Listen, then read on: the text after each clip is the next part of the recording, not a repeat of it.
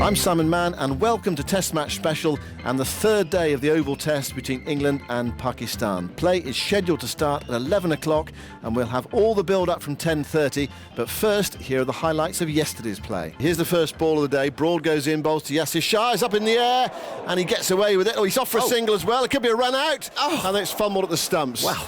Well, if that sets the tone for the day, we're in for a cracker.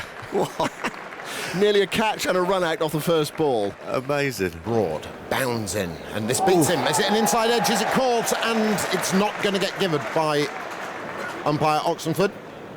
No. Stuart Broad was semi-convinced. Now, is he going to turn to Alistair Cook and are they going to have a look at this? Broad is looking around, perhaps for a bit of encouragement from his fellow fielders. Alistair Cook Shaking his head. maybe just suggesting to Stuart that he go back to his mark and try again. Broad from the pavilion end. Strides in, bowls on. That's crunched through the offside by Yasir. Full of length, hint of width from Stuart Broad. And Yasir just rocks back, even though he's going onto the front foot, but he just leant back as he stroked it through the covers for 4. And Pakistan moved to 28 for 1. Yeah, I think he's only going to get 2 lengths, Yasir. If it's up, have a whack at it outside off stump, and then it's going to be round your nose, I think. Woke swinging his arms, opening his chest, flicking the ball up with his right hand. Bowls now. Edged, dropped, a sitter, an absolute sitter. It's Alex Hales at 5th slip. You won't see an easier slips catch off a fast bowler than that because it just went so slowly. It looped off the shoulder of the bat, chest high, and Hales, who's standing quite deep,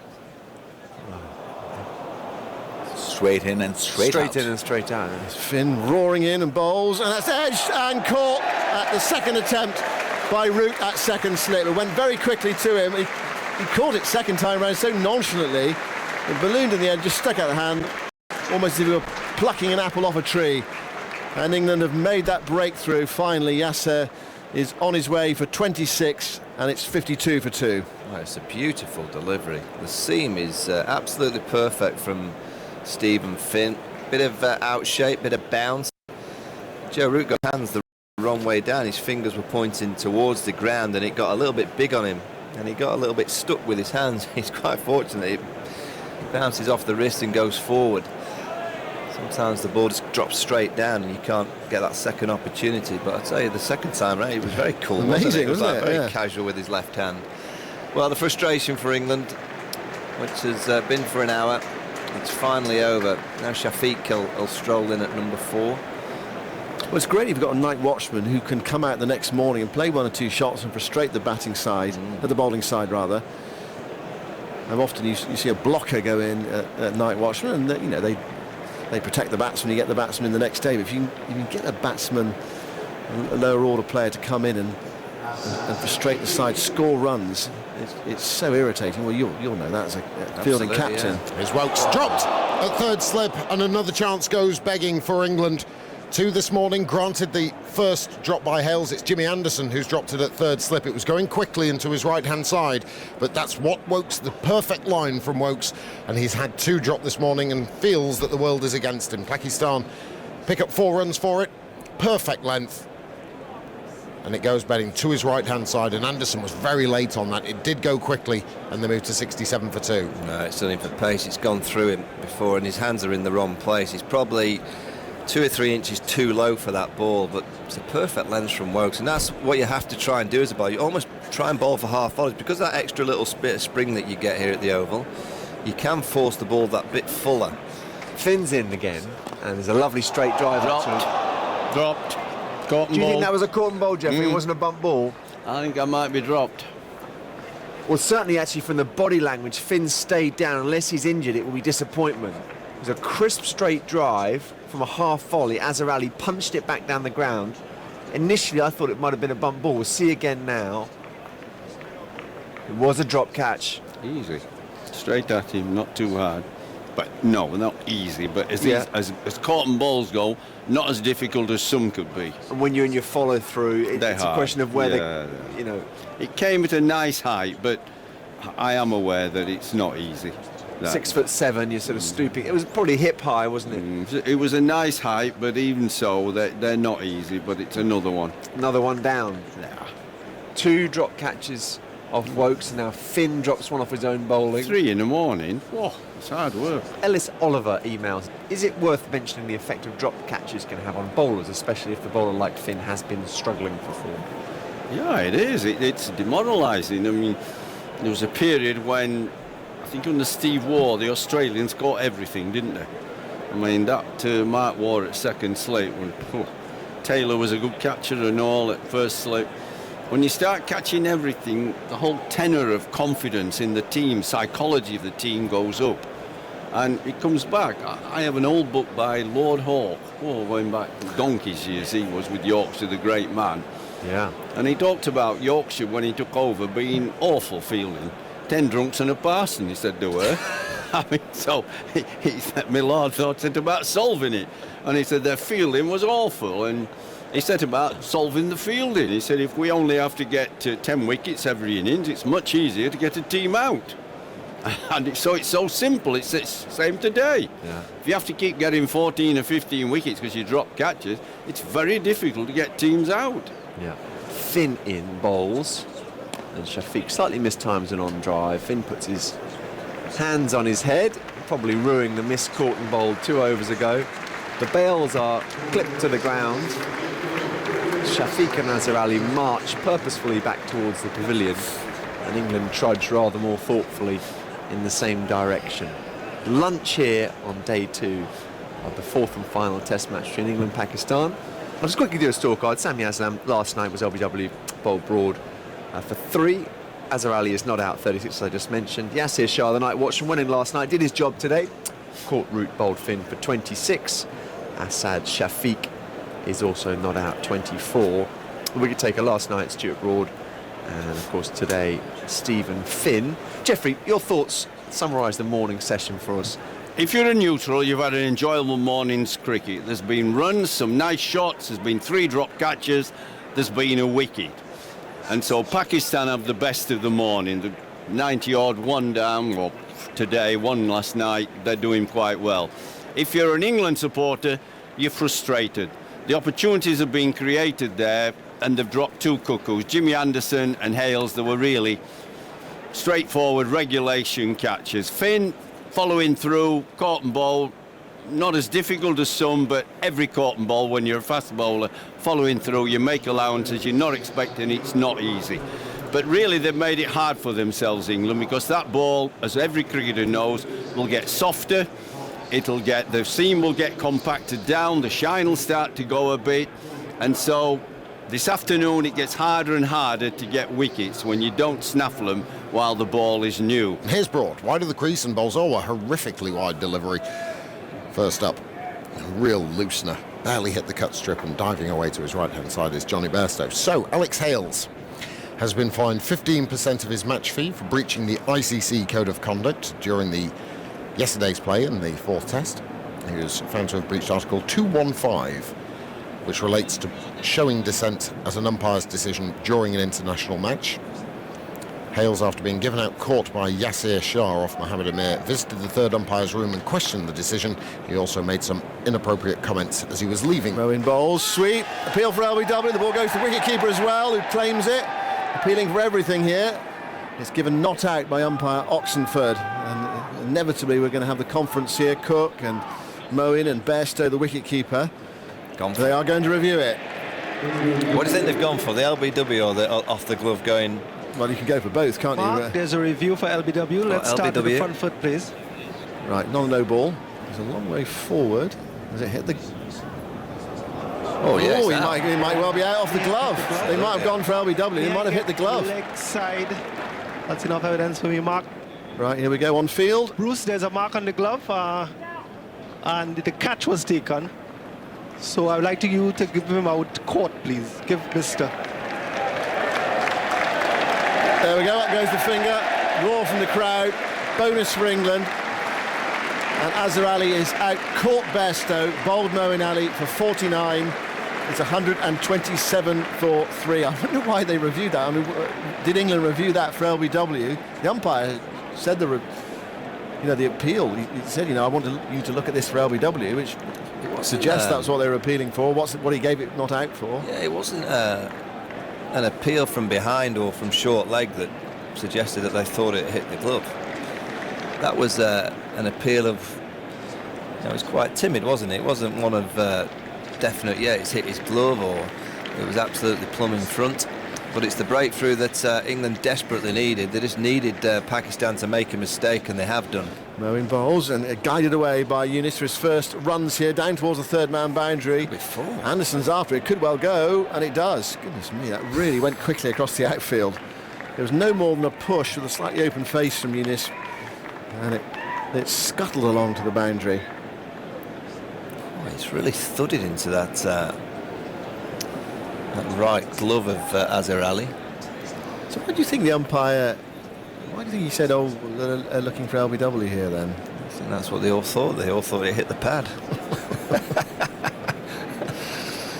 It just thumped off the glove and ballooned up for Bairstow, who just appeal. I mean, in a situation like that, your quid's in as a fielding side because you can appeal for everything. And no, once you do review it, they have to look at everything. Here's Moeen Ali from the pavilion end, tosses one up. This is cut away, down backward of square on the offside, and is running away for 4. So a lovely shot to bring Asad Shafiq to his 50 not out off 75 balls. Pakistan 142 for 3, and he just raises his bat gently towards his teammates in the pavilion. Gentle congratulations as well from his partner Younis Khan, who's there 5 not out, and Pakistan 142 for 3, and Shafiq 50 not out.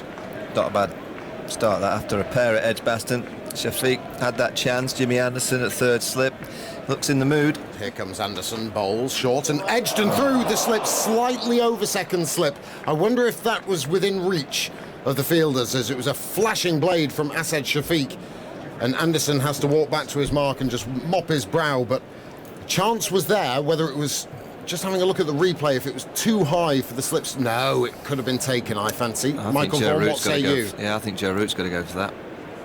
I think it's one that Joe Root, it'd have been a tough chance, a really difficult opportunity, but Joe just didn't move. 3 slips for Finn, bowls, and that's carved away. That's a glorious shot from Asad Shafiq.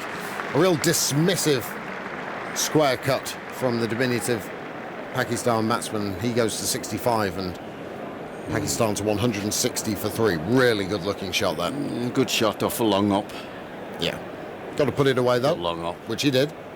It's a bit of rubbish, wasn't it? Cloudless sky, hint of breeze as Finn bowls, and Shafiq once more carves this through the offside, backward of point this time, and Finn, annoyed with himself, kicks the dirt at the non-striker's end, and a couple of boundaries. Very attractive looking shots from Asad Shafiq. He goes to 69. Pakistan are 164 for 3. Wokes going in to bowl. Past the umpire now to Younis Khan, who plays a flinching shot. It comes off the pad, it runs down towards fine leg. Bairstow's after it, trying to prevent the boundary. Diving attempt, unsuccessful. And it's gone away for 4. Was it leg byes? I was watching the fielder. I didn't see the signal from the umpire. I think given us 4. Given us 4 runs. Yeah. Well, let's hope this did come off the bat then. The umpires are not having a dodgy spell. It was a ugly looking shot from Younis. Yeah, well, it came off the glove, didn't it? Came off the glove. 1,004 for Younis Khan. That's that is 1,000 runs in 4s. That is an idiosyncratic test match stat, that. 1,000 test 4s. I don't think I've ever seen that before, but on a scoreboard around the ground. It's the sort of thing that perhaps even Andrew wouldn't have even delved into. No, I wouldn't have. Someone with too much time on the hand, or not enough records being broken this afternoon. Yeah. 192 for 3. Moeen bowls, and that's heaved away. That's going for 6 from the bat of Shafiq. And it's gone way back in the crowd. I think it's been dropped by a man in the blue shirt. Oh, get him in an England shirt then. He'll be at home Monday. He'll be at home with everybody else. Nobody can catch one. I said he'll go over the top. That's why Root should be on the boundary. It wouldn't have mattered gone over, but maybe put a little doubt in his head. Now, what he has done is he's gone to 96. Well, 6 brought up the 100 partnership as well, 153 balls for that. 6 century partnerships as Pairs got. And the 14 times they're better together, they averaged 95.3 together. And they're putting Pakistan into a promising position. Here's Moeen bowling to Younis, who heaves this away on the onside. This is going for 6 as well, way back, much bigger than the Shafiq 6. It's gone a long way back into the first tier of the OCS stand. They fancy a bit of mowing, don't they? They won't let him settle at all. It's such an obvious game plan that as soon as mowing's on, everyone uses the feet and just tries to whack him over deep long on. No man out, safe shot. Get a decent bat on it, good pitch, good bounce. Not much turn. Person goes out there now. Yunus Khan waits for Anderson and he cuts for 4. Oh, crikey. And that brings up Yunus Khan's 50, so Asad Shafiq may be waiting quite a while for his milestone, but Yunus has brought his up in exquisite fashion. Handshake from Asad Shafiq to Yunus Khan, and he just pointedly nods towards the dressing room and remarks his guard.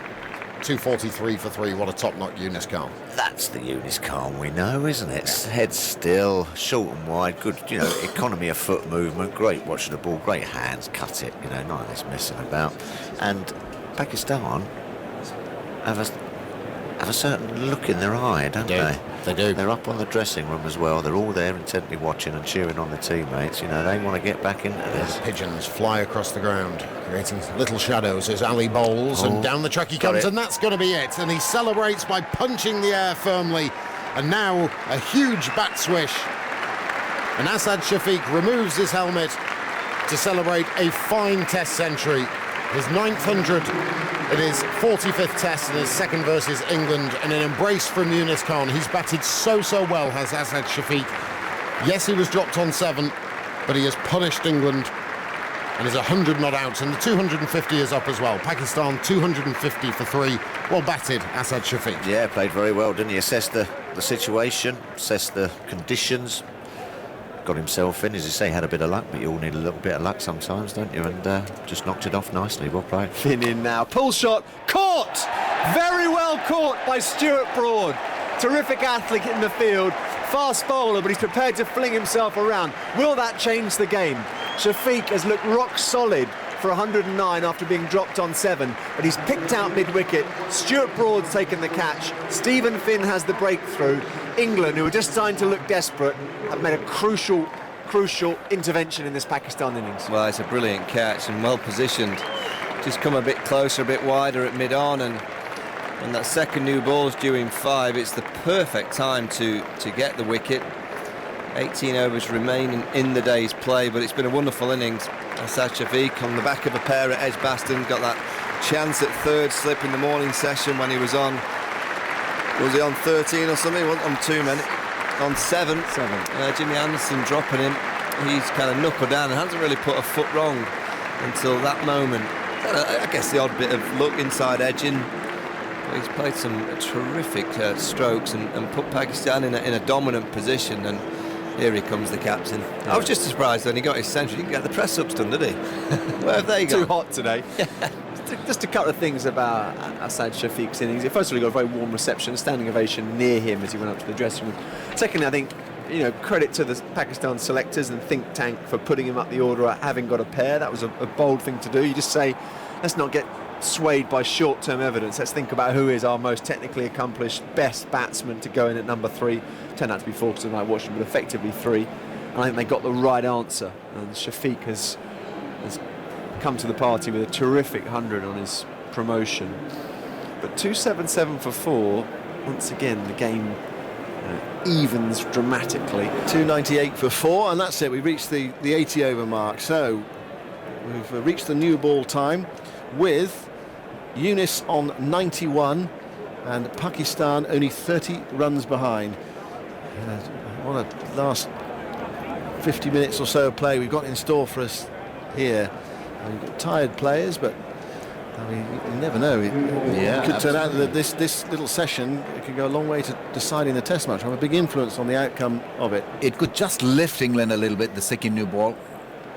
Let's see how Misbah ul Haq and Yunus Khan now play this important little session. Wokes runs away past umpire Erasmus, bowls, and that's a beautiful shot. He squeezed that through the gap as Yunus Khan. And it was a good delivery. It wasn't that bad a delivery from Chris Wokes. It was the right line, and it was just the timing of Yunus. And when you're 91 not out, you're seeing it and timing it well. And just a shift. He had to shift his left leg out of the way, and he placed the bat there. And he managed to play a little bit inside out, but through extra cover for 4. And Pakistan's 300 have been brought up. 303 for 4. Good cricket all round, to be fair. Absolutely, I mean, when he's striking the ball like that, obviously you know that he's in touch, and he has been in good touch in this innings. What a valuable innings he's played. Pakistan now over 300, 303, and trailed by just 25. So I think that is what they'll be eyeing at the end of the day, to get some kind of lead and this partnership to remain intact. Wokes comes in, Misbah waits, and he edges and caught it. Gully. Lovely delivery from Chris Wokes, pitching on and around the fourth stump line. It rises because of the new ball, and it catches the edge, and it's caught well by Alex Hales, and England have their fifth wicket. Pakistan 316 for 5, and it's the end of Misbah for 15. Yeah, he looked extremely surprised because he plays low. I think that's an issue with Misbah on bouncy tracks. He'll always have issues when the ball is shaping away towards the slip cordon.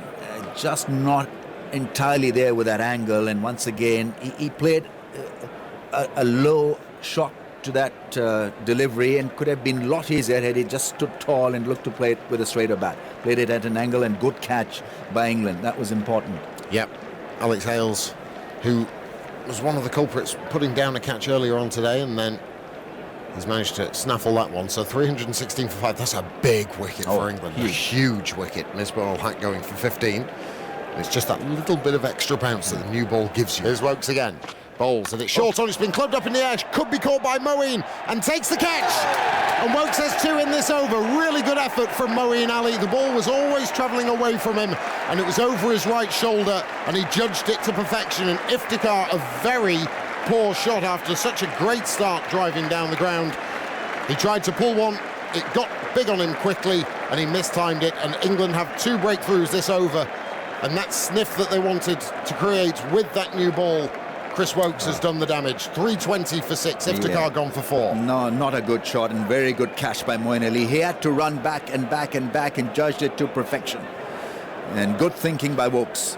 Bowled it short on that off-stump line, and Iftikhar just couldn't get around that one. It's a difficult angle for him to hit that one over mid-wicket, and he'll be disappointed after starting off with a straight drive. He's gone, and very good result for England with the second new ball. What's Wokes going to bowl? Yunus Khan, 99 not out. And he's going to get it. He's just dinked it on the onside behind square. And Yunus Khan has his 32nd 100 in Test match cricket. It's not been his most fluent, but it's been one of his most characterful. And he raises his bat to the dressing room and both arms to the crowd. And he gets a hug from Sarfraz. And there was one more definitive innings in this old fighter. And really warm applause from the Oval crowd. And he's kissing the ground rather than doing press-ups, tough as Yunus Khan. Yeah, well played, Yunus Khan. As you say, wasn't probably one of his more stylish innings, but you could see what it meant to him. Saluted his teammates up there, got stuck in there for the team. Knew he had to do a job, and he's done it well. So at the close of the second day of the 4th Investec Test match at the Oval, Pakistan are 340 for 6. That's a lead of 12 runs over England. 2 centurions today. Asad Shafiq with 109, and Yunus Khan is 32nd Test match 100. 101 not out. He's got Sarfraz Ahmed for company. 2 wickets for Wokes, 2 for Finn. 1 for Broad, that was yesterday evening, and 1 for Moeen Ali. At one stage, Pakistan were teetering a bit at 127 for 3, then a stand of 150 between Shafiq and Yunus Khan. Dragged them right back into contention in this Test match, and they're ahead at close of play. There were drop catches from England. Yasir Shah on 21 by Hales. Shafiq on 7 by Anderson. And then Azhar Ali on 35. Caught and bowled chance to Finn. Difficult one. Azhar went on to make 49. Geoffrey Boycott alongside me yesterday evening, Geoffrey, when we were assessing England's score of 328. We thought it was enough. How do you see the game after 2 days? Well, it was enough. Catches win matches. And they've had drops here, haven't they, when it mattered. When the ball was hard and new this morning, bowlers are fresh. There's a little bit there, the aggression is there, the energy is there from the England bowlers. What happens? Hales dropped a cuckoo. It was straight at him, just not too difficult, about chest high, and he dropped it. And then of all the people, Jimmy Anderson, who's a wonderful catcher, dropped one. Maybe it's just was his day to drop one. He doesn't drop many, but they're costly. I'm not going so much on Finn's caught and bowled, because we know how difficult it is for bowlers when they're going through in the follow-through. It came with a nice height, not too fast, but even so, any bowler's bowler will tell you it's difficult to make those.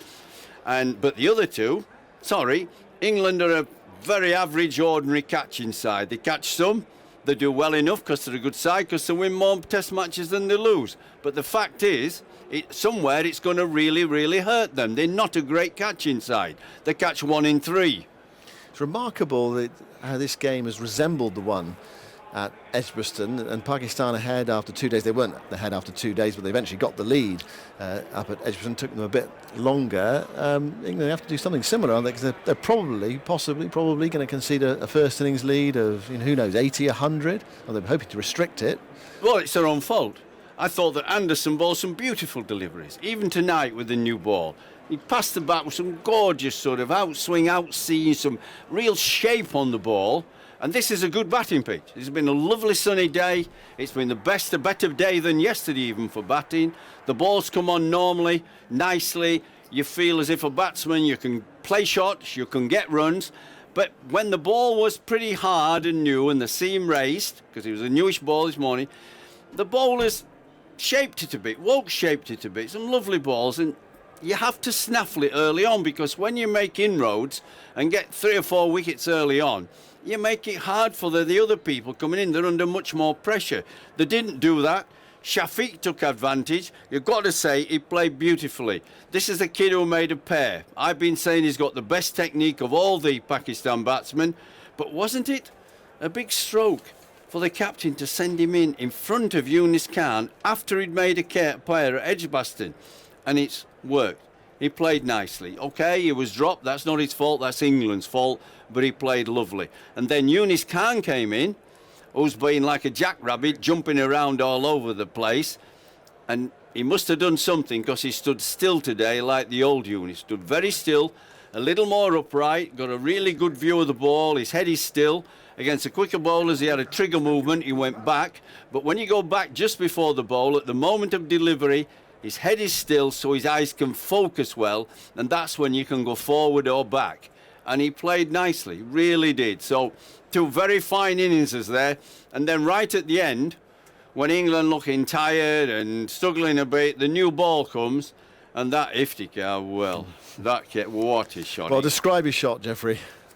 I can't swear on air on BBC, okay. can I? Well, I think a short my ball. boss will be on to me. I mean, can you believe? Is this his first test? He's played a one-dayer before. Yeah, it was his first test match. Short ball outside the off stump. He'd already got off the mark with a nice shot, and he went for a pull, and it was up in the air, and an excellent catch, mind you. Nice catch by him. Mowing, wasn't it?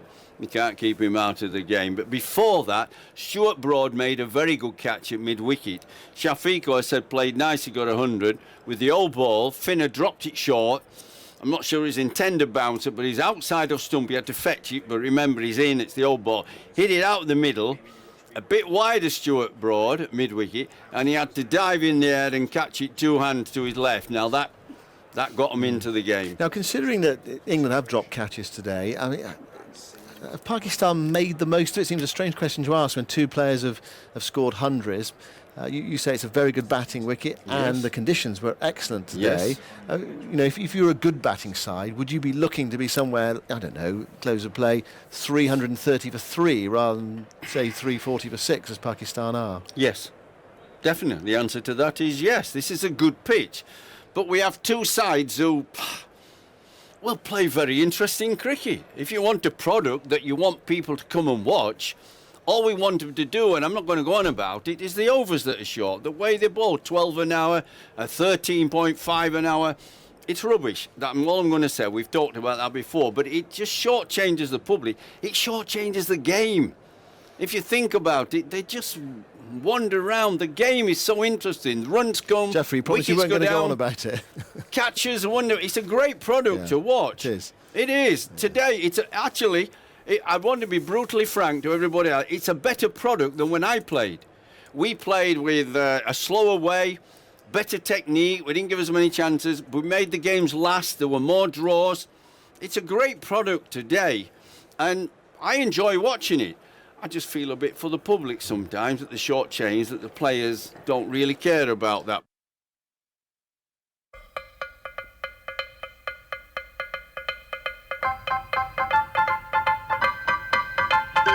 What's Woakes going to bowl? Yunus Khan, 99 not out. And he's going to get it. He's just dinked it on the onside behind square. And Yunus Khan has his 32nd 100 in Test match cricket. It's not been his most fluent, but it's been one of his most characterful. And he raises his bat to the dressing room and both arms to the crowd. And there was one more definitive innings in this old fighter.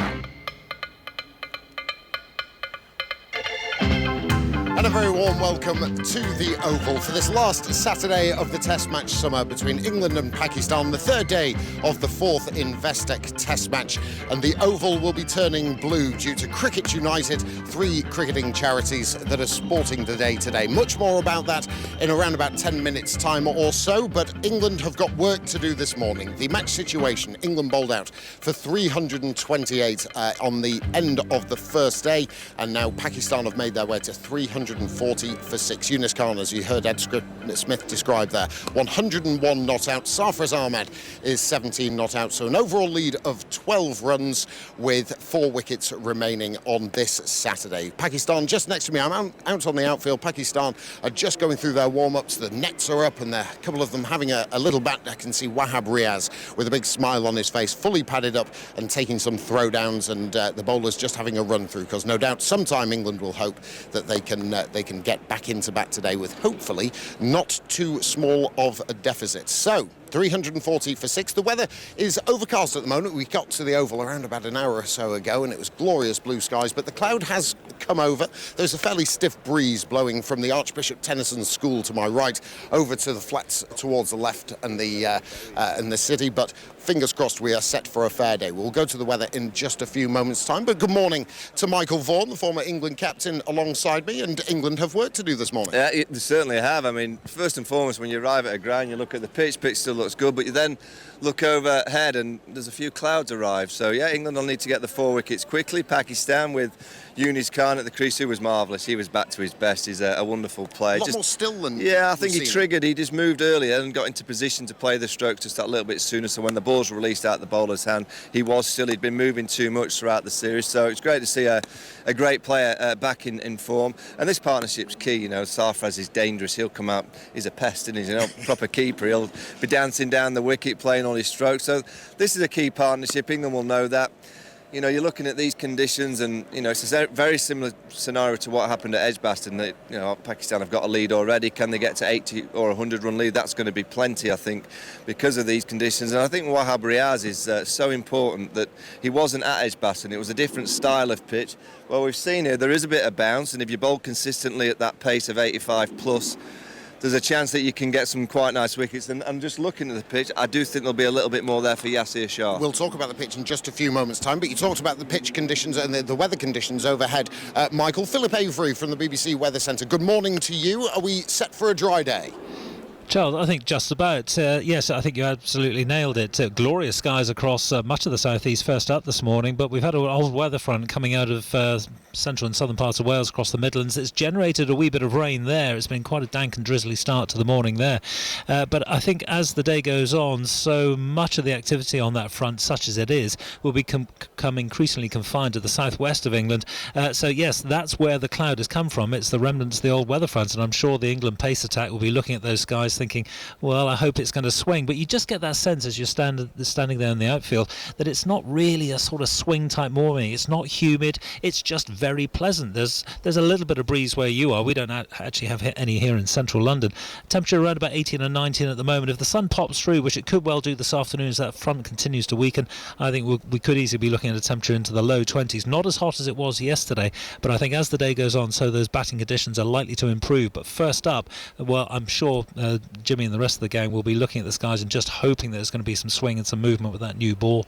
Tomorrow, a dry day. I don't think the weather's going to get in the way, but again, it really will be very cloudy. So depending on who's bowling, who's batting, by that stage, I think there will be more cloud around, and maybe tomorrow might be more of a swing day. OK, then, Phil, we should get you in the summarisers chair, Philip, with Cheers, that man, no analysis. That's absolutely world class. Philip Avery from the BBC Weather Centre said it might not be too much of a swingy day today, but of course England have a new ball, Michael Vaughan, that's only, 11 overs old, and so they will be hoping for some early movement. We saw late movement, Chris Woakes getting a couple of wickets towards the back end of the day yesterday. What about this pitch, though? Because we've had a look at it this morning. It's not as roughed up as I thought it was. The pitch marks, the follow-throughs were quite prominent late in the day yesterday from our vantage points in the OCS stand. But there is just enough there, and Yasir Shah will start to get interested in it. Yeah, I do think Yasir Shah will get some. I mean, there's a few footholes that we can see at either end that he'll be able to aim into. It's just whether he bowls that straight line. I think he's just got to vary his lines that he's bowling. I do actually think it feels like a swingy day. It does to me. It feels like the ball will be swinging around. The clouds are quite low. It's quite close. Yeah, I mean, there's always been a bit there. Yesterday it swung around a bit. It's the story of drop catches. You know, both teams, Pakistan could be in a better position than they are now. England would be in a better position than they are now if they caught the ball a bit better. And, you know, you can't look back, but that's the state of the game. Now England have just got to win this morning's session. It's getting towards that the crunch, isn't it, in Test matches, that every session that someone wins really well just takes you that little bit further to winning the Test match. And if Pakistan can win this session, this morning session, and win it well, they're going to put themselves in a great position. But in these conditions, with a new ball in hand, you'd have to think that England should be able to get the wickets. OK, well, it was an attritional day for England in the sunshine yesterday. Let's take a quick review with our pint-sized TMS. This is pint-sized TMS, England versus Pakistan. It's balls now. Edge, dropped, a sitter, an absolute sitter. Were you ever asked to be night watchman? Yes, once. And, bowled second ball for 4. Never asked again. Finn roaring in and bowls, and that's edged and caught at the second attempt by Root at second slip. It went very quickly to him. He caught it second time around so nonchalantly. It ballooned in the end, just stuck out of hand, almost as if you were plucking an apple off a tree. Here's Woakes dropped at third slip, and another chance goes begging for England. Peter Moore's taught me that going to your right, you have to trigger your left hip. So why did you end up with such a bad jive score? I mean, to get a 2 off Craig Revel ball, it's not bad. Anyway, Finn's in again, and there's a lovely straight drive. Dropped. Caught Do you ball. think that was a caught ball, Jeffrey? It wasn't a bump ball? I think I might be dropped. It was a drop catch. Down the track is Shafiq bang.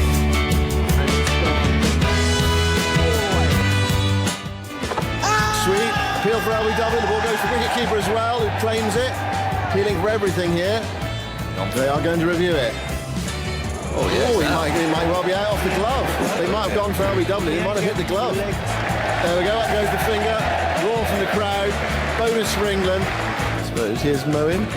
Bowling to Yunus, who heaves this away on the onside. This is going to 6 as well. Way back. Much bigger than Shafiq. 6.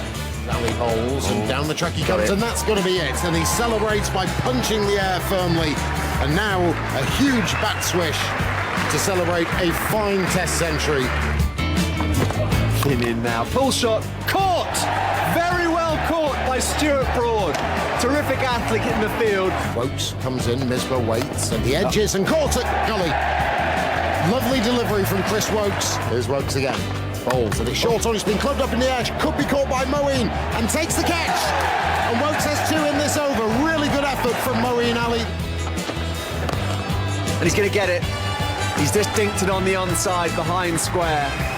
And Yunus Khan has his 32nd 100 in Test match cricket. Pakistan 340 for 6. I think you can say it's their day, but England have clung on to them. So that was the story of the day yesterday. The match situation, 340 for 6, Pakistan in their first innings. Yunus Khan, 101 not out, and Sarfraz Ahmed, the Pesters. Michael Vaughan described him as 17 not out. Well, let's hear from the Pakistan camp, and one of the century makers, Asad Shafiq, has been speaking to Pat Murphy. Many congratulations to you. You spent a long time on 99, didn't you?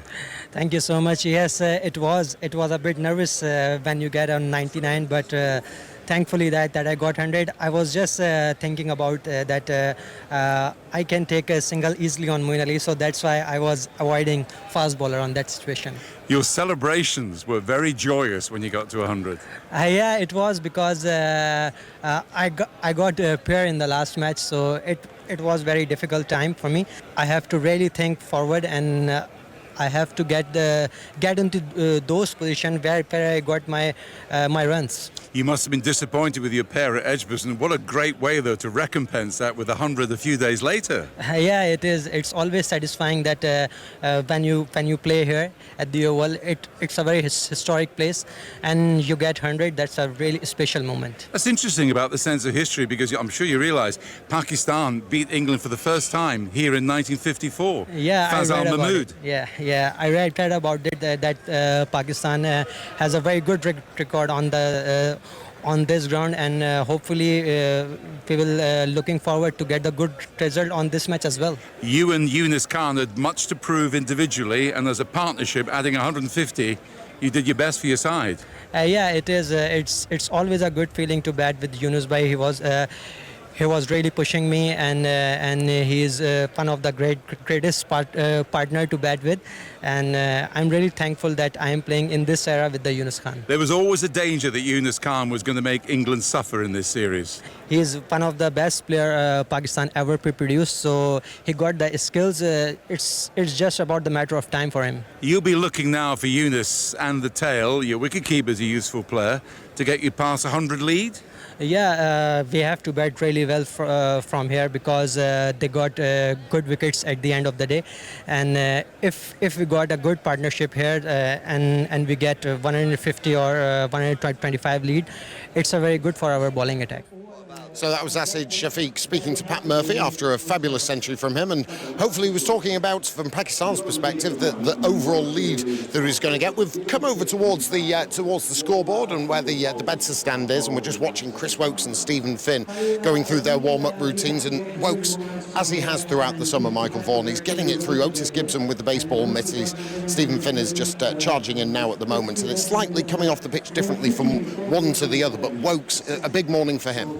Yeah, I mean, I thought Finn bowled pretty well yesterday, and Woakes throughout the summer to get the ball just hooping around. One cricket ball's just flown past our feet. Azam Mahmood has the baseball mitt for Pakistan, and he's absolutely terrible with it. I have to say, Otis Gibson's not much better either, so we might as well move to our right. It's like Tin Can Alley here. Yeah, I mean, I thought Finn was pretty good yesterday, and Woakes has been the standout throughout the summer, but I think it's so important that England gets these 4 wickets quickly. What are Pakistan looking at lead? Is it 100 minimum? No, I don't think it'd be minimum. I think 80 from here, but if they can get to beyond 100, it'll all be dependent on Yunus Khan. If he comes out and plays and survives for half an hour and can get his rhythm of yesterday afternoon in particular, where he just started to go up in the gears, they could quite easily get to that 100 mark. But if England get one in the first couple of overs, they could quite easily restrict the lead to 40 or 50. So it's such an important session. It might come down to the catching. England will get a chance or two. Can they take the opportunity to do so? The lead could be one that they can quite comfortably get past quite quickly. If they don't catch and they don't put the ball in the right area, well, that lead will be over 100. OK, Mike, we'll hear much more from Michael Vaughan throughout the course of the day. It's a Test Match special here on 5 Live Sports Extra and Radio 4 Long Way, with Pakistan 340 for 6. Play to due to get underway in around about 18 minutes' time or so. Well, it is a special day here at the Oval, with the Oval turning blue for Cricket United, with 3 cricketing charities being celebrated today. We're going to hear a little bit about their work and with some who have benefited. The first cricketing charity we're going to talk about is the Lord's Taverners, and Dominic Nolan Wall from the Ralph Thoresby School in Leeds, who won the Lord's Taverners National Table Cricket Competition for the first time in June at Lords. This was his and the school's second consecutive appearance at the National Table Cricket Finals. Dominic, good morning to you. Excited to be here? Yes. Now, talk us through the table cricket and how you played it and how you got to the finals. Tell us how important the table cricket is to you and how you got to the finals. We are right next to a speaker, so it's very difficult to hear. Yeah. However, firstly, the experience of playing table cricket at the home of cricket at Lords. Talk us through how that was for you.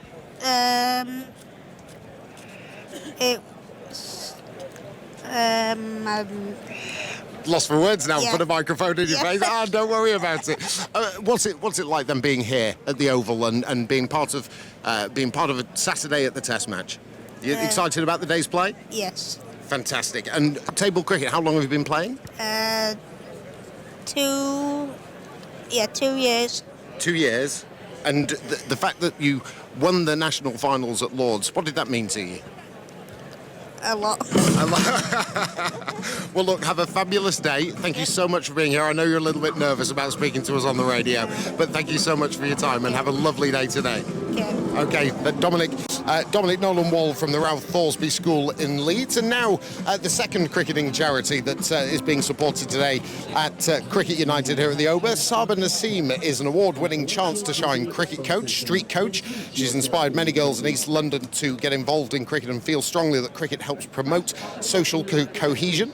And earlier this year, Saba received a Points of Light award from the Prime Minister at 10 Downing Street. Good morning to you. Good morning. Talk us through street cricket. Oh, well, street cricket is a chance to shine street. It's tries to get at the grassroots level, tries to get the project that we run, it tries to get girls playing at the grassroots level where there's areas where cricket might not be very freely accessible, so not a cricket pitch or something, so you can play in hardcore areas, in leisure centres, in the small tennis sports ball, softball? It's tennis ball wrapped up in the insulation tape. Oh, right, okay. Yeah. We used to do that in the corridors of hotels and on playgrounds exactly. at So home. that's basically the concept, to try and get girls playing at the grassroots level, to try and get them involved in the fast-paced action I cricket. know you don't do this for awards, but you did receive an award from the Prime Minister. What was that like? Oh, that was amazing. I mean, 10 Downing Street is a lovely place, and yeah, I know, I'm just waiting for my next invite, really. Oh, but really? Yeah, it was a fantastic evening celebrating, chance to shine, and all the years and all the work that they put into getting kids playing involved in cricket. And is it growing exponentially? Are more girls coming out and playing street cricket? Yes, definitely. I think we've got over 1 million girls now in the project. Most of them are, getting involved in some way or another via the state schools and the leisure centres and the clubs, local clubs. Well, congratulations. What does it mean as well, having the backing of Chance to Shine and being involved with that charity? I think it's a fantastic charity, and the work that they're doing is I just hope it grows and grows, and we can get more and more kids playing cricket at the grassroots level. Well, thanks so much for your time Thank again. you very and much. Have a really great day today. Must be wonderful to be on a Saturday of a Test yes, match. it's lovely. All right, enjoy Thank your you. day. Thank you so much. Saba Naseem, the award-winning Chance to Shine street coach. Let's move away from where we are. We've come towards the groundsman's hut, and we seem to be in the way as people are rolling nets on trolleys towards us and away from us. So we're just going to wander back onto the field, and there's a little bit more space as well. Now, one person that we've already heard from this summer, and it created quite the reaction up at Durham in the second test between England and Sri Lanka up there, was Graham Fowler. His interview with Jonathan Agnew during the lunchtime period had an unbelievable reaction, considering the hardships he's gone through with mental health and his openness and honesty about suffering from that condition, but is also in a weird way, and it's good to see you, Fox. You're down here from Durham. We've got you down to the capital. In fact, before we talk about that, though, you just mentioned to me that you actually hold not a record as such, but a bizarre place in history. I'm sure it's a record somewhere on this very ground. I scored my first Test century on this ground in 1983, batting with Chris Tavare. He also got a century, and he got his century before I got mine. And he was supposedly the slowest batsman in the world. So so it's quite the thing to have on your CV. It's still a nice memory. Of course it is, but to get a century slower than Chris Tavare is something Takes some doing. Look, we talked about your mental health condition and your suffering over the period of time when you were up at the Performance Centre up in Durham, when you were, university, the university there. You're now in a position where you're able to give back through the Professional Cricket Association, the last of the three charities that's being supported here on Cricket United. Yeah, well, the good thing is, for me, I have a mental health scale. 10 is neutral, below 10 I'm ill, above 10 I'm well, and I'm about a 15 at the moment, and when that is as good as it gets for me, which is brilliant. So when I am that well, I am able to talk about mental health and my condition, and also how to maintain good mental health whilst you have it. But if I'm suffering, I can't. So what I do is I try and make the most of when I am well, to try and spread the message, tell people there's no stigma, there's no shame, and if you are struggling, seek professional advice, and then you're on the road to recovery. The PCA you got involved with, yes, and you did a tour of the counties at the start of the season. What was the reaction from that, from the players? The reaction was pretty incredible, really. The amount of people who are now using the confidential helpline, which the PCA have set up, has grown exponentially, and that's a good thing. It's not a bad thing because, wow, we didn't realise things were so bad. It's a good thing because people are talking about it. People are seeking advice. One of the things I said was if you get a physical injury, you get a diagnosis, treatment, rehab, and then you're back playing. The same thing with a mental health issue. You get a diagnosis, treatment, you manage your condition, and then you're back to who you are again. It's the same thing. And it's nice for me to be able to come to such a magnificent day like this, where all three charities are united. And if you look at all three charities, we more or less cover every base within the game of cricket. And obviously my area is the PCA Benevolent Fund, which helps players past, present, through all sorts of issues. And the PCA have been very forward thinking about this and sort of leading the way in sporting unions, especially when it comes to mental health. Yeah, the help that the PCA and the mental health charter that it's created is absolutely unbelievable. And we are leading the way in the game of cricket. From that, we're just moving away down towards the pavilion. A huge amount of flags have been unfurled and they're being lofted high. They're turning the oval blue. All of the boundary boards, the advertising hoardings are a shade of a pale blue and white all around the ground. Everybody's been asked to come dressed in something blue today. You've got your blue suit. It's blue. It's still smart though, isn't it? You look very smart with both of us with our blue ties on at the moment. But days like today, an important day, Saturday of a Test match, but just a reminder that there are some great charities doing some fabulous work. Yes, and it's a great opportunity. It's one of the biggest fundraising days in the UK for charities, and it's a wonderful day because for people just to join in, all they have to do is just either wear something blue. And for anybody who wants to go a little bit further, if you just get on to cricketunited.co.uk, there are many things you can do on that website in order to help the charity. I've only just spotted your specs are blue as well. Yeah, they are. Yeah. Very good. Great to see you. Great to talk to you as well. Graham Fowler, former Durham, Lancashire and England opening batsman. So we're around about 10 minutes until the start of play here with Pakistan 12 runs ahead of England on first innings, first innings wickets left. Yunus Khan is 101 not out. Sarfraz Ahmed is 17 not out, and they'll be hoping for a little bit of wag from their tail just to make sure that they try and get as big a lead as possible over England when England come out to bat in their second innings. We've been spending quite a bit of time with our next guest here this morning because he's been now part of the TMS T20 side, the former England international James Taylor. Hello, Titch. Good to see you. You're dressed in blue as well, looking marvellous. Yes, I'm a bit more dressed in blue than you, Charles. You've got a nice blue shirt on, blue tie, but I'm not sure about the shoes or the trousers.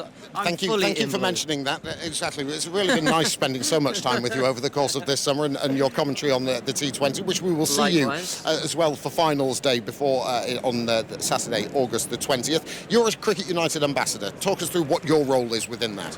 Correct. I'm fortunate enough to be a Chance to Shine ambassador as well, and it's basically just trying to raise awareness and raise money for three great charities. Obviously, the charities have all been named, but it's all for a great cause, and it's something that's close to my heart, and hopefully we're here like you in blue today trying to raise money for three great charities in cricket. Absolutely. Well, it's fabulous to see so many people have actually joined in and are wearing blue today around the ground. They wanted to turn the oval blue, and I think they're going to succeed when all the seats are filled come around about 11 o'clock or so.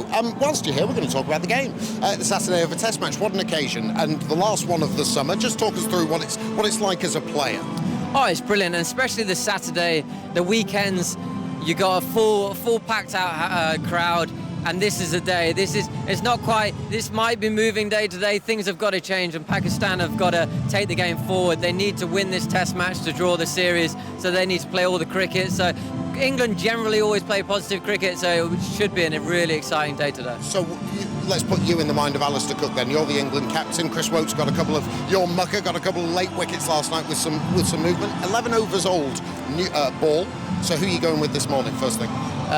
Chris Woakes and James Anderson, yeah. Do you feel like it's a swingy day? Yeah, It does. It's actually a lot more overcast than I thought it was going to be. I think that will burn off as the day goes on, but I think those guys utilise the new ball exceptionally. They stand the seam upright, and then you've got Stuart Broad to back them up, who was obviously one of the best bowlers in the world. So those three guys have been so potent throughout the series, and I expect them to do the same again and blow that Pakistan tail away. The pitch is only 2 days old, but already we're seeing quite a bit of rough being created, and some of it quite close to the leg stump or the left-hander's off stump from when bowling from the OCS stand from the Vauxhall end. How important for Pakistan now is to try and stay there as long as they possibly can, just so that Yasir Shah has a bit more to work with? Yeah, exactly. So bat as long as they can. They need a bigger lead. They made the mistake, Edgbaston getting that lead and making it slip and not making the most out of it. So they need to bat on and get as much as they can and learn from their mistakes at Edgbaston. But the rough that's being created will definitely help Yasir Shah, and hopefully they will learn from their mistakes and get a big total from their point of view. Yunus Khan is critical for Pakistan and for England for that matter. Do you expect to see him continue the way that he played yesterday? Because he went at a pretty decent pace. Or do you just think he'll have a look for half an hour, and then perhaps expand a little bit more when the hardness of that new ball goes? Yeah, you're exactly right. I think he's such an experienced guy, and the worry for England is now he's back in form, and he had a great day yesterday, and he's renowned for going big. So I'm expecting him to get in again and then go big later on in the day. Well, the flags are being waved as you can hear the strains of Jerusalem being blasted out of the speakers just next to us. There's Cricket United T-shirts being worn. The guest that we spoke to, Nasser and Graham Fowler, flanking a blue piece of carpeting. Rather than the red carpet, the blue carpet has been laid out for the players as they're about to emerge from the dressing room. You can see that the Pakistan players as well have got nice blue caps on at just over where the dressing rooms are, and a couple of them, the players, are just leaning on the handrails, and they've got some blue bunting as well that's draped off the handrails as they're going down. England in their light blue caps as well. Were you ever involved in a Cricket United day? You must have been. No, I was just thinking about that. Unfortunately, I never played a test the Oval in a Cricket United. How good is this? Everybody in blue, everybody wearing a blue cap. England wearing blue caps and Pakistan wearing blue caps at the minute, and going to get presented with their caps. It's brilliant, isn't it? The club chaplain here at Surrey as well is here wearing his dog colour but a blue shirt underneath it. The umpires have come out from the dressing room, and they've got a nice blue piece of tape around the top of their Panamas, and very smart they look as well. And England led by Alistair Cook in their light blue England caps. Whether they'll wear them on the field for the entirety of the day, I don't think they will. I'm getting a shake of the head from James Taylor, but Alistair Cook shaking hands with Graham Fowler. Big smiles, and Fowler is actually taking their light blue caps from them, and they replace them with their traditional dark blue caps. And England captain Alistair Cook just jogs through the rows of young children who are holding St George's flags and a couple of Pakistan flags as well. And it's a big day for England this morning. Whether they can try and take these last 4 Pakistan wickets as cheaply as possible, that will be high in their thoughts. Pakistan will want to try and build this big first innings lead. 340 for 6 it is, as the Pakistan players also wearing those caps, which is a lovely touch from all of the Pakistan players. Even though they're not coming out onto the field, they're all dressed in their whites. But Yunus Khan and Sarfraz Ahmed, with the pads on, make their way to the middle. And we're almost ready to get underway for this Saturday of the Test match, the last Saturday of the Test match summer here at the Oval, and it's a big day for England. Let's head up to the commentary box at the Vauxhall end of the ground.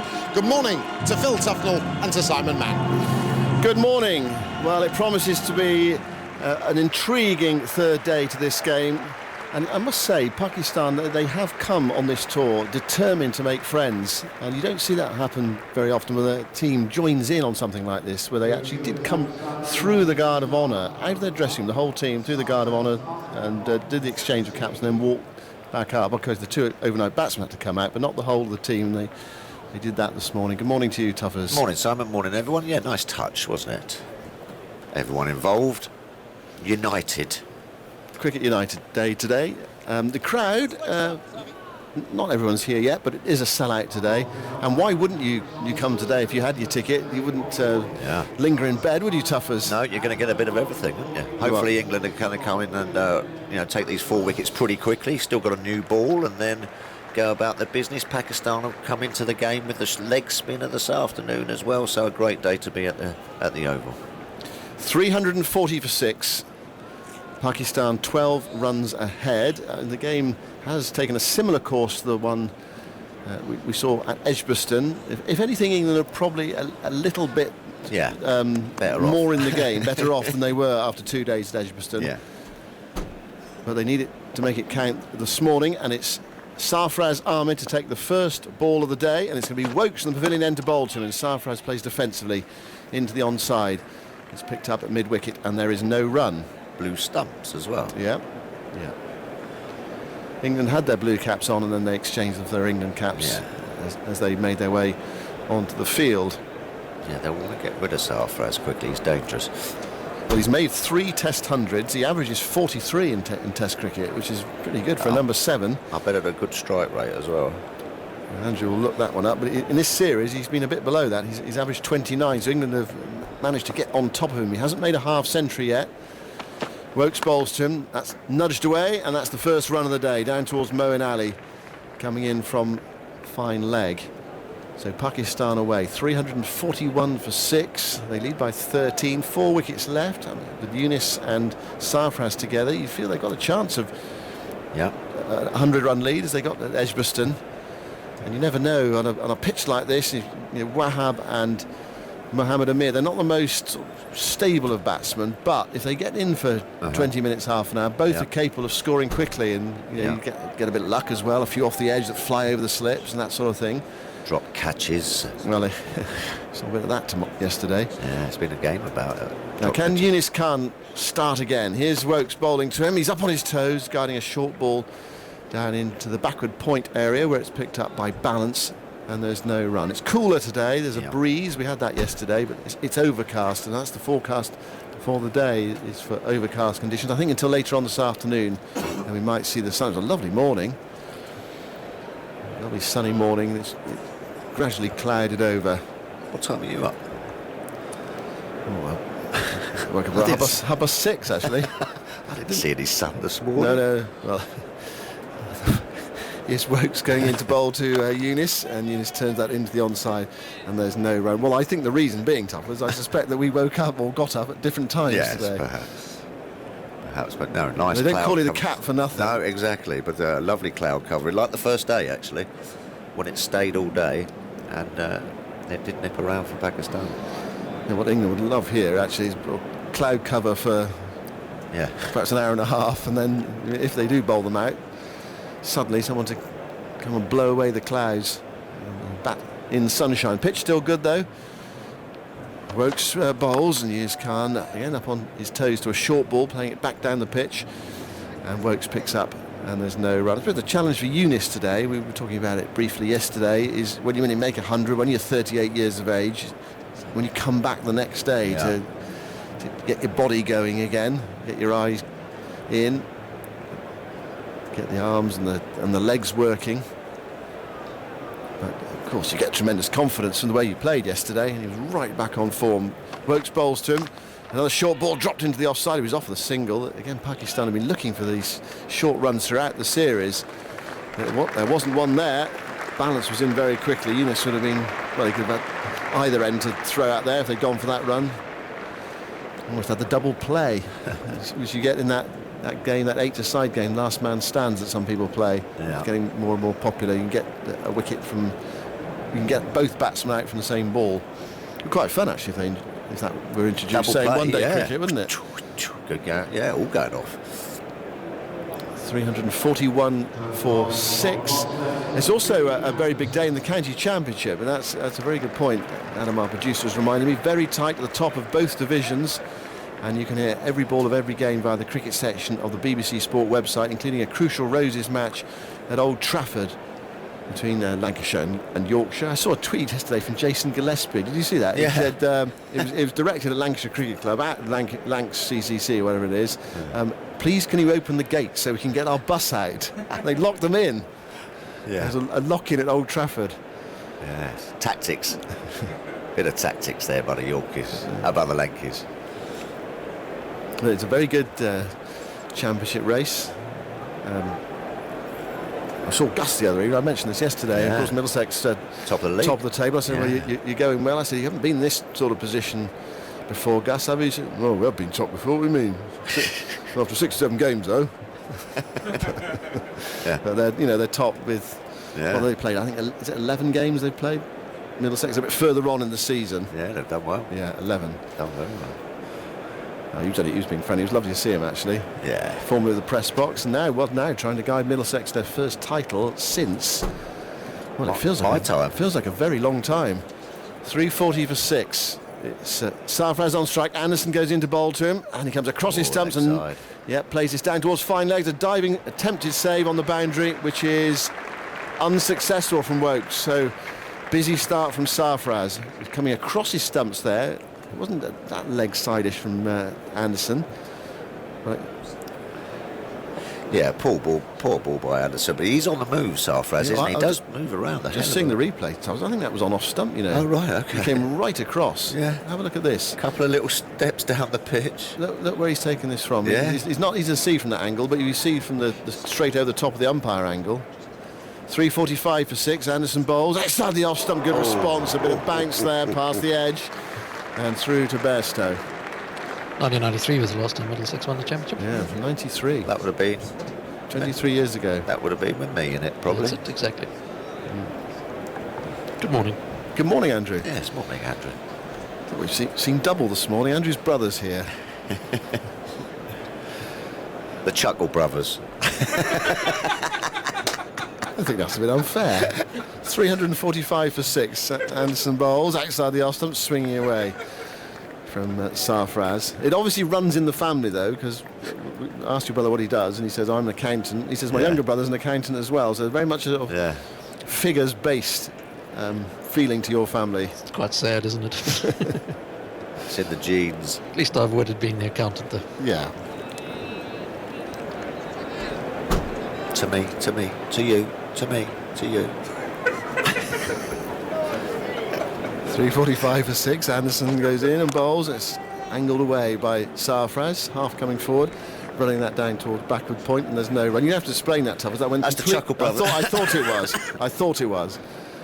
I think they sort of like were a removals, sort of, and they always sort of had a piano or something. To me, to you, to me. Anyway.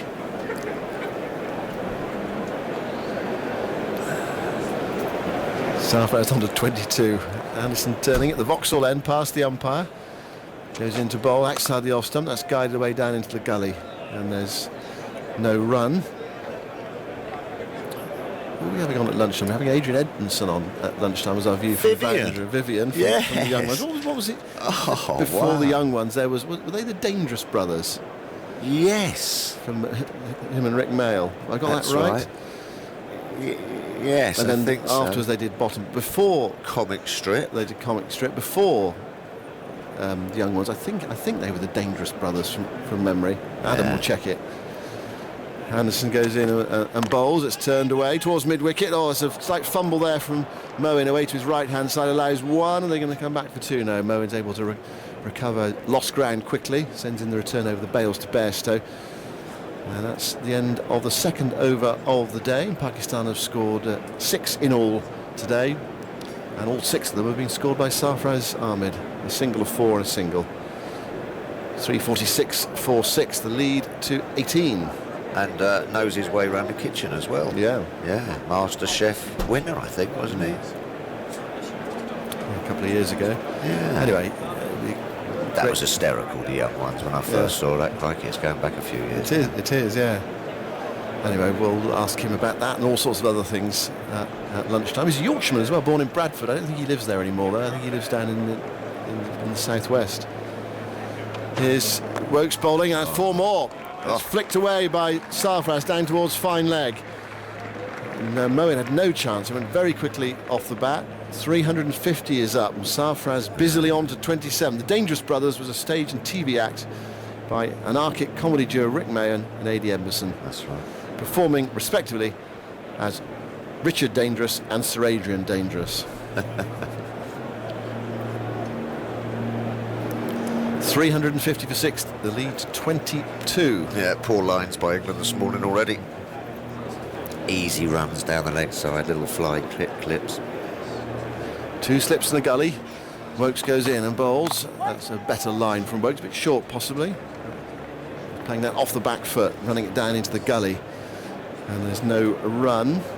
Would you accept from this position, if I said to you 70 deficit, would you accept that? Yes. 80? No. No. Right, okay. I'm just Those getting 10 runs are crucial. I'm just getting a sense of what you feel would be a good morning here for one wicket for England. and you fancy them bowling them out, I think, once that roller wears off. Wokes looking for his 3rd wicket.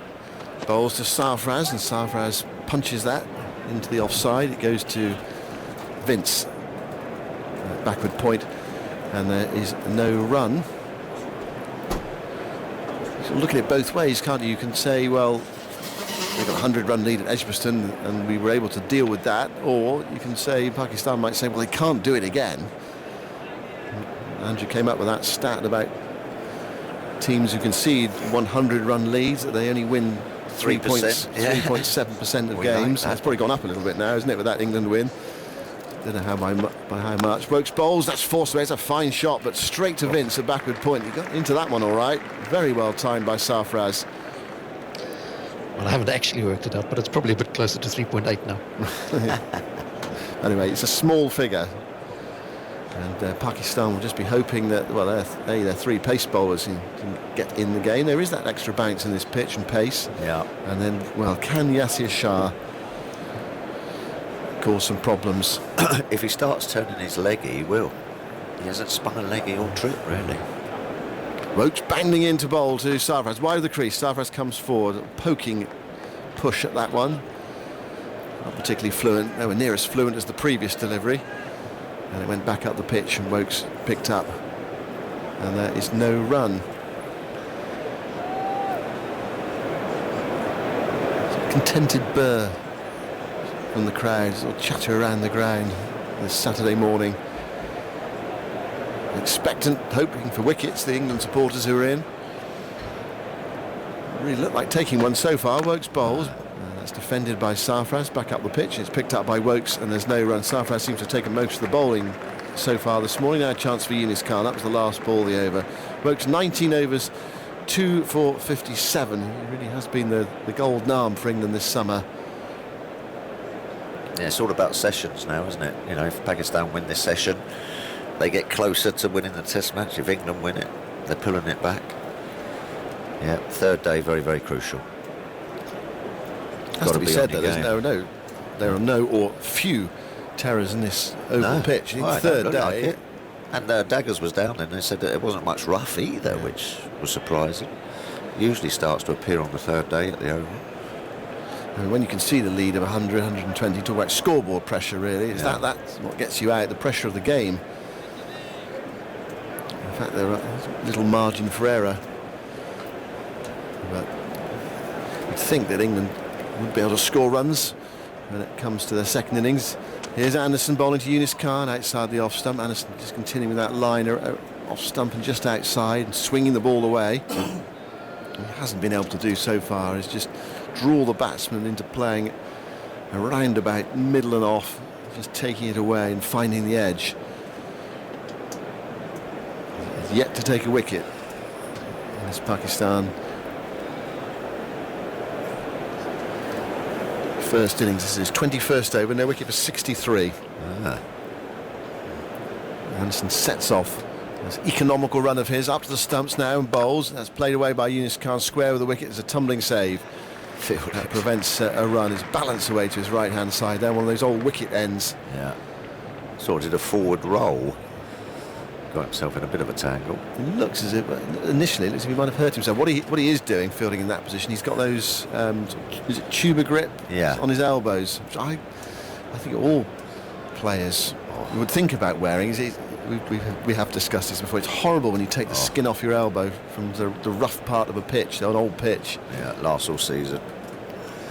Anderson to Yunis, and he plays away from his body again. Didn't need to play at that one, but he decided to do so. Didn't time it. Went out to cover, and there's no run. You can see Stuart Broad loosening up. So it might be that Wokes has had a couple of overs, not much going on. Yep. And it's a Broad has been given the word to go by his captain. Nice to see Wokes getting the opportunity, though, to start. I think he was given a new ball, wasn't he? I think he was. Yes, well, he was in the middle of a spell, wasn't he, yesterday evening? Yes. So they just kept going with him. Anderson in, bowls, and he goes at that one and misses. Flicky. Playing again away from his body, trying to push at it, not much foot movement, and it went past the edge and through to Bairstow. And Anderson desperate for one of those, just to take a fine edge. Yeah, swinging. Beautiful seam there from Jimmy Anderson. I think he presents the seam as good as anyone in Test cricket. And he's got that wobble seam as well, which we can sort of like slip in there as well. But that was beautifully bowled, and it is swinging. And just to emphasise that, if Bairstow had left that, it would have gone straight to Cook at first slip. Yeah. 350 for 6, the lead is 22. Anderson bowls to Eunice, an away swinger, and Eunice lined that one up well. Yeah, that's going nicely now, so isn't it? I mean, that's a beautiful swinging delivery. Starts about off stump, but as you say, went slightly early from the hand, and Khan, Eunice able to sort of line it up, but that's hooping, that is. The worry here for Anderson, he's got 2 slips in the gully. If he does find the outside edge, it flies into a gap. He's got mid-off, cover, backward point on the offside. First thing this morning, I don't know whether you'd think about an extra slip. Yeah.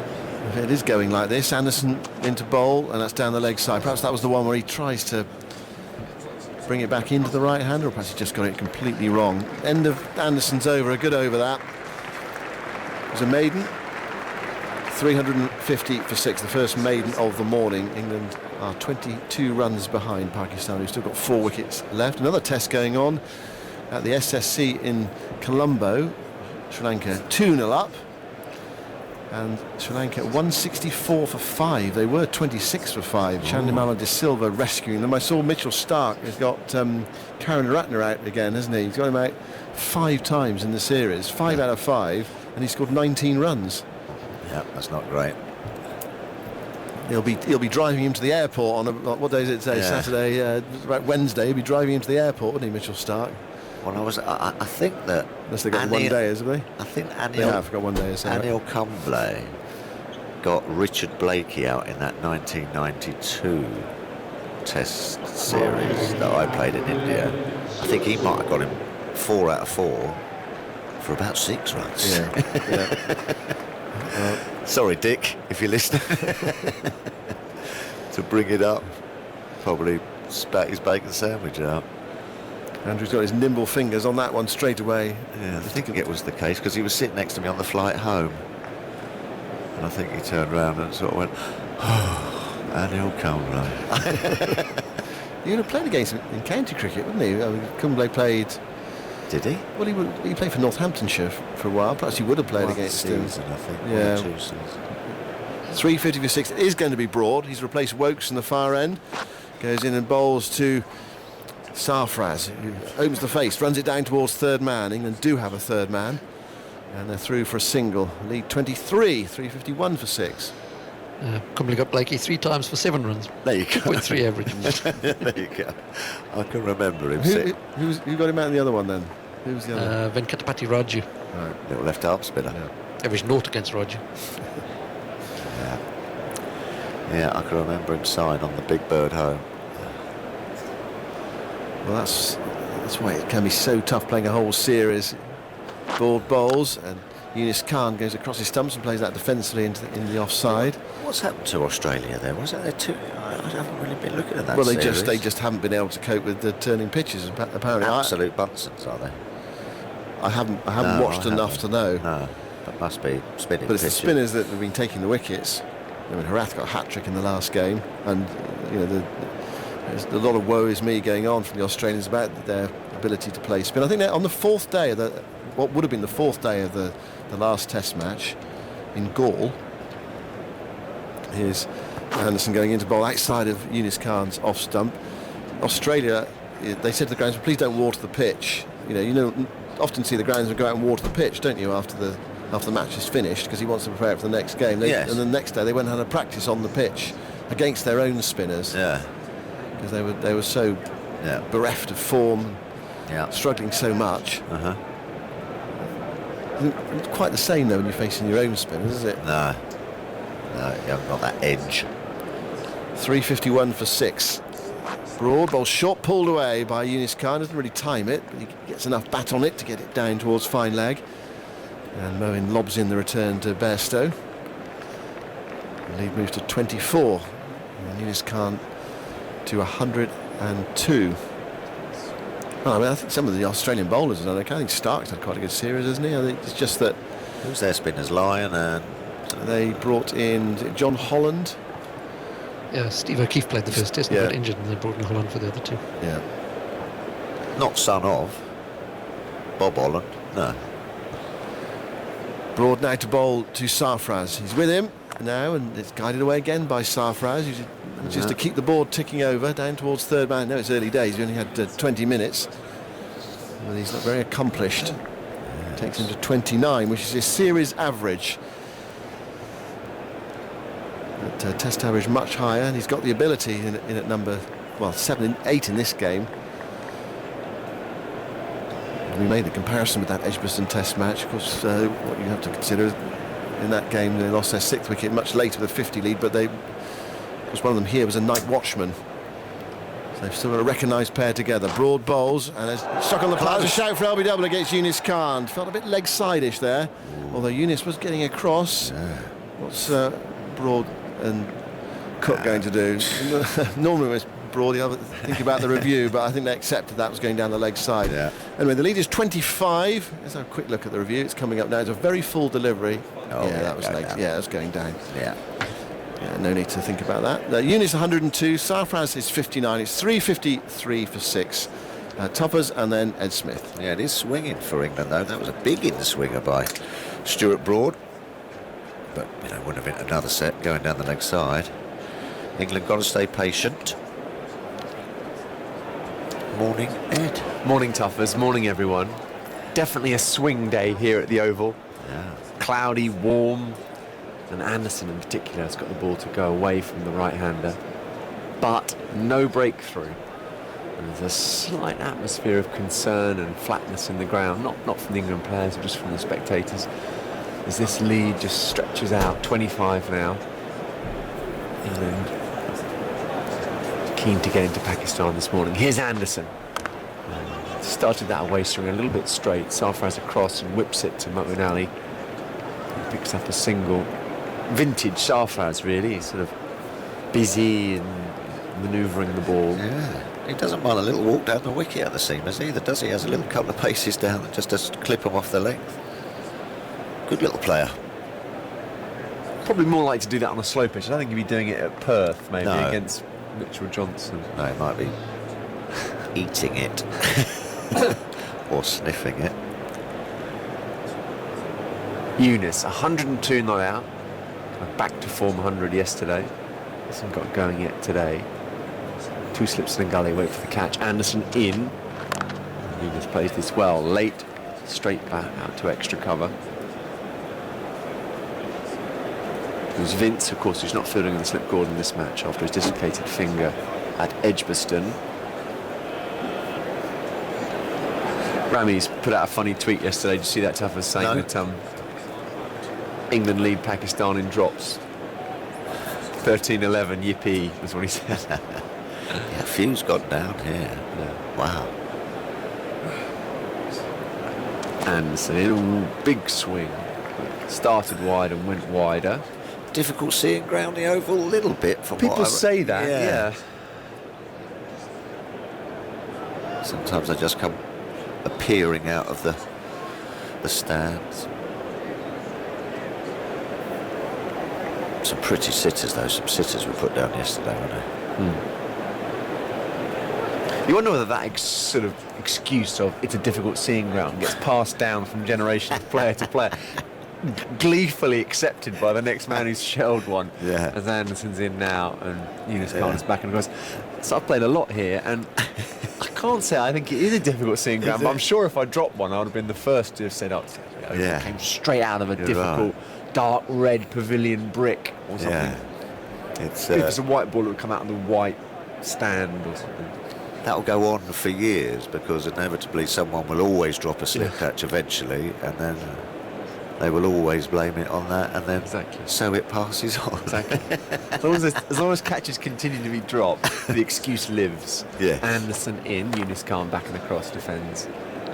I mean, the one of those excuses which I think is a bit more real, i.e. evidence-based, is the wobbling after the ball's gone past the bat at Lords and wicketkeepers shelling catches at Lords. Not necessarily to slips, though, isn't it? That's funny, isn't it? Slip Yeah, catches. it seems to be just fine to the edges keeper. or actually sometimes no edge, just kind Yeah, of- dips. and snakes. Yeah, yeah. Anderson in again. Yunus Khan again plays from the crease on the offside. Yeah, and I think I've seen enough at the end of the over, 354 for 6, to think there's something in that. No, definitely. I look forward to Yeah, for sure. the physicists to explain it properly. But Oscillation after it's gone past the batsman. the slope, who knows? Yeah. Microclimate, goodness knows. But It doesn't seem to do that to the slips, though. no, it doesn't. I don't see the slip sort of going wooey. and sort Although of- it's not the easiest slip fielding ground. you've just perpetuated the myth again. I think you're all the catches I shelled at Lords. Must have been someone's fault, it wasn't mine. No. This is a good place actually for slips catching, which is why it's surprising here at the Oval, because the bounce tends to be Yeah. quite true and you can reverse hands. So can England find one here? There are just 2 slip catches in place, Cook and Root. Broad, long strides up to the wicket. Sarfraz hooks and gets over the top of the keeper. Very fortunate, not controlled. It was glove rather than bat. Certainly not shy when it comes to hooking. That was uncontrolled. It was a good high bouncer from Stuart Broad. Luck going Pakistan's way. The lead is 30. So hoiked it, didn't he, over Johnny Bairstow.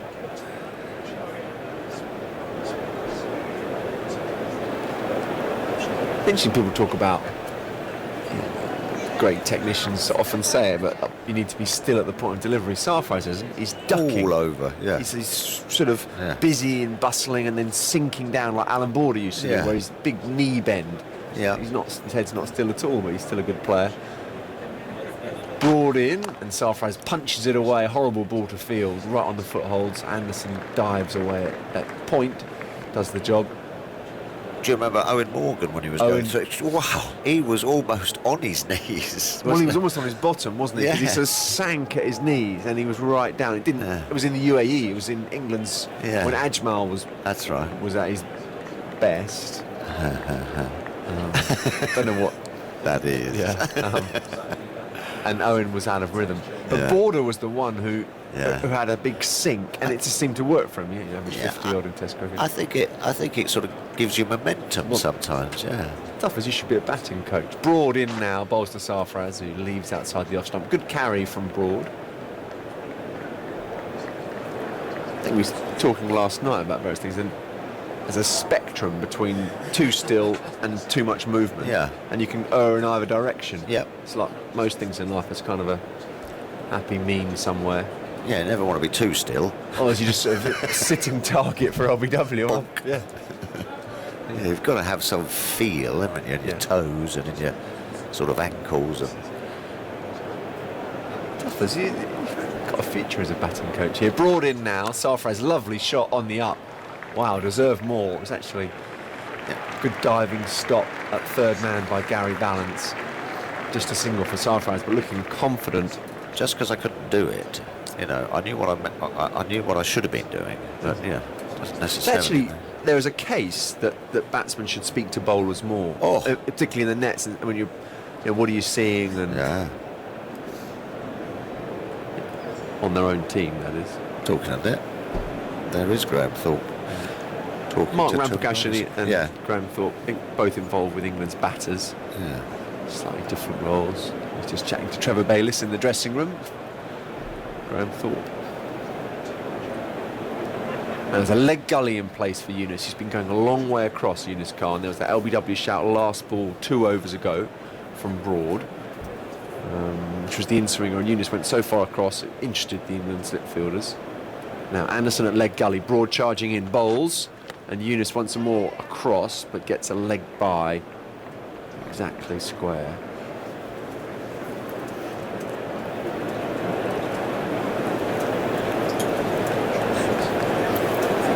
360 for 6.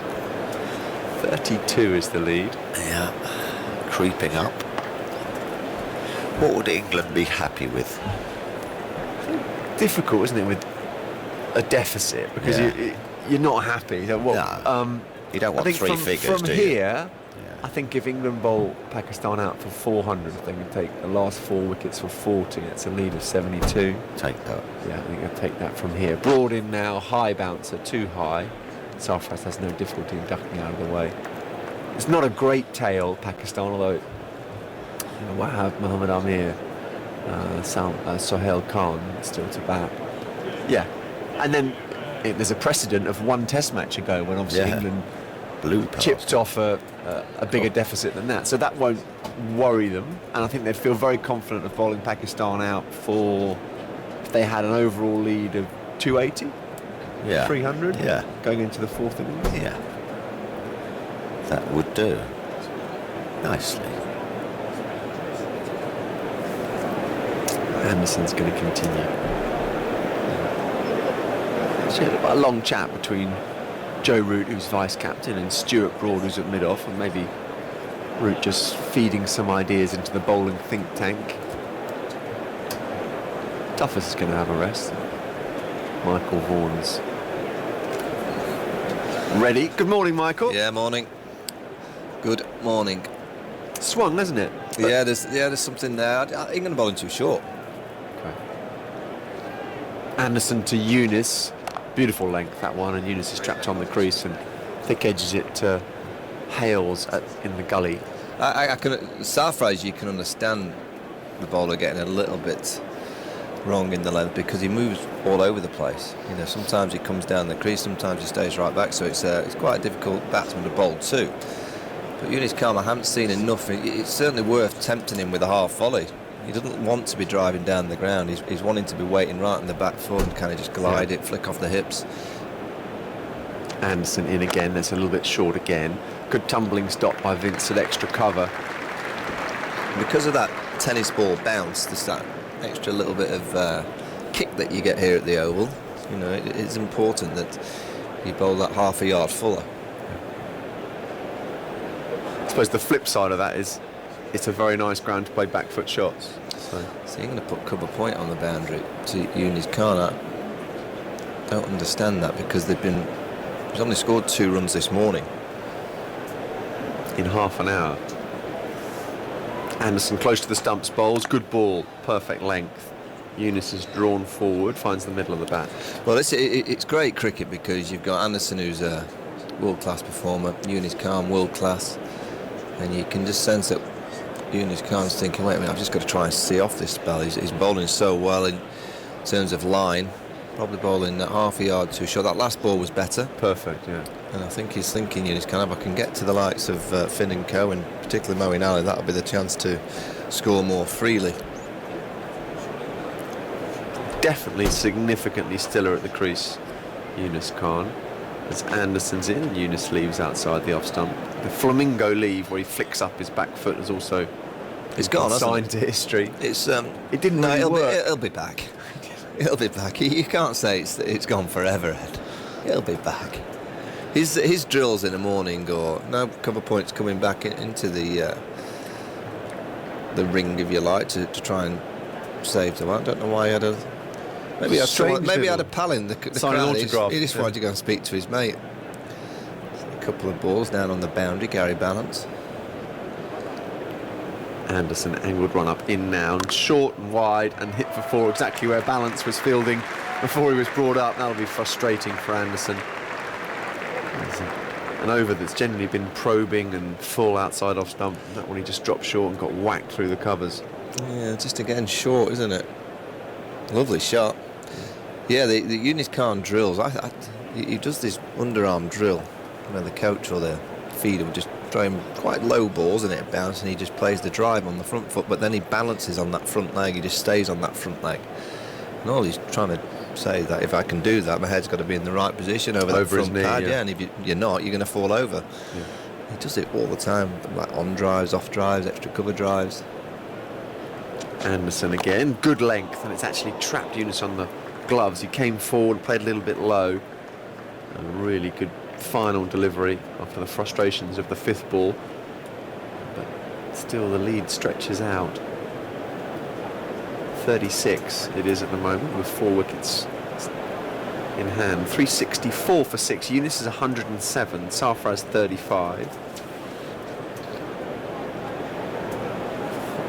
So England will rotate the seamers here, Michael, won't they? There'll be a second wave of attack with Finn and Wokes, you would expect.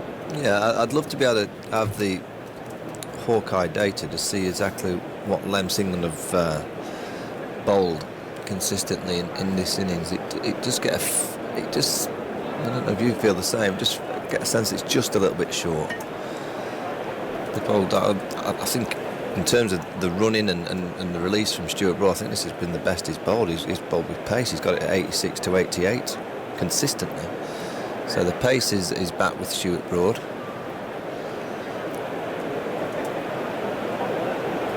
You just get another sense from the body language of the England fielders. I mean, there's so many delays these days. I'm just kind of has a chat, don't they? It's like we'll have a minute and a half chat. Okay, well, Broad is ready now after that conversation with Finn, who's actually doing a few stretches as though he's going to come on himself. 2 slips, 2 men back on the hook. Broad in. And Sarfaraz just drops it on the offside and wants a single, but Anderson's in like a flash at point. No rest for Anderson, is there? He's fielding at cover point. Is that right, Michael? In the middle of a definitive spell? Couldn't Moeen Ali do that? Well, I think he's such a good fielder. And he doesn't mind, likes moving around. So if offered fine leg, he would rather be cover point? Yeah, I think he probably would, yeah. I would guess he could get fine leg if he wanted it, so... Yeah.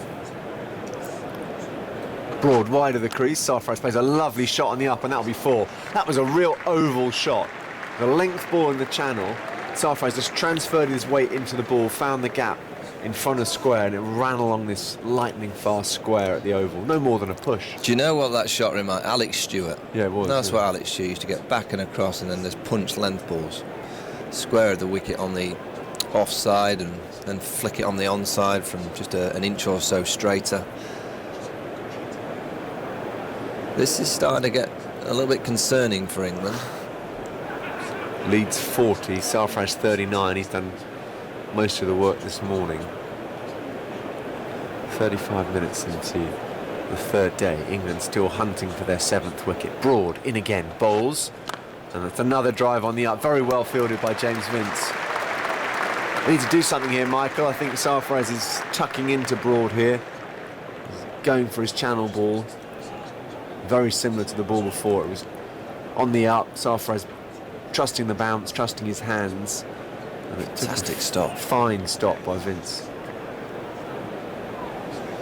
He was actually fielding very close at extra. It was an awkward one because it was on the second bounce, Yorker length.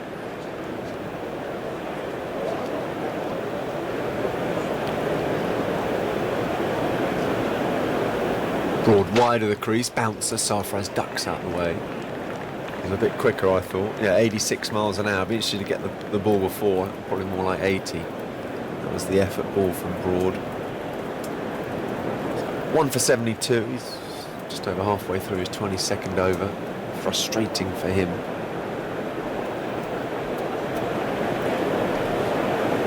Pakistan have fought back well, haven't they, in this series? A lot of people thought they were just continue the slide from Edgbaston, but they've come right back into it.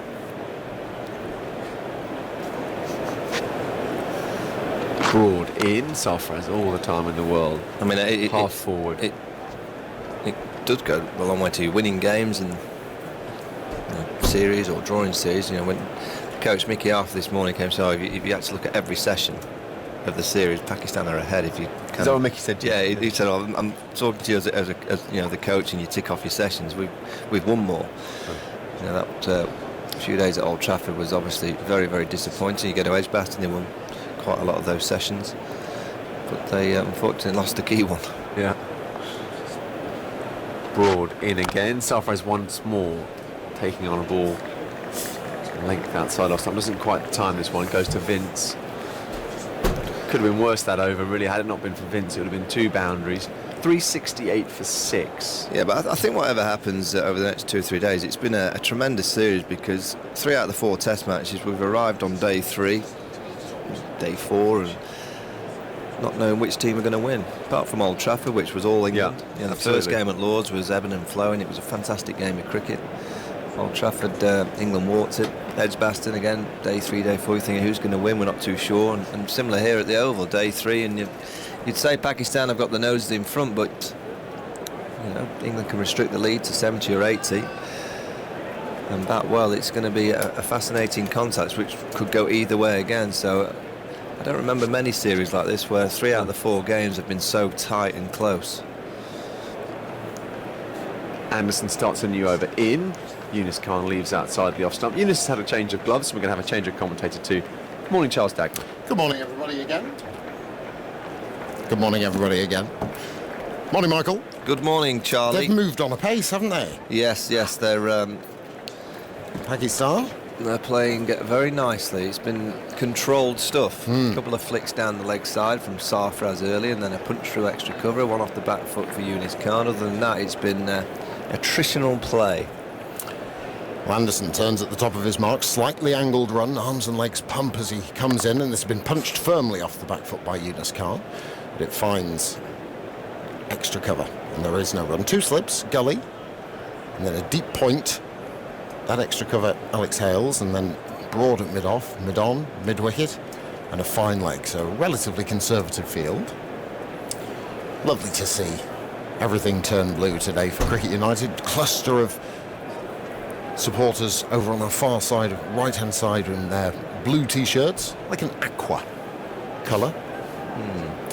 As Anderson runs past those blue stumps, bowls, and Yunus Khan carefully onto the back foot, just guiding it to Hales once more. And there is no run. Numerous stewards dotted around in their high visibility orange jackets, their tabards. And we're almost full to capacity here at the Oval. I tell you why. Do you know when you're with someone and you don't really want to tell them that they were Foxy Fowler, Graham Fowler. Known field with him, he was my hero in the 80s. Mine too. The mullet, sweep. He was a bit of a playboy as well, wasn't he? I used to watch him play those big drives, and he was very flamboyant, brilliant fielder. Brilliant fielder. I used to always, I was taken to Old Trafford on quite a few occasions, and he was the one I wanted to see. You don't kind of tell him, do you? No. I wonder who's listening. Mendes and Fowler, opening the innings. Here's Anderson bowling on around about a 4th stump line once more, covered up by Yunus Khan, and Hales into the action again. David Hughes. Well, Lancashire side. I grew up as a Lancastrian watching that side, so there's the Mike Watkinsons and the Graham Lloyds, Neil Fairbrother. I like Mike Watkinson because he was. I used to bowl Siemens when I was a youngster, and then went to Auspin, and obviously Winker could do. He had a little bit of a wobble in his action, halfway. Loads of revolutions. Big fingers from, I think it's from Bromley Cross in Bolton. He's in charge of cricket at Manchester Grammar School now. Oh, is he now? Yep. Former Lancashire coach, of course. Here comes Anderson bowling an away swinger to Yunus Khan, who leaves it extravagantly, hands high above the head, through to Johnny Bairstow. I tell you who was a favourite, and he got me out for a pastime. It was roll up, just get my wicket. Ian Austin. Just used to nip them back off Dolly. LBW, thanks for coming. He liked to pie, didn't he? He did, and I think he still does. Good cricketer. Very good cricketer. Well played for England in the World Cup in '99. He used Ace of Ellen's cricket bats. He did. It was the first bat I ever bought myself. It was £12 when I was 10. I went and got it handmade in Elland, just in Huddersfield. I don't think it's still going. Anderson bowls, and it's beaten. Yunus Khan beautifully, just hanging the bat outside the off stump, and he followed it. That away swing, Yunus Khan tried his best to edge it, really, but there was a little bit of swing away from the bat after it pitched as well, and that's what did for Yunus. It was a good delivery from Anderson, but still England can't make that breakthrough. 368 for 6. The Roses match is on today, and Lancashire are 27 without loss. And just a reminder, if you want to hear the Roses match and today's other cricket action, you can listen via the cricket section of the BBC Sport website. And last night we had the first ever Women's Super League Roses match, won comprehensively by the Yorkshire Diamonds, with Catherine Brunt finishing the match with a hat-trick. A feisty cricketer she is, Catherine Brunt. So well done to the Yorkies last night. So they can't qualify. I think the qualification for the Super League is sorted. Western Storm Southern Vipers and the Loughborough Lightning through, and we'll bring you that on Sunday, August the 21st. Yeah, I remember the old fella that was making the bats. He was called Alf Evans. Alf Evans. Alf Evans. Yes. And the company was Ace of. I don't think it's still going, but he made lots Very of simple stickers, handmade bats. Yeah, for a lot of the Yorkshire youngsters. It was great to go and see him in action. Broad continuing from the pavilion end, and Sarfraz punches this through the extra cover region, just a single taken, and Stephen Finn does the fielding. 369 for 6. See, Charlie, go back to that Roses match that's taking place at Old Trafford today. You see the Lancastrians and the Lancashire, they're very clever, because yesterday Yorkshire went to train and trained at the ground, pulled in with the coach, trained, and then came out, and as they were trying to leave, they'd locked them in. Digi Gillespie, the coach, had to tweet, is there anyone with a key, can you please come and open the gates, because we can't get out with our coach. He locked them in. That's one way to prepare a team, isn't it? As you well know, it is fiercely competitive Roses match. Any an advantage you can glean, which Lancashire have done. 2 slips wait for Broad, and this is driven by Eunice Khan, not quite timed. Goes out to mid-on, and there is no run. But you're going back to those Ace of Ellen. What was your cricket first bats. bat? My first bat was a Duncan Fernley Attack. Was it? With Ian Botham. Right. Actually, no, it was in Polyflex Plus. That's what it was. My first bat wasn't actually that was when I got into the Yorkshire boys team, and Mum and Dad said, oh, you should get a hamper. We went to Alf and he made me a bat. It was £12. But before that, I'd saved up with pocket money and got the 50 bus from where I used to live in Sheffield into town. I went to Sugg Sports and bought one of the bat that I ended up batting with for the whole of my career. Broad, left alone outside the off stump, rising after it pitches. Was a Gunmore Striker, and you know the white painted ones? Yes. And that was £8.50. Really? That was my first ever bat. I wonder if anyone else out there, you remember your first cricket bats for club players? It's something quite Phil's significant. here. What was your first bat, Phil? This might take some time, this. Did you ever have a bat? Or just borrow one? I'm sure it resonates with everybody who plays cricket at club, professional level, village level.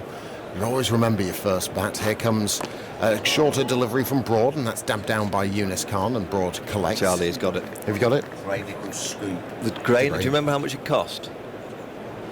What, you nicked it? Yes, the scoop.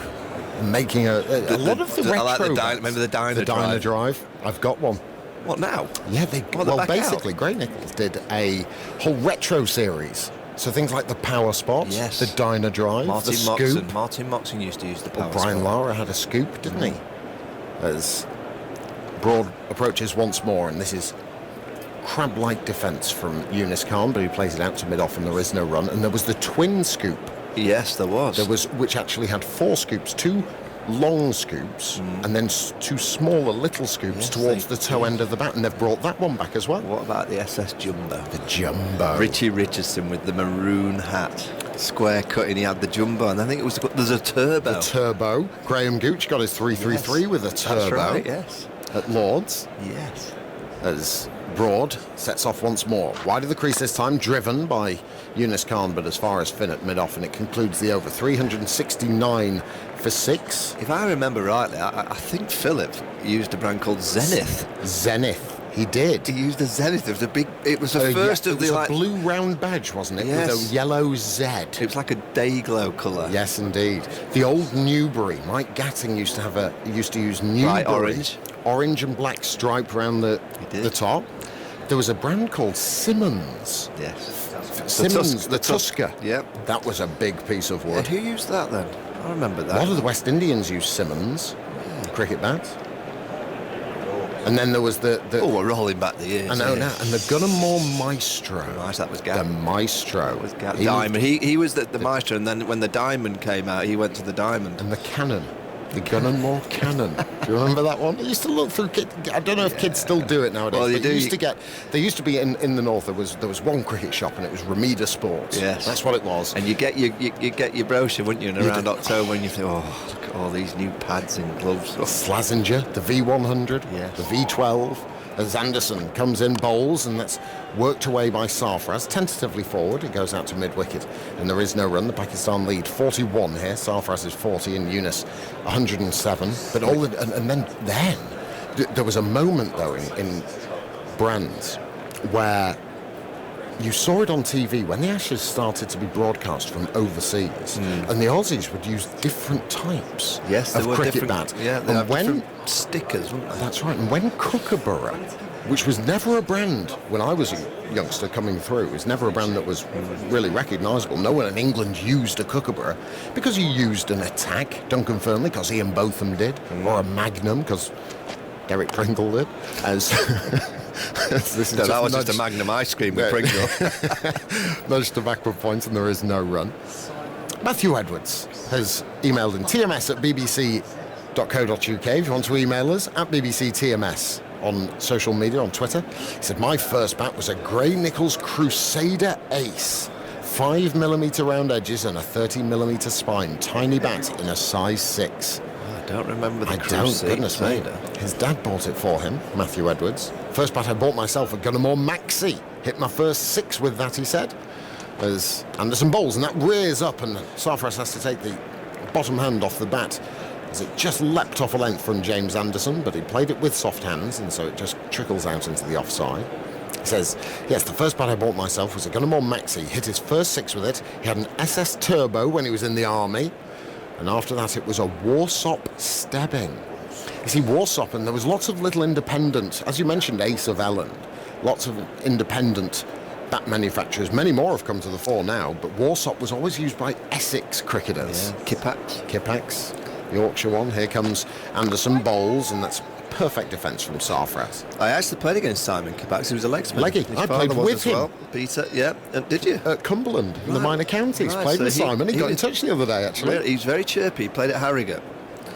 You always knew you were in for a good game when you played against Simon at Harrogate. Apparently Elland and the Ace cricket bats are still going. Apparently. Are they? Yeah, I think they're still being made. Well, a lot of the Someone's just Yorkshire tweeted. players used to use them. I think people like Ashley Metcalf, or you know, when you can talk about the Lancashire team of yesteryear. Here comes Anderson bowls, and that's driven beautifully, but brilliantly stopped as well.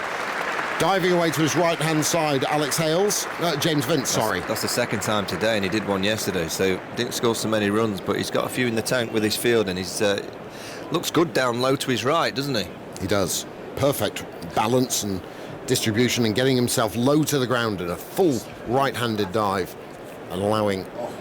Mark Waugh, he had a Simmons. That's the one you were talking about, wasn't it? And Graham Hick, the 405. Yes, the 405. That was Duncan Fearnley as well. 405. But when Kookaburra came in, Dean Jones and people like that using them. Here's Anderson bowls, and Sarfraz just leaping as he defends back to the bowler, and there is no run. But then when Kookaburra came in, it just brought a different aspect to it, because they had that, because it was such a long name and it was plastered down the spine of the bat, and then the little Kookaburra at the toe end, and that was you know, it was almost like it was from another planet. Well, it was Australia, so it kind of was, but you know, in that it was something new that got into the Remeda Sports catalogue that you would just flick through. I think those catalogues, they're definitely, because you know, the cricket magazines that are out there, the Cricket All Out Cricket, they certainly have these brochures that are my little lads all over them, and then you get your luminous pen, don't you? And you start circling. You're circling what you're after. Dad. And I looked the other day just to have a look at it. Every single thing had been circled. Every bat, every pair of pads. Here comes Broad bowls, and that's driven for 4. It's a glorious shot by Eunice. He may well have run the first one, but no need, because he's timed it to perfection through the extra cover region from full and wide from Stuart Broad, and a very tough walk back to the mark off the first ball of the new over. 373 for 6, Andrew. 50 Partnership came up with that, 110 balls. Beautiful shot. We mustn't forget the Morant catalogue as well. The Morant, oh yes, sorry, Morant, and every other cricket shop that's out there, because there are many more. I like this one. Read that. Ian Clark in Brailsford. Yes. Maybe showing his age, Ian here. There's Broad, pumps his arms and legs, coming towards us, and a drive from Eunice. He's on his toes as he plays it, and he mistimes it to mid-on, but Wokes can't connect with the stumps from a throw for the non-strikers, the bowler's end, and a single taken. 374 for 6. Ian Clark in Brailsford said, my first bat was the St. Peter, used by Tony Gregg, I seem to remember. Tony Gregg, and they used to have those massive foam gloves, the all-in-one glove. They were like an oven glove, weren't they? They were. I had an St. unfortunate Peter. accident when I was 8. I think I was 8. I was run over on my budgie bike and splattered, really. Broke my leg, fractured my skull. And anyway, I was in hospital, you know, there for a good couple of months. Broad bowls, and this is a play and a miss. A little wafty drive from Sarfraz, and he castigates himself a little bit because he knows the foot movement wasn't there. And I had a pot on from my foot all the way up to my groin. And it was on for a long time. And my dad, to just give me a little bit of a lift and make me smile somewhat, he'd got me a St. Peter's bat. St. Peter's bat, and it was signed to Michael from David Bairstow. Really? Yeah, absolutely. Well, St. Peter, Tony Gregg was the face of St. Peter. He's also the chest, the arms and the thighs of St. Peter as well, because he's actually posing in a press release as Sarfraz drives, it goes to backward point, there is no run. He actually says, when I face the paceman, it's good to know St. Peter is protecting me. And he's there in just a pair of pads, a jock strap and box, and a thigh pad. He's not even got any socks or shoes on. No, he hasn't. I tell you what, It's always good. physique. He's You know, all the talk of back in the day, there was big guts. That's a proper physique. Yeah. I always think that as Broad comes in, bowls a bouncer, which Sarfraz easily ducks under, and it goes through to the keeper. There is no run. Charlie, look at this. Someone's tweeted me a picture of a DF attack. Look at that for a piece of willow. Oh, well, that's what I had, but that was with Ian Botham. Because obviously, when I was growing up, Ian Botham was the one, and he used his big DF attack. So that's the one that I had. Michael Frost says, does anyone remember the Gunnar Moore 3 Springer? No. My first proper bat, a 14th birthday present, scored 100 before lunch with it in an inter-school match. After that, it went all downhill. There's Broad. Coming in for the Vauxhall end, half an appeal from the keeper in the slips, but maybe a bit of inside edge, and thinking of two was Eunice and Sarfraz, but actually umpire Oxenford signals leg by and it completes the over. The lead is ever growing for Pakistan, 375 for 6, 104 overs have been bowled, 47 the lead. Eunice is 112 and Sarfraz Ahmed is 40. Someone's just texted me saying, what about Crown Bat, SP Mitts? Yes. Remember those? The Crown. Yeah. Remember those. But there were, and maybe there was a little bit of peer pressure, but it was always those that your heroes used to use. And I'm sure that there were kids who would run to Gunnar Moore because Michael Vaughan used them. I don't think many would have gone to Boundary Sports because Charles Dagnall used them, but you know, man. PS Sports. Peak Sports. John Crawley used to use Peak Glenn Chappell Sports. had a bit of that. John Duffy says, my first bat was a Slazenger County with string bound around the sweet spot to protect it. It was fantastic, £2.6 of Willow Magic. But my best ever bat was a Gunnar Moore Cannon. I lost it after about 10 matches and it turned up about 10 years later in my brother's flat. He also claimed it was the best bat he ever owned. See, I had one bat supplier throughout my career. I think Phil, who's just behind me. How many did you have, Phil? 7 suppliers of bats for Philip. He was that good. Really?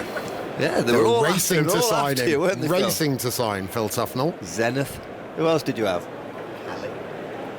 Cali bats. Oh, Gus Fraser used Cali bats, didn't they? Well, what I tell you what a lineup of talent well, they we had. didn't see Gus Cali Fraser. cricket. We didn't see Gus Fraser in an advert like Tony Bragg, did we? With his kit on. Big hunched shoulders. You probably would have seen the back of Gus Fraser rather than the front. Here's Chris Wokes back into the attack, replacing James Anderson from the Vauxhall end. His first delivery is wide. There's swing from wide from Wokes as he just gets loose again. Brian Sheridan. My first bat was a Gradage Len Hutton autograph, size 5. I wanted that because I thought I would score lots of runs, just like Sir Leonard. It didn't work. A Gradage? Gradage. I think we are going back a bit there. Miller Champion Hall. Yeah, They were the ones, weren't they? Everyone wanted one of those, made down at Taunton. Yeah. At the ground, I think it's still at the ground, isn't it, down there? Maybe. The factory. Here comes Wokes, bowls, and that really does take off. And Johnny Bairstow does well to actually get a palm to it as he parries it round the post and down towards third man. A single is taken, a bye signalled by umpire Erasmus, 376 for 6. Yes, but Cali Cricket, in their stable of batsmen, Angus Fraser and Philip Tufnell. Wonder how many they sold after that. Well, I think the key's in the actual fact. I don't think they're in business anymore. 7 though, Phil. 7 suppliers. Wow, goodness. Let's try and name them. Zenith. Oh, I'll tell you another one I was sponsored by. First up, I signed at Warwickshire, Hunts County. Hunts County. Well, yes, Nick Knight. Nick Knight was a Hunts County man before Grey Nicks, I think. Here comes Wokes, bowls, and that's guided to backward point. Tumbling James Vince to his left-hand side. Does Nick Austin says he's listening to us from steamy Borneo. So when Hicks 405 bat came out, my mate Jonathan reckoned we should buy one, and with a biro write R after the 0 in the sticker. So instead it would say 4 or 5, our usual scores. But yeah, Miller Chippy Fish we used to call them, Miller Champion Hall, they were good manufacturers. Here comes Wokes, bowls, forward, comfortably comes Yunus Khan. It's been very comfortable for Pakistan this morning. An entire hour has almost passed. In fact, it has passed. The clock has just ticked over 12 o'clock, and they're 376 for 6. So they started the day leading by 12 runs, and now they've moved that on by 36 runs. Yunus, 112 not out. 2 slips, Gully, Ringfield on the offside, and the 7 bat manufacturer man comes back in to join us, Philip Tufnell. The only trouble being, though, is that I never got paid by any of them. It was all freebies. Here comes Wokes. Bowls, and this is driven a good length from Chris Wokes, slightly fuller, hint of swing, and Yunus Khan drives, trying to play it back up the pitch, but he just gets an inside edge and it goes to Anderson at mid-on. Zenith, Cali, Grey Nicks. Yeah. Which was... Did you have a Grey Nichols? Grey Nick. That's a proper bat manufacturer.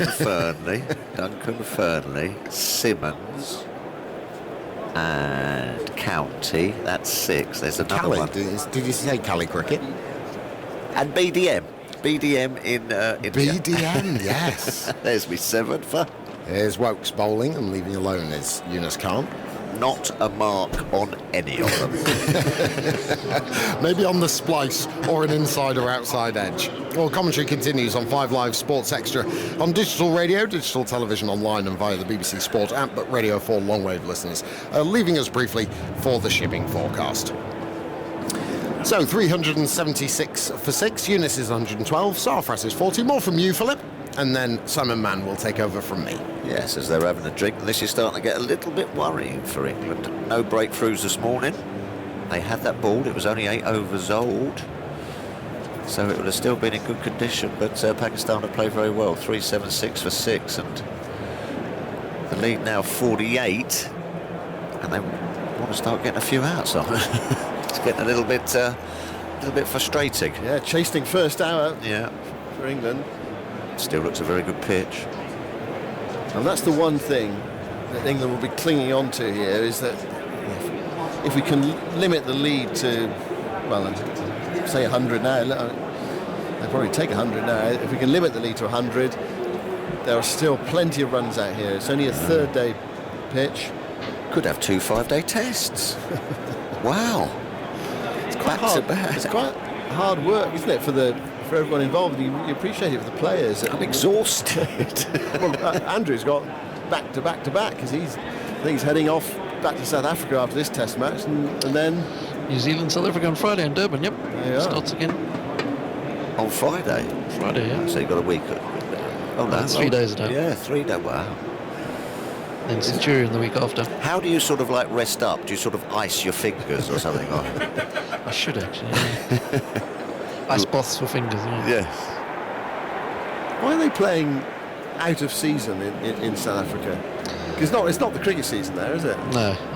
Well, the weather will be quite pleasant, especially in Durban. It'll be pleasant, about 25 degrees. But it's obviously just to fit the fixtures in. There's a lot of horse trading around fixtures, aren't there? Yeah. How they do it, so they needed to fit them in some way. New Zealand were in South Africa last year at the same time for the one days. So they're playing Durban and where? And Centurion. Centurion, right. Was there any problem with the light at that time of year? Centurion, it might get a little bit dark early on, but weather-wise it should be alright. There won't be much rain, and it should be warm enough. Yeah, and probably actually be a little bit warmer than it's been in England at times during this summer. Certainly the first part of the summer and drier. The players have broken away after their drinks break. England desperately needing some wickets here. They'll fill that anyway. The lead's only 48 at the moment, and Finn is going to bowl for the first time today. I think he could be the man as well. He bowled well yesterday, I thought, without much luck. Getting that steep bounce. Well, it needs someone. Yeah. It needs to have played very well. Sarfraz, 40 not out. Perhaps this is going to be the day that he really makes an impact with the bat in this series. He's threatened to do it one or two times this series, but hasn't really got the big score so far. Welcome back to our Radio 4 long wave listeners. We've had the drinks break. Finn goes in, bowls to Sarfraz, and Sarfraz gets a full ball which is driven into the onside towards mid-on, and it's no run. So 376 for 6. Pakistan are 48 runs ahead. I should just give a mention to Camberwell Grove Cricket Club. It's their 40th anniversary. They're here today over in the Peter May stand. Mind you, they nearly didn't make it today as the club secretary, Paul Stevens, forgot the tickets. Oh no. Schoolboy error. Indeed. Fortunately, he's got a facilitating wife, to put it that way, because she agreed to meet him halfway. What's one of the... Well, someone who's happy to help you out. Okay. That's not quite the right word. Here's Finn bowling, and across the stumps goes Sarfraz. It strikes him on the pad, goes towards square leg, and they get the leg by. Where'd you get one of those? Well, there are lots of them around. There are lots of them around. Someone who's happy to help you out when you're in a trouble. That's what I mean. Yes. Okay, jolly good. So she was able to meet Paul halfway. Where is it? Where's the cricket club? Camberwell Grove is there. Well, Camberwell, it's not far from here. It's down the road. Yeah. Oh, no, I don't think they live in Manchester or anything like that. No, they had to meet in Birmingham or somewhere in London. That could have been a bit tricky. I think it'd be the first thing you'd think about, wouldn't it, when you leave the house. Here's Finn going into bowl. It's way down the leg side. And Eunice tried to turn it away and misses. I am one of those fellas who sort of like, passport, keys, wallet. Yeah, got everything. Head, still attached, luckily. Yeah, I do. I don't know how people don't. Yeah, how's he walked out of that door? Don't know. Yeah, must have just been so happy to be coming to the cricket. So excited watching two teams bat today. A great day at the cricket. Finn turns. Pavilion behind him, past the umpire, up to the stumps, bowls to Eunice Khan, and that's a good delivery. Short outside the off stump, only fractionally. Might have even been over the top of off stump. Eunice played it very well, dropping the hands. Yeah. And getting his chest out of the way. Yeah, very well watched. Lively delivery from Finn. Spot on as well. That really well played. Yeah. Whoa, almost. Yeah. Don't want to have a bad back and do that. Could easily flick the glove on the way through. He did so well to get the gloves out of the way. So a lively start from Finn. Although actually watching the ball carry through to the keeper, Bairstow took that around his boots. It didn't go through chest high to the keeper, anything like that. Finn bowls, and it's defended by Eunice into the offside. And Finn picks up, and there's no run. Immediately throws the ball to one of the fielders to shine it. Yeah, working on it already. I think as a pace bowler, you want to sort of shine the ball yourself as you'd want it, but perhaps you've got other things to think about as you're walking back. Not really. Who did he throw it? Who did he throw it to there? Is it how he threw it to Anderson, I think? It's a fast bowler. They don't think of anything when they walk back. There must be some intelligent fast bowlers. there must be fast bowlers with degrees. Here's Finn bowling outside the off stump, driven away slightly uppishly. It's gone away for 4. Magnificent shot on the up from Eunice Khan. I suppose if Vince had been able to dive and take the catch, she'd have said, well, but he hit it superbly. Really cracked away through the offside. Yeah, up there and swinging away. Oh, it was uppish. Oh, yeah, just out the way, out of the reach of Vince. Well, what does that say about modern bats? Just seeing the replay. I mean, it flew off the bat, but he actually hit it very high up on the bat. Stickers. Yeah, and it still raced away for 4. Finn was encouraged by that. He had his hands in the air and then on his head, but still flashed across this oval outfield. And Pakistan's lead now is above 50. 381 for 6. You used to see days like this, Test match days like this in the 90s. Didn't you? When England would turn Australia Test matches, there must have been. I'm sure there were. I remember seeing them where you'd come quite optimistic to the day's play as an England supporter, thinking the game was sort of level-ish. Or is Woakes bowling outside the off-stump, edged down through the vacant fifth slip region. It was to the left of gully, and it went down to the third man boundary. England with 2 slips in the gully that was in the air. Woakes did his job there, but there just weren't the supporting fielders to take the catch. And it's a run. I know what you're going to say. Yeah, 382 for 6. England would be 300 all out, or 280 all out. Australia would be 260 for 6. You think if we get a couple of early ones, and then by tea, Australia scored 500, and then England would be 40 for 3 at the close. Yeah. Played in many games like that in the 90s. Not supposed to happen as much these days. Here's Woakes bowling, and it's full and driven, but not really timed. Scuffed back down the pitch. And it's picked up by Woakes, and that is no run. And that just shows, I think, how good this pitch is. But every now and again, there's something there for the bowlers. Yeah. That extra bounce, and that will encourage Pakistan. Yes, Hale, big tall lad, isn't he? Bowled well in the first innings. Whether he can produce it in the second, he didn't at Edgbaston, did he? He found it hard to put it together, all those overs in one game. Woakes bowls full, it's driven and half stopped by the bowler on his follow through. That's a good piece of fielding from Woakes. That was heading up towards the straight long off boundary for 4. Yeah, he ran out of puff, didn't he, really? Sort of Hale in that second innings, didn't he?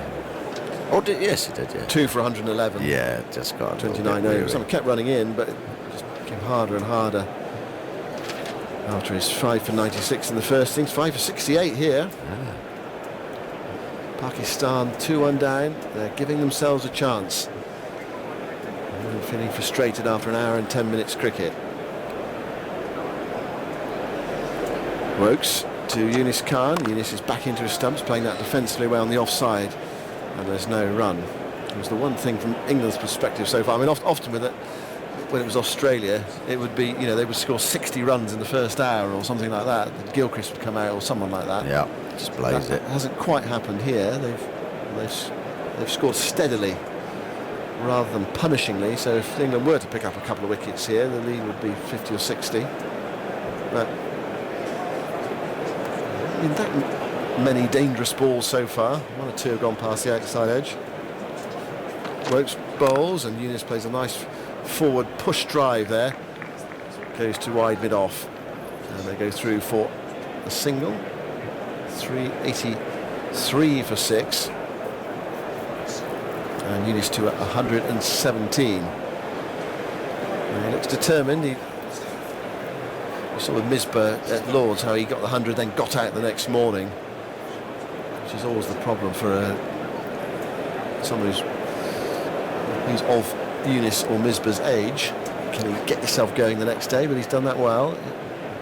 Yeah, I think it's difficult just to get the mind right again as you get a bit older as well, all that application.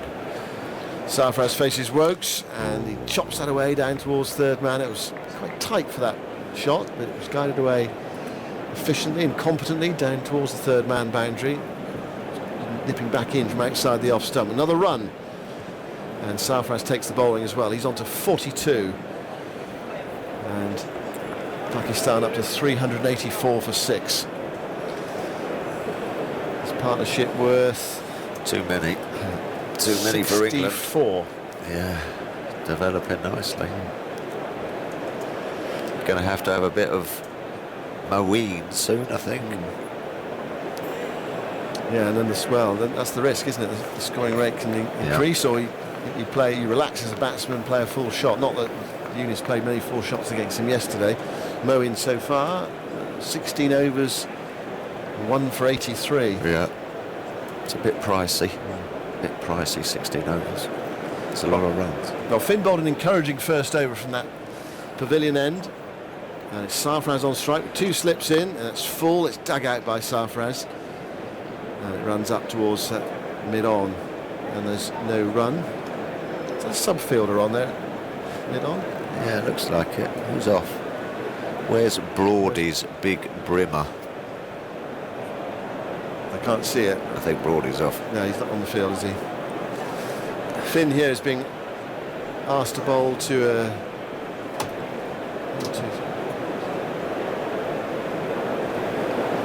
6-3 offside field. So I thought, for a moment, I thought it was 7-2. Like, I couldn't see Wokes down there. He just disappeared into the crowd to sign an autograph. Here's Finn bowling, guided away by Sarfraz down towards the gully area. They're off for a single throw, comes in and hits the stumps, but Eunice is home. It was a rather apologetic throw from Anderson to his left-hand side. What was your first bat, Simon? An SS. Yes. I remember getting it for my birthday, and the first or second time I used it, because I was obviously whacking it everywhere, it split in half. Oh no! Yeah. Really? Yeah. Oh, I think it's split while I was playing one of those forward defensive shots. That you copied Geoffrey Boycott in those days. You thought that was the way to bat. Misguided is that? How disappointing. Yeah. Anyway, fortunately the sports shop agreed to change it. Oh, well, that's nice of them. Yeah. Was it wrapped up? It had that sort of pretty obvious. I wonder what that is. Here's Finn bowling to Eunice Khan, and Eunice drives back to the bowler, and then Finn hits the stumps as well. A little flick, but Eunice was back. Freddie van der Berg is the substitute fielder. He's there at mid-on. The reason he caught my eye specifically, because from a distance, lots of players look quite similar, don't they? They're all slim and athletic these days. It's the eyes. Is it? Okay. Yeah, you're right though. He threw it left-handed. That was what caught my eye. And looking around, well, there are any other left-arm throwers to this England side. 385 for 6. Eunice 117. And Finn, long straight run, goes in and bowls to Eunice. It's short and he swats this away. This is up in the air but wide, short of Wokes, running round from fine leg. Hales sort of pointed to Wokes. If it's yours, it's not mine, I can't get round. It's a top edge. And Eunice gets away with one. Caught right in the middle of the 2 fielders. Good delivery from Finn. Yeah, quick and bouncy. Top edge, just couldn't have placed it better. There's one bounce to Wokes. I think he took it one hand as well. Isn't that out? One hand, one bounce. Yeah, could be. I think it was in the first. Oh no, shh. Not allowed to say that, are we? He got in a bit of trouble, didn't he, Hales? Alex Hales. Got in a little bit of trouble. Yeah. Oops. 386 for 6. Finn bowls, and it's defended, just dropped into the pitch by Sarfraz on the front foot. Paul Firebrace, England's assistant coach, was interviewed last night and said, no, fair enough, you can't do that. You really cannot go into the third umpire's room and do what he did. And sometimes in the past, the coaching staff, captain, will say, well, you can understand his disappointment or whatever, but it was interesting to see he was quite firm. No, shouldn't do that. All you're going to do is leave yourself a few pounds light in the pocket. Here's one from Brian Oliver, first bats. I'm now 81. Finn bowls. Oh, is that edge? And taking the second attempt. Well, it didn't take the edge. Goodness me, wow. It certainly went, didn't it? The way he played at it, he fenced at it, and then Bairstow leaped to his right-hand side. It ballooned up to Cook. I thought for a moment that was going to be thrown in the air. There was definite movement after the bat. That's absolutely taken off, flown through. Yeah. That's now starting to take pieces, I reckon, out of this oval pitch. Well, that's very encouraging for Pakistan with a lead of 58, still 4 wickets left and these 2 in. I'm now 81, says Brian Oliver. I still have my first bat, bought for me by my dad when I was 16. It's a Nichols Keith Miller autograph, extra special, and I've never used any other bat. It obviously makes the question come into my mind, how much did you use it during your career, Brian? Let's see. It is now the colour of mahogany, 50-odd years of linseed oil, but sad to say I never hit any heights with it, much to my father's disappointment. He played a few times for Lancashire Club and Ground pre-war. It weighs about half the weight of my youngest son's Warstop Stebbit.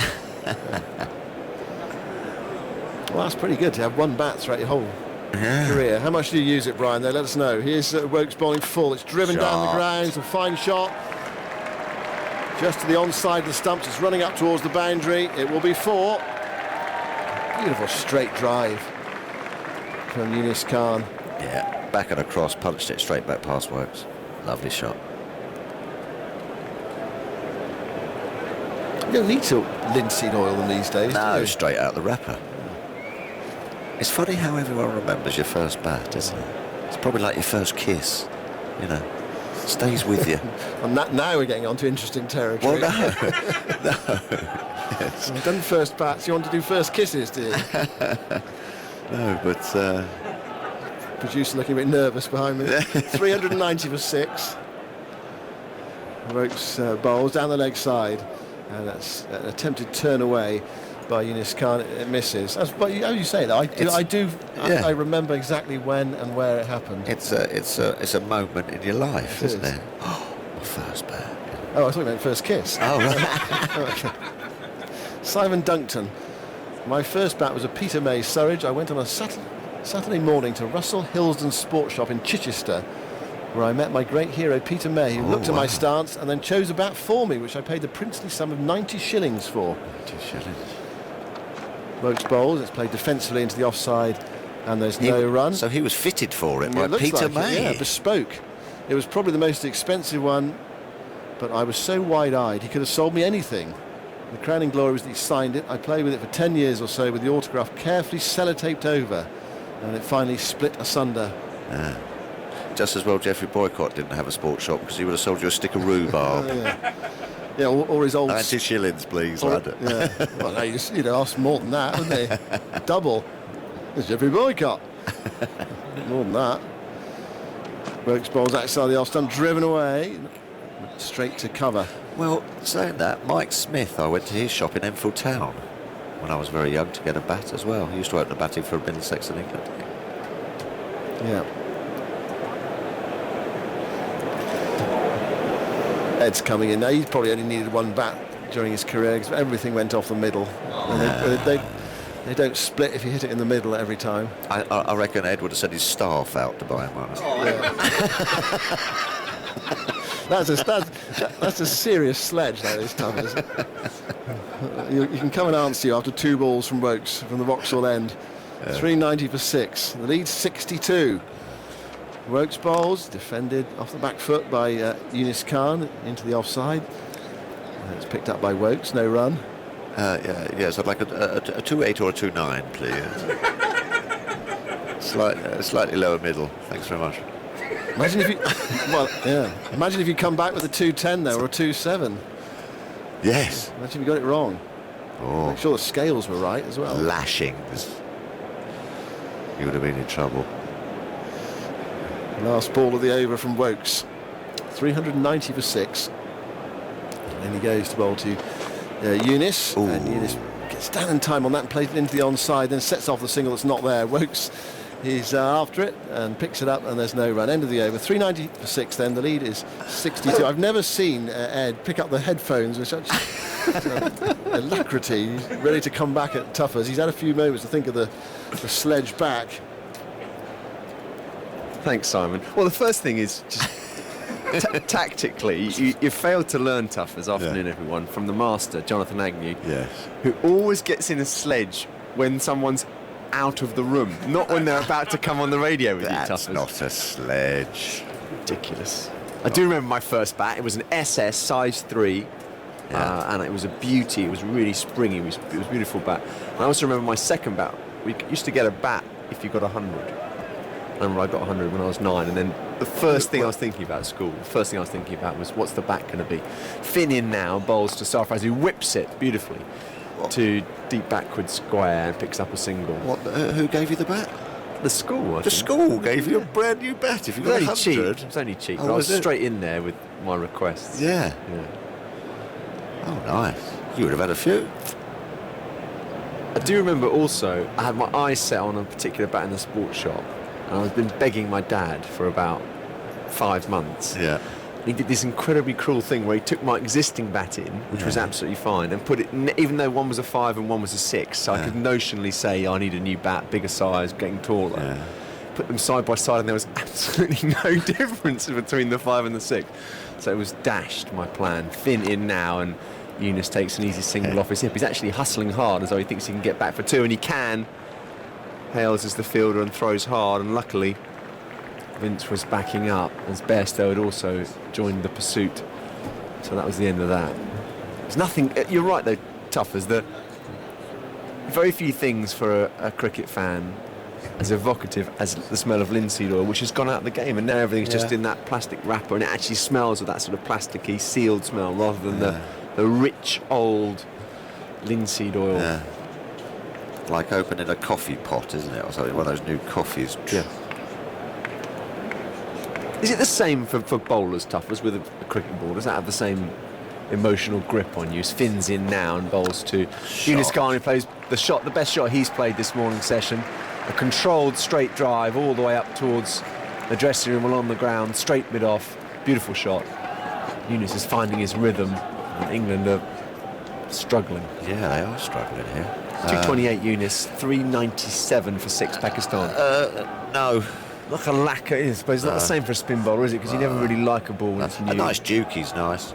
You know, always nice to have a dukey in your hand. For me, anyway. You know, a bit more of a raised seam. Felt better in the hand. Finn in, bowls to Younes, who leaves outside the off-stump. There's that really weird, tough as it might have coincided with your period in the England team when England had a toss before the match for which ball would be used. There were reader balls and there were duke balls. Yeah. And the opposition wanted to use the reader. England wanted to use the duke. Yeah. Instead of saying it's our home series, we'll use what we want. So that fair play kicked in. I think. And then you'd lose the toss for the ball, and someone like Mike Smith or whatever would be using a ball he hadn't bowled with all year, trying to swing a reader when he'd been. It was quite bizarre. And he's shooting himself in the foot. Yeah. Yeah, it does make a difference. Hated Kookaburra balls, sorry. Mr. Kookaburra. Finn in now. I love their bats, but anyway. Yeah. Bairstow takes that above his head. So the balls you would have used were a duke, reader and a Kookaburra. Yeah. And you preferred the duke to get your head or in a hand. twort. A twort? Yes, TWORT were used in India. A twort, which no one had ever seen or ever played with. But it wasn't a bad ball. It's red. Go and bowl with it. Simple Go fetch it. Go fetch it, yeah. OK, 1-0. I haven't warmed up yet. No point trying to end the contest prematurely, Philip. Oh, OK. Finn has got a leg slip in place. That's Vince. And a very good bouncer that Bairstow takes leaping into the air. Phil Radner on email about first bats. My grandfather bought me a Slazenger autograph Dennis Compton bat in about 1950. He lived within walking distance of the Oval in Camberwell and would often sneak away from his corner shop and take me when I was staying with him to the Oval. Grandfather's name was also Compton. I lived in Basingstoke and my next door neighbour was John Arlott, who went to the same school as me. A few years earlier, happy days. That's stretching back. Yeah. Who was looking after the show? 65 years ago. Who was looking after the show? Back in 5 minutes, open bracket, when I've got my cricket bat, close bracket. It's a different era, someone just would have... Communities... Honesty box. Yeah, exactly, yeah.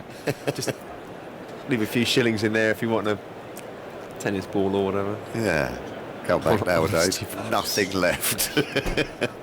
Cleaned out. Gone to cricket, leave what you feel is appropriate for goods taken. Yeah. Just after the war, people had... bound together by sense of unity. Wokes is going to continue. 2 slips, 5 fielders saving 1. We're talking about first bats. England looking for their first wicket. Yeah. Still 6 down, Pakistan. 397 for 6. Wokes in again. Edged, caught. Oh, good great catch. Whoa. Bairstow, wrong-footed, diving away to his right-hand side, one-handed. He deserves that. He's worked really hard on his keeping. Wokes has the breakthrough at Sarfraz, who walked into a straight drive. Really good ball on the length outside off stump. Will that be the breakthrough that sparks England into life? 397 for 7, Finally, a breakthrough. Yeah, no, fantastic catch by Bairstow. I think it almost done him for pace as well, because it was full and drew Sarfraz forward. Good, healthy edge. And just sort of, as you say, was going the wrong way, a little bit like a goalkeeper, isn't it? When it went like a Gareth Bale free kick. And he puts that step in again, which he's been criticised for, actually, Johnny Bairstow, but then came back and recovered brilliantly and just sort of caught it in the fingers. Great catch, and what England needed, because it was just starting to run away from them. Yeah, it was. And it was exactly the point that he used to have a tendency, I haven't studied him so much in the last couple of games, to slightly press towards the left as if he's going down leg, which could inhibit his movement to the right. He worked very hard with Firebrace, England assistant coach, who's a former wicketkeeper himself, on getting a more balanced base. And that time he looked to be in a good position to go again to his right. And I think it would have been a tough slips catch as well. Yeah. Cook, went quickly, and I think everyone was a bit wrong-footed. So Bairstow did the right thing in going for it. And it looked like he pouched it. Yeah, it was almost sort of standing a little bit too close, because it sort of hit him. Yeah. Usually a nice little healthy edge of a person pushing forward. Oh, nice, comfortable into the gloves. But that sort of had to throw the hand out, and it just started. Great catch. Into the tail. What did we say? We said 70, didn't we? Yeah. 70 lead. And it's, about that now, 69. So, yeah. Yeah, he's delighted with that, Johnny Bairstow. He knows he's taken a blinder there. Actually, you see there his feet are balanced, and it went very quickly. Tough, as you made exactly that point, that it was a really sharp ball with a bit of life off the pitch. And terrific wicket keeping by Johnny Bairstow. He's having a marvellous summer. And that brings Wahab Riaz to the crease. His average is only 9.8 in Test cricket, so England have a chance to mop up this fragile tail. A third slip comes in. Anderson. Wokes up to the wicket, bowls, and a good ball back of a length, and played from the crease by Wahab Riaz. 86 miles an hour. He's bowled briskly, Wokes. 3 for 64. Ed, I'm off. I'm just going to ask your masseuse if she can give me a rub down, if that's all right. We'll talk later, Philip, about your sledging. And now I've got no respite whatsoever, because I can feel in the background the arrival of Geoffrey Boycott. So out of the frying pan into the fire. Good afternoon, Geoffrey. Crucial breakthrough, wasn't it? Wonderful catch, that. We talked about when he's dropped him, that was a cracker. Wokes in, Wahab Riaz forward in defence. Full marks to him, that went quick. Really, really quick. One hand, that was as sharp as you get. Yeah. And, he's done well last couple of matches. When he dropped him, we said he should catch him. But that was as good as it gets. And it hasn't moved much. That's what's worrying time for England. It hasn't moved. Last night it moved, but it hasn't done really anything. Wokes again, and Wahab pushes hard at that. It goes one bounce to the diving Hales at gully. It's a hard-handed push, the kind that would interest a slip cordon. They'll be fully awake, engaged. Yeah, Anderson swung the ball, but he usually does. Couple of overs, but he bowled too short. He's back of the length. See, Wokes pitched that up. Didn't do very much, that ball, but it's the line, the length is perfect, in the corridor, of uncertainty, got a wicket. Wokes again, bouncer hits Wahab on the forearm. He's wearing an arm guard.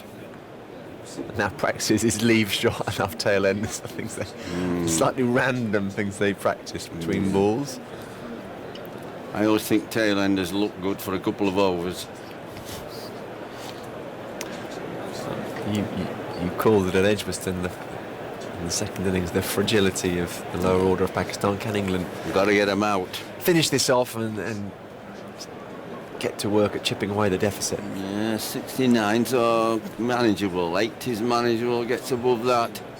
Wokes in, wide of the off stump, left alone by Wahab Riaz. Successful over by Chris Wokes. He's so often been the man this summer for England, has been again now. Picked up his third wicket, England 7th, 397 for 7. Younis unmoved on 128 not out. See, Wahab for them might cause England a problem. If we talk about the ball that zipped through then, Johnny Best caught it off Chris Wokes, what about him? He's got 1 or 2 through at 90 mile an hour. The one he got Vince out, playing back defensive, that bounced and went through, so he'll get 1 or 2 through. And you can't keep giving people a 100-run lead and keep getting out of jail, because one of these times you won't. You'll find yourself you can't do it. You can't make it up. 50-60's all right, and they're up there now to 50-60. And he's dangerous, is Younis.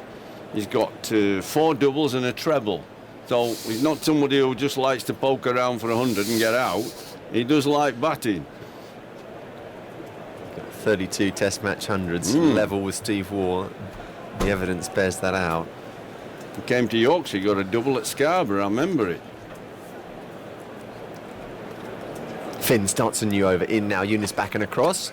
Plays it softly on the offside to Moeen at mid-off.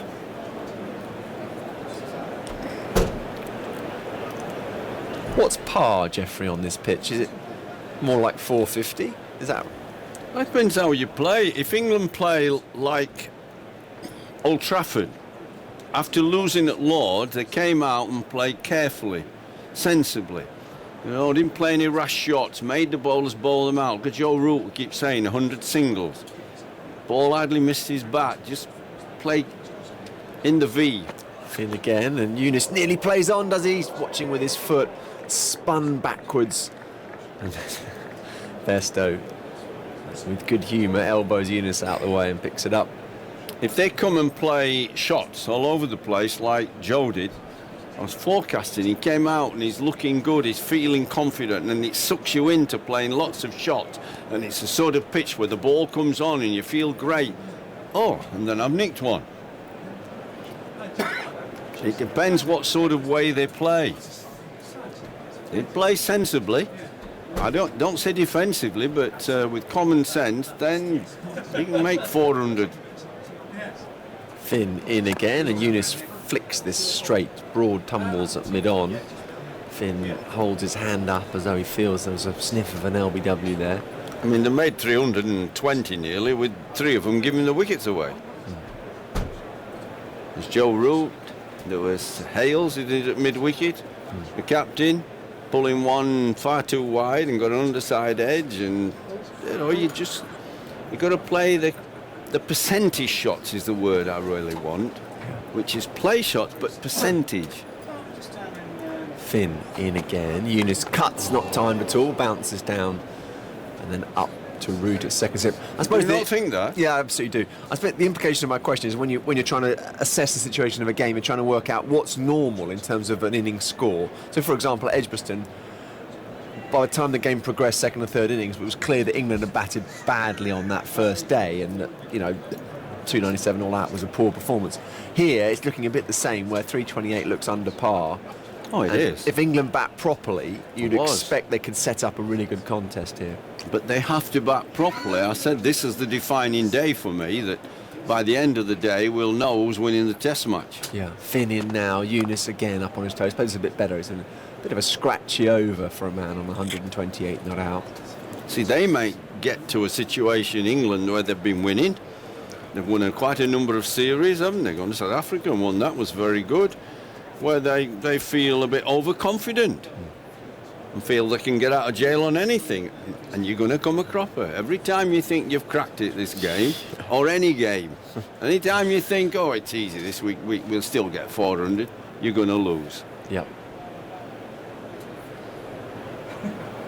Finn in again, pull shot and up and over, and there's no one back. That'll be 4. Didn't completely time it, but anything square at the oval just races away. Finn, fair enough, testing out Younis Khan and got enough bat on it to get it over square leg. 132 not out. Younis at the end of the over. The 400 is up for Pakistan.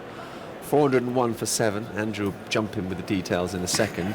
But the crucial facts are these. The lead is 73. And this is the crucial fact for me. Hales, Vince, Balance made 15 runs between them. They're the question mark wobblies. And they're the wobblies. And the 2 world-class players, Cook and Root, you could say, got themselves out when they were in 35 and 26. And the difference is, when England win, usually they make runs, don't they? But if they get themselves out, then you're not quite sure about the three wobblies, what they're going to do for you. Totally. Wobblies. Sorry about that. The wobblies. Wokes in again. Bowls to Wahab. It's a bit short from Wokes, to be honest, as the sun breaks out here at 20-1 on day 3 at the Oval. It's been overcast and a bit muggy. You'd have thought it would have swung more than it did. Anderson really one man to get a bit of lateral movement. Wokes has the breakthrough after a sharp catch by Johnny Bairstow. Terrific catch, one-handed diving to his right. I never see the captain, this is puzzling for me, I never see the captain go and say to the bowler like Anderson, Jimmy, pitch it up a bit. I never see him stop at the end of an over or go to him and say, you're bowling this, pitch it up. Wokes again, that is pitched up. It's a tempter outside off stump. And Wahab Riaz with a very elegant leave. Graceful and with his knee bent. Looked rather pleased with that. He held the pose as though a photographer might have been watching.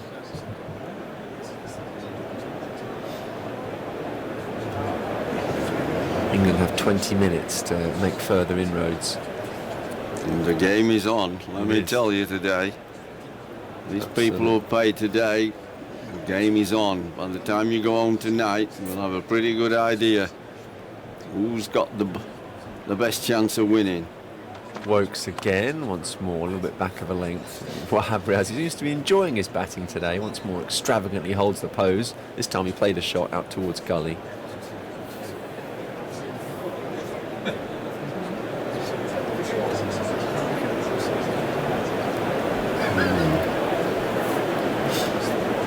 Moeen going through the motions of a few practice deliveries at mid-on and stretching his hamstring. I'm not sure they'll bring him on with Yunus Khan still at the crease.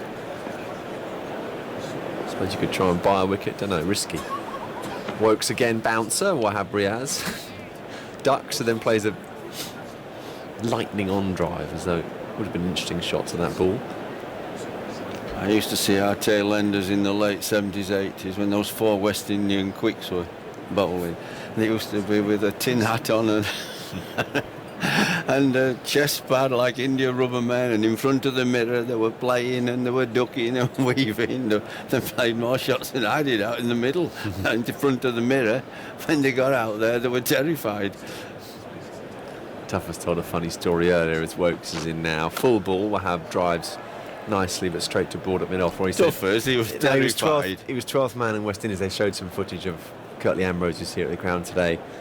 We watched the television before the start of play, bowling very fast on a bad pitch in West Indies. And I said, Tuffers, were you playing? He said, no, I was 12th man. I said, how was that? He said, well, it's quite funny because all the people have been taking the mickey out of me for having a massive chest pad. As soon as they saw the pitch was shocking, came in and tried to borrow it. He said, I felt like saying, no, you've been taking the mickey out of me for all these months for having a massive chest pad. You can't have it. Wokes in again, length ball. And Wahab is right forward. End of Wokes is over, perhaps on balance. You need a mattress against them, not a chest pad. Did on some of those pitches. 401 for 7. Thought from you, Geoffrey. I'll make way for daggers. Well, my thought from me is if I'm an England player, I'm concerned. I'm saying worried, that's too strong, but I'm concerned. Yunus Khan hasn't looked as if he's going to miss the ball. He hasn't looked as if anything. I'm worried that the ball hasn't done anything and we're not beating the bat enough.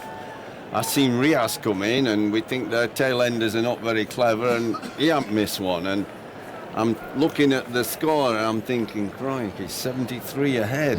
Here they're going to be 100. Even if we get wickets, they're going to get a leg by and nick somewhere. They're going to get 100.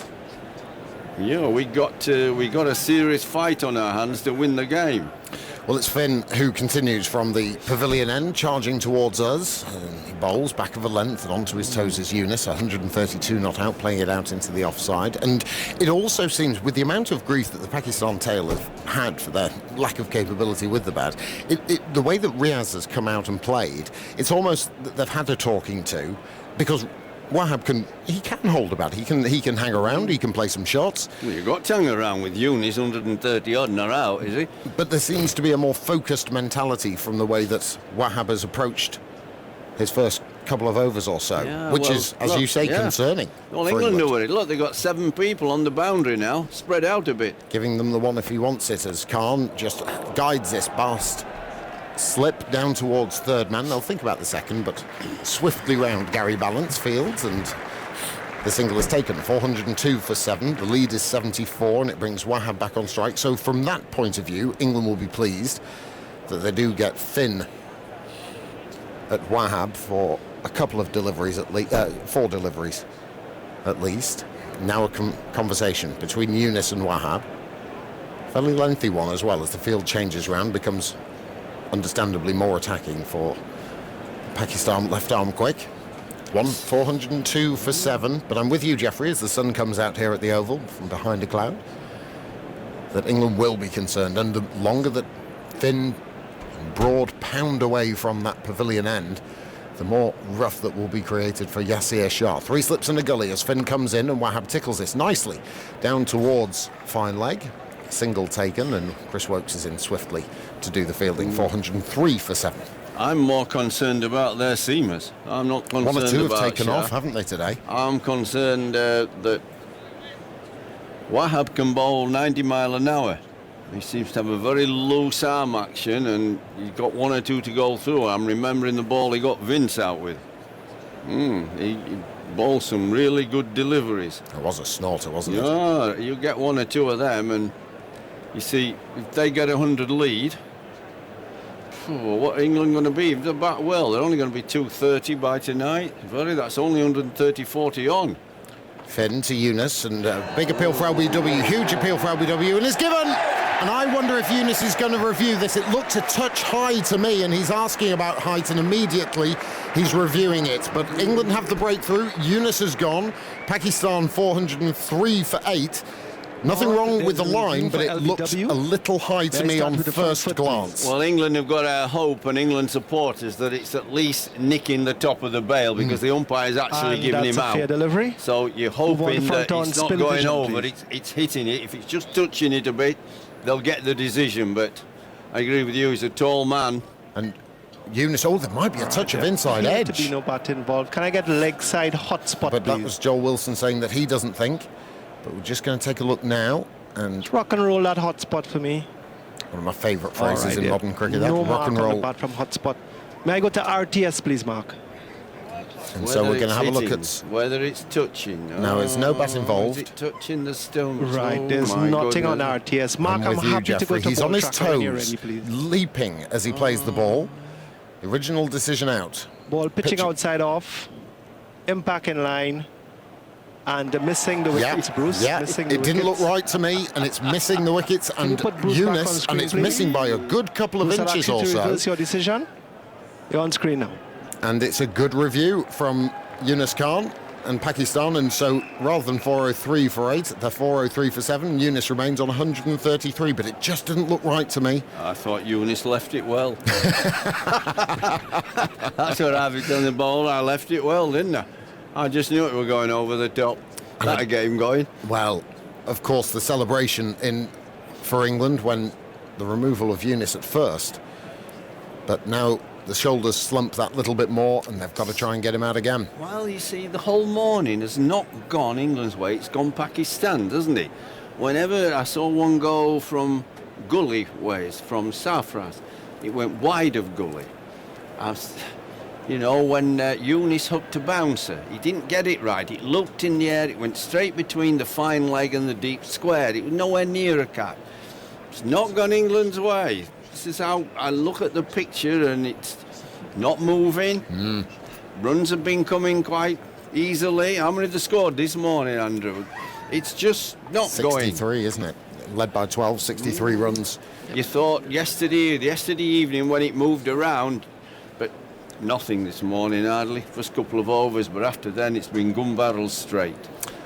Yep, with you, Geoffrey. There was one that Younis followed a little bit from James Anderson, but it started from wide, and it's more after the ball had pitched rather than swing from full. One slip and a leg gully for Eunice, facing Finn, and onto his toes he goes again and defends out into the offside. And there is no run. The umpire, Murray Erasmus, is at point instead of square leg. And they've got 5 fielders on the leg side for Eunice Khan. So the leg slip, or a leg gully if you like, it's also almost like a leg third slip. I'm pleased for Eunice, to be honest. Although I'm an English sport, I'm pleased for him. He's a smashing guy, and he hasn't been anywhere near his best jumping about like that Jack Rabbit, I call him. But he's played well this innings. He's lot been more still, hasn't he? Like his old self. Stay still, focus on the ball. And he's doing that right now as Finn approaches. A short delivery in the uppercut set, and it's going to go 4. Has it gone for 4 or 6? 4. It's gone 4, and that's short and wide from Stephen Finn. And the bouncer theory, he's got protection on the leg side for it, but this was far too much on the offside, and real one-day flair from Eunice Khan as he uppercuts it over backward point and into the boundary for 4. 407 for 7, and the furrowed brow of Geoffrey Boycott becomes even more so. Yeah, it is. It's a Pakistan morning. It is. Terrific. I thought England had a great chance to bowl them out after seeing what happened last night. New ball this morning, only 10 overs old. The England bowlers had a good night's rest. Got to start again, the batsmen. I'd get out the wicketkeeper and batsman with a tail to come. I thought you have a great chance here, England, to grab the game. But not worked out like that. Pakistan have been stout resistance this morning. Eunice played really well. Bowling's been, except for Wokes, a little touch short. Even there, Finn, short. Wokes again, wicket taker this morning, runs away from us from the Vauxhall end, wide of the crease, and Wahab Riaz plays this around the front pad and plays it out to Moeen at mid-on. 3 slips, gully, backward point, extra cover, short leg, and a mid-on for Chris Wokes to Wahab. He's got 1 deep fielder. That's if England lose a couple of early wickets, there won't be a 5th day. Well, that's right. Not much of it, anyhow. It just seems there's just been. I'll be on the train home after lunch on the 5th day. It just seems that air of the wicket starting to break a little bit, with 1 or 2 from the new ball flying up from a length. Here's Wokes again, short, and this is guided by Wahab Riaz to gully, just bouncing a couple of yards before the diving Alex Hales. Got it in his hands. Well, he caught one yesterday, Geoffrey. Don't be unfair. Oh, that's very good. 50% then, isn't it? Drop 1, caught 1. Oh, brilliant. Yeah, real. Get him in the slips. Not in my team. Well, he stopped that one. I played in some fine catches. Bolton at 2nd slip, Hendrick at 3rd slip. Mike Brearley was quite a good catcher. But well, the slip catching. Gower could catch. Well, the slip catching from both sides has been questionable in this last test. Here's Wokes bowling, and that's a good probing line, but Wahab Riaz defends and then pretends to play a flourishing lofted off drive after the ball has been picked up by Stuart Broad. 407 for 7, 114.3 overs in the dirt. How dearly Pakistan would like that to reach 130, 140, even 150. Oh, like you don't. They'll not be able to eat the lunch, England. You keep on like that. Well, Test match cricket. 407 for 7. Here's Wokes again. Bowls short of a length, and he beats Wahab Riaz. One that is a gorgeous delivery, but perhaps Riaz not quite good enough to get a nick on it. Lovely piece of bowling, but again we see the swing. It didn't swing until the ball had pitched. Went off the seam. Off the seam, it's shape, a bit of shape. Swing is in the air, seam is off the pitch. But Wokes has been, and as he has so proved, the most likely England bowler to take a wicket this morning. He's 3 for 64 off 24 overs. He's had a wonderful summer, Chris Wokes, a real breakthrough summer for the Warwickshire all-rounder, who strides away again. Past umpire Erasmus bowls, and this is full and driven by Wahab back to the bowler. And there is no run. Talked earlier on about first cricket bats. I'm assuming you remember yours, Geoffrey. I do. It's called a Lambert. A Lambert. Nobody heard of that. Anybody heard of Lambert? You see, that's got. He's even stumped Andrew. Aha! Got him. We got him at last. A Lambert. Lambert. They wanted making fags, didn't they? What? No, we don't smoke like you. Here comes Wokes away from us. Bowls in the sunshine. A tempter from Wahab Riaz, but he crouches down and you have to say, you're not dragging me into your plan, Chris Wokes, and it goes through. A Lambert. I don't know where they were made. No idea. Somebody out there will probably know. Do you still have it? No. The next one I got was a Len Hutton, which I earned in competition. Yeah, In okay. the 1950-51 Festival of Britain year. Well, white graddage, Len Hutton, black lettering, perfect. It looked beautiful. Well, we've had lots Mr. of Lambert. That was my first one. of response to that. Have But you? speaking, yeah, huge. Somebody huge tell me response. where People- Lambert was made. Okay, can do that. But speaking of expensive pieces of wood, the owner of the Red Special, well, not the owner of the Red Special, but the keeper of the Red Special, Pete Malindrone, is on today watching the cricket. Red Special. Here comes Stephen Finn, and backing away is Eunice Khan. Something was put him off. He wasn't quite ready, and I think he's just going to have a quick word with batsman and also the umpire Bruce Oxenford. I'm not quite sure why he pulled away at the last minute there. Anyway, Stephen Finn hurled the ball down, but it was signalled dead ball by umpire Oxenford. He seems to be happy with life again. But the Red Special, do you know what the Red Special is? No, I thought it was a train. Musical fan? The Red Special was the guitar made by Brian May, guitarist with Queen. What's that got to do with cricket bats? I'm saying. Huh? Here We're on comes about cricket bats.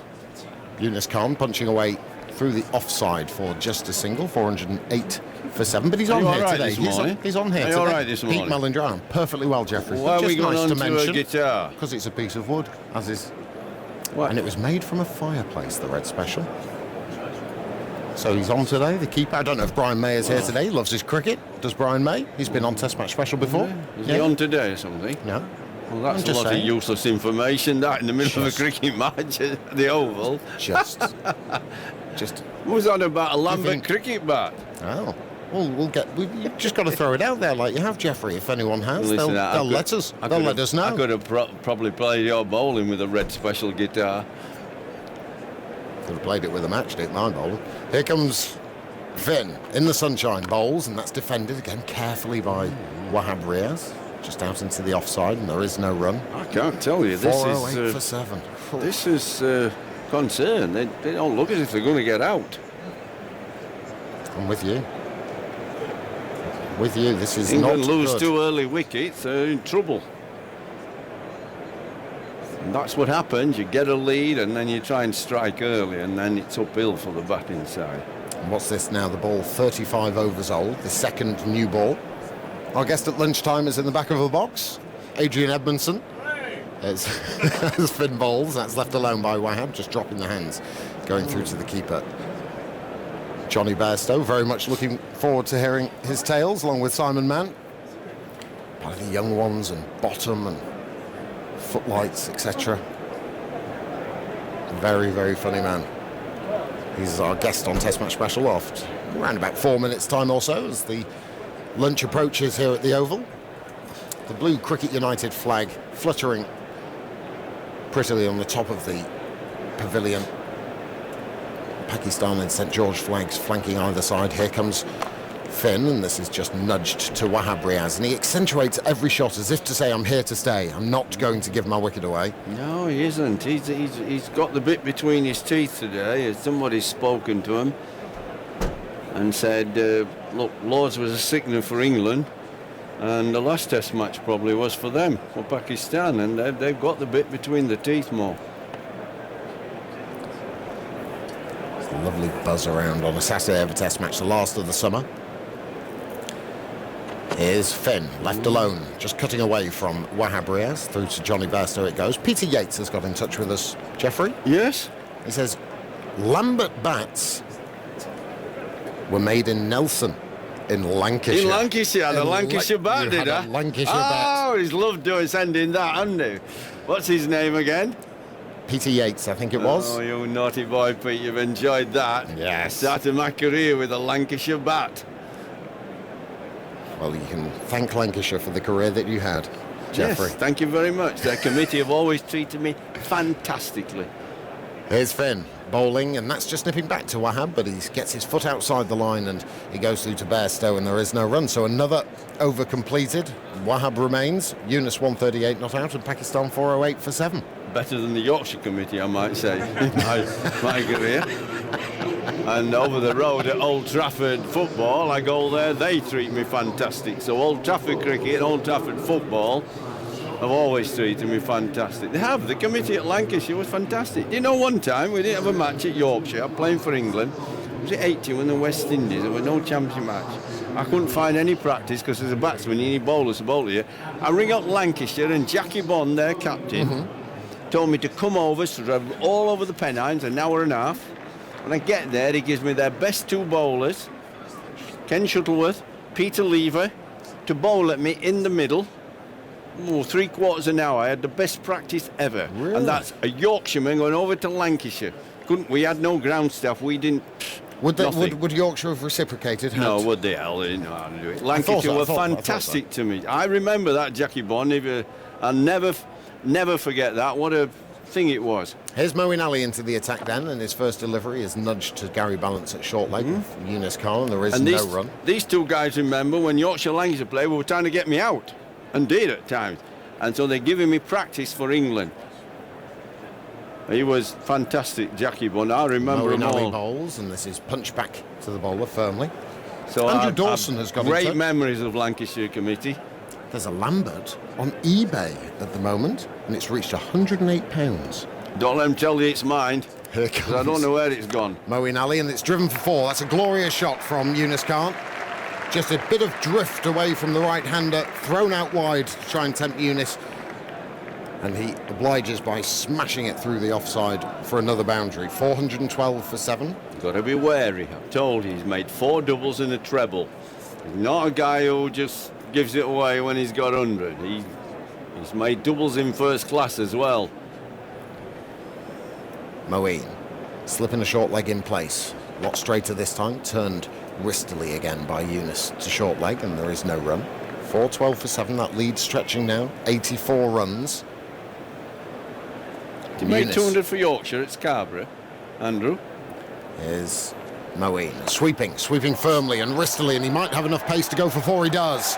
That's a wonderful shot by Yunus Khan, and he looks and he sprints from one end of the pitch to the other, touches gloves with Wahab Riaz, and that firm sweep brings him 4 to deep square. Want 416 for 7, and it's almost as if to say, I'm still lively, I've still got plenty of energy. I want to stay out here for quite some time. He's dangerous. Moeen skips away, whirls his arms, and it's short and wide and cut away by Yunus Khan for just a single out to Stuart Broad at deep point. And another one goes on to the Pakistan total. 417 for 7. The lead is 89. And that will be it for the first session of play here at the Oval on Test Match Saturday. Final Investec Test match of the summer, and it's been all Pakistan. England could only make 1 breakthrough. And at 417 for session, 26 overs in the session, 77 runs, but more importantly for England, and more worryingly for England, Geoffrey Boycott, only 1 wicket. The lead is 89. Well, I thought it was a terrific performance by Pakistan. I expected England to come out with a ball that's only 10 overs old, so it's hard, it's shiny, race seam, get stuck in. I expected Anderson to be fresh and Wokes, swing the ball, move it. Maybe polish Pakistan off with not too big a lead, 60-70 at the most. But quite frankly, the ball did hardly anything. In fact, after 1 or 2 balls early on, it did nothing. It was straight up and down. Yunus played fabulously, and I say again, I've seen a lot of him in Pakistan. I've commentated, I've seen him at Yorkshire, helped get him there. He's a terrific guy, super guy, and he's a super batsman. You haven't seen the best of him this year, with him been jumping around and moving about the crease until this Test match. Anybody's watched him bat this Test match, you've seen what he used to be like. He's knocking on a bit now. He's way into his nearly 40, isn't he? But he was a fantastic player. He's still a good player. Now he's stood still. He still looks a good player. And let me tell you again, 4 doubles, a treble. He's not the sort of guy to give it away. So if you don't get the tail enders out of the other end, don't think he's going to give it away. He's liable to get a double 100 here, and then England are in serious difficulty. They're almost, well, you put your money on them losing. Because I think this will go through a bit. There's been some balls go through with pace, not so much movement. And they get a big lead, and Riaz starts, and he bowls 1 or 2 balls at 90 mile an hour. Yeah. They lose a couple of wickets early. Then, as I say, you look at Hales, Vince and Balance, the wobblies. You can't expect too many from them, or they've got to do something better than they have done. OK, well, thank you, Jeffrey. As the groundsmen come on, sweep away the debris from the creases either end in preparation for the afternoon session. Just to let you know that Sarfraz Ahmad was the only wicket to fall this morning, the Pakistan wicketkeeper. He was caught by Johnny Bairstow off the bowling of Chris Wokes for 44. Yunus Khan has moved his total from 101 to 147, not out, and Wahab Riaz is proving an obstinate obstruction for England. 1 of 23 deliveries, 417 for 7. The bowling figures for England: Anderson none for 68 off 25, Broad 1 for 78 off 24, Stephen Finn 2 for 95 off 25, Chris Wokes 3 for 64 from his 25 overs, and Moeen Ali, just the 1 over this morning, 1 for 92 off 17 overs. Lunchtime here then on Test Match Special, and this will be a tasty one on the Saturday of the 4th Investec Test Match, and to take you through it is Simon May. Thanks, Charles. What a morning for Pakistan that is. They're really giving themselves a chance in this Test match. Lead 89 at lunch. Now, in a moment, we'll be welcoming our view from the boundary, but first, let's check on today's action in the Specsavers County Championship. It's a very important round of matches with the title race wide open, and Kevin Howells is watching the Roses match with champions Yorkshire away at Old Trafford. Simon, good afternoon to you. Yes, it's been mainly overcast here, actually. The sun only just starting to make a bit of an appearance here at Old Trafford, with Lancashire in a good position, though. They won the toss, selected to bat first. They're 83 for no wicket. Smith on 46 and Hamid on 36. It's a little breezy, a little cool with it as well. Not quite the anticipation for this Roses match as there was earlier in the season when the teams met in Leeds, as Lancashire have slipped a little since then, but still plenty of intrigue. Yorkshire third in the table.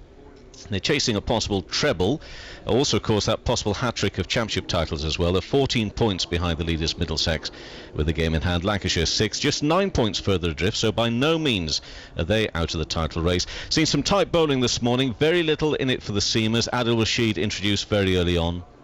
We'll also give a mention for this young lad on debut, the Australian Jake Lehman. You may have heard the name Lehman. 24 years of age is Jake. He's the son of the Aussie coach Darren Lehman, a former Yorkshire legend in himself. Lehman scoring 252 in one Roses clash. I seem to remember back in 2001 as well. So he's been out in the field this morning for Yorkshire, only able to play championship cricket, not available for the limited overs games at the end of the season. Now let's take a quick look elsewhere around the country. As you say, there are plenty of games going on, 8 in total. Let's move to the leaders Middlesex. They're taking on Durham at Lords. Durham 100 for 4.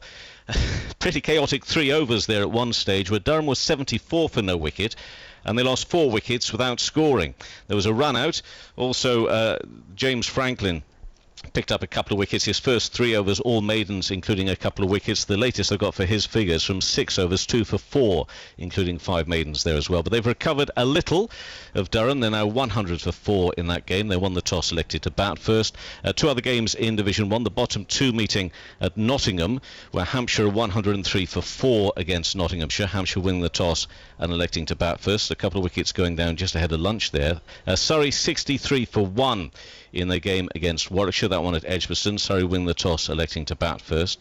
Now into the second division. It's very tight in terms of just one promotion spot available this season. You could argue 5, possibly 6 teams still in with a shout. The leaders Essex are 67 for 1 away to Derbyshire at Derby. At Northampton, Leicestershire still chasing the title. They're 101 for 3 against Northants. Leicestershire winning the toss, electing to bat first.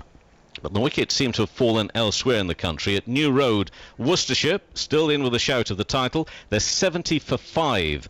The toss was uncontested. Glamorgan deciding to field first there. Of course, Glamorgan knocked out of the T20 earlier this week against Yorkshire. But Worcestershire 70 for 5 at lunch. And one other score to bring you. Gloucestershire still very much in the title hunt, or at least promotion hunt. They're 92 for 4 against Sussex, who really must win this one to stand any chance remaining with any possibility of going up. But Gloucestershire 92 for 4. They won the toss and elected to bat first there at Hove. Thanks very much, Kevin. More from Kevin at tea, and you can hear every ball of every game via the cricket section of the BBC Sport website. Now it's time for our view from the boundary, and we welcome to the Test Match Special box a man who's been a regular on our television screens for almost 35 years. Best known for his comedic roles alongside long-time collaborative partner Rick Mail, starring in such shows as The Young Ones and Bottom. He's an actor who you've seen in programmes like Jonathan Creek and he's reportedly going to be in the new Star Wars film. He's also an accomplished musician. He's had a #1 record and performed regularly with his band, the Bad Shepherds. It's, of course, Adrian Edmondson. Welcome to the Test Match Special Box. Well, it's an absolute pleasure to be here. You were supposed to be here last year, weren't you? But I was supposed to come to the Trent Bridge Australia match, and it was going to finish. Well, it finished at 11 o'clock, didn't it? So the view from the boundary was off. Yeah. Well, there we go. These things happen. Those Australians. The view from the boundary at 1 o'clock there was nothing there. They can't last out, can they? These Australians these days. Cricket bats did feature in the young ones. Didn't they? They've normally been hit over people's heads. Yeah, we had a cricket episode in Bottom as well, which is mostly about trying to hit people with a ball and shining it so much that you got sexually excited. What's your interest in cricket? I mean, what's your you were here for the first day, weren't you, as well? As a kid, my granddad was a huge cricket fan, and so was my Uncle David. And I shouldn't really say this. I remember I was born in the 50s, and in the 60s watching cricket, and Sir Geoffrey. Is he a sir? No, he'd like to think he was, though, yeah. Or he'd like to be one. He obviously thinks he is, so I think of him as Sir Geoffrey. But I remember watching him and thinking, I wish he'd hit the ball more often. So what you're saying is he sent you to sleep, basically? Well, it didn't seem very exciting in the 60s. Well, Fred Truman was quite exciting. I remember watching Fred Truman take his 300th wicket as my brother Alistair was being born. Not in the same room. It happened on this ground. Yeah. But no, I remember we were watching that telly when the hospital rang through and said, you've got another baby brother. And then we moved abroad. My dad was a teacher, and we taught forces kids, and I became tanned apart from a swimming costume mark. And when I went to school, they saw this mark and said, you're in the swimming team. I wasn't even very good, but I was not allowed to play cricket. So I spent my school days not playing cricket, and eventually I've always loved watching cricket, and I eventually got to play cricket at village level in Chagford in Devon, just on Dartmoor. I'm very bad at it, so bad that they wouldn't let me play in the weekend team. I was only allowed to play on a Wednesday when the visiting teams would come down for a bit of a holiday. I think the only reason they really had me on is because I made a very good cake. Well, you're welcome here as well. We like very good cakes. A very good cherry and almond. You've been slightly stitched up by Benedict, the Sky scorer, actually, and he's dug out a game from the archives. Oh, Lord. Played on the 20th of July 2000, and it is Chagford playing against a team called MAL. You probably don't know who they are. Yeah. I don't know. You've probably forgotten there. And I just looked down the Chagford first innings, and I get to Edmondson. 2, 4, Did I 6, score? Coming in at number 7. Yeah. Did I score? No. Oh, again! It looks as if you were stumped Levy, bowled Edwards for naught. Do you remember it? I tell you, my best score was a partnership of 11, of which I scored 3, I think. Right. I found it terrifying. I mean, I spent a lot of my I was in my 30s. We'd already done kind of Bottom and the Young Ones, and I spent a lot of my life throwing punches at Rick, and when you do that, you kind of throw it and you miss, and the strain on your shoulder is quite considerable. And I started dislocating my shoulder, so it kept dislocating. And by the time I got to play village cricket, I couldn't throw the ball from the boundary to the wicket. It was very embarrassing. Mind you, there are plenty of people who can't do that in village cricket. Yeah. But, a new ball, it come to you, you throw it, it bounce halfway and roll along the grass. And you say, keep it up. You've sledged Geoffrey already in his batting. What about I didn't mean to. No, it's fine. It's absolutely fine. I love listening to him on TMS. He's a fantastically grumpy commentator. Yeah. No, I mean that in a positive way. Yeah. There's a way of being positively grumpy. Yeah, that was my question. Yeah, do you like him as a commentator? Yeah, no, he's brilliant. Yeah. So it wouldn't be the same without him. How much cricket do you watch? I watch nearly all the tests. Well, I listen to a lot of it. I do a lot of home brewing. I've got a little kind of vault. 6 foot by 3 foot where I brew, and I listen to Test Match Special. It's a very real man cave, and I just sit in there listening and brewing. And watching? I watch some, yeah. It used to be, it used to on the BBC when you could listen to the Test Match Special while you were watching it. Now, I don't know what's happened to the timing. If you try and watch it on the other channel and try to get TMS on at the same time, they're out of sync. You have to do a lot of pressing of the pause There is a way of doing it. Is there? You're going to have to tell me. Yeah, but it's quite complicated. Do you want to say it on air? Well, it's too complicated to go into, too idiosyncratic. But there is a way of lining it up if you would like to do so. Yes, I would. Yeah. Yeah. Occasionally we get emails about that saying, Yeah, good, all right, how do you do it? I found a way to do it. Well, I think you need to make that public. Yeah, well, I'll talk to you about it later, and then we'll... no, but everyone listening. Yeah. What about your... I mean, how did you get into the young ones? Well, we were... we accidentally. Most of my life has been accidental. We were at university together, myself and Rick, and we became accidentally comedians because what we really wanted to be was serious actors. And we were told that you could get a kind of... Equity was a closed shop at the time, and we were told you could get these kind of variety contracts by doing pub theatre at lunchtimes at the Hole in the Wall in Manchester. And so we started inventing stuff just to do there to try and get these little contracts, which we never got, and we never got our cards that way. But we invented a kind of whatever it is we do or did. Should we remind people what it is you did? This was the Young Ones University Challenge. Let's have a listen.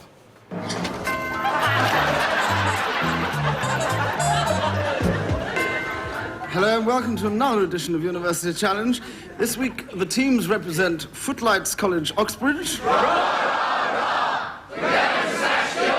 Yes, that's the spirit. And Scumbag College. Oi! Up scumbag! Up scumbag! Representing Footlights we have Lord Monty, Lord Snot, Miss Money Sterling, and Mr. Kendall Mintcake. Hi. And representing Scumbag we have Mike, Vivian, and Neil. Vegetable rights and peas. So your starter for 10, no confirming. Born in 1311 of Manchurian stock, he came to... Scumbag Neil. Can I go to the toilet? There we go, just a taster of... Well, I wasn't in that bit. That was completely rubbish, wasn't it? Well, I'm sorry about that. We'll have to sack the production team anyway. Well, but it gave us a flavour of it. You were Vivian the punk. Where did that character come from? Well, it was a version of me, I think. I think most people don't stray far from the tree. And Vivian was me when I'd had a few, I think. And hopefully in a humorous way. Right. You know, I think I've always been called a jolly drunk. Right. Well, that's quite a mission, because he did used to go around sort of, hitting people and being very aggressive. I didn't do that in real life. Right. I have to say, once the programme came out, people used to take me on. Often with deleterious effect to my own persona. I didn't do very well in fighting. And people used to think, oh, that's Vivian, I'll challenge him and bop him on the nose and see what happens. Why do you and think... usually I'd just bleed. Why do you think it struck such a chord at the time? It's hard to know, isn't it? I mean, you have to be a certain age to have really got into it. Do you know the first series went out, it was only watched by 1.5 million people. It's a bizarre success. It's a real kind of cult success.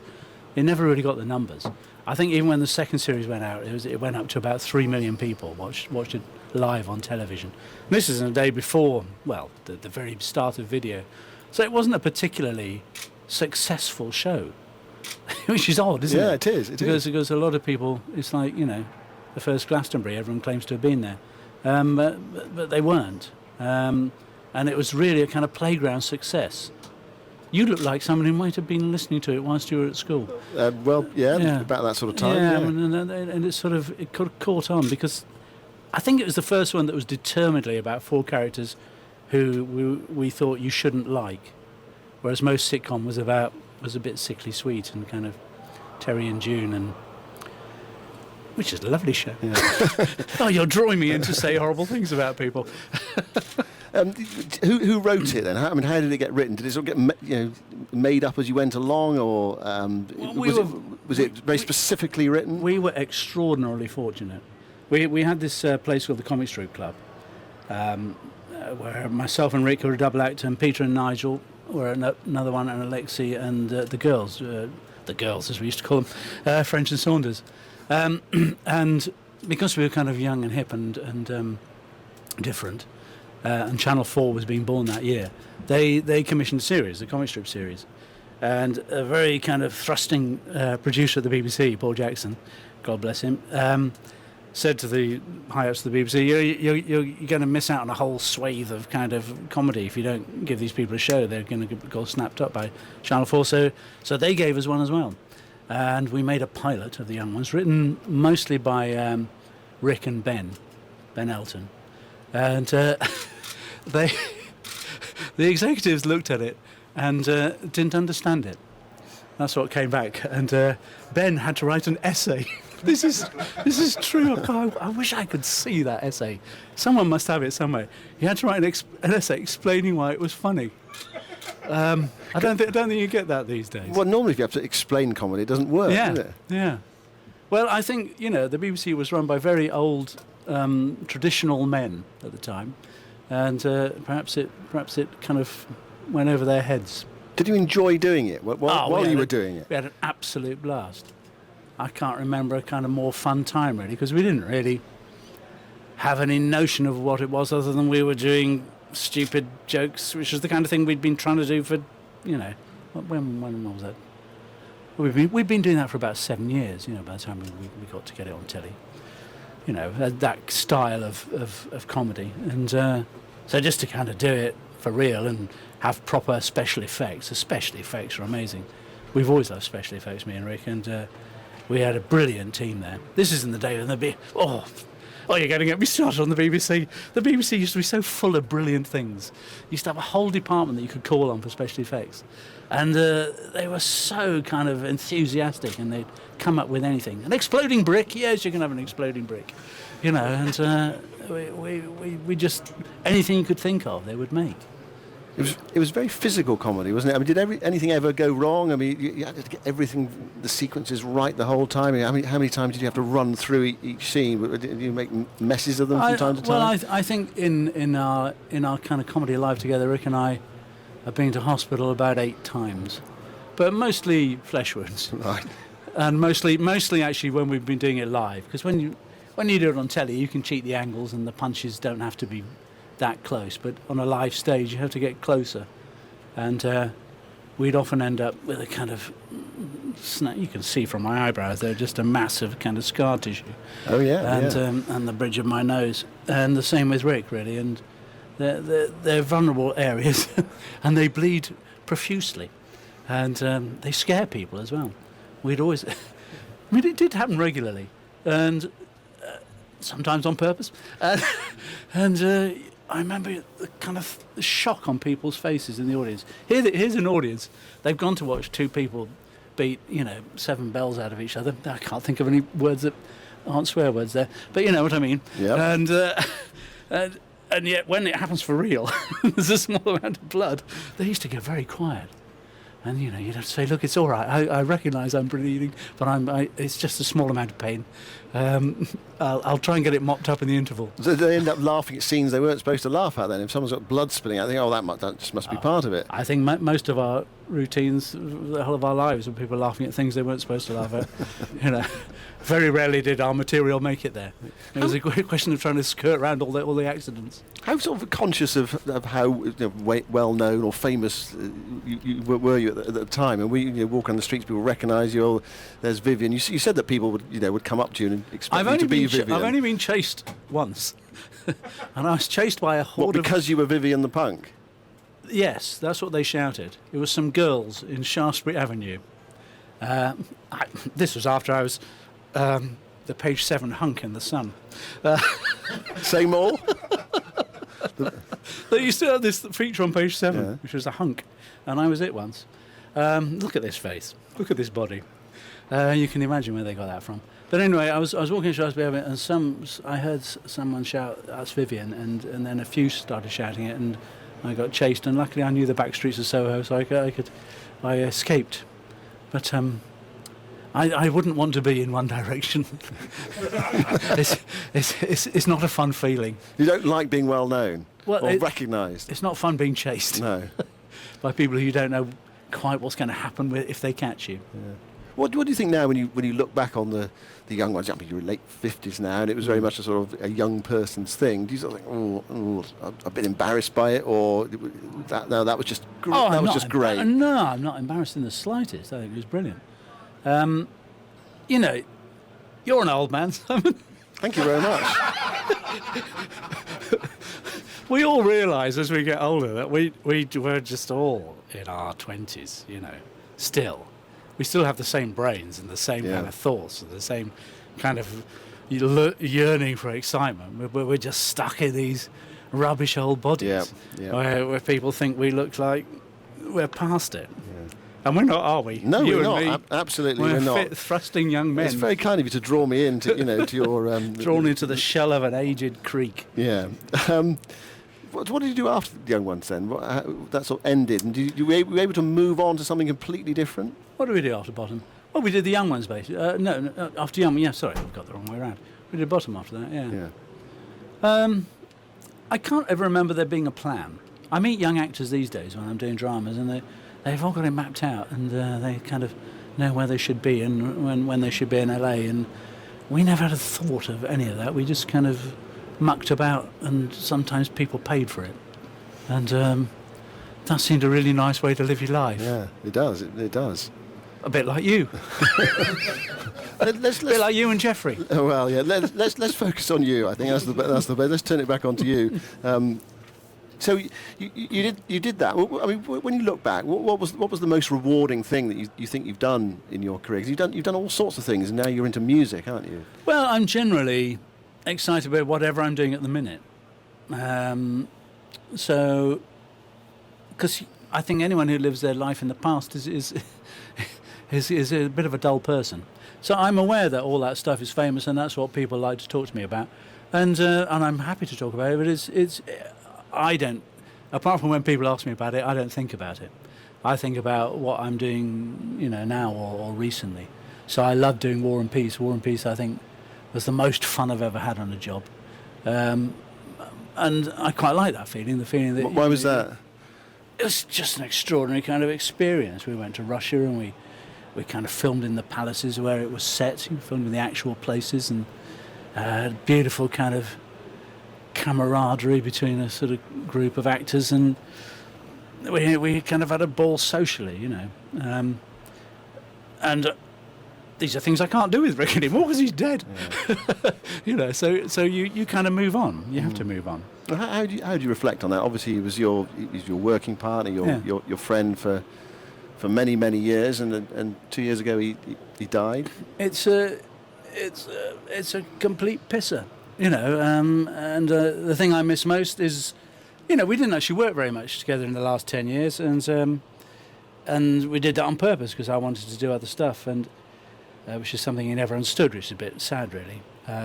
So we had a kind of... He wanted to go back to comedy, did he? He wanted to sort of make more Bottom and kind of keep doing the same thing, and I thought we'd done that and that it wouldn't be as good as it had been before, and we should move on. But what I really miss is thinking of something really stupid, which only he would really laugh at, and sort of just ringing him up and saying whatever it was and getting the right response. I live with Jennifer Saunders, and she's a very, very funny woman. There's 90% of my comedy works with her, but there's a little 10% which I kind of miss. Getting the stupid laugh off Rick. Yeah. Because when we used to write together in the room, that was the most fun. Writing was more fun than anything else. Because writing is when the jokes come to you fresh, and then you to you, and you make each other laugh. And so I miss that kind of bit of comedy. It's also, when we used to write those things, not a hard and fast rule, but we generally wrote each other's characters. I'd say, 60%. I'd write Rick and he'd write 60% of Eddie. Because you knew each other so well? Well, it was just well, that's what it is. It really is. That's what I'm saying is we kind of, I miss his view of me, because he had me down as a sort of lumpen, violent idiot, which I am.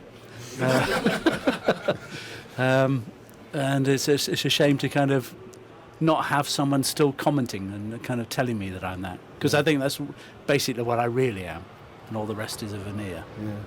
You mentioned Jennifer Saunders. What was it like being the second funniest person in your family? I mean, they talk about that with Mark and Steve Waugh, wasn't it? You're the second best batsman in your family. I have to say, I think I'm the fourth funniest. Oh, right, okay.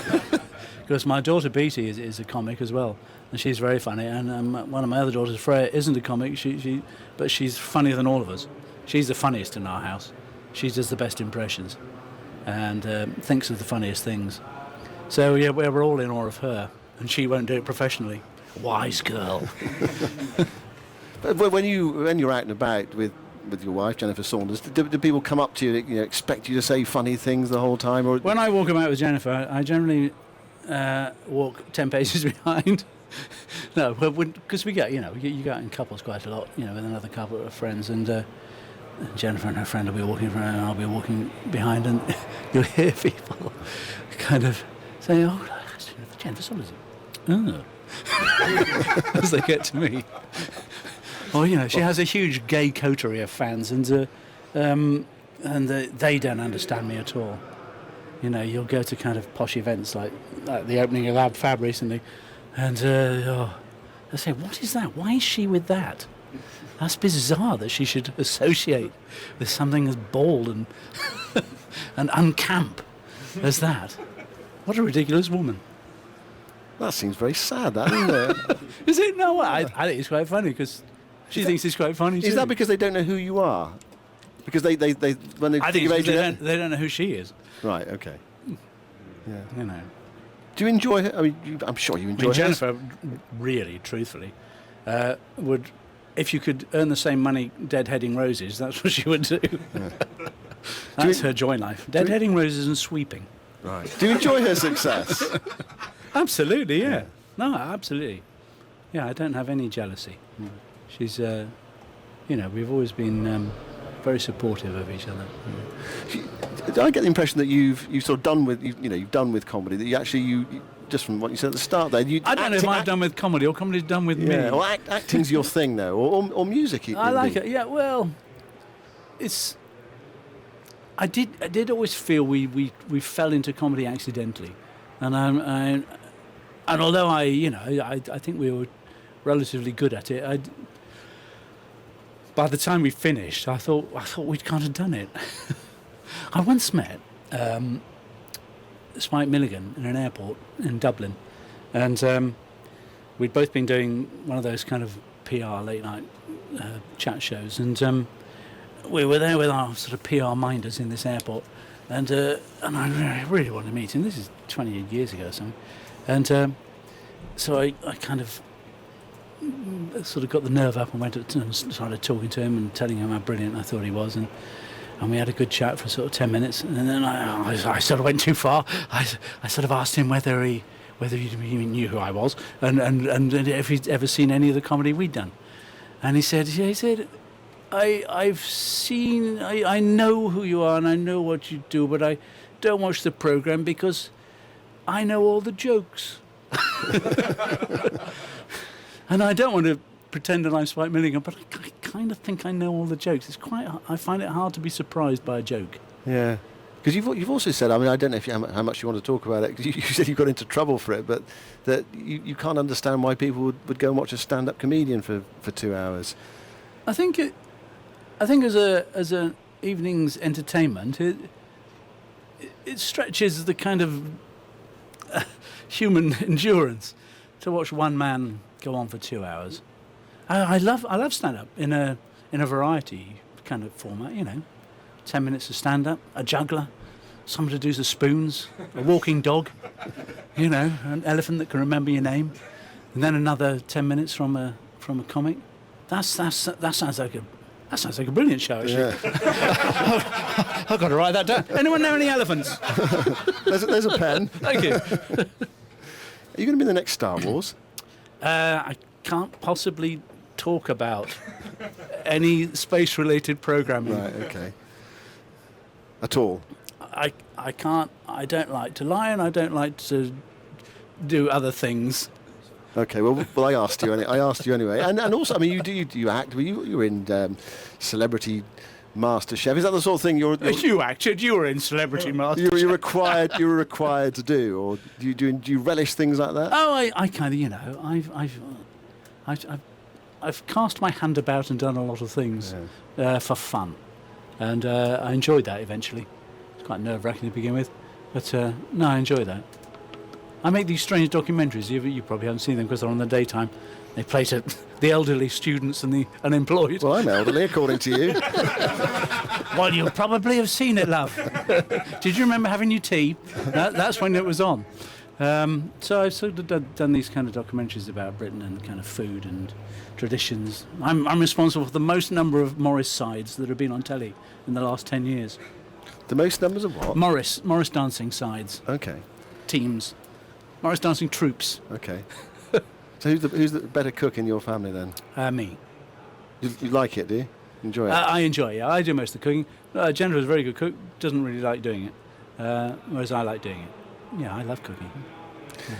We've got a few more minutes to chat. The umpires will be out soon. Let's talk a little bit more about your interest in cricket and some of the games that you've been to. Not the last time I was here, but once when I came here, I got seats right down here under the bowler, behind the bowler's arm. And when we got here, they told us we couldn't sit there because the white screens. This is before they had these flashing things, and they pulled the boundary in over there, and they put some seats on the grass, and we sat and watched it from the boundary, which wasn't as good a view, but we were a lot closer. And it was the time when Jason Gillespie was in the Australian team, and he was fielding near us, and it was the time when he had very ringlety hair and very large earrings. He looked like the guitarist from Mud, and a very feminine pirate. Yeah. And as the day wore on, I think we made him aware of this, and I think we needled him quite well. So we did some perfect sledging there. I did get into trouble once for sledging at Lord's in the Warner stand. Well, it's gone now, hasn't it? But where the corner of the Warner stand used to come in, it used to be quite near the dressing room of the opposing team, and the Australians were in there, and me and my chum were in there, and we I mean, let's be honest, but one of the whole reasons for coming to the cricket is to have a good old drink whilst you're watching the sport and not letting your wife know. So we came and we watched, and it got. I can't really say the things we were saying because there's too many wrong words. But I remember the next time I went there, they'd put a security guard at the corner of the So you were responsible for the security guard? Yeah. I enjoy it. Yes, I really enjoy it. Who are the players that you've admired? I mean, you mentioned that you don't admire Jeffrey. You didn't admire his batting. Well, after Sir Jeffrey, no, my favourite player is David Gower. Was David Gower. I thought he was always so effort. He was so languid, wasn't he? So kind of trip it off. He looked like he was sort of, I'll just sweep it, just a little nick off. I love that style. Very good player. You fan of 2020? I watched some of it on the telly. I don't like all the razzmatazz and the music. It's a great idea for a game. I don't know why they have to do all that fake Americana around it and make it like a baseball game. It's an interesting enough game. It's like this morning. Why are people suddenly standing around waving, paid people waving Union Jacks? It's weird. And that kind of opening sequence they do, where it's like the Battle of the Titans, and the two sides meet and go to war. And you think it's not. It's more interesting than that, actually. This is a game of Test cricket, which is much more kind of nuanced than that kind of two sides go to. It is, isn't it? Yeah.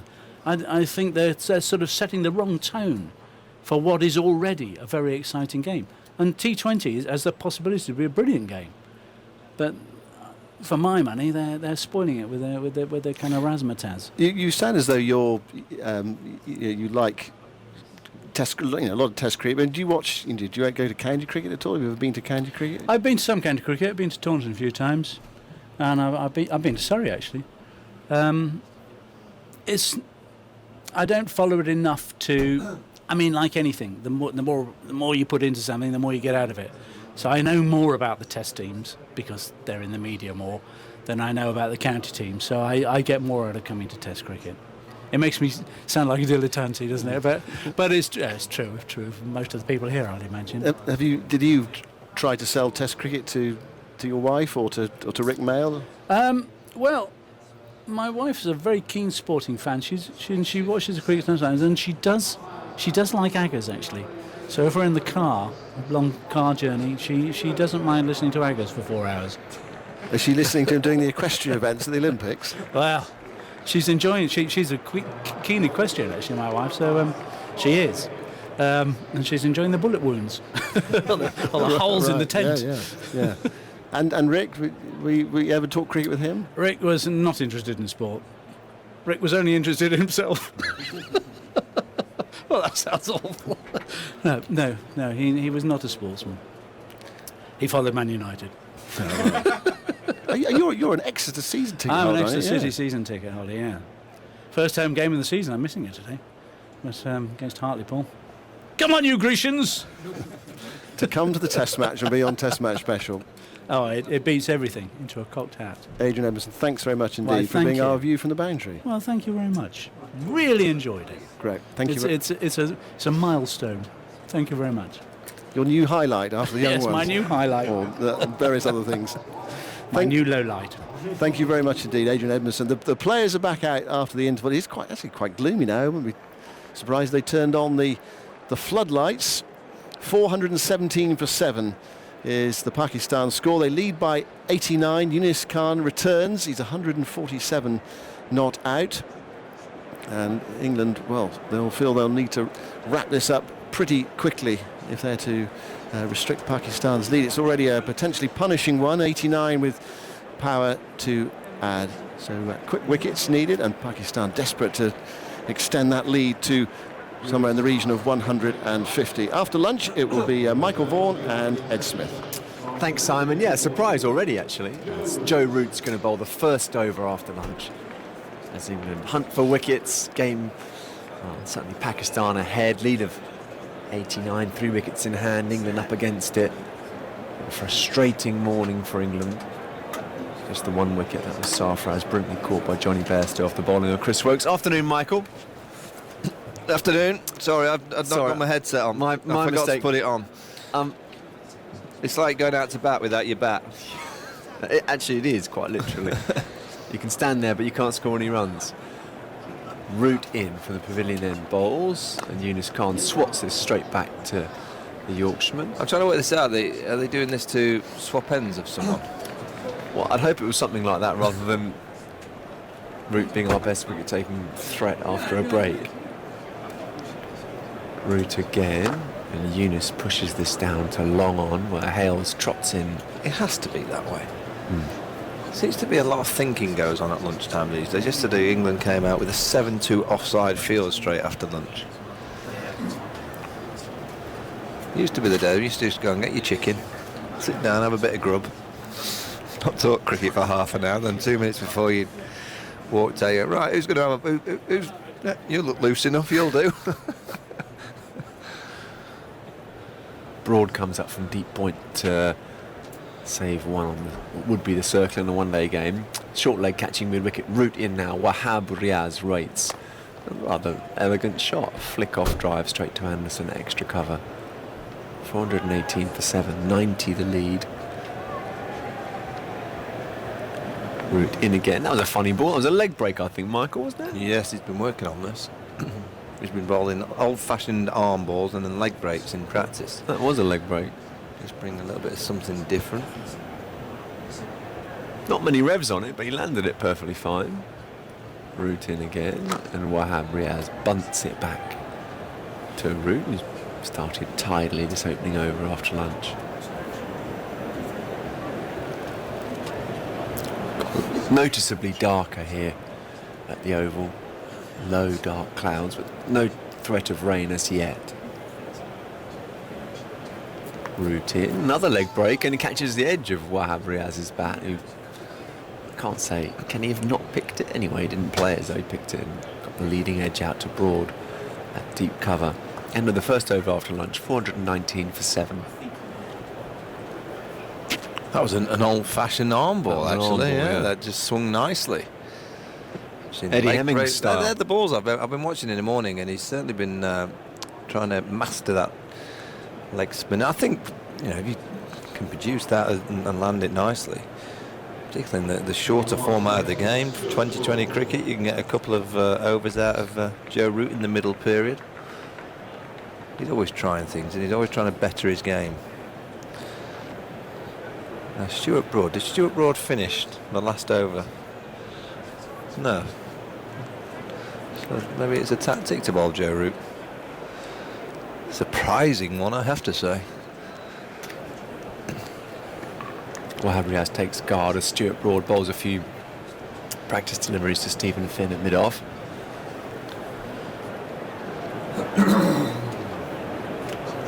After Edgbaston, Michael, when England overcame that 100 deficit and won the game, how worried would England be at this stage? Obviously they're behind, but would they still think, well, we did it last game? No, they'd be worried because, you know, 90 to 100 runs is a huge deficit. You know, and the fact Wahab Riaz is here, there's a bit more pace in this pitch. I think there'll be a bit more there for Yasir Shah, so it's going to be a lot more tricky than it was a week ago. Broad in, Wahab Riaz. I'm actually going to ask contact, but hits a thigh pad. I'm going to ask Andrew to look up, has ever a team had a deficit of 100 runs in 2 consecutive Test matches And lost them both? and won both Oh, sorry, games? from England's point of view, yeah. Has that ever happened? I'm sure it has, but I bet it hasn't happened often. When we started thinking of that 3% chance at Edgbaston, once England and Pakistan had got that 100-run lead, it's not what you want to be asking your team to come back from every other week, is it? Once every year or so you've got a chance, but every other week. It's true. It's true. Broad in now, and Eunice watchful in defence. 420 for 7.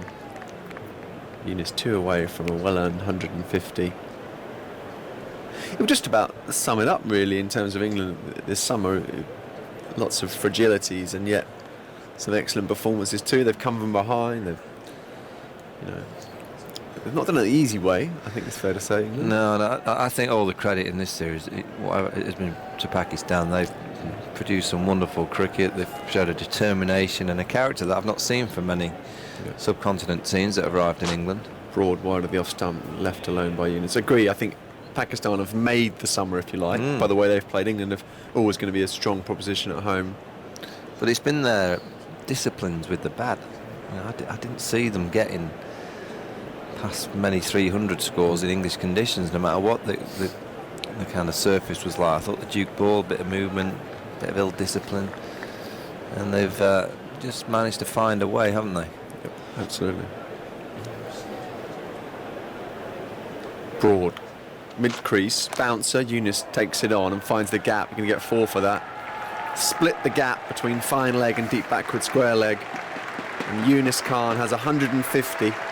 I'm not going to jump in with how many 150s he's got, 'cause it could be quite a few. Man, he's got a taste for double hundreds and triples, but this one will be especially sweet as he raises his bat and re-scratches his guard as though he's not done yet. It's a very undemonstrative celebration from someone who's used to making big hundreds. Yeah, wonderful. And this is what great players do. Third man was on the boundary, actually. Now he's been brought up, Joe Root, to a catch it. A second grabber. He's like a 6th slip. It's what great players do. They have a quiet time when they get in and they get the rhythm and the movement back. Broad in, full ball, and Eunice reaching forward, slightly ungainly. They make it count, don't they? Yeah. That's Andrew. exactly what they do. It's the 12th time he's got there. This one taking 351 minutes, 231 balls, 25 fours and a 6. A lot of 150s. Yes. Isn't it? It is, and that's why his average is so high, because he will have had a lot of low scores, but as I say, once he gets to 50, generally 50% of the time, goes on to get 3 figures and make sure it's the big one. It's the daddy 100. Broad again, edged by Eunice Khan down to fine leg use. There's a big away swinger from Broad as a tempter outside off stump. Eunice Khan drawn into it. Ball goes down to fine leg for 1. 425 for 7. Eunice 153. Wahab Riaz 2. Andrew. He's got the most scores over 150 for Pakistan. Javed Mianda's second on that list with 10. Sachin Tendulkar's got the most, not surprisingly, overall, 20. Head of Lara 19 and Sangakkara 19 and Bradman 18.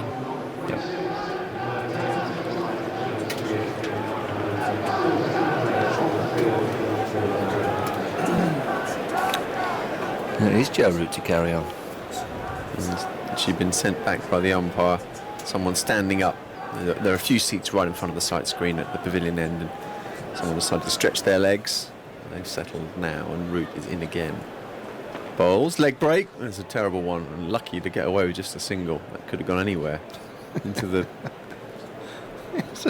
stands was one of the possibilities. It was a shin-high full toss. It's a funny old move, isn't it, to start with Joe Root straight after lunch. Bowling leg breaks. Bowling to Wahab Riaz. He is now, because that was a single from Yunus Khan. Here's Joe Root. Conventional off break that time, and Wahab just eases it into the onside for an easy single. I think if you were Wahab Riaz in the lunchroom and Anderson, Finn, Wokes or Root, if you're given the choice. and Moen, you'd probably go, well, surely not going to start with Root, so I better plan my afternoon session with a little bit of Anderson or Root in, and a little bit of turn actually. Yunus Khan equal to it, pushes all the way on the offside. A bit of Wokes. He's got 20. Has he got 24 wickets in the series or 25 now? What's he got, Andrew? To 26 with today's one. 26 wickets in the series. Have a bit of Joe Root. Root in again. Yorker was another variation. It was the arm ball this time. Yunus Khan tried to off drive. That was like a front of the hand ball. I don't think he kind of just like a Paul Daniel, just like that. I flicked it out the front of the hands.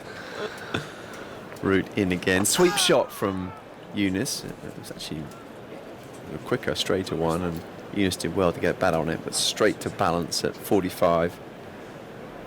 4-2-7 for 7 still. England trying to disrupt Pakistan's expectations by bowling the occasional off spin of Joe Root, who's in and bowls, and Yunus Khan takes a single to the deepish mid-on, who's neither back nor up, and that would frustrate me actually as a captain, and allows Yunus to keep the strike. He has 154. Wahab Riaz 3, and Pakistan, it must be said, not looking terribly troubled. No, let's see. They've added 10 since lunch without breaking sweat. Yeah, leads now 100. With 3 wickets in the tank, it's looking very promising for Pakistan. This is looking like they should at least get a 125 lead from here, if not 150. All depends on Yunus Khan. If he can, if he gets a double, England are in all sorts of problems. You'd say that they're not bad conditions for getting a new cherry in the hand. Bit of low cloud, the lights are on. Broad in, and Yunus Khan straight drives. Broad gets a hand on it and deflects it to Finn. Did you watch the young ones, Ed? Do you know what? I didn't actually, so I was a bit out of my depth in the lunchtime interview. There's a hole in my shoe and it's letting in water. This is, I'm afraid you could say quite a lot here without me having anything to contribute, so it's in your hands. Well, it's worth catching up with it. Okay. It was a wonderful show. Very, very humorous.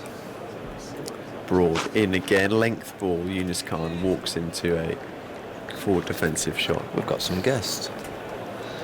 A thumbs up from the man in the straw hat. Simon Jones is in, look. There he is, the horse. Looking very smart.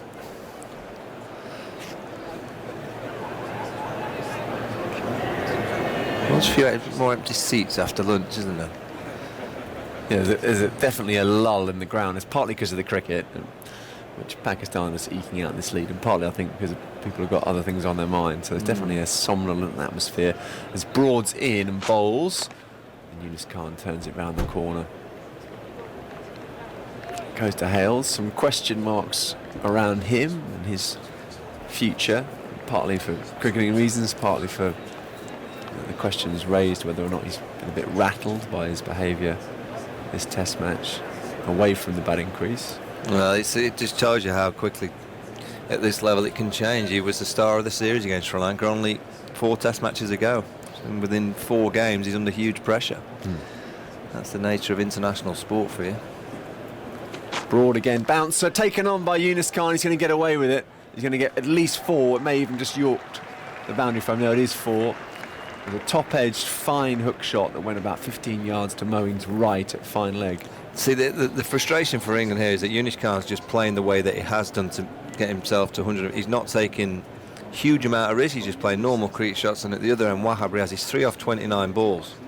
So he's just saying, right, I'm just going to play the anchor, just try and hang in there. You know, and this is when it becomes really frustrating for a fielding side. You really want Wahab to play a few shots and gift a few opportunities. Well, he's decided that he's just going to try and anchor the deliveries and try and give Yunus Khan as much time as possible out in the middle. Broad in, very well fielded in the gully by Hales. It was driven uppishly, it bounced just short. Forgive me, it's Joe Root. Joe Root. Hales is at leg gully and Root is at gully. I think Hales will take it though. Yeah, exactly. It was a very good bit of fielding. Apologies, Joe. They're fielding exactly the same distance from the bat, only on opposite sides. Yunus looking to get on with it now. 159 not out. You can feel him going through the gears. The lead is 104. Broad in, bowls, and there's a straight drive. Doesn't quite time it, Yunus. Broad fields of his own bowling and then kicks the ball back towards the slips. Takes his floppy hat, pushes his hair back and trudges off to his fielding position. Been a frustrating innings for Broad. And it's going to be Moeen Ali. So the 2 overs of Joe Root. I wonder who came up with that idea. It might have been just Joe over lunch saying, come on, Skip, give us a go. I've got these new balls, I've got a few tricks. And he's probably going, go on, let's have a look at them. Certainly didn't see it coming. No, I mean, he won't be my choice, but after he bowled 2 overs, I thought he looked half threatening. Yeah.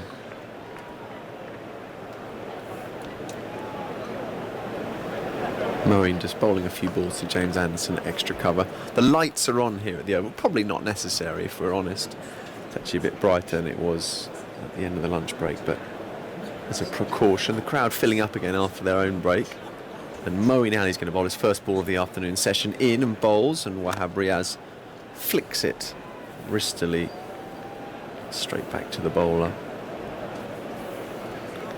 Oval Test's always a fun one. People start thinking about the touring party this winter and speculation grows. Moeen induces an edge, and I'm not sure if Cook dropped this or it landed a little bit short. We're behind the fielder. By the reaction of Alistair Cook, I think it's carried. It was a hard-handed forward defensive shot to a good ball. Yeah, I think it's carried low down to his right. Low to his right. Another one down for England. It's quite a relatively straightforward slip catch. It's exactly where you'd expect a slip catch to be coming off someone like Moeen Ali. Moeen again, easy run for Yunus, just punches it down to long on.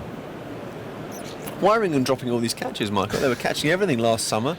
It's a very difficult question, unfair question really. Why does anyone drop a catch? But think back to Edgbaston and Trent Bridgewater against Australia last year, and he was in fine catches being taken. Stokes is obviously the most memorable. Moeen in now, down the track, he's bowled! Wahab Riaz, that was a pretty undistinguished bit of batting. And now he's wandered back into his crease. I'm not quite sure why. He's asking for the replay. I thought it was bowled, maybe it was stumped. We'll find out. Anyway, Wahab Riaz wandered down the crease against Moeen Ali. Was it reviewed it? Was defeated. Stump.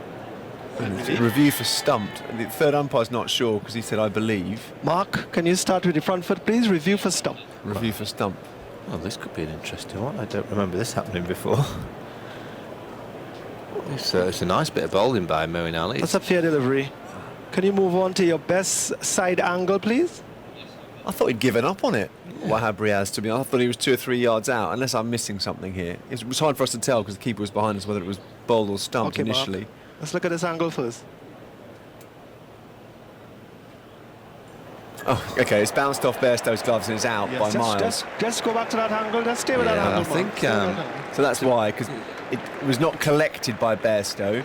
Went past the edge, bounced off Bairstow's gloves onto the stumps, and he is out-stumped. Yeah, maybe Wahab Riaz was just thinking sometimes the ball gets dropped and misses and the gloves take the bails off the stumps, and it wasn't the case. It just... Yes, Mark, my decision it was like a pushback onto the stumps, wasn't it? Out. I mean, if he'd done it deliberately, you'd say it was an incredible piece of skill, but I think probably the more likely scenario is that Johnny Bairstow didn't quite gather it and just sort of basically punched it back onto the stumps. Doesn't matter. The damage is done from the Pakistan point of view. England have their victory, and the 8th wicket has fallen. 434 for 8. Well, there was me bigging him up, saying he'd scored 3 of 29 balls, just playing for Yunis Khan. He danced down and gets stumped. A little bit of the curse of the commentator. Now, Mohammad Amir looked in pretty good touch with the bat until he got caught at point, I think.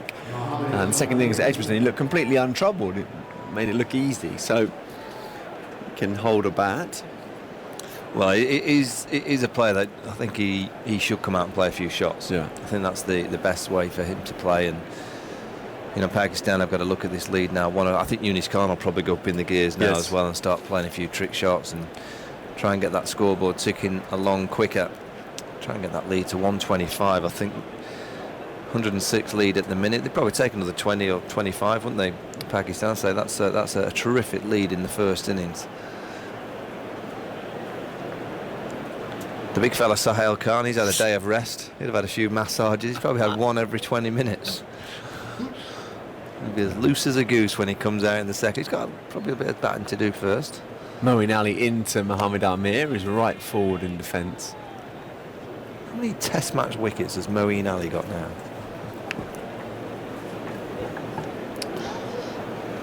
That's number 77. Number 77. He gets wickets, doesn't he? Keeps picking them up.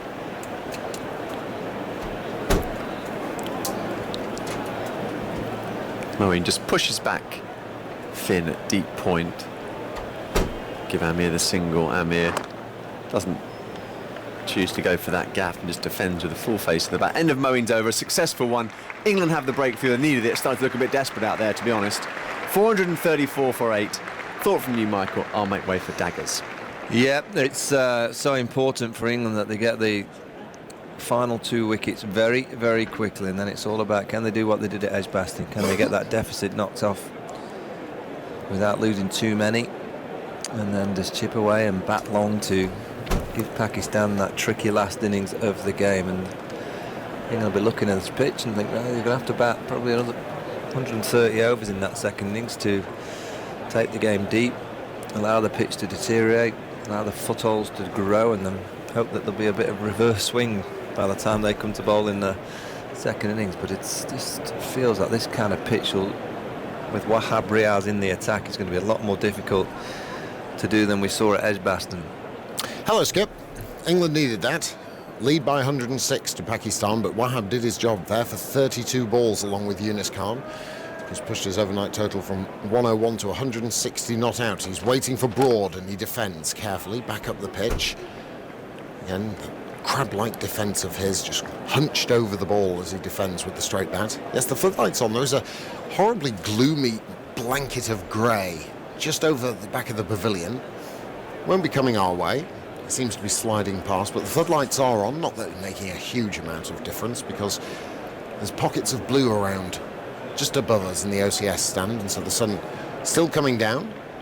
Shadows partly on the field as Broad sets off once more. Bowling, edging is Yunis Khan, past where a third slip would be and down for 4. Valuable runs for Pakistan to extend that lead to 110. Yunis to 164 not out, 438 for 8. And it was something I was going to ask you, Michael, is how attacking will we see Yunis go now? Yeah, I think he'll start playing. And also good from England that they've kept the fielders up, apart from the third man down. It just went fine of him.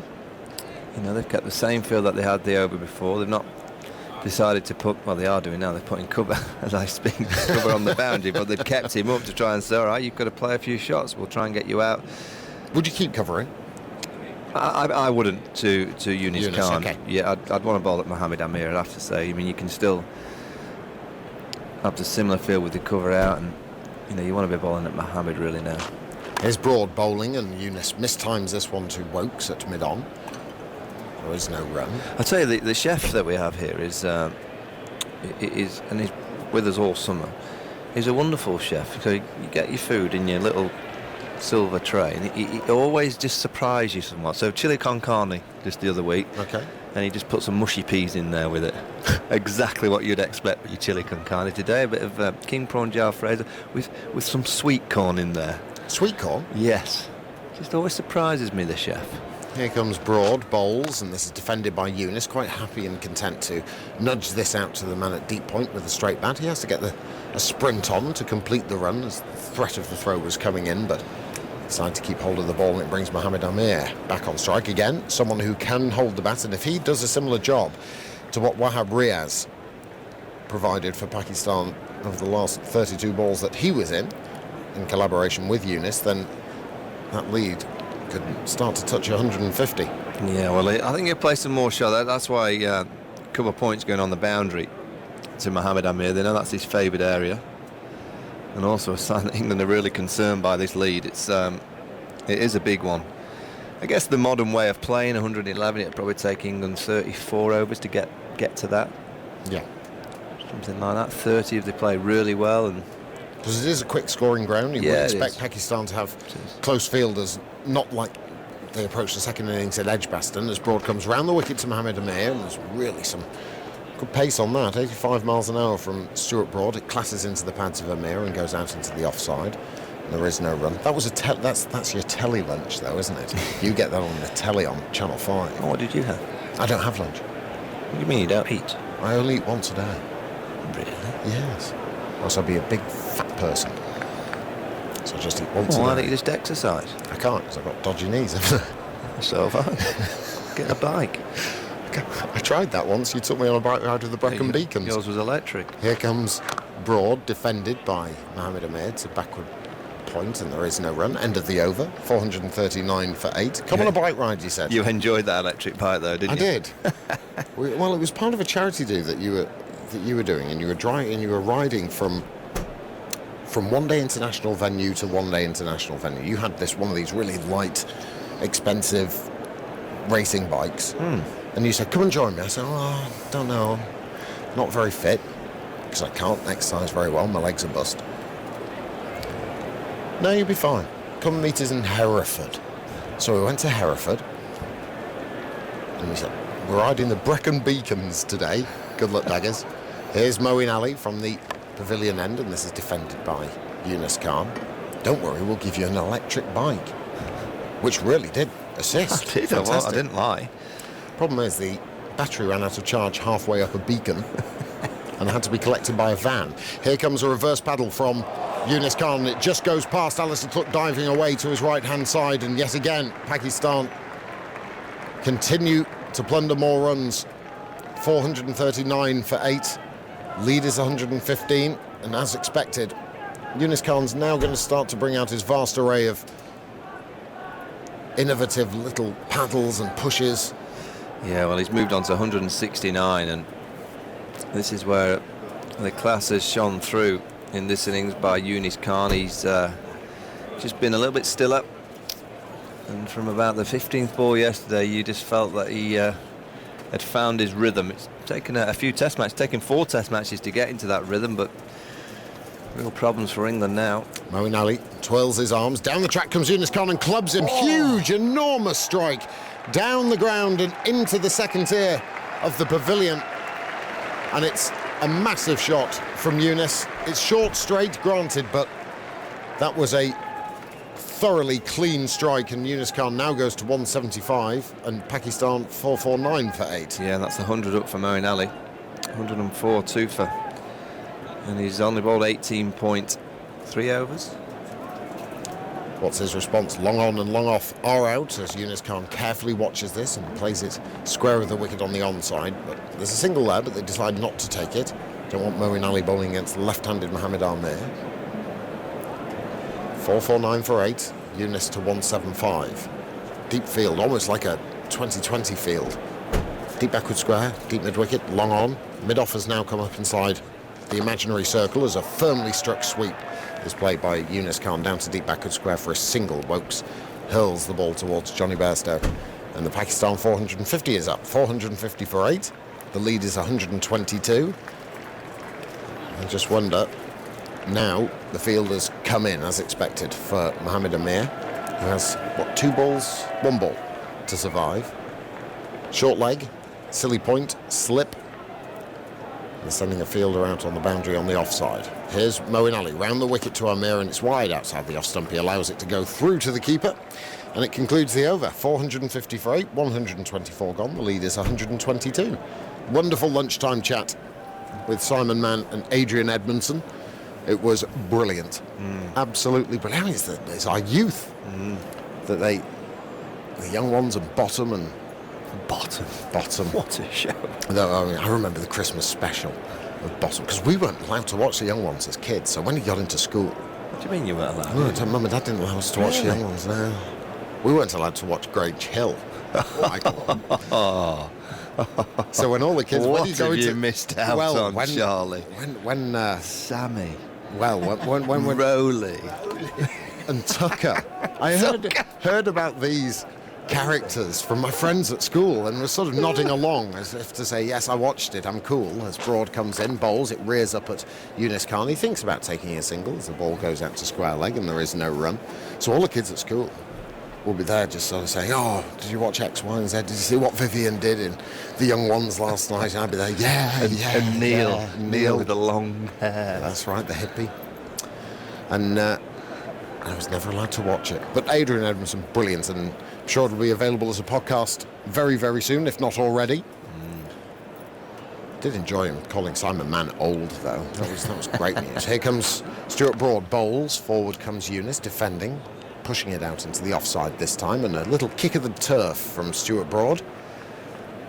1 for 92 off 27.2 he is. I have to say just the feel around the England side, and Stuart Broad is kicking the dirt. We had a similar scenario at Lords. There seems to be a bit of a deja vu from both Lords and Edgbaston. Actually, England in a similar position, but the body language of the England team is one that I saw at Lords.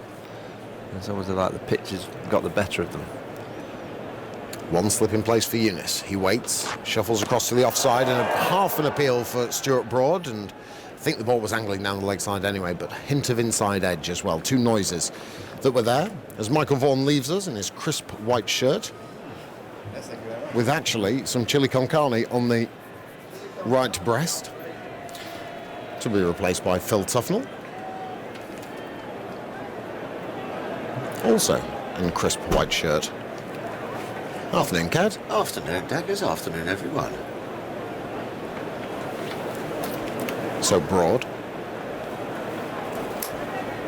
runs away from us, striding and bounding in, and that's carefully watched by Younis. He gets an inside edge. It's a misfield.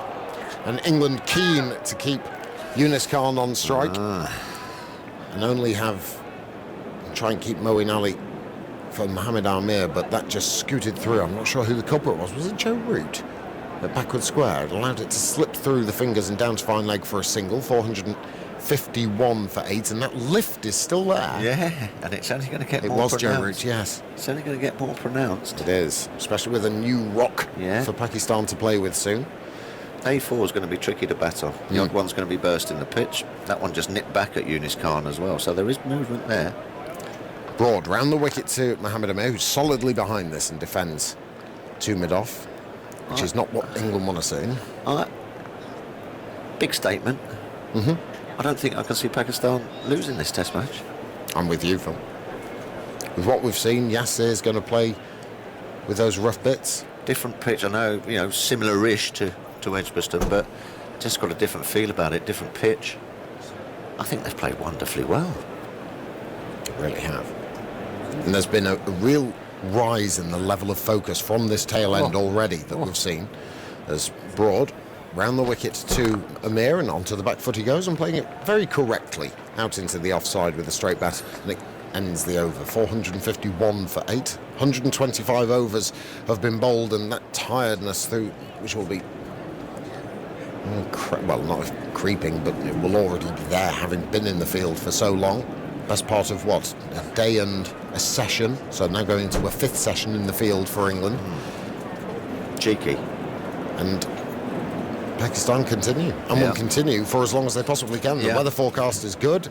They'll only want to bat once if they can possibly help it. Without a doubt. And if they can continue on this in this vein, 123 runs ahead, who's to say? Yunus Khan is going to continue to face Moeen Ali. Field spreads once more. 5 people in the deep now. 4 inside an imaginary circle as Ali bowls, and that's a late cut by Yunus Khan. He allows it to go out into the deep, but they won't take the single. And I have to hold my hands up. I didn't think they had it in them. I didn't think the batters had it in them. I mean, they've 450. I mean, they batted beautifully. Got walloped at Old Trafford, didn't they? And then was in front for so long of that Edgbaston game, and then kind of got it whipped away from them. Come here again. Ali bowls, tosses one up, forward extravagantly is Yunus Khan, but smothering the ball. Lost the toss and looking to turn it round. I mean, that is as kind of good as it gets. Well, really. I spoke to Mickey Arthur this morning. He's a lovely man, Mickey Arthur. Lovely eyes. Quite. As I didn't notice them, as a sweep shot from Yunus Khan off the bowling of Ali only goes to Gary Balance, the backward square. But I spoke to him, and whether it is he that is assisted and Misbah in collaboration with Misbah ul Haq, but we talked about that. You saying that you didn't think they had it in them as Moeen Ali bowls, and that's defended carefully by Yunus Khan. But I think together they have helped realise the flamboyant nature sometimes of Pakistan, the hot and cold nature of Pakistan. They're trying to get rid of to a more consistent Test side, and they have shown that. They showed that in the first innings at Edgbaston. They've shown it in the first Test at Lords, and also here in this first innings at the Oval. I mean, lost 7 wickets after lunch at Edgbaston, which was a bit of a crime, really. Moeen bowls, and he stops because I think he might have had something in his eye, and you could see Yunus Khan shaping for the reverse paddle. Yeah, so fair play to them. They're really impressed. Here's Moeen, bowls, and that's come out again, and Johnny Bairstow shuffled to the offside to try and negate that shot from Yunus, but he got it a lot more square than Bairstow would have wanted, and he gets a single out to Stuart Broad at deep point, and now Mohamed Amir comes back on strike, and there's, I think, just 1 ball left, Andrew? Yeah, 1 ball left of this over, so I imagine that England wouldn't mind the field staying out to allow Mohamed Amir to get the single, but anyway, there's got 4 men crowding round Amir. For the last time, a couple of overs ago, Moeen threw it outside of off stump. 5 men round the bat now as Moeen bowls, and Amir dead bats it square of the wicket on the offside, and it's the end of the over. So 452 for 8, 126 overs have been bowled, and that lead is 124. Andrew. Lead of 124, yeah. Michael asked a bit earlier about teams that have won consecutive tests after conceding a lead of over 100 in consecutive tests, which England would need to do here. I've been spent the last half hour looking for any. Can't find any. Really? So if England were to win, yeah, it'd be a first. Oh. Consecutive tests after conceding 100-run deficit. We have a first. Pakistan continue their good record here as well, of course, because England haven't beaten Pakistan in the Oval since 1967, apart from the forfeiture. That is a nice little run. It certainly is. Can't put it past them at the game in its current state. Here's Broad bowling and driving beautifully as Yunus Khan. That's a glorious shot and the shot of the day. It is a wonderful cover drive, and Yunus again sprints to the non-striker's end. Just his body language saying to England, I am staying, I'm getting this, Daddy. 100, well, he already has one. He's going towards a double century. He moves to 182 not out, 456 for 8, and that is as good a cover drive as you will see. It is, and as you say, what is he, 182? And I can't really remember sort of any crisp shots that he's hit. He hit 1/6, didn't he, off of Moeen Ali yesterday, but that was a cracker. Well, deep cover's gone out now for Broad, and he bowls, and forward he comes, and he thinks about a single, and he just says no. We'll have an opportunity a bit later on in the over, and Mohamed Amir is gesturing to Yunus Khan as if to say, look, don't worry about it. If you want the single, take it. I'm okay with this. You look after yourself. Yeah. I'm all right. I can handle this Broad. Yeah. Which is, again... Don't start mugging me off. I'm not sure if they're the exact words. Well, no, but it must be a little bit, because he's a pretty decent player. He can play. Yeah. He's leaning on his bat handle at the non-striker's end. Slightly embarrassing. Here comes Broad, kicking his heels. He bowls a bouncer and ducking underneath it is Eunice Khan, and then he looks at Stuart Broad. And Broad turns on his heel. A little bit of a slow walk back, almost half a hobble, if there is such a thing. England are going to have to play at their very best, aren't they? They're going to have to play their best cricket to save this game. And it's getting into that area now, isn't it? Now, yeah. Well, and if they do play at their very best, and that means everyone has a real team effort, I mean, they might be able to squeak a win from somewhere, but at the moment it's looking all Pakistan. And time is running out for England if they are thinking of victory, but not right now. Here's Broad bowling, and this is whipped away by Eunice Khan. It's gone towards deep backward square. He runs the first one quickly, wants the second, he's going to get it. The throw comes in from root. Bairstow is ready and prepared with the glove off to try and shy at the stumps at either end.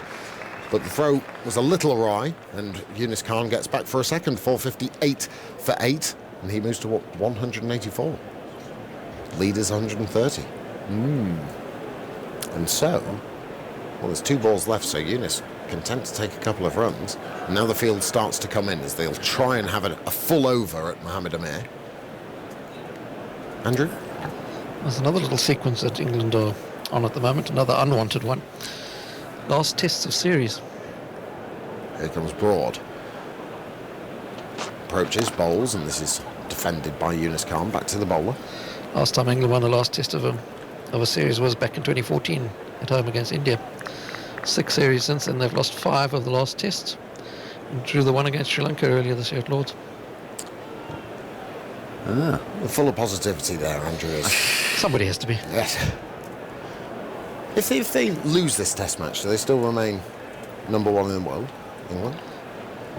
There's Broad, sets off once more, pumping his arms, trying to get some energy through them, and a short delivery from Broad is left alone by Eunice Khan. He sways away, and it goes through to Johnny Bairstow. So England will have that full over at Mohamed Amir. 127 overs have been bowled. The lead is 130. The 458 for 8 is the score. More from Andrew Sampson and Philip Tufnell, and then it'll be Simon Mann.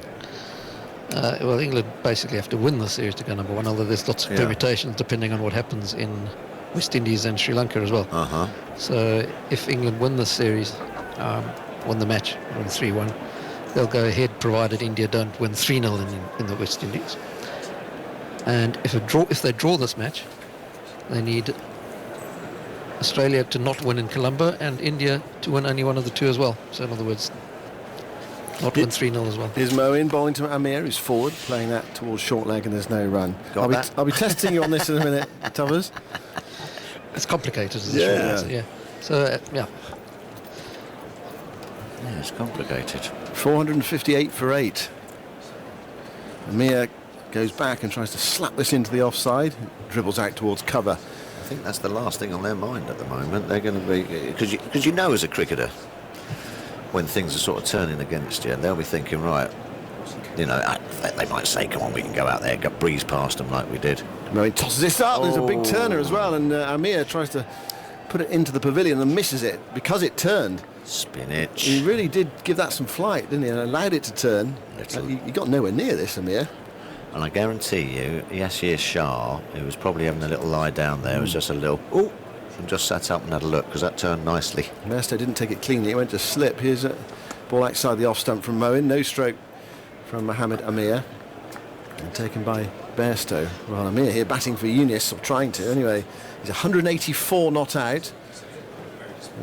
2 goals in mind. One is to extend the lead, and the other is to get Eunice up to a double 100. 130 lead. Moeen bowls, and forward goes Amir, running this away on the offside, and there's no run.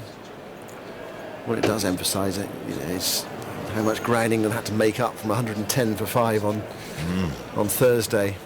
So far behind in the game then. Lots of close catches coming in. We've got 5 around the bat. They want to get Amir on strike. So they crowd him as well. Moeen bowls, and it goes off a thick inside edge from a big drive to leg slip somehow or other. I don't quite know how he managed that. And Amir was happy to take that on last ball of the over. A Yahoo, that's called, isn't it? A real good foot down the pitch, wide delivery, and give it everything you got. Moen's taken the only wicket since lunch. You take them all as a bowler, don't you, those wickets, but the stumping for Bairstow, not the most convincing. Alex Stewart caught Ian Healy off of me here between his thighs. There was a great picture, I've got it at home, of Alex sort of standing there with both hands up, palms to the sky, and sort of hands open with no ball in either of them, appealing, and then didn't move because he didn't want to sort of dislodge it. And then I think Slip, Nasser or someone came running around and just popped it out. So whose catch is that then? Is that the wicket keeper's or is it Nasser's? You've got to have control of the ball. You've got to have control of the ball, haven't you? What a good idea! The umpire could have said, well, he didn't have full control of the ball. But anyway, that's a very good point. He had full control of it between his thighs, but didn't have a hand on it. Yeah. You can't wait forever, can you? No. if it's lodged there between the legs. Yeah. Oh, okay. That's a good idea. Must be the keeper. Yeah, It went down in the keeper. Yeah. But you can have that debate about whether he had full control of it. You're always looking for a loophole, aren't you? You're always looking for something, Simon. Here's Wokes. He's going to bowl 3 for 64. Well, the great game of cricket throws up so many of these sorts of things. Yeah, it does. In he goes to bowl to Eunice Khan, who could easily take a single there to deep extra cover, and he decides against it. And it never ceases to amaze me as well. We've had quite a few this series, actually. There's been a few little ones that we haven't known. Sorry, Andy. I was going to say that stumping of Bairstow was just his second in Test cricket. How many? 75 catches. Yeah. And only one with the gloves. Exactly. This is Wokes up to the stumps to bowl to Eunice. It's a short ball. It's down the leg side, and Eunice ignores it.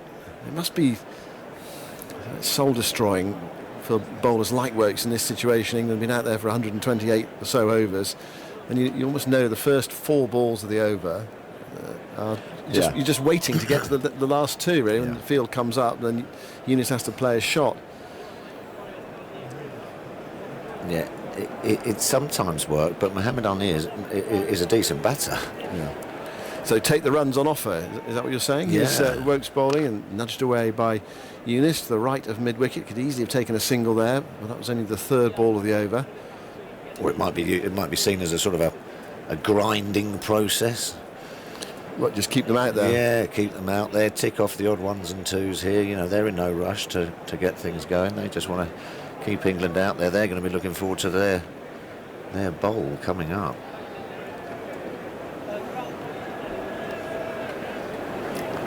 Wokes goes in to bowl the 4th ball of the over. Presumably they'll take a single this time. Wokes bowls to Eunice Khan, who knocked into the onside, and there we go. He jogged through for a single. And it's picked up by balancing. They get 2 balls at Mohamed Amir. Yeah, I don't like it. Just an update on Camberwell Grove Cricket Club. Yes. Paul Stevens, the man who forgot the tickets this morning, his wife had to meet him halfway. Apparently, she had to wait ages to get the train back home as well. So you'll need some flowers tonight or something to. Oh, the good lady did. Yeah. Oh dear. Box of chocks. They didn't have a very good record at that club either, because the club captain 5 years ago turned up with the tickets, and then they realised they had tickets for the next day. Oh, they all turned up for the game, and they had tickets the next day. I'm not coming down to have a game with you lot. Here's Wokes bowling, and Amir has a flash outside the off stump and misses. Past the edge, through to Bairstow. What's your preferred way of saying sorry? Flowers, chocks? Oh, you really have put me on the spot here. Well, I don't know. Perhaps a nice dinner. I suppose you've got to be wrong first, haven't you? Oh, that's a you know I'm wrong a lot of the time. Yeah. Well, you make dinner or something, or very good. What's your signature dish? Tea in bed, or in the morning is Wokes bowling. It's defended by Amir, away on the offside, and there's no run. What's your signature dish? Puttanesca, do you? Yes, I do. It's dried bread. No, it's stale bread. Isn't it's a spicy Italian sauce. Oh, is it? Yeah. Oh, okay. Oh, very nice. And what do you put it on? Anything? Well, pasta. Yeah. Mix it in with some pasta and some parmesan. There was a debate about whether you put the anchovies in there. Well, it's a seasoning. They use that as a seasoning, don't they? just melts away. Well, Aid Edmondson was a very good chef, wasn't he? Or a very good home cook. Anchovies, yay or nay? I don't mind an anchovy. Yeah. Some people do, some people don't. 459 for 8. The lead 131. Yunus Khan is on strike on 185. Moeen bowls to him and he heaves this away into the leg side. This is going out towards the boundary. The question whether it's 4 or 6. Umpire just checking. It's gone for 6. England have 3 men back on the leg side boundary, and it went between the deep mid wicket and the long on fielder. Yunus into the 190s. Didn't really get it either. Got it on the bottom of the bat, that looked like. I mean, it was just a slog to cow corner, really, but obviously got a good bat there. Tossed up wide of off stump by Moeen Ali, and just a hack across the line, which he got a good piece off, 6 runs. Moeen bowls and Yunus sweeps, gets to the deep back with square leg, and they run through for a single. They're obviously happy for Amir to take on Moeen, but not the seam bowlers. Yunus Khan is way away from his highest score in Test cricket of 313, but he's closing in on another double century. He's got a fantastic record of converting 90s to 100, as we've mentioned, 30 in a row. He's got out twice in the 190s. Moeen bowls to Amir outside the off stump. There's no stroke from Amir, and it's through to Bairstow. So he's got to 197 times and gone on to 205 of those 7. Got out in the 190s twice.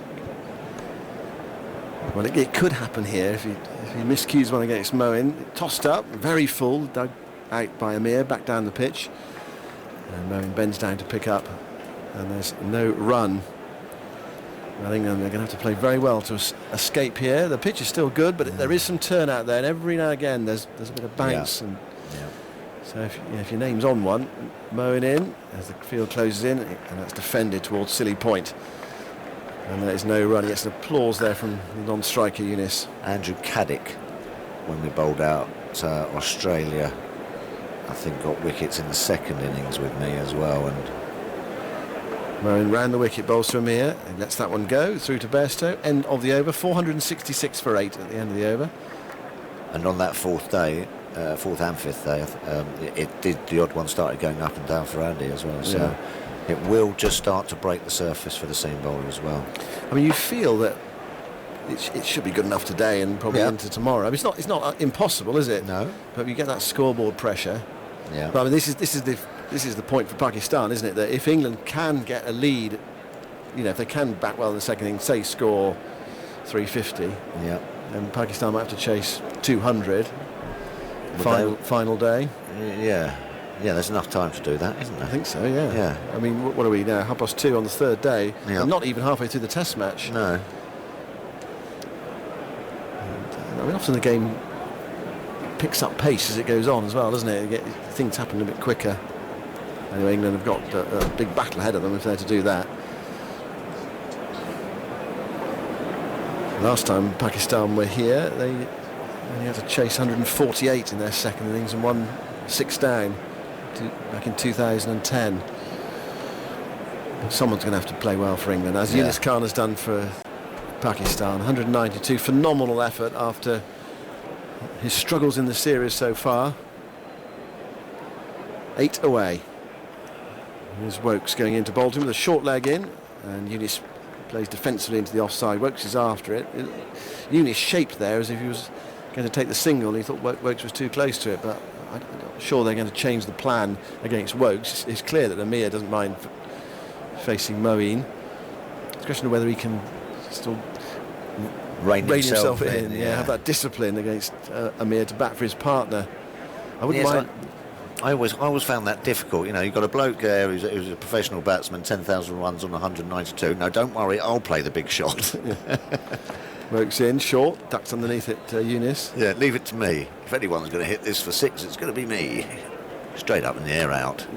Yeah, you should just block, and play for the bloke who's on 190. But it's amazing how many times that doesn't happen. Well, your inclination, say you, when you went out to bat, was probably to play a few shots, wasn't it? Yes. Yeah, sort of if it's up, it's off. Yeah. And, self-preservation. If it's short, get out of the way of it. Wokes in the Vauxhall end. Bowls to Younis Khan, short, and sways out of the line of it. And through to Bairstow. So just the 2 wickets today. Sarfraz was caught by Bairstow off Wokes for 44, and then Wahab Riaz stumped Bairstow, bowled Moeen for 4. Yes, I had many gears in my batting. You know, they say you go through the gears. Yes, I had probably reverse, and that was it. Might have gone into first once or twice. You didn't enjoy batting, did you? No, didn't enjoy it. I didn't like the whole sort of theatre of it. Wokes to Younis, who digs out the full ball up towards mid-on. Broad allows the ball to roll towards him. Bends down to pick up, and they walk through for a single. 467 for 8. Having said that, though, when I did get a few away on the odd occasion, there is nothing. There's not a better feeling, you know, and sort of getting on top of someone or hitting someone for 3 or 4 fours in an over. You do feel like you're getting a bit of payback. I suppose one of the problems, if you take on a bowler that's a test match, who's like to be a good bowler, and you cream a couple through the covers. It was like, what's going to come down next? Shouldn't have done that. Wokes now to Amir, and Amir gets a straight ball which he defends very competently towards Broad at mid-off. Well, it's very confrontational. I found it very confrontational, you know, which I wasn't scared of with a ball in my hand, but you know, with a bat in the hand, you know, you've got 11 fellas out there. You do feel like they're all after you, and there's a bloke coming in, and they're in your face. Well, people talk about cricket as being a game of 11 against 11. It's 11 against 2, isn't it? Yeah. You get that sense of isolation when you're out there. Focus on you. Outside the off stump from Wokes, there's no stroke from Amir, and it's through to the keeper. And that's the end of the over. 467 for 8. And they might say 1 or 2 horrible things to you as well while you're out there. Yeah, but it's like, you know, the fast bowler's usually about 6'8", you know, and they come running in, growling at you, you know, sweat all over their faces, you know, big sort of, ugh, ball comes whistling down. It's like, whoa, crikey, all right, steady on. You know, it's in your face. It's in your face, and it's quite difficult to get over that. Well, this is one of Aggis's points. It's a very good one, isn't it? They don't ask the batsman to bowl, but you ask the bowlers to bat. Yes, that's right, exactly. Couldn't agree more. When Brian Lara was scoring 375, I didn't go, "Oi, Nasser, can you do a bit more bowling for me?" No, I'm afraid you're on your own with the ball in your hand. But you do have 6 goes at it, you know. Yeah. Here's Younis Khan then against Moeen Ali. And he's down the pitch and nudging it into the onside. They'll look for 2 here, and I think they'll get it as well. That was very good batting from Younis. England have 4 men back on the leg side boundary. You can see it on his mind there. Yeah. Just down the pitch, not looking for the big shot, just looking for the nudge for 2. And he timed that beautifully. It was like a perfect putt. Yes, perfect weight. Dink. 469 for 8. Takes Younis to 195. Now, we've seen one player in this match go to his 100 with a 6. I wonder if Younis Khan's minded to go to his double century with a 6. Here's Moeen bowling to him. He's down the pitch. He's gone for it. And it's going out towards the deep mid-wicket boundary. And it's gone over the deep mid-wicket boundary. And he has brought his double 100 up with a 6. Huge blow away on the leg side. A hug from Amir. And that's brilliant from Younis Khan after his trials in this series so far. He's come back with a potentially match-winning double 100 for his team. And they're all standing up around the Oval to applaud. The England supporters, they appreciate quality. And that's what they've seen from Younis Khan. He bends down and kisses the turf after acknowledging the crowd. Tremendous innings. And what a way to go. Moeen did it in the first innings, and he returned the favour off Moeen's bowling back towards the Peter May stand. What an amazing knock. What an amazing knock. I mean, I've been struggling all summer, hopping around like a cat on a hot tin roof, and has come in here and just decided that not to get out, and then slowly he's found his form and played beautifully. What a fantastic double 100. What a great innings for the team as well. You know, leave it to me. I'm the senior boy, I'll do it. And Moeen bowls to him. He's down the pitch and turning into the onside. This time he only get 1. England have brought that man up at Cow Corner about 30 yards. And in a way, they were sort of tempting him to play the shot because they brought the man up, saying, "You go on, hit it over my head." Well, he had a sighter in the previous over, and he lined that one up well. And he's worn England down. He has. Great innings, just a great application to fight through those sort of things that were going wrong in his technique all summer, and then just to go out here and say, look, I'm going to put that to one side and I'm just going to hang around, and then hopefully it's going to come back, and he's done it brilliantly. Moeen bowls to Amir, who props forward, plays it to short leg, and there is no run. Andrew. Yunus Khan's 6th double century, which equals Pakistan record with Javed Miandad. It took him 401 minutes, 281 balls. Here's that. Moeen bowling to Amir, who smears this away on the leg side. This is going out to the boundary by the scoreboard, and that's gone for 6. He's gone over it. Well, he's joining in as well. Yunus Khan has showed him the way. I mean, this is fun time now for Pakistan. The lead's over 150. Yunus has got to his double 100. This is just rubbing it in. Yeah, without a doubt. Great shot, great slog sweep, sorry. Might just wait for this ball from Moeen. Bowls to Amir, who plays defensively back up the offside of the pitch.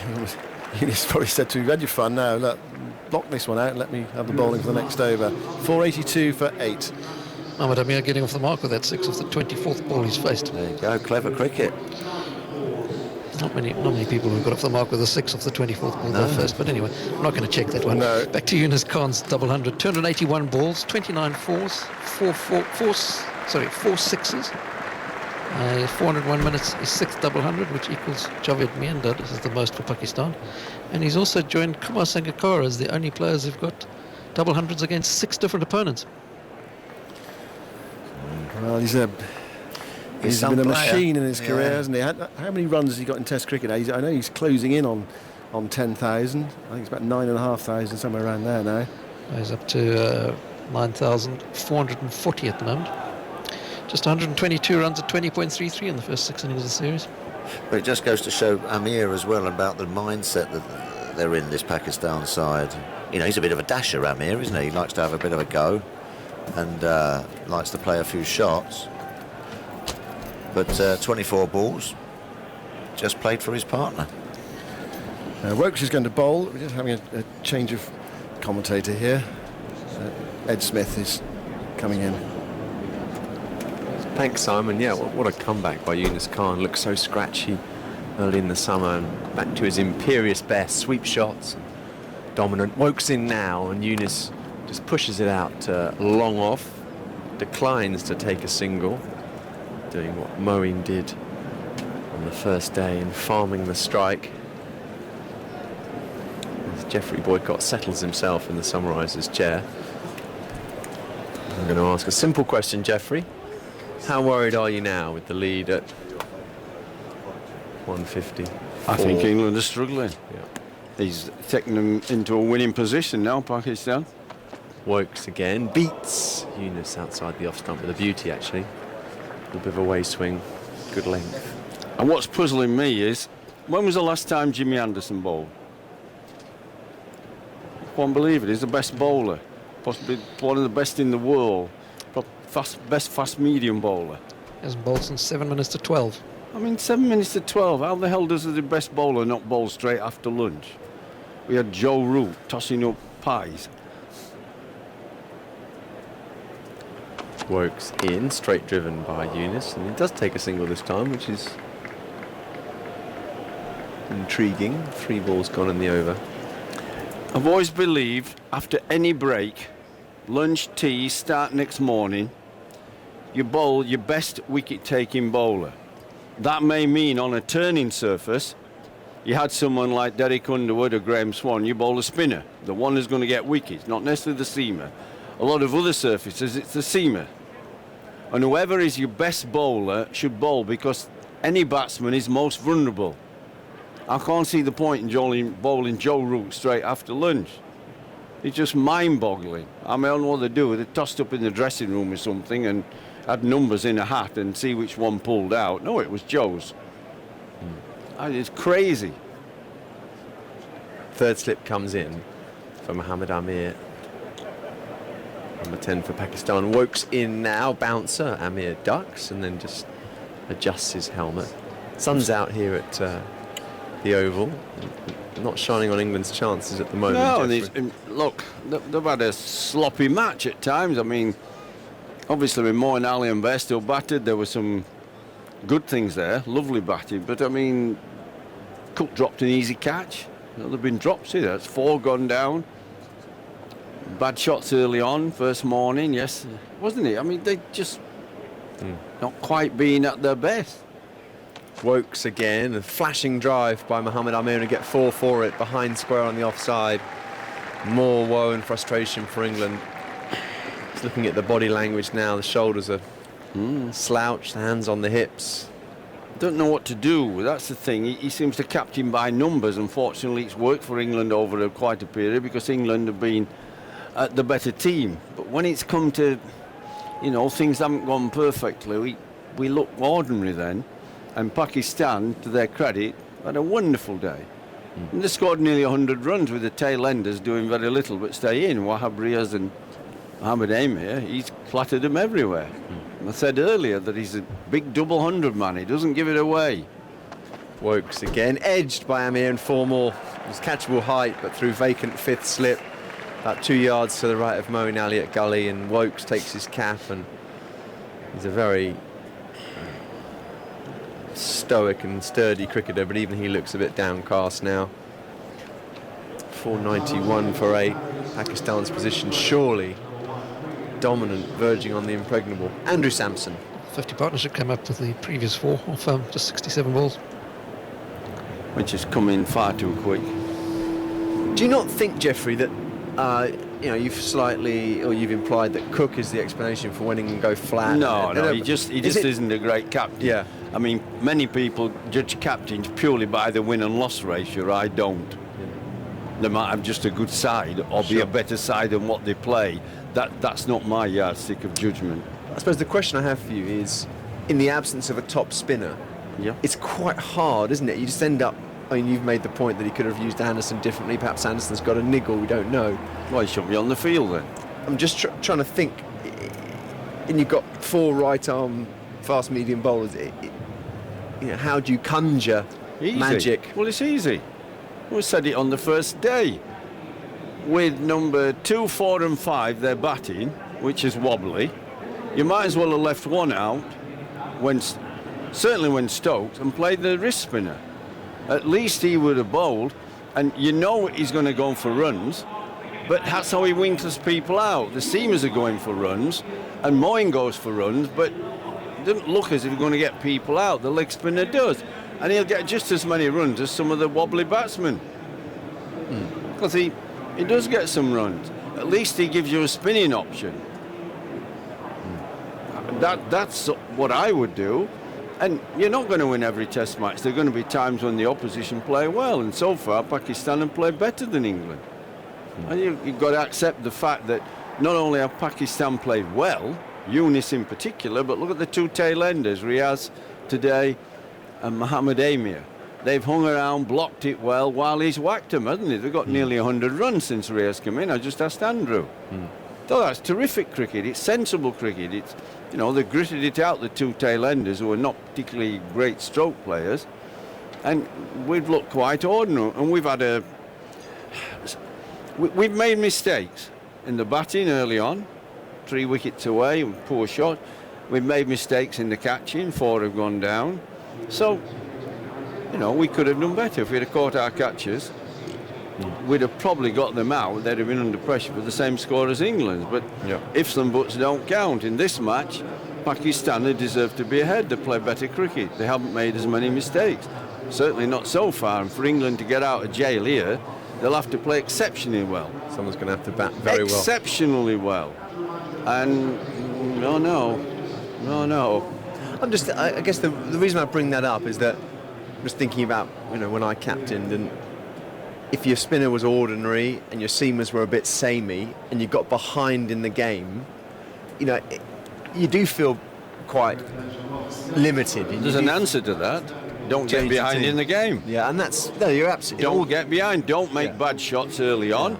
Play like they did at Manchester, but they didn't. They played a little millionaire's, I didn't agree they? with all that. If they'd have played like at Manchester batting, then they wouldn't have lost early weeks. They'd have caught better. And let's be honest, I mean, Cook's just dropped a sitter at slip. Normally he doesn't feel slip. Jimmy Anderson feels slip. Off He the was on spinner. the field, the spinner was bowling. Why was he not at slip then? What's the point of Cook saying, well, Jimmy's better than me most of the time, then suddenly I go there and drop it? It's little things that make the difference in a match, don't they? You have to be on the ball all the time, and if you don't, you get a bit complacent. You think the opposition pretty easy, and so you get funny results. Well, England up against it here. The Really talk up against it. Talk of winning the game and going to number one, possibly, if other results around the world went in their favour, is on hold. Still might happen if they draw. But for the time being, it's all a long way off. Yunus Khan waits for Stephen Finn. And I'm afraid Yunus is looking ominously now, assured now. That one was a check defensive shot. Maybe he's after his second triple. I'm joking there, crikey, I hope not. Well, England, real difficulty, but they're in difficulty now. Pakistan are going to do to England what they have done, haven't they? Making a big score, making it almost impossible for England to win. It's not quite impossible, but it's very, very difficult from here. Correct. Finn in now, down leg side. Yunus flicks it down to fine leg and then neglects to take the single. Andrew Sampson. It's another Yunus Khan stat. 3 of his 6 Test double hundreds have come after the age of 35. The only other player to put 3 double hundreds after 35 is Kumar Sangakkara. He's played like the Yunus I know, standing still, playing nicely. He's always loved the spinners. He's always liked them.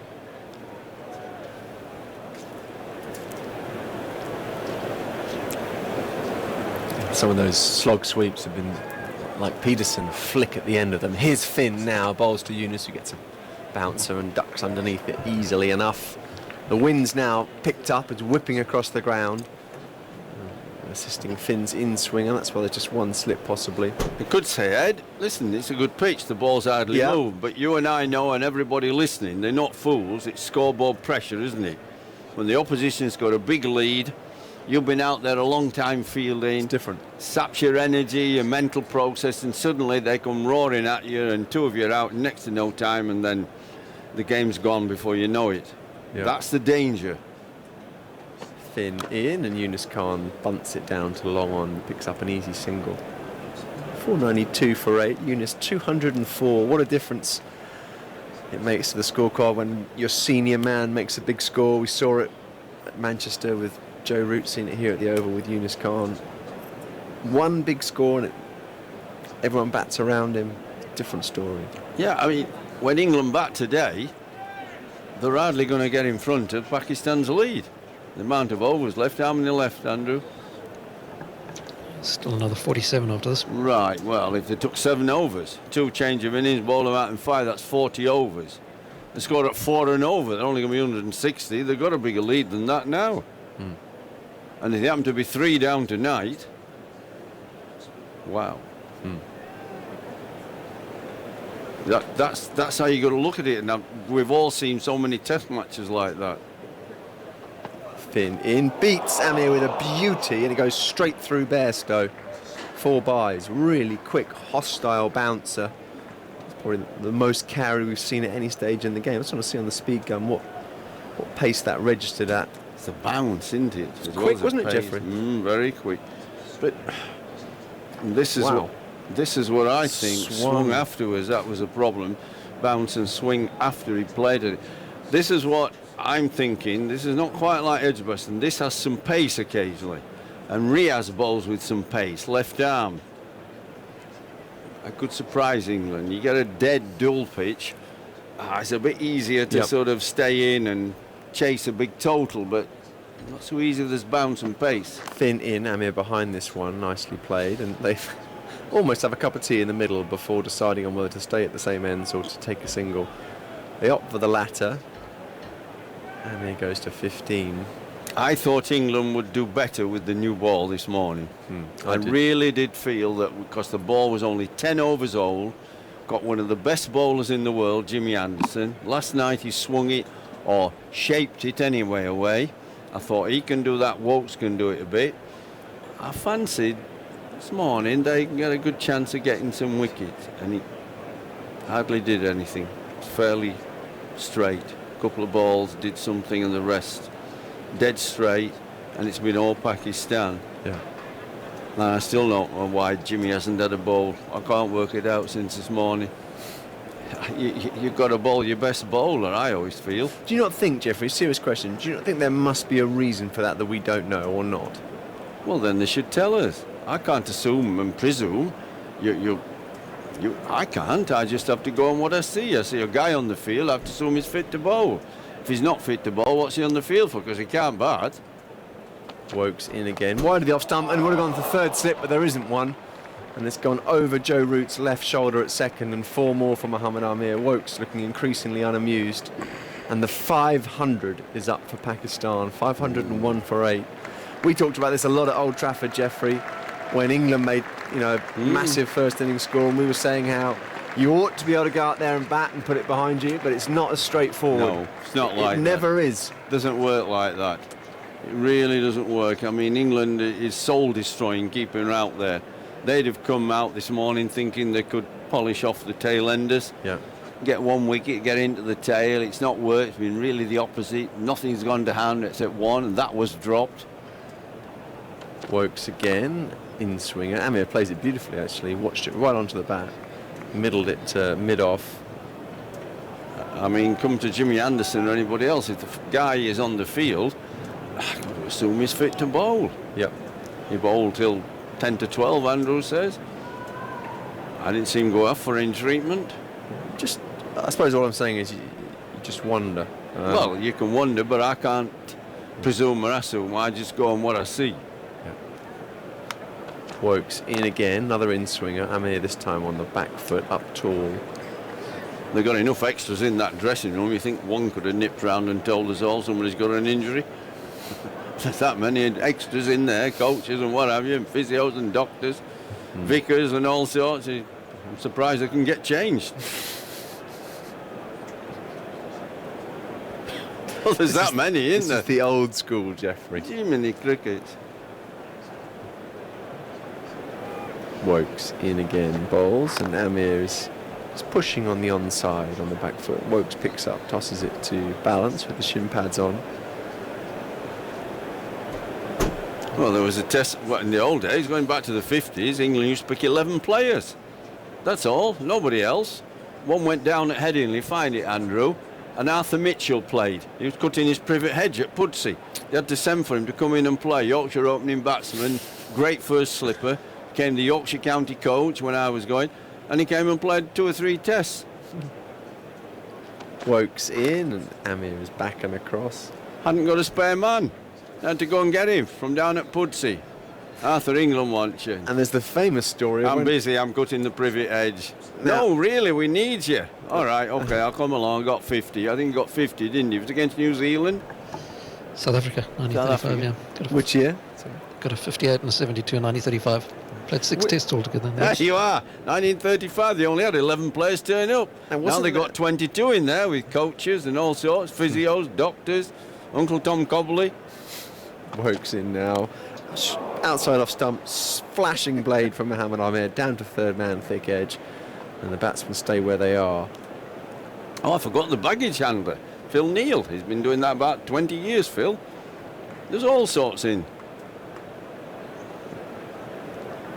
Which game was it, end of the over, 501 for 8? Which game was it, Jeffrey, when Blowers nearly got a test match, or so the story goes? No, you're kidding. Seriously, it was so he can't see. How can Blowers get a test match? I'm looking back to the producer and to Andrew. There was that's how the story goes, isn't it? That's how the story goes, yeah. 1963 Ford Tour of India. Yeah. And was there a sick bug, or? I think it was a sick bug, yeah. Mickey Stewart played instead of Blowers. Good judge, they were. Good choice.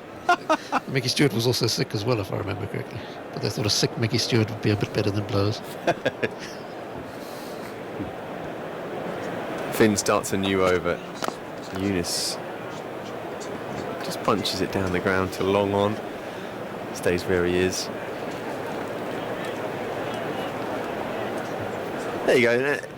If Blowers had played that one test, Jeffrey, and if he'd got, let's just say if he'd got 48 and hadn't have batted in the second innings, it would have been uncomfortable for the next 40 years with him patronising you about his test average. No, I said lovely. Well done. No. Well, I said well done. But ifs and buts don't count. Finn in now, bouncer. Yunus Khan ducks out the way. Played 17 first-class games, Blowers did, for most of Cambridge University. Yeah. 758 runs at 24.45 with a best of 138. 24, and he got 138, did he? Against? It was against MCC at Lords, 1959. Oh, those soft Southerners. Yeah, you can get him against Yorkshire, I bet. And did he? I bet he didn't get too many against the Yorkshire. Finn in bowls. Yunus Khan just chops it away on the offside, and he will take a single this time. It's the third ball of the over. There's some kind of mid-over changeover between keeping the strike and yielding it. I never had the privilege of playing first-class cricket against Yorkshire. Yeah, there you are. We'd have found him out.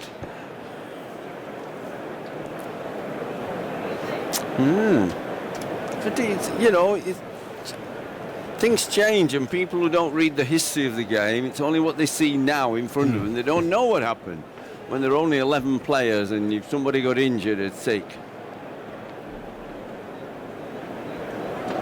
Go and look at my first test opening batsman. Your partner? Yeah. Who was that? I'm not telling you. Go and look it up. Okay. Finn in. Mohamed Amir makes a bit of a tangle of leaving that ball. Fred Titmus, Jeff? We didn't have another batsman. John Edrich stood on the ball at practice the day before. His foot's swollen up. Walking with a limp, wasn't fit to play. Wow, where's the other player? It's totally different today. And like life, everything changes. Nothing stays the same. I think in the year I played, it'd be nicer to have a reserve of doing things, but now I think there's too many in the dressing room. Finn round the wicket bowls to Mohamed Amir. He's up on his toes and guiding it to gully. He's not doing anything. Straight up and down. And they're just playing straight through the line. The odd one bounces, but other than that, the odd one occasionally shapes, but at my level, Test cricket, that's not the ball moving around. It's like once a flood, once every few overs. And if you don't get a wicket with that one ball, it just looks flat, doesn't it? They're just playing it with comfort, with ease. Finn in again. Lovely shot, straight down the ground through mid-on by Mohamed Amir. That's one of the classiest shots in the book, and you get at least two, and I think Yunus Khan said, okay, if you want to keep the strike, come back for a third. Why not? It was worth 3. Amir into the 20 to 22. Yunus Khan honestly placed at 205. Pakistan imperious at 505 for 8. Jeffrey, a thought from you, and I'll make way for daggers. Oh, this is if you're a Pakistan supporter, and it'd be fantastic for you, having been beaten 2 test matches fairly comfortably. I mean, look in Pakistan now, it's 7 o'clock at night on a Saturday, a weekend, 4 hours. There'll be zillions watching. It's all right, us English supporters thinking, well, this is tough for England, but there's millions out there, Pakistan, watching their television, 7 o'clock at night on a Saturday, nuts on cricket. India, Pakistan are all potty on the game. This is such a tonic for their team. Absolutely right. Oh, wow, for their country, I was going to ask you that very thing.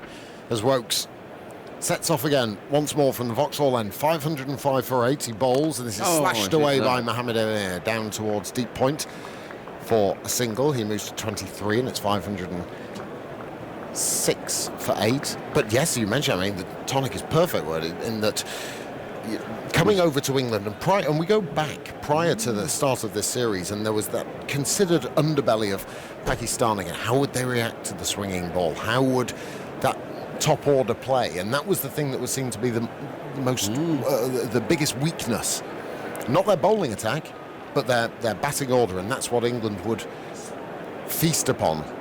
And it's not been the case. No, they're going to be sat glued to the television in their country. Absolutely. Are they ever? Wow. And they'll be watching tomorrow, Sunday. That's another day off. They'll be queuing up. Wokes sets off. Yunus Khan waits and he drives very sweetly down towards long off. And now this, I mean, we talk about a game meandering. England are running out of ideas, or have run out of ideas. And probably, No, they've run out of ideas. Indeed, they have. They had no idea at lunchtime when they didn't bowl Jimmy Anderson.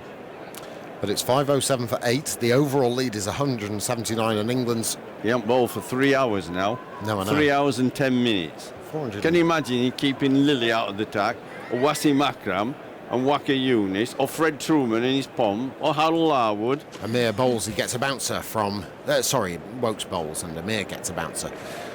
And it goes down the leg side, and Johnny Bairstow takes. No, I'm with you on that one, Geoffrey. You've got to bowl him.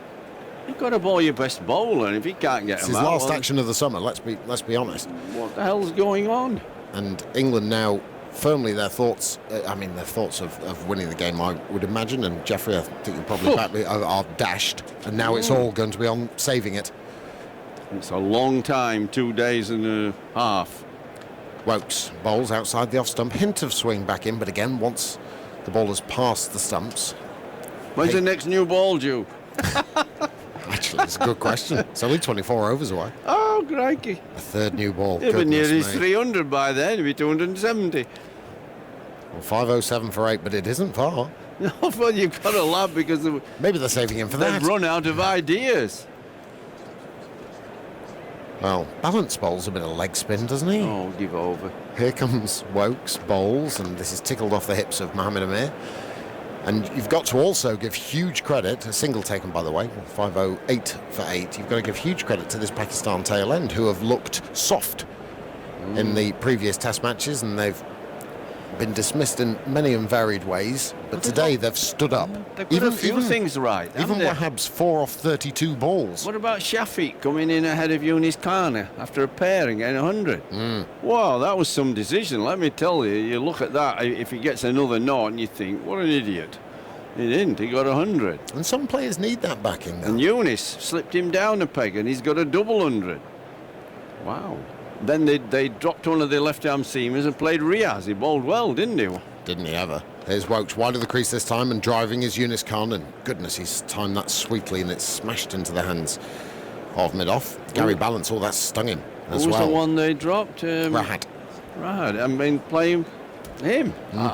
He bowled fantastic. I know the one he got Vince out with was a corker. End of the over, 137 gone, 508 for 8. I've just had a nice 15 minutes outside with Curtly Ambrose. I bet you were smoking too. Who? It'll kill you. No, I bet I was you were. interviewing him at I bet you were smoking, an puffing interview, smoke his Geoffrey. way. An interview that you can hear at tea time, and he was on good form, was Curtly. 16 Yeah. years it's been Well, he since. is on good form. He's a good man.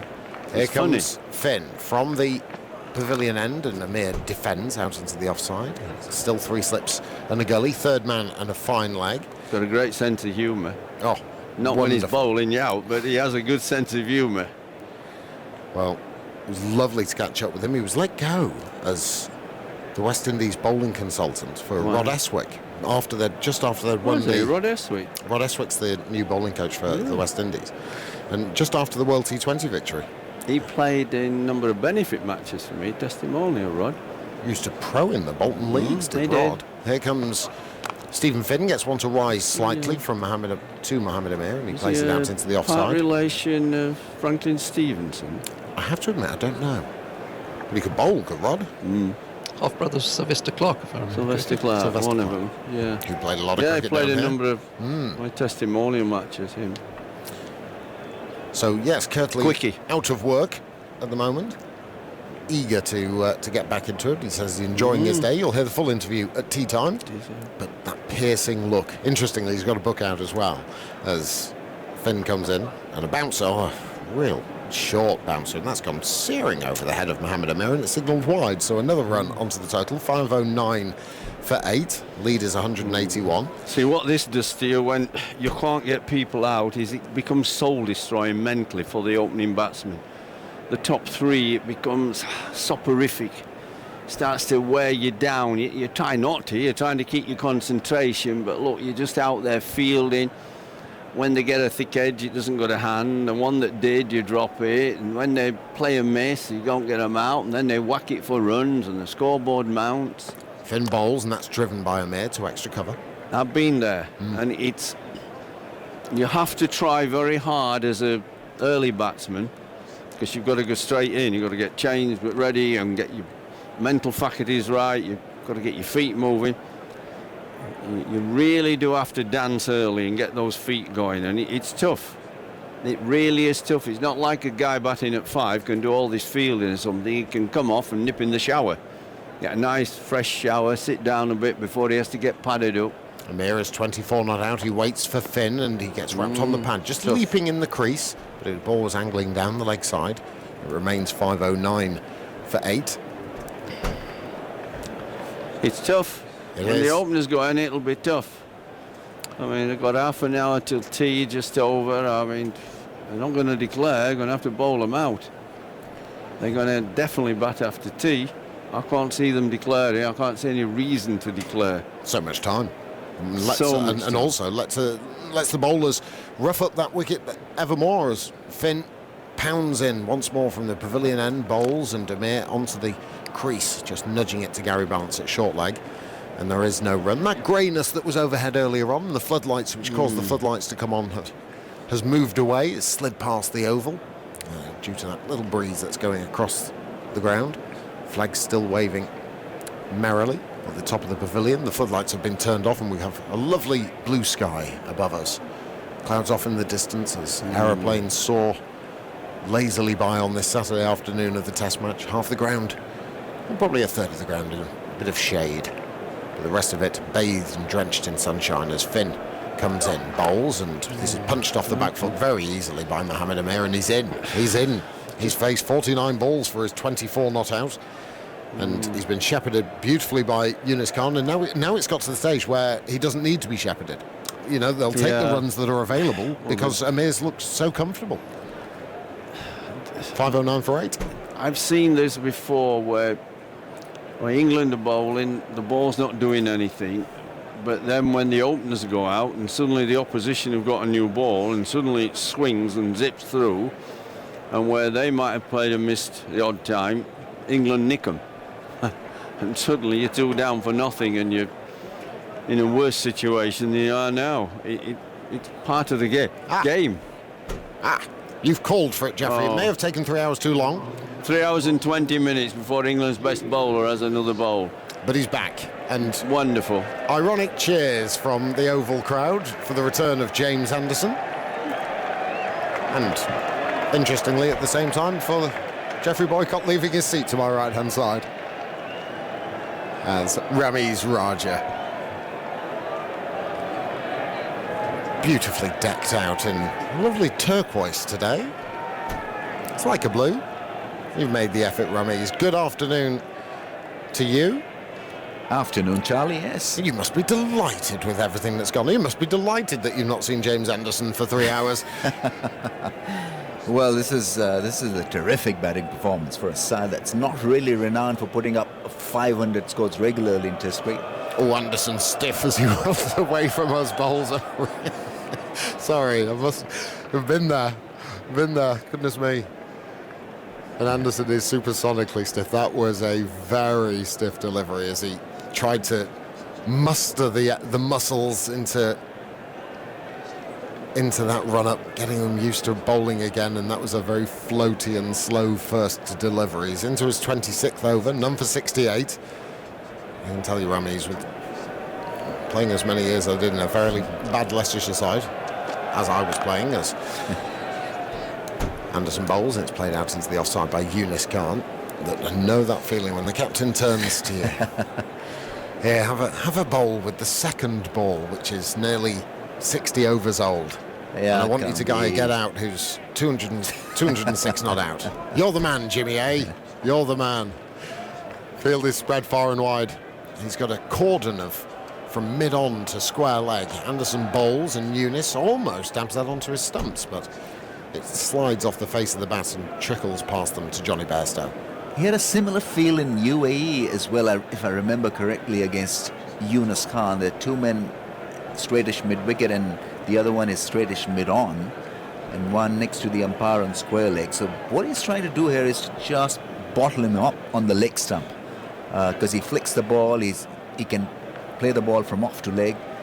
So it's not a bad field set at all. Anderson bowls a bouncer and he's almost been caught behind. In fact, James Anderson's appealing. It's a short ball. It was going down the leg side. I heard something, but it might just be the waft of the bat against the thigh pad or something. And Anderson and Bairstow appealed, begging they were as well, as you can understand, but not interested, umpire Erasmus nor Alistair Cook.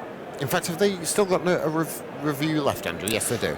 Very close to the gloves, extremely close. I think the keeper was interested, and then I think the bowler reacted a bit later. Did they both go together up in the air? No, Snicker doesn't show anything. Anderson bowls a full delivery, which is driven for 4. Full half volley from James Anderson. Hint of swing away from the right-hander, which allows Yunus to get through the line of the ball, free his arms somewhat, and he drives it down the ground, and Gary Balance trudges to pick the ball up from the long off boundary, and Pakistan lead by 185, 513 for 8. Very good shot. Oh, extremely good shot in the slot, and Yunus Khan was very good. Anderson bowls, turned off the knees of Yunus Khan down towards fine leg. Chase on for Stephen Finn, fields well, tumbling away to his right-hand side. Bowlers like to see their fellow bowlers put the effort in, which Finn did there, and 2 runs to finish the over. So 139 overs have been bowled. Pakistan 515 for 8. The lead is 187, and Geoffrey Boycott mentioned it, Ramiz. In fact, the Pakistan will have absolutely no intention of stopping until they're all out. There's so much time left. I think so, yeah. A lead of 200, and then beyond maybe. Yunus Khan looking for a 250. That can happen because Amir has calmed down a bit, and this has been a very good partnership. But you've obviously noticed, you can't fail to notice the difference in the tail today. I mean, I go on about Wahab, and on the scoreboard it says 4. He played a very, very good role and a good hand for Pakistan. That's facing 32 deliveries. Absolutely, yeah. I mean, Yasir Shah also batted really well as a night watchman. Very determined, gritty 26 from him. Finn bowls and Amir onto the back foot. They're thinking about a single, but they decide against it. Amir's looked very comfortable to whatever's come down at him. When was the last time that England conceded 500? Did they do it in South Africa, Andrew? Yeah, they did, didn't they? Cape Town, that's right, of course. That very flat pitch at Cape Town, where England got as many, didn't they? Ben Stokes is 200, Johnny Bairstow 100 down in Cape Town. Desperate, searching for a breakthrough as Finn approaches once more, bowls a bouncer. Good effort from him, and that's gone through quickly. Nice height for Johnny Bairstow, just touching 87 miles an hour by Stephen Finn into his 29th over. He's conceded 100. Finn 2 for 102. 99 runs conceded by Stuart Broad. 128 by Moeen Ali, and that's in 23 overs. I mean, some of the blows that Yunus Khan. That's been a real low for England, actually. Moeen Ali has picked up a couple of wickets, but he's gone for plenty in 24 overs at a rate of almost 5.5. Finn bowls, and this is played nicely by Mohamed Amir, actually driving Finn on the up, and it's well stopped, or half stopped, by Moeen Ali in the gully. Takes the sting out of the ball. 1 or 2 in the ground, thought it might have been a catching opportunity. It wasn't, as it landed about 3 yards in front of him, and Pakistan pick up a single. 188 the lead, 516 for 8. What about in England? 500 runs conceded. Last time would have been at Lord's last year against the Aussies. Australia 566. Yes, that's right. That's right. Just off the top of my head. That's why he's here, you know. Yeah. Good old Andrew. Fantastic he is. Here's Finn, bowls on an uppercut, and I wonder if that's got the edge, and it's just flown over the head. No, it's Byes. Flown over the head of Johnny Bairstow, and that really has reared up from not too short of a length. Yunus was trying to just nudge it over the keeper and slip, but that has taken off. And again, Wahab Riaz and Mohamed Amir at the non-strikers end will be delighted to see that. And just see if there's any dust. Oh, I don't see where the ball pitched on the replay, but 4 more buys, 5:20 for 8. That's the other advantage that Pakistan will carry going into ball, because they've spent a lot of time today at the crease. So they've allowed this 22 yards to get just a little bit up and down. It's not a straightforward pitch. It's just that Yunus has batted beautifully and has kept the good balls away, and he's had major help from the tail enders in the process. But you know, with Wahab and Yasir Shah, I think Yasir Shah could have a good second innings with the ball. I agree with you. I think he'll be sat up in the changing room, giddy at every delivery that is bowled from the pavilion end, and we'll see him operate from this one. I've no doubts that he'll be here from the Vauxhall end. Still a slip in place as Yunus drives, and it may be driven a little uppishly, but it's to the right hand of mid-off, and it just careers away across the ground for 4. And Yunus moves to 216 not out, 524 for 8. The lead is 196, and there was a coo from the Oval crowd just with how cleanly and crisply Yunus has struck that. Yeah, I mean, the pace is nice and up from Pakistan. I think they've had a great session. I think they're clocking it around 5 and over. And with a lead of almost double 100, this is shaping up very nicely for them. Finn over the wicket, really holds this down, and with one knee raised, this is cut away by Yunus Khan. We'll think about 2. No, Root Fields well out in the deep, and only a single conceded. So it brings to a close the over, and England frustrated that Yunus will still be on strike. Not that it really matters now with Amir playing so well. 25 not out from 52. Yunus is 217 not out, and Pakistan 525 for 8. More from you then, Ramiz, and then Simon Mann will take over from me. Yeah, big partnership between Yunus and Shafiq, and that set the tempo for this innings, and Yunus with a powerful double 100. And Pakistan in a great position, the driver's seat for sure. And now all they need to do is to make sure that the bowlers drive home. The advantage, Wahab-Yasir Shah combination can come handy on a pitch like this. Simon. Good afternoon, Ramiz. Well, Pakistan in a tremendous position here. The lead close to 200, and with power to add as well. And Amir is capable of this. He's a dangerous lower order player. He's helping Yunus Khan, who's batted brilliantly. He gets another single there, running it away down towards third man. And another run to the total, 526 for 8. Well, they got out of a hole at Edgbaston last week. They have to play twice as well to do it this time round. And you can see the lead of 200. Andrew you came up with your stat about the 100 leads. What about 200 leads? And of course England don't have to win the match to win the series, but there's a lot of cricket left in the game. Not even at tea on the 3rd day, so there's bags of time here for Pakistan. And you know, why wouldn't they try to extend their lead, get it up to 250 if they could? Yeah, just bat once. Yeah. Now Amir on strike on 25. There are 4 close catches. Anderson bowls. Amir is a thick edge down into the gully there, and there's no run. We've got a third man in, 2 slips, a gully and a short point. Moeen Ali's close in on the offside. There's also a deep point as well. So Anderson's bowling to a 7-2 offside field. What are they doing? Tempting Amir, if it's pitched up, to thrash it through the vacant cover area. And if he nicks it, they just hope it goes to hand. He's nicked a few, but they've gone for 4. Anderson bowls to Amir outside the off stump. That's crashed away. Tremendous stroke. Will it be tidied up on that backward point boundary? Yes, it will. That's a good piece of fielding down there in front of the scoreboard. I think it's Vince away to his right hand side. He got down there and stopped it. And got the throw away, so it was only a single. Lovely shot that was from Amir. Yeah, it looks a pretty neat play when he's driving the ball like that off the back foot. It seems to his favourite shot is been taken at point, I think once or twice in the series, looking to execute this shot that he likes so much. But overall, yeah, I mean, his batting has improved. The results are there for everyone to see on 26 now. 527 for 8. Yunus on strike. And he plays that defensively into the onside towards mid-wicket, and there's no run. Andrew? Excluding forfeitures, games that have been forfeited, or innings that have been forfeited, there have only been 6 teams that have ever won a test match after a deficit of 200 in the first innings. Who was the last to do that then? Most recent would have been the follow-on in Kolkata in 2001. India 274 behind, followed on and won. Well, it shows the sort of hole England are in here. Of course, the draw is an option to them. Well, it's a long time to bat for a draw. Here's Anderson bowling down the leg side. Younis tries to tickle away and misses. And it's taken by Bairstow. You sort of have that feeling a draw is a possibility, but at the moment, I think it feels it'll go one way or the other. You feel like Pakistan's way at the moment. The time left in the game.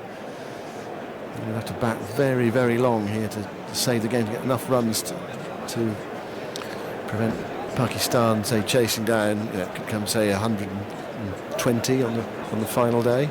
Anyway, let's see what we've got in front of us for the moment. Anderson bowls, short delivery, and Younis ducks underneath it, and it's through to Bairstow. Sorry, there's been one since 2001. That was in 2010 at Sydney, when Australia beat Pakistan after conceding a lead of 206.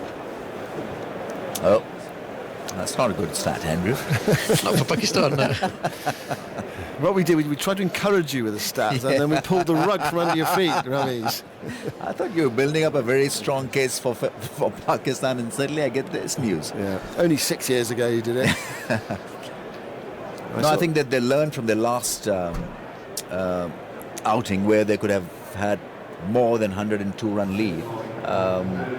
But on this occasion, I think England will have to bat really well to draw this. And that could be a bit of a challenge for the home side also. I mean, drawing a game would feel like winning it.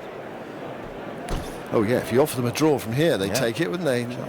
Certainly would. I see Osman Samuddin, who we've had on Test Match Special, works for Cricket Info, Pakistani journalist. I think an obligatory pessimistic tweet. The last time Pakistan scored 500 in a test in England, they lost. Well, they did lose when they scored 500 in a test match in England at Headingley, but anything in Pakistan's favour there was England scored 500 as well, but it was about even on first innings. Now here's Root into the attack, and he bowls, and forward goes Amir and plays that defensively into the onside, and there's no run. So on the verge of a 200 lead here. Amir on 26. Root bowls to him, and he slaps that away. He's gone for 4, down through third man.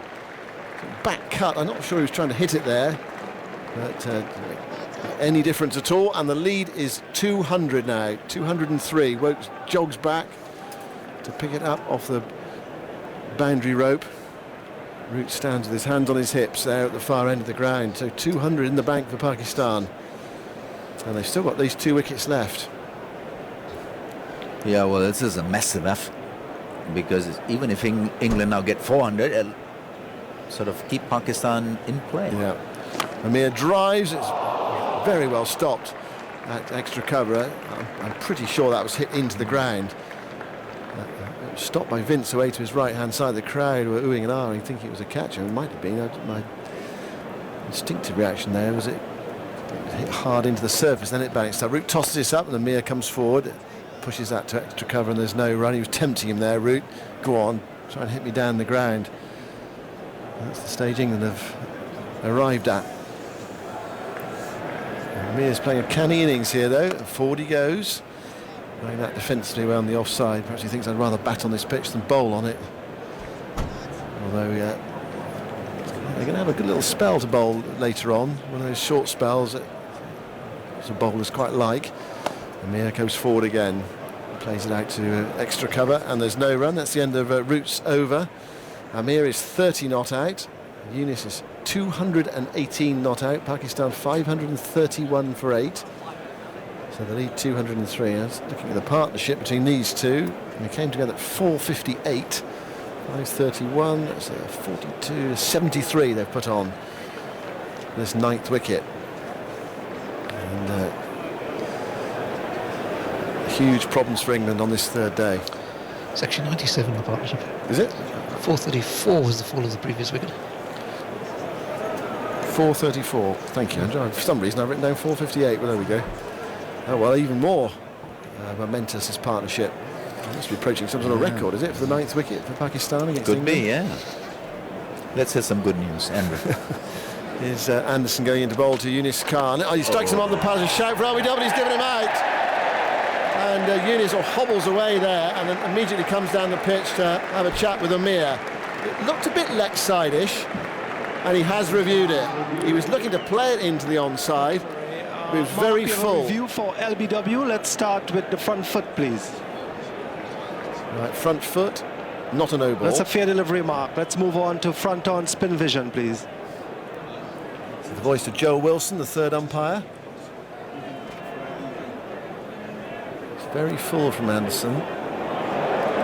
Okay, Mark. Just rock and roll there for me. Just bring it back just slightly.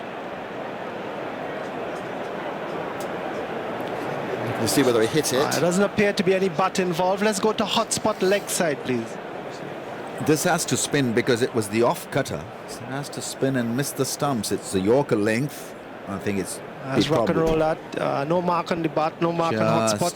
RTS, please. Feathering the stumps, just kissing the stumps down the leg side, I think. Yeah, I don't think he's hit it, has he? We are getting some spikes, but that's after the ball has crashed into the pad. Just pull that through, go that through. Right, that's after the ball, yeah. This is a marginal one. Yeah, that's after the ball. I am happy that there's no bat involved, Mark. True to ball tracker, please. Here we go. Ball pitching in line, impact umpire's call, and clipping the stumps, Murray, clipping the stumps. Can you put Murray back on screen, please? Umpire's call on the stumps. Murray, you can stay with your original decision on screen now. Well, a marginal LBW decision to get rid of Yunis Khan. He's played a magnificent innings here. Umpire's call for impact and for hitting. The umpire gave him out. So Yunis Khan is on his way, and Anderson's made the breakthrough. Well, that's brilliant from Yunis Khan, and he acknowledges the Oval crowd who are standing up to acknowledge that superb double hundred. He's gone for 218, and he's put his side in a tremendous position here. 531 for 9. The last man, Sohail Khan, giving a pat on the shoulder as he makes his way back up into the dressing room. Brilliant, because he's had a wretched series. Yeah. And he's come out, well, yesterday and today, and he's barely put the foot wrong. He's looked so assured. And even when England dismissed him, it was a marginal LBW decision. Yeah, I mean, you can't just write down a champion, and he's been outstanding in this innings, and how well he's adjusted. He was standing back the crease, his balance was right. He's always been determined and fit.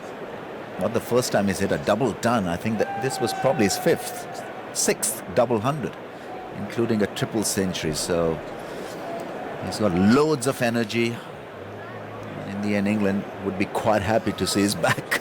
Oh, so relieved. So relieved. And you're just seeing a slow motion on our television screens, the disappointment on Yunis's face there as he was given out. And it just shows the thirst for more. You get 218 and disappointment of being given out. Now the last man is in, Sohail Khan. Number 11, he made 36 against England, held them up at Edgbaston Test match, so it's not done yet. England still have to get this last wicket and work for it as well. Andrew. Yunis Khan finishing in 218 of 308 balls, 31 fours, 4 sixes. He was there for 454 minutes. It's the 6th highest score for Pakistan against England in Test match. Anderson looking to try to finish it off. Ball's full, the first ball. That's a nice solid drive from Sohail Khan up towards mid-off, and there's no run. Partnership ended up 97 of 124 balls, which was only just over half Pakistan's 9th wicket record at the Oval. Oh, right, okay. Nowhere near The that. 1967 Asif Iqbal and Intikhab Alam set a world record for the 9th wicket with 190. But it was a world record at the time, and for quite a while afterwards. But a very good stand, nevertheless. Anderson bowls short on Sohail Khan. He's expecting that, and he ducks underneath it. Have England got a field? They have. They've got a. Do you know? Don't think I've ever seen this in Test cricket. They've got a fielder behind the wicketkeeper. Yeah, I mean, it happened at the last test also, I think, for about a couple of overs. Well, up at Edgbaston, did it right Yeah, at I the think end so, there? yeah. Because he did a top edge a few, didn't he? You've got to be mighty unlucky, really, to be caught there. Anderson bowls, and he ducks underneath that one. I think he's aiming for the periscope. The bat is hanging up in the air. 2 bounces and 2 ducks from Sohail. Yorker maybe in swinging Yorker now. It's the sort of thing you sometimes, I mean, you might see in, well, I don't know, club cricket if you've got a terrible wicket keeper to try, stop the byes. Shouldn't Bairstow complain? Here's Anderson going into bowl, and Sohail Khan plays defensively back up the pitch, and there's no run. Well, it's unorthodox from England. He's gone in there straight away. There's 4 men back, so we've got a, what do they call that? I mean, it's not a fly slip, it's all backstop, isn't it? Yeah, backstopper. And then fine leg, deep backwards square leg, and deep forward square leg. But if you think that's where he's going to hit it, why not put the fielder there? So far he's ducked underneath them. 5:31 for 9. Anderson goes into bowl. It's another short ball, and he ducks underneath that one, and it's through to the keeper. And that's the end of Anderson's over. Successful one. England desperate to get off the field here. They need 1 more wicket, but they'll have to bowl on, won't they? The team will be delayed. Absolutely, yes. So they need to take this last wicket. Well, we've got an extra half an hour from 20 to 4 onwards until the last wicket's taken, or if it's not taken, they'll take tea at 4:10. 5:31 for 9. Pakistan 203 runs ahead. Well, when England turned up this morning, they were looking at the overcast skies. They were thinking 4 wickets. We make an early breakthrough. We can restrict the lead to, say, 50 or 60. That was probably their best case scenario. And Pakistan here, 203 runs ahead. And what tends to happen, of course, when you've got that lead, you have more attacking fields, and the edges that go through the slip cordon, through the gap, go to the slip fielder, because there is no gap when you've got this sort of lead. Root bowls, Amir drives, nice shot through the covers, 4 runs.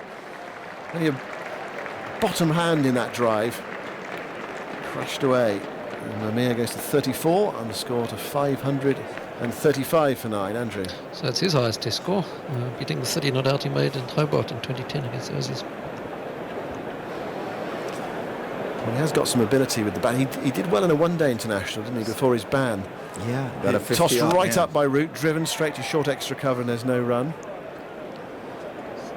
But, I mean, sometimes when you're away from the game for a long time, your batting can fall away a bit. I presume he's been practicing, but he's obviously got that natural talent. Root bowls to him, he goes back and slaps that into the offside for more runs here. He's found the gap between backward point and cover. Moen's chasing it towards the rope. It seems to be accelerating. Just knocks it back in time. Woke sends in the return. And Amir comes back for 2 runs. Normally when the ball goes to the boundary, you're expecting 3, but perhaps he just fancies a bit of Root here. His eye in, 36 not out. 5:37 for 9.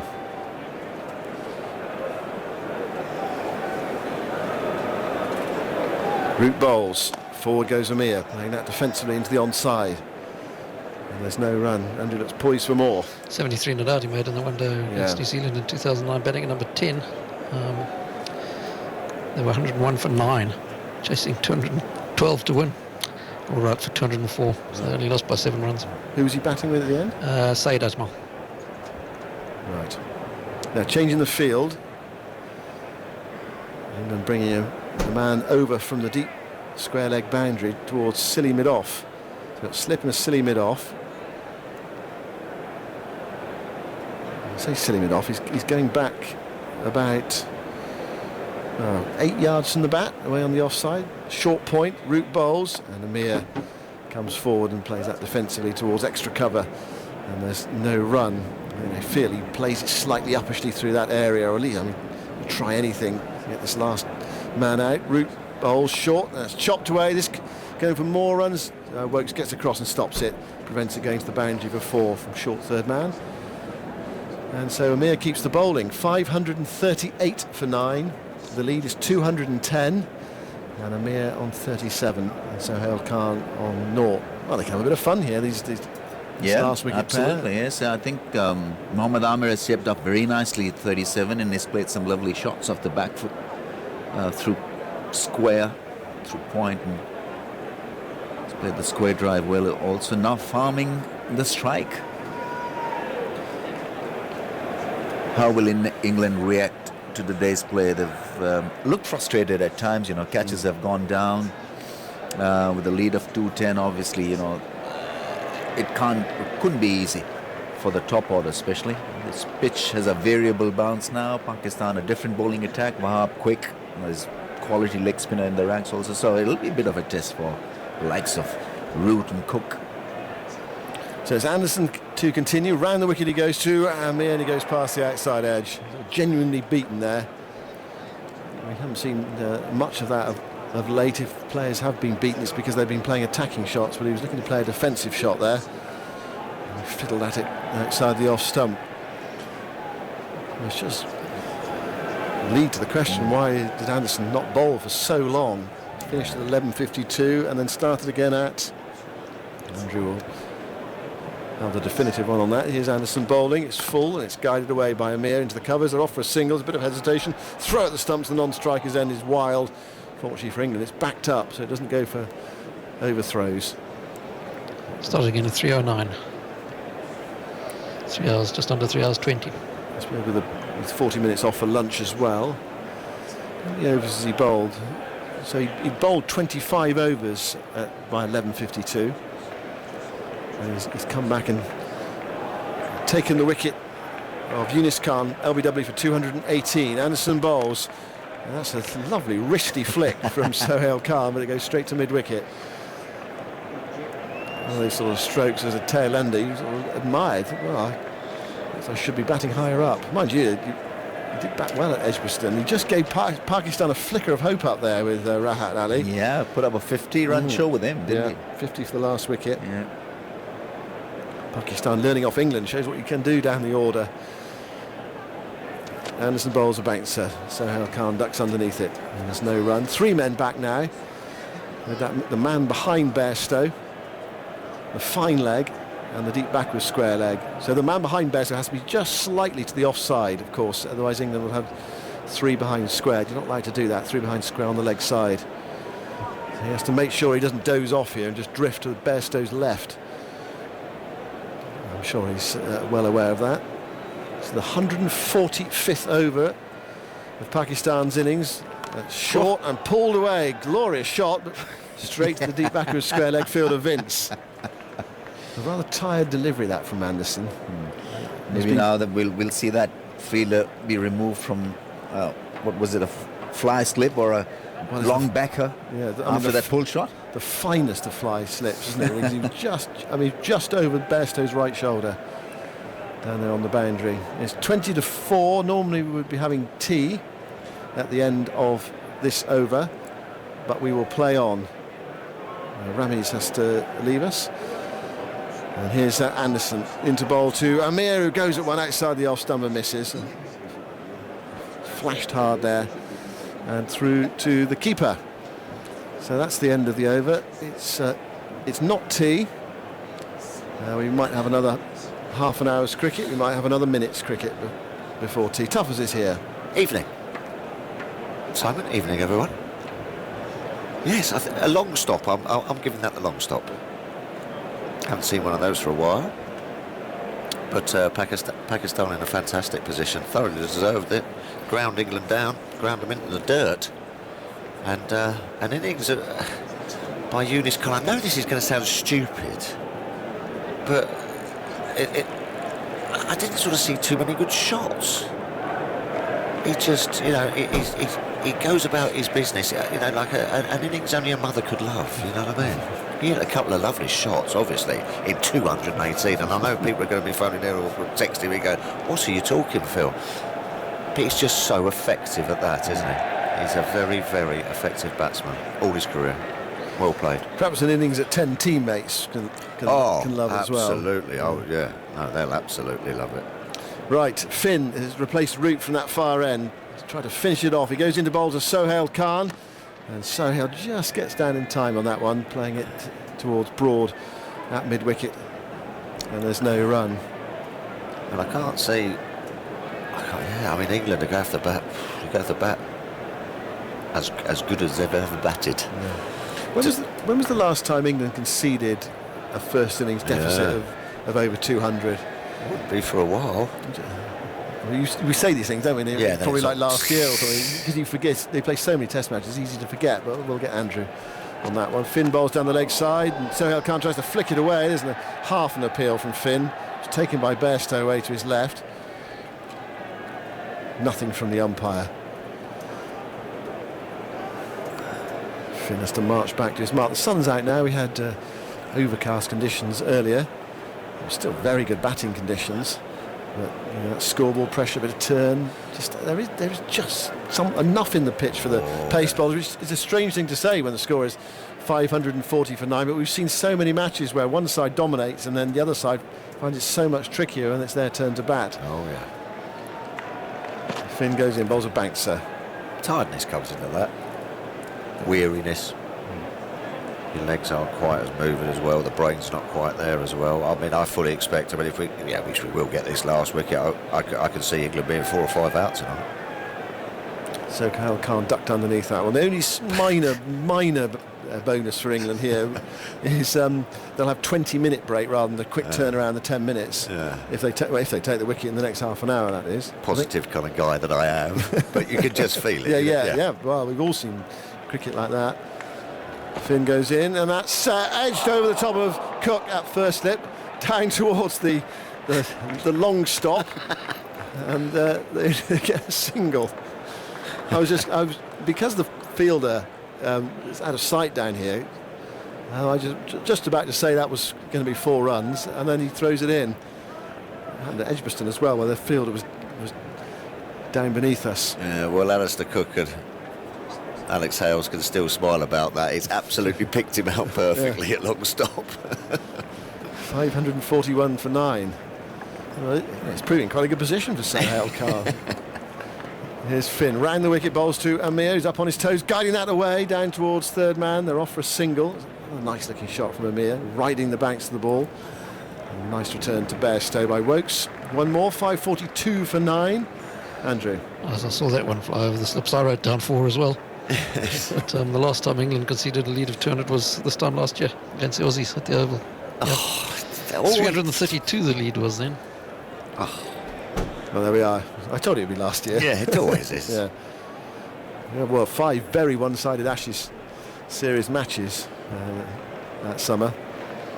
England losing twice by an innings. Here's Finn bowling to Sohail Khan, who hits this upper sheet of Broad, and Broad takes the catch.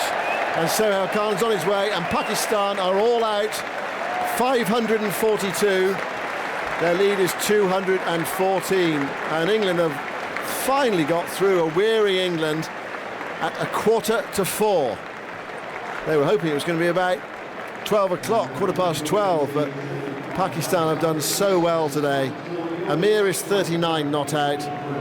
Man of the day and potentially man of the match, Yunis Khan, with 218. Fantastic innings, fantastic application, fantastic everything about that knock from Pakistan. They've set their stall out to go out there and not give it away, and the tails all rallied round Yunis Khan as well. And let's put on partnerships, let's wear England down. It's a good flat pitch. The more we're out here, the worse it's going to get for England to bat on it in the 3rd innings. And yeah, you've just got to take your hats off. Yunis Khan, amazing, 218 off 308 deliveries, and just one of those innings that was tailor-made for the situation. He's done it time and time again. Well played, Pakistan. England got to bat for their lives, bat for the series.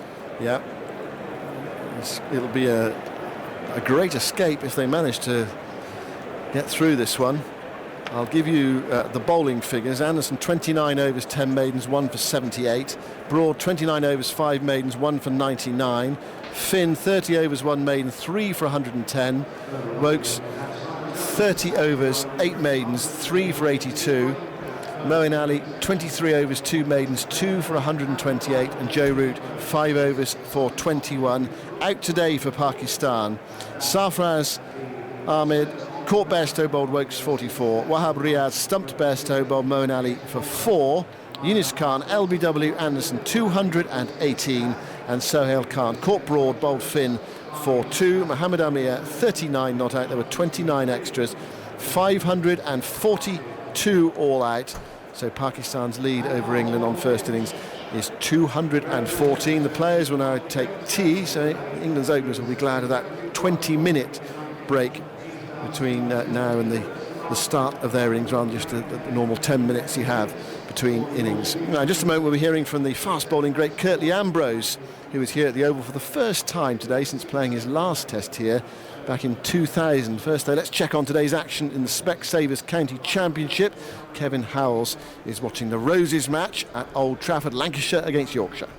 And just at the time that you went to your tea, albeit belated for you, we've just got tea here as well. It's the opening day of this Specsavers County Championship match, this Roses clash between the red and the white rose, and it certainly belongs to the red rose so far. 187 for 1 at tea. Proctor on 51 off 93 balls, 9 fours.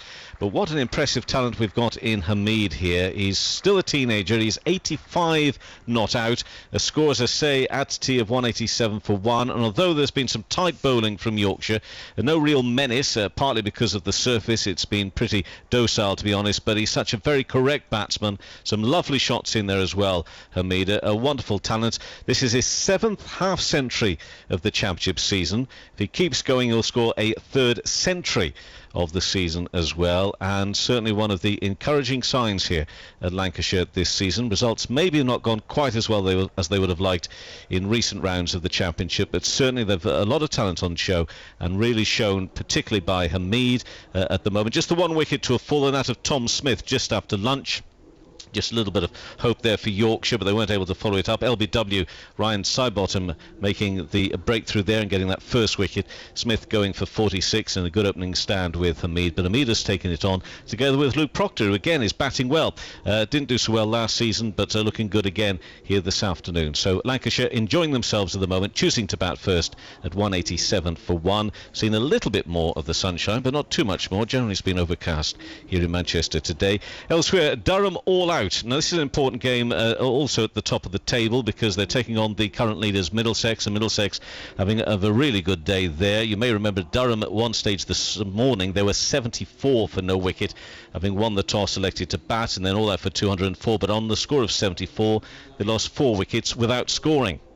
And James Franklin taking some wickets there, the others being shared around. Ollie Rayner, the spinner, picking up some wickets. So Durham dismissed for 204. The bottom 2 sides meeting at Trent Bridge. Hampshire 226 for 5, electing to bat first versus Nottinghamshire. Surrey, also of course involved with the relegation battle, are just out of the drop zone at the moment. Warwickshire with a chance of the title still, but Surrey 146 for 3, having won the toss, electing to bat at Edgbaston against Warwickshire. Into the second division, just that one promotion spot this season. The current leaders Essex 167 for 2, away to Derbyshire at Derby. At Northampton, title chasing Leicestershire 250 for 3, having won the toss, electing to bat first against Northants.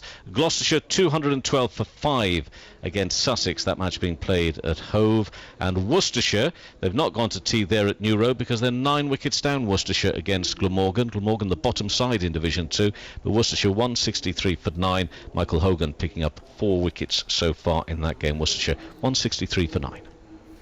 Thank you, Kevin. And if you want commentary on the Roses match, you can get it via the cricket section of the BBC Sport website. Indeed, you can hear every ball of every championship match on the BBC Sport website. Now we're going to hear from the former West Indies fast bowler Sir Curtly Ambrose. He took 405 wickets in his 98 tests and is one of the most popular characters in the game. Curtly was recently part of the West Indies coaching team at their successful World T20 campaign, I should say. He's at the Oval today signing copies of his book Time to Declare, and is enjoying being back at a ground that has special memories for him. I haven't been here since my last test match. Really? Yeah, that's 16 years. So the whole, it looks a little bit different. I'm still trying to get a grasp of what it used to be 16 years ago. But the atmosphere is still good. Cricket is going good. And it's nice to watch cricket and not playing. It's totally different. From, I mean, going back those 16 years and the moments that you and Courtney Walsh left the field and there was players flanking you either side. I mean, what was the the overriding feeling at that moment? Was it one of, I'm tired, I'm done, I've bowled a lot of overs for West Indies, or was there some sadness there too? It was very touching because I've never seen it in cricket before, this guard of honour, and I never expected it. I didn't know about it. And when I walked out and all England guys lined up like that, I was like, two teams came to mind. Like I said, it was very touching, and it's a mark of respect for what I've done for cricket, and I really appreciated it. And then two things came to mind. One, the respect, obviously, and two, maybe they're happy to see me go. Indeed, because you say about that. Yeah. Because the respect was not just from the players, but the cricketing public Yes, here. yes, Which yes. and there was a warmth, even though you destroyed England throughout your career. There was a warmth between the cricket-watching public and yourself and Courtney Walsh, the partnership. It certainly was, and I mean, you know, it shows that the players and the spectators themselves appreciate, you know, the things I've done for cricket. You know, and having played county cricket as well for 6 seasons at Northampton. Yeah. So I've made lots of friends in England, so I'm not really a stranger per se. So it was very touching. I really enjoyed the moment and just bowled off international cricket gracefully and enjoying my life as a retiree. Do you still get a buzz coming to a test match here? I mean, the Saturday of a test match is always a very special one, and notoriously the last test match of the English summer is the Oval Test. I mean, coming here, you say you've not been here for 16 years. Do you feel that energy still? Well, I'm not very good at watching cricket for long periods. You know, even when I was playing, you know, I'll take a peek to see what's happening, but I prefer to go in a corner with some music in my ears and relax, because I find watching cricket for long periods makes me tired. And as one of the premier fast bowlers in the team, I couldn't afford to be tired. So I never watched cricket for long periods. So even now in retirement, it's very much the same. But I do take a peek to see what's happening, so at least I can keep up with the times. Of course, you talk about not long periods of time. T20 cricket seems to be then more suited for Curtly Ambrose, because you were part of the coaching side that helped West Indies to lift the trophy earlier on this year. Talk us through that experience as well. I mean, I know, and we'll come on to what's happened since, but as it stood at that time, the reaction, the response from West Indies in that final over from Brathwaite, when smashing Ben Stokes, I mean, the culmination of a lot of hard work, and you must have been proud to be part of that. Yes, certainly I was. You know, we aren't doing as well in Test cricket, and even in ODIs, we're not doing as well. But when you look at the T20 lineup, most of our best players are in that squad.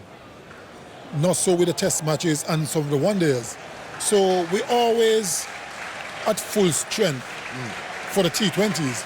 So we went there knowing that we could win it, even though most of the cricket experts never had us as favourites. You know, and we took that as inspiration, and we wanted to prove them wrong. So we were determined to win the T20.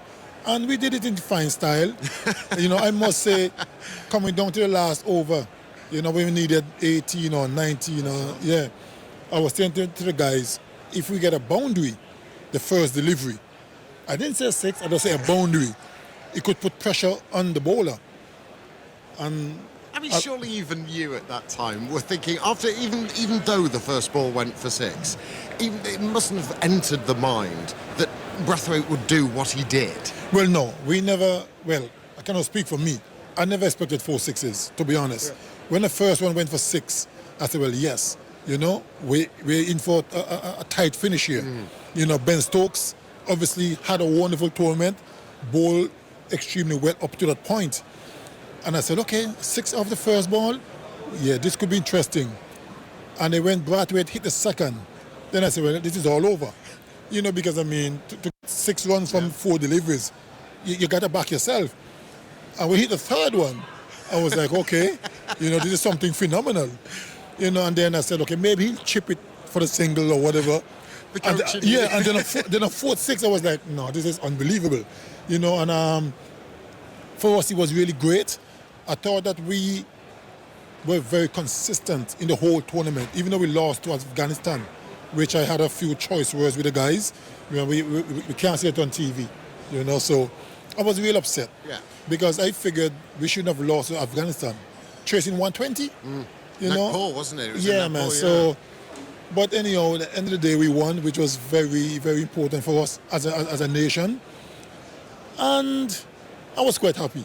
If you see my celebration and all that stuff, the women won just before us. That's right. And then on the 19th won prior to that. So to have won all 3 trophies for me was very, very special, and to be part of it was really remarkable. I was going to ask you this later, but we'll touch it on it now because you brought it up. The sort of T20 has become synonymous with West Indies, especially with the 12 months that you've had with those 3 victories. Now do you feel that we can see a resurgence in all formats of cricket for the West Indies? I mean, we look at West Indies cricket and think of the great fast bowling quartet. We think of Ambrose and Walsh. And now, of course, the names don't trip off the tongue as easily or as readily. Is that a fair enough comment? Is there enough with the T20 League, Caribbean Premier League, which is creating a lot of noise, not just in the Caribbean but around the world? Can we expect perhaps a resurgence in the longer format for the West Indies? I wish I could say yes, but I'm also a realist. And in my humble opinion, I have to say no. It's going to take a lot more. What? Because when you look at the T20 lineup, a lot of those guys don't play international cricket. I mean, Chris Gale doesn't play any more test matches. Andre Russell doesn't play test matches. Dwayne Bravo, Kyron Pollard. So when you look at Darren Sammy, who has been sacked recently. Yeah, what do you make of that? To me, it is disappointing because the guy just led the team to a T20 championship, the second in three world championships. Yeah. And he was sacked. They say I don't know, it's a lot of politics in West Indies cricket, which is hurting the cricket. Well, then I come on to you, of course, because you were the West Indies bowling coach. You're then removed from that position. Rod Eswick takes over. What were the circumstances behind that? I'm assuming that you wanted to continue in that role. It was a consultancy role, wasn't it? Well, of course, I would like to continue. I mean, I've all made it clear that I would love to do whatever I can to help revive West Indies cricket. And I've been with the team for 2 years, and to have been sacked, after a championship tournament, to me, was disappointing. Were you given reasons why? Well, Phil Simmons, the head coach, he's the one who is responsible for picking his coaching staff, not the West Indies Cricket Board. And he gave me no indication whatsoever that he was going to let me go. So when he called me and said that, he is going to let me go for Roddy Eswick, I said to him, well, if you knew I was doing a poor job, you should have at least told me I'm not doing a good job. So at least let me know from early that I'm going to be let go. Because, I passed up a few opportunities because I thought I was going to still be with West Indies team. And he said he's going for some. I asked him, no. He said to me, no, you did a wonderful job. And these are his words.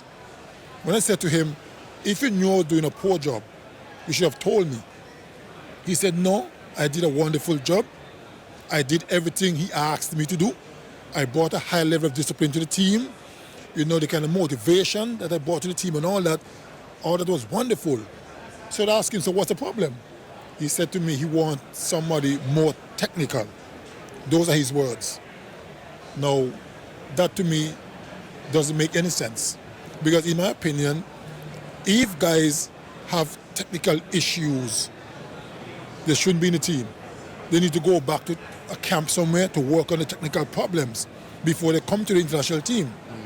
What I'm saying, once you get to international level, it's all about doing the right things to win games and tournaments. If you're going to spend so much time getting technical with players, something is wrong. You shouldn't be in the team. And that is my take on it. So I said, I'm disappointed, but you're the man. I still wish you all the best. Hope that you and your staff could bring some results for West Indies cricket. But I'm disappointed. the passion in which you speak about that particular role and how you maybe felt you were dealt with in that. Does that, however, spur you on to find, and the 2 years that you had in assisting Phil Simmons and the West Indies to the T20 World Championship, do you think now that there are other opportunities for coaching, not obviously with the West Indies, but maybe arguably, you mentioned your 6 years at Northamptonshire, there's 18 first-class counties, there's cricket opportunities around the world. Is it something you would like to continue to do? Yes, most certainly. I've benefited quite a lot from playing cricket, and I've always believed that giving something back to cricket, whether it's West Indies or elsewhere, to me it means a lot, because I've learned a lot, and I've always wanted to impart my knowledge to aspiring cricketers. So I'm always ready to coach if the opportunity arises. And of course, I also like commentary. I've done it a few times. I've done radio and I've done TV. And I thoroughly enjoy it. I prefer the TV, obviously. It's less talking, it's less work. Because when you do radio commentary, this hard work, Curly? yeah, when you do radio commentary, you got to really paint a picture for the listeners. So you do a lot more talking. So I have always preferred to do TV. But whether it's TV commentary or coaching, I'm more than happy to do it.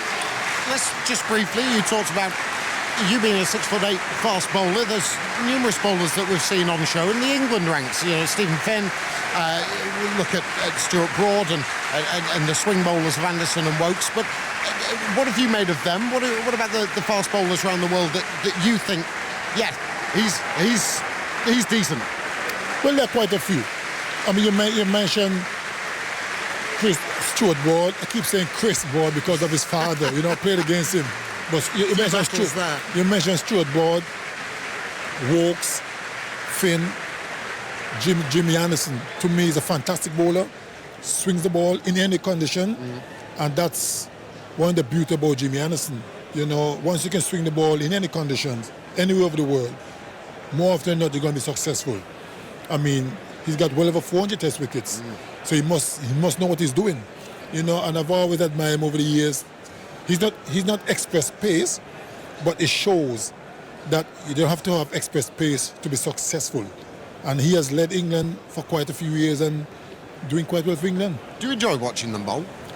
Yeah, I like to watch. Well, you know, I got to be honest here. You know, I'm very partial to fast bowlers, having been one myself. You know, and I love to see fast bowlers bowling well and taking wickets because it's hard work. And once you take wickets, it's very rewarding. It's been lovely to talk to you. Thank you so much. Thank you very much. And hope you'll have future success, whatever it is that you do. Thank you. Really appreciate that. That was Charlie Dagnall talking to Sir Curtly Ambrose earlier on, and while that interview was playing, the players are back on the pitch after the tea interval, of course change of innings as well. And England have got a real challenge on their hands to save this match and win the series. Massive deficit. 214. Alistair Cook has been here many times, of course. Other end, Alex Hales under rather greater scrutiny. 4 slips. And Cook's not quite happy, actually. Someone moving behind the bowlers on. Afternoon, Philip Tufnell. Afternoon, Ed. I've just stopped sweating after listening to that that interview. I recognise that voice anywhere. Amir in. Cook defends from the crease. Oh. Nicely played. Oh. Still got goosebumps. You were 12th man, weren't you, when he was in his absolute pomp? You were telling me earlier on, the only time you spoke to the batters when they were trying to borrow your chest pad. Yeah, that's right. No, I've played against Curtly on it. Many times, but a number of occasions. That what a tour, bowler! Yeah, what a bowler! What a bowler! Probably up there as one of the best, I think. Yeah. Fabulous cricketer. Amir in, wide of the off-stump. Cook leads. I think it's that combination of being incredibly tall, fast, good direction, and getting very close to the stumps. You feel that's sort of one too many. You should just have 3 of the 4, but all 4 together. And probably one of the most economical. Andrew will let us know. Yeah, I think his average was 20 or nearly 21. Is that right, Andrew? Just a shade under 21. That is a quality average. Bowled that length that you could never get on top of. Not that I tried. Amir in, Cook leaves outside the off-stump, length ball. Question for you, Ed. Yes, tough. Yes. Right. England, 200 and odd behind, 214 behind. Tactics. No tactics. I think you just bat. You put the scoreboard completely out of your mind as an opening batsman. Just literally view it as a normal day's batting. And get yourself in and see what happens. Take the game as deep as you can. I think as soon as you start thinking, oh, that's 4, that's only 210 behind, I think you're putting a negative in your mind straight away. Amir in, bowls wide of the off stump. Hasn't quite got his line right yet. Put bad balls away when you see them. Leave well.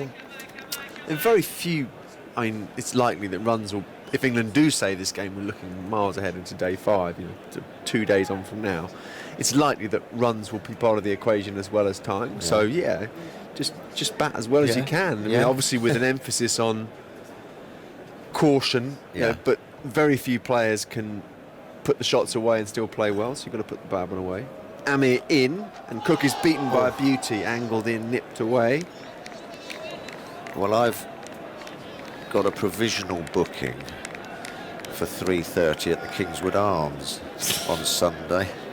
Late lunch. Late lunch. I was going to say, is it a tee-off time or a late lunch? Do you think I've gone a bit early? Might just have to put it back an hour or two. Might have to go early. The way early this series has gone, I wouldn't be making any assumptions. No, it's been brilliant for that, hasn't it? I must admit, this series has been... We as pundits, we sit up here, don't we, and we talk about what things are going to happen. And been wrong quite a few times. It's true. Amir in now, Cook leaves alone. I think that the conversation before the first morning, end of the first over, was a maiden. Are Pakistan down and out? Is the disappointment of Edgbaston when they were in a 100-run lead and that was reversed, and then the collapse on the last day in England, jubilant and all that stuff. Was that going to be too much for Pakistan? Back-to-back tests, not much time to regroup, no, trip for a week off to get yourself back together again. But no, they've just come here and got on with the business. They were helped by England, no question. Some poor batting on the first day, and then drop catches yesterday were critical. And perhaps wrong decision. Well, in my as book, you've just gestured the toss there, Ed. Perhaps the wrong decision. Yeah, I would have bowled. Yeah. Old history now. Oh, we'll come back to it if there's a... Move on. Move on from the toss. Got to play in the now. Sahel Khan, strong right armer past the stumps, bowls, away swinger, and Hales is late into an off drive and slightly mistimes it. No great pace, it was a real loosener. I didn't realise he's 32, Sahel Khan. So no young pup making his way in Test cricket. Couple of fifers this series. Back-to-back fifers in 2 games. Happy days. Oh, very good. 3 sips and a gully, catching mid-wicket for the shot that got Hales in the first innings. Here's Khan in, and still no pace, slightly fumbled by Sarfraz.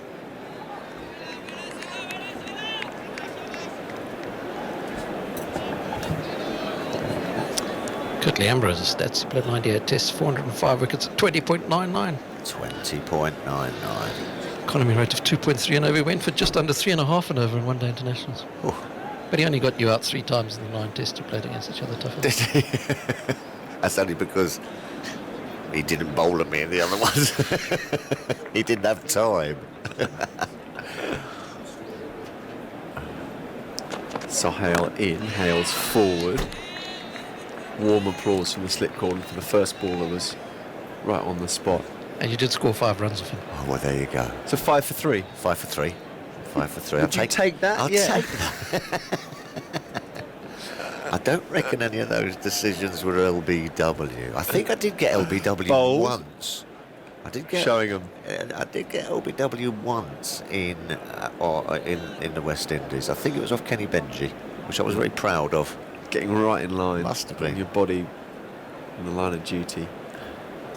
Sahel Khan close to the stumps again. Away swing, it's a beauty. Hales flirts with it. Just shaves the outside edge. Misses the outside edge. Hales here under considerable pressure. He made a fuss about his first innings dismissal. He's got involved in a few off-field things. And he may well be batting for his place in the tour party. Ooh. Just threw that one in, Ed. You think there could be a few changes? I think there might be, yeah. I think 2 or 3 batting slots? they've got to find a way to get some spinners into the side for the subcontinent. So. Yeah. Khan again. Edged short! Wow. Not a very convincing start to Hales' innings. A little bit of a way swing from Sohail Khan. No feet, just followed it. Even though you have been out there a long time, haven't you? You've been out there, the brain's a bit tired, isn't it? The feet are a bit tired. Yeah. A bit hot. Just didn't carry. He's such an English-style bowler, Sohail Khan. It's incredible, really, that we talk about national stereotypes. I mean, he's big, strong, 1990s England seamer, gets in close, swings it away a bit, bangs the pitch. No great mystery or surprise. Done really well. Here he is again. And Hales equal to this one. Early swing that time, decent pace, 84 miles an hour. A brace of maidens for Pakistan. England still searching for that first run.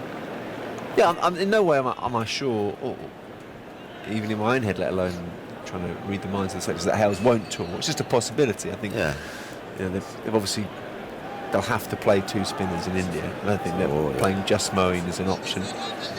So whether that's the Moeen going up the order experiment was tried in UAE, they might look at something different. Perhaps Zafar Ansari, who's opened the batting for Surrey, is a left-arm spinner as well.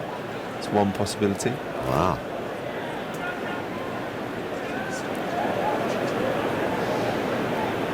Amir in bowls. Cook leaves. Of course, all this is totally academic. Hales could get 200, save the game, and thanks very much. Totally secure. Yeah. Seat 3A, please. Near the front.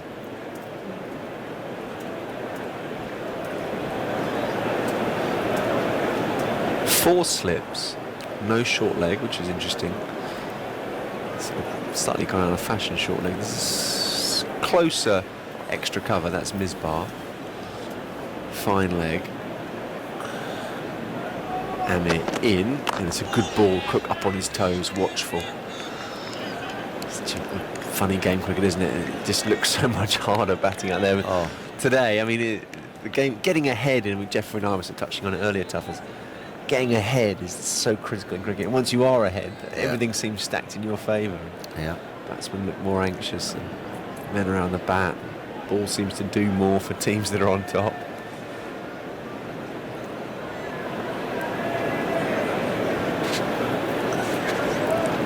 Cook very still in his stance, waiting for Amir. Up to the wicket bowls, and Cook leaves one a little bit short, oohing and ahhing from the slips, but in reality it was too short and too wide.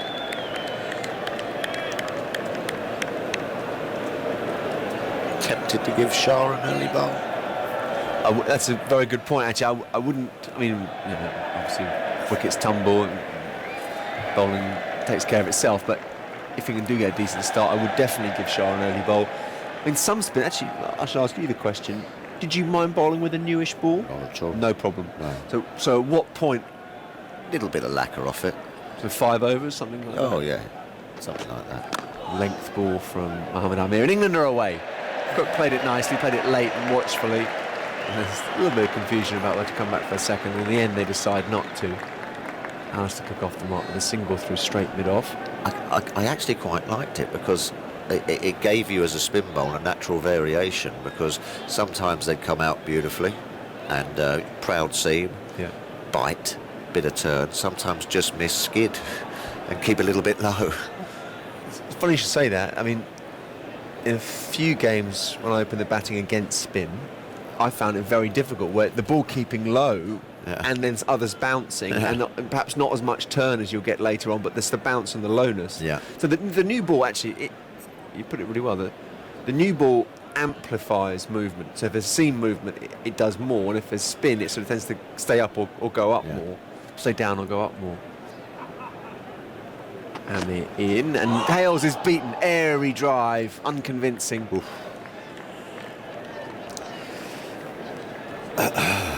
He's smiling, but two very, very close to the outside edge already. Hales is handful of balls into his innings. Yeah. On the up, through extra cover against a left-arm seamer. Followed it. Good bit of bowling, run it across him. Extra catcher comes in. Asad Shafiq, Centurion in Pakistan's first innings. He goes to Gully. Amir in. Oh, uppishly flicked, but for 4. Short leg had no chance, and Yasir Shah's in front of square at mid-wicket where the catch went off Hales in the first innings. So Hales opens his account with a boundary. It was nicely timed.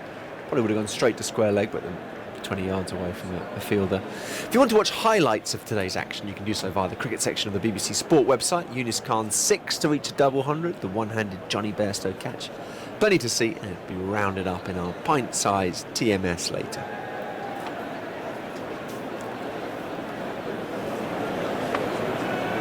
I suppose that in terms of Yasir Shah and spin, for the time being, Pakistan are making England look. Yeah. They're creating plenty of potential wickets. Yeah, there's plenty of time for the spinner to get involved. Remonstrations going on. Wahab Riaz, who's very expressive, is wandering over with the ball in his hand and not happy about something. And it was always handy, because Yasir Shah, they're going to be looking to him to bowl him out, bowl him to this victory, and they make it 2-2. It was always handy when the seamers had just nicked a couple out. It was, I'm sorry. I can't get all 10. Sohail Khan in, length ball, Cook back and across, nicely played. Yeah, I think there's that thing, isn't there, in cricket teams when there's a second half of the match, slightly wearing pitch, and everyone just goes up to the spinner and says, you bowl them out. Must get quite tiresome, tough. It's a bit like a flat pitch. And everyone comes up to you and goes, easy, you'll get 100 out there. You go, thanks for that. Yeah. No pressure then. Yeah.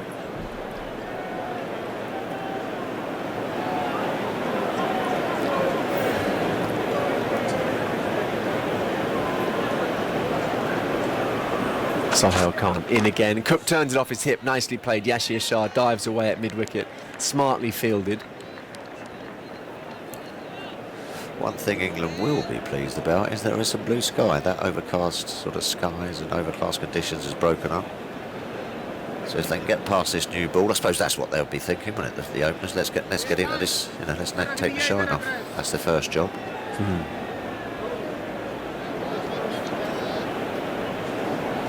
Cook's looked his usual unflappable self.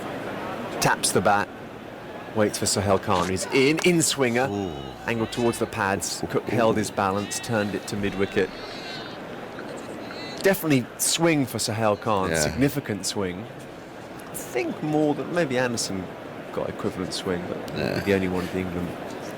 It's a bit round arm swing. It's just early round arm swing, but swing nonetheless.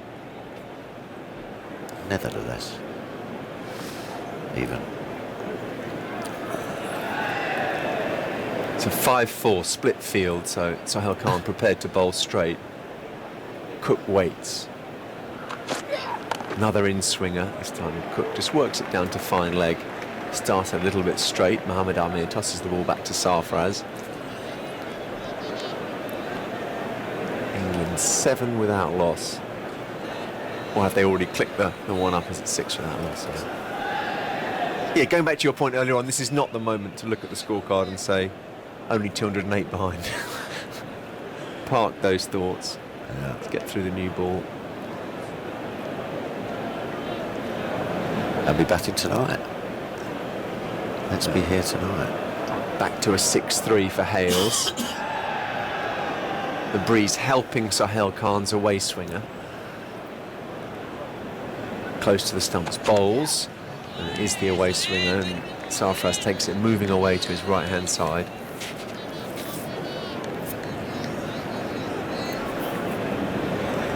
Wahab just comes up from mid-on, has a chat with his bowling colleague.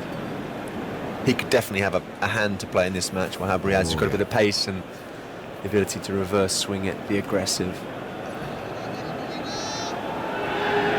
Well, they've got the perfect attack, really. If they're one short, but 4, a couple of left armers, right arm swinger and a leggy.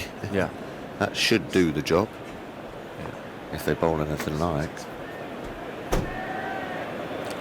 Sohail Khan again wide of the off stump. Hales leaves alone. End of the over, safely negotiated by Cook and Hales. 6 without loss. Thought from you toughers, I'll make way for Simon Mann. Yeah, you got a feeling that a lot depends on Alistair Cook. Pakistan will be striving to get rid of him. He's the perfect man for this kind of job. Gets himself in. Difficult to budge. Evening, Simon Mann. Hello, toughers. Well, 20 minutes, 4 overs, 6 runs.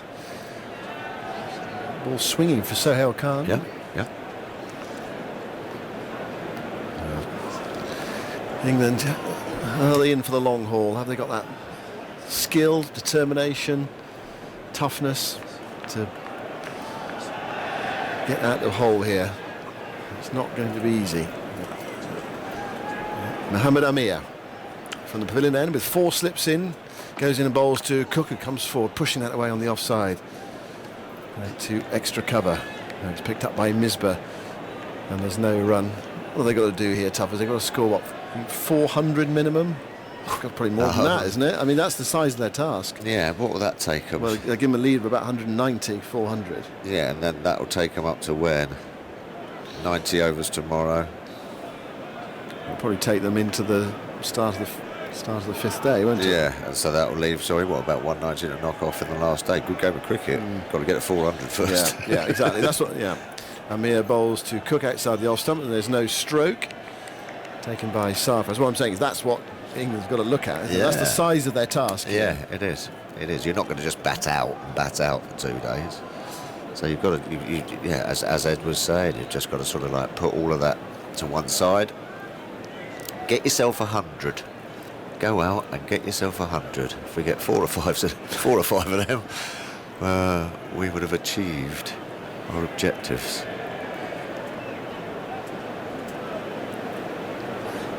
Amir at that far end, Cook waiting, bat raised, and he crouches down, and Amir goes into bowl to him. It's outside the off stump, and Cook allows that to pass. Pakistan attacking with 4 slips here, no gullies or short legs. Personally, I think we'd be 3 or 4 out tonight. It's just got that feel about it for me. Where are we with the overs? Let's have a look. It's 25 past 4, 31 overs remaining, it says up there. So we'll be on for 6:30 again tonight. And we might get most, if not all of them in. There's 31 overs. Well, they could be around about 80 or 90, can they, at the close, something like that. So there's Amir, and Cook squared up by that one. He was looking to clip that into the onside, I think, and got the ball back down the pitch. There was some interest there from the bowler.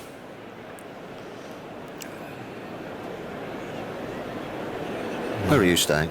Simon? You go? Oh no, I live in London, so right. I'm at home here, coming from home in the morning. Lovely.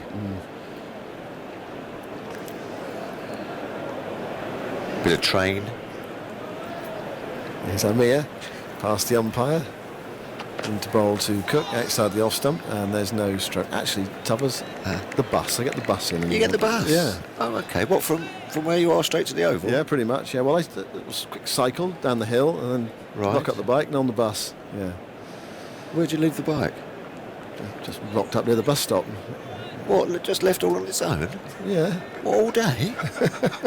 Well, I put a lock round it. Just mind you, actually, no one want to steal my bike. I bought it for 50 quid about 6 years ago. Oh, did you? Yeah. It's an old. Well, it's a very good idea in London, actually, because 1 or 2 people like to take a bike off you. Cook gets one outside the off stump and lets it go, and it's through to the keeper. So just lock it up. Yeah. That must be quite exciting then, every sort of evening as you're getting off the bus, Is it still there? Is it still there? Yeah. Yeah. Yes. I can pretty much guarantee it will be. Yeah. What colour is it? Brown. Oh my goodness me, I'm not going to read this out. I really am not going to do this. What?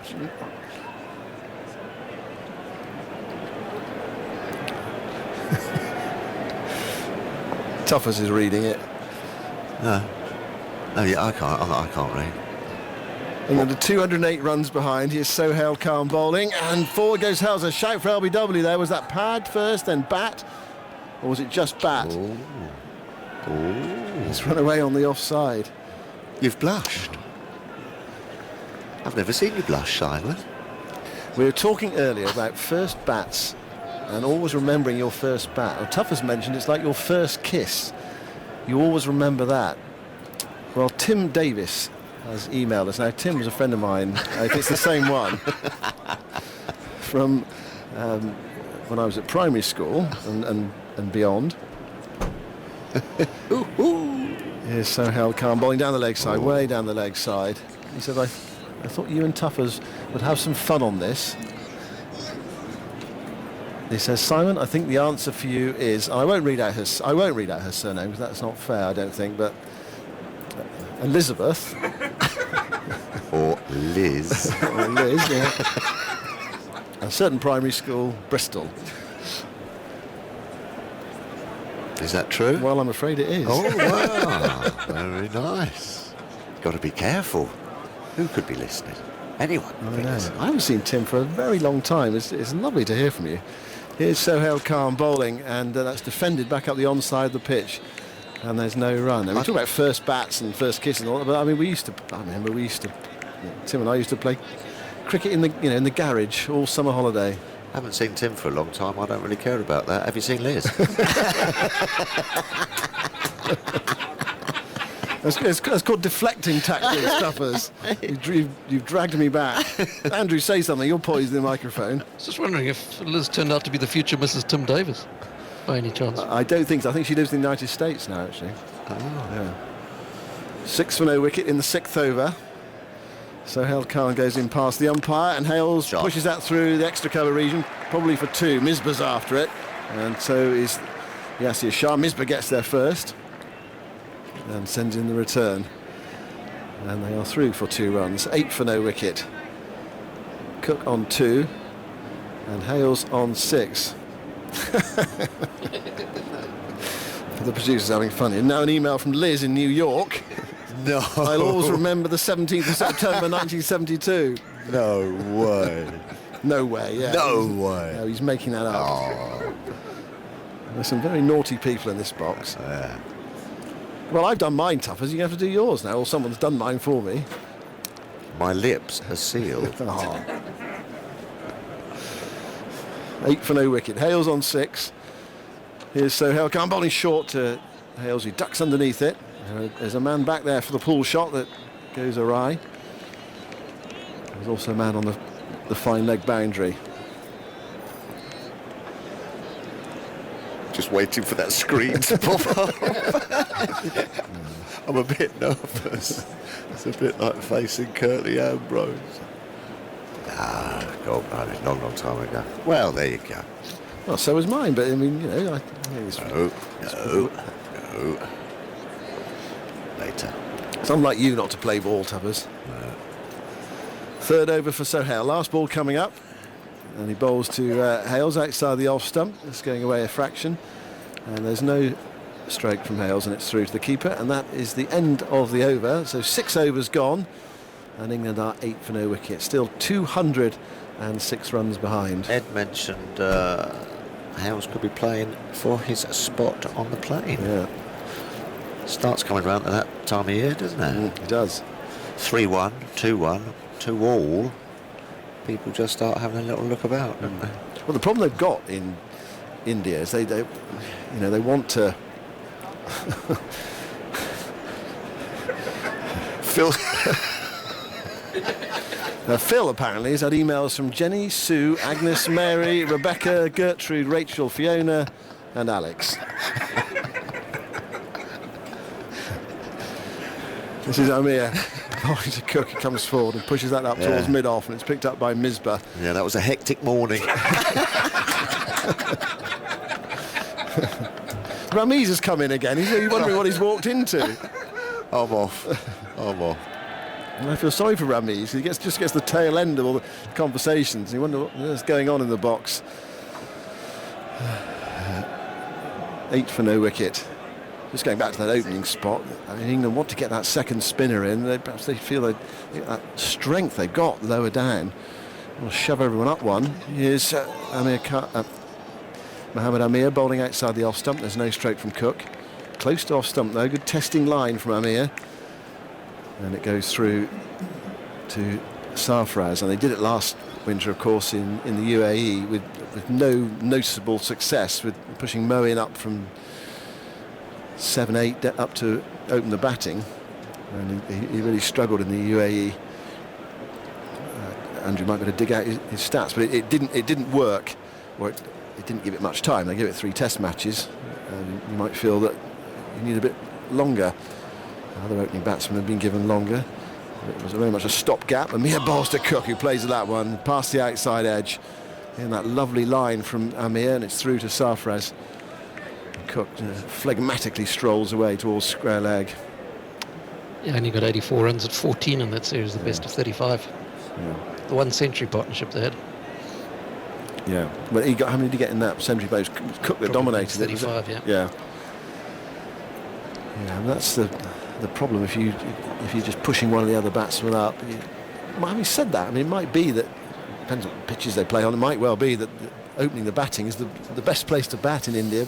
Yeah, and he plays spin well as well. Here is Amir bowling, and Cook plays that forcefully straight to Misbah. He's fielding it extra cover, and there's no run. This could be a bit of a test for Cook against Amir, because his stock ball is the outswinger to the left-hander, and he's been bowling that the in-swinger to the right-hander and an outswinger to the left-hander with a lot of authority. So he's got to watch out for the outside edge. 4 men in the slip cordon. So far, so good. Cook has been quiet, 24 balls for his 2, but he's been watchful. This is the 7th over. England have scored 8 runs.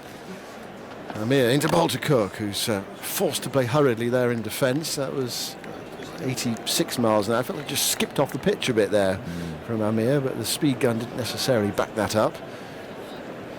One thing we've seen from Pakistan in this series is with the new ball, it's disappeared around the ground. England have scored quickly at the start of their innings, but not today. Whether that's because England are being more watchful, or whether Pakistan just tightened up their lines and lengths, I suspect it's a lot to do with the latter. And England, they've got to score runs as well. It's not just about occupying the crease in this situation. They have not been able to get off to a flyer today. Amir bowls to Cook. That's well wide of off stump, and Cook ignores it, and that's the end of the over. 8 for no wicket, England. 7 overs gone. They are 206 runs behind still after a brilliant innings from Yunus Khan over 2 days. We wonder whether he could come back this morning at the age of 38 and then show the same mental and physical application. Well, the answer to that was emphatically yes, and he did.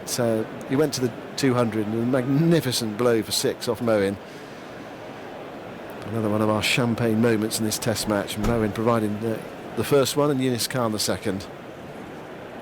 I think this is good batting by England, because this new ball can move a little bit, not a lot, but once you've seen it off, then batting becomes a little easier.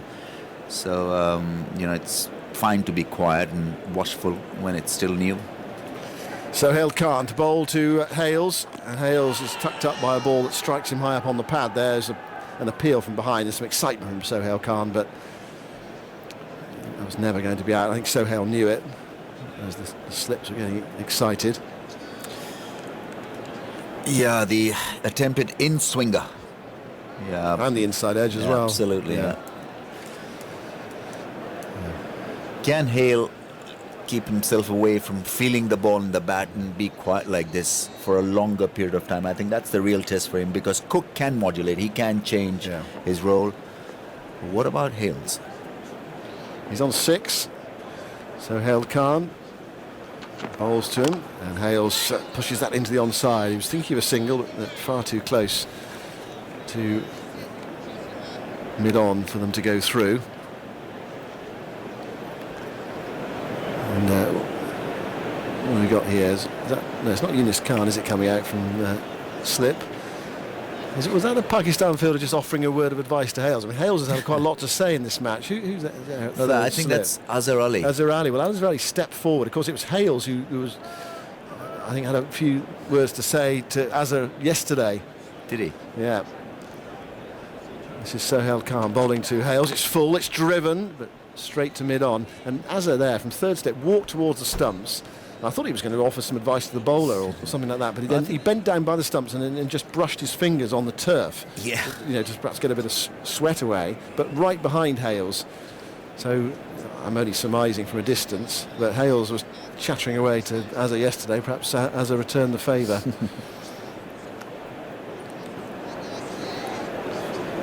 Saying something like, well, perhaps you're playing for your place in India here.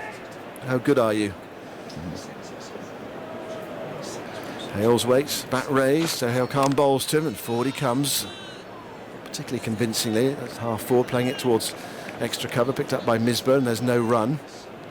It's good bowling from Sohail Khan. Is keeping the ball up, allowing it to swing, and he's making the batsman play at most deliveries, unlike Mohammad Amir, who at times has been a little wide outside the off stump. These two are different bowlers to England's fast bowlers because they're not as tall as some of the English bowlers, and they don't hit the deck hard. I think the more swing bowlers, seam bowlers, and pitching the ball up is the way to go. Yeah. He took 5 in the first innings. So Hale Khan, he's testing Hales here. He's up the stumps now. He bowls. That was we built him up, and he bowled one that was very wide of off stump, and barely carried through to Sarfraz Ahmed.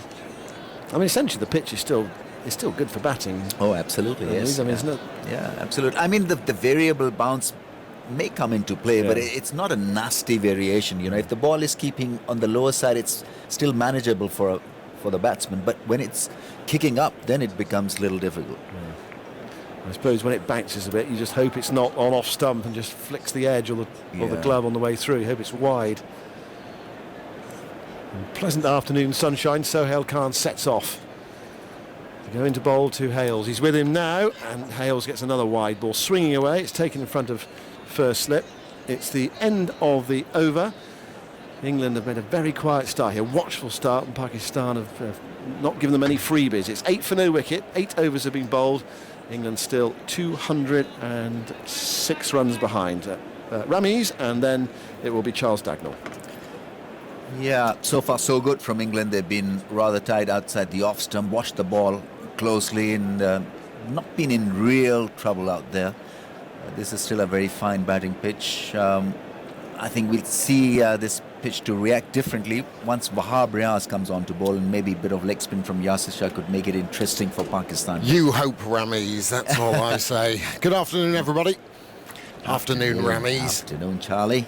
And still those 4 slips wait, but Hale's edge just fell before third slip before. Here's Mohamed Amir, and Alistair Cook plays this watchfully, turning it round the front pad to mid-on, and there is no run. The beauty of this for Pakistan, and okay, the leaders at the moment, it's 206 runs, but they have so much time, and England will get into that mentality of not necessarily as yet, though thinking batting past them, but this wicket will start to decay over time. And I just wonder, I'm with you, that this is the hors d'oeuvre before Wahab and Yasir Shah come on, as Amir approaches, bowls full of length, and that's punched sweetly by Alistair Cook to mid-on, and there is no run. The other aspect is that Wahab bowled the majority of his overs, if not all of his overs, from this end. And I expect thoroughly that Yasir will want to do exactly the same. So can you foresee, I don't suppose they'll obviously have preferred ends, and both, Wahab had success at the Vauxhall end, so we'll more than likely want to have that one. Yeah, absolutely. Yeah, I think, and they'll be testing different sort of part of the pitch, left armers, and they'll be more keen to bowl round and over the stumps as well. Now, Alistair Cook has a very straight silly mid-off as Amir approaches, bowls edges, and it's just fallen short of first slip, and the ball kind of died in frustration for Mohamed Amir, inducing Cook into that little prod, tentative foot movement, that awkward length, and it just left the left-hander, but it fell short of, I think that's Yunus at first slip. No, that's Iftikhar, and he's far too deep for my liking. I mean, he should be up. He's sitting too far back.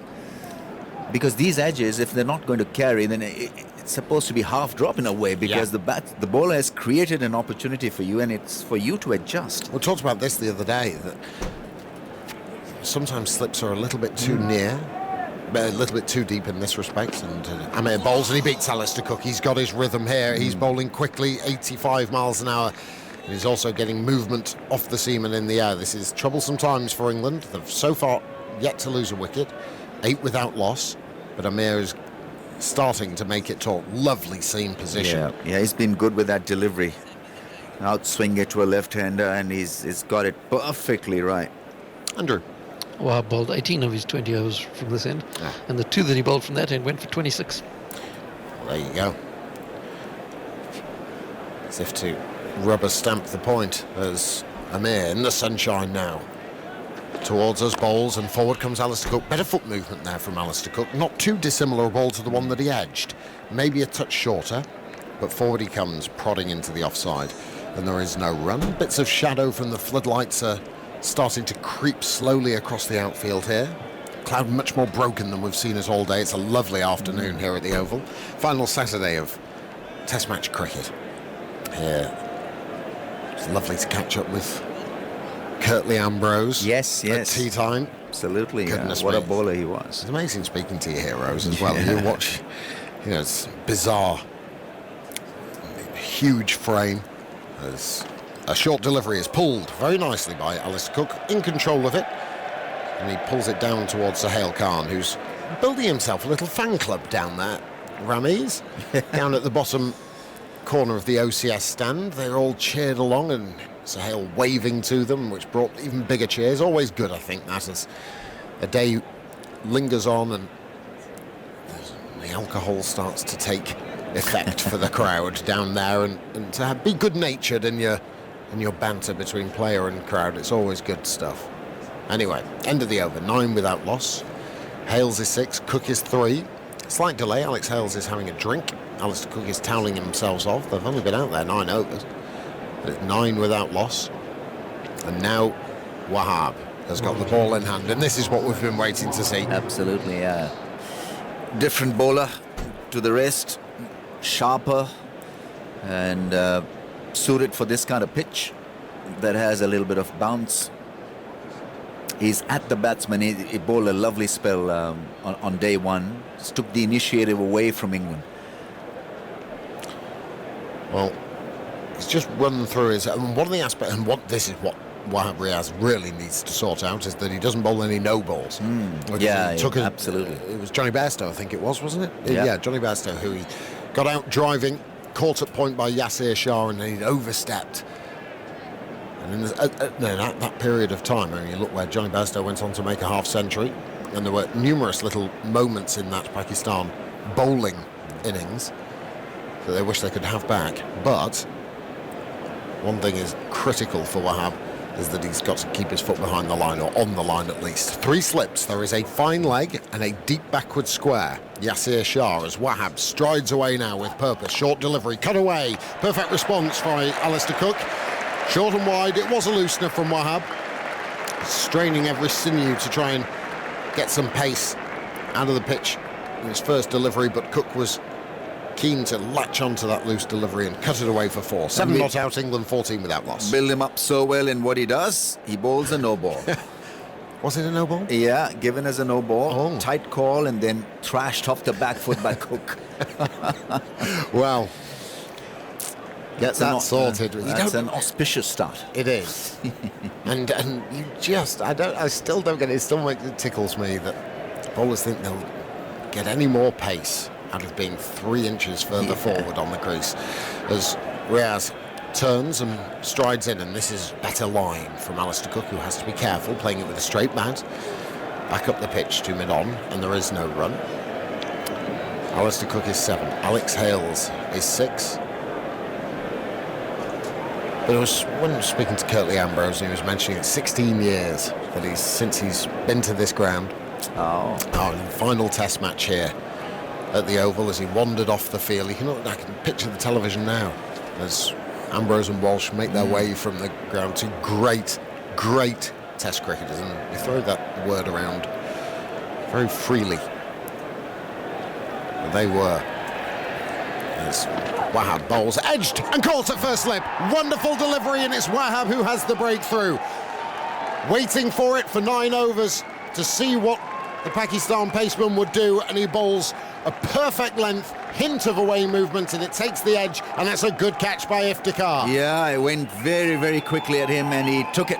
This was sharp from Wahab Riaz, and on this occasion, he didn't bowl a no ball. Yeah, looked at it, and good catch. We've seen many drops in the slip cordon. This was beautifully held, and what a breakthrough. And that was going quickly, Ramiz. Yeah, he had to. Yeah. It was just to his right-hand side, Iftikhar, and it was coming at a comfortable height, round about rib type of height.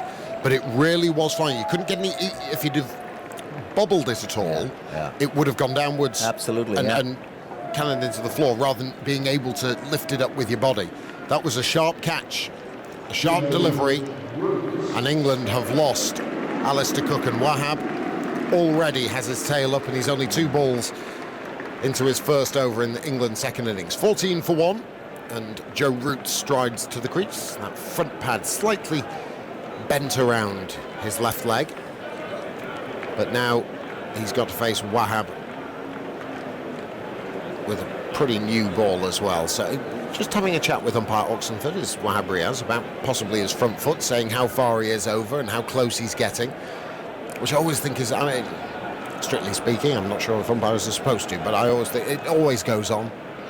County cricket, the umpire would just give you a nod. Yeah. You're getting a bit close there, and thanks, umps.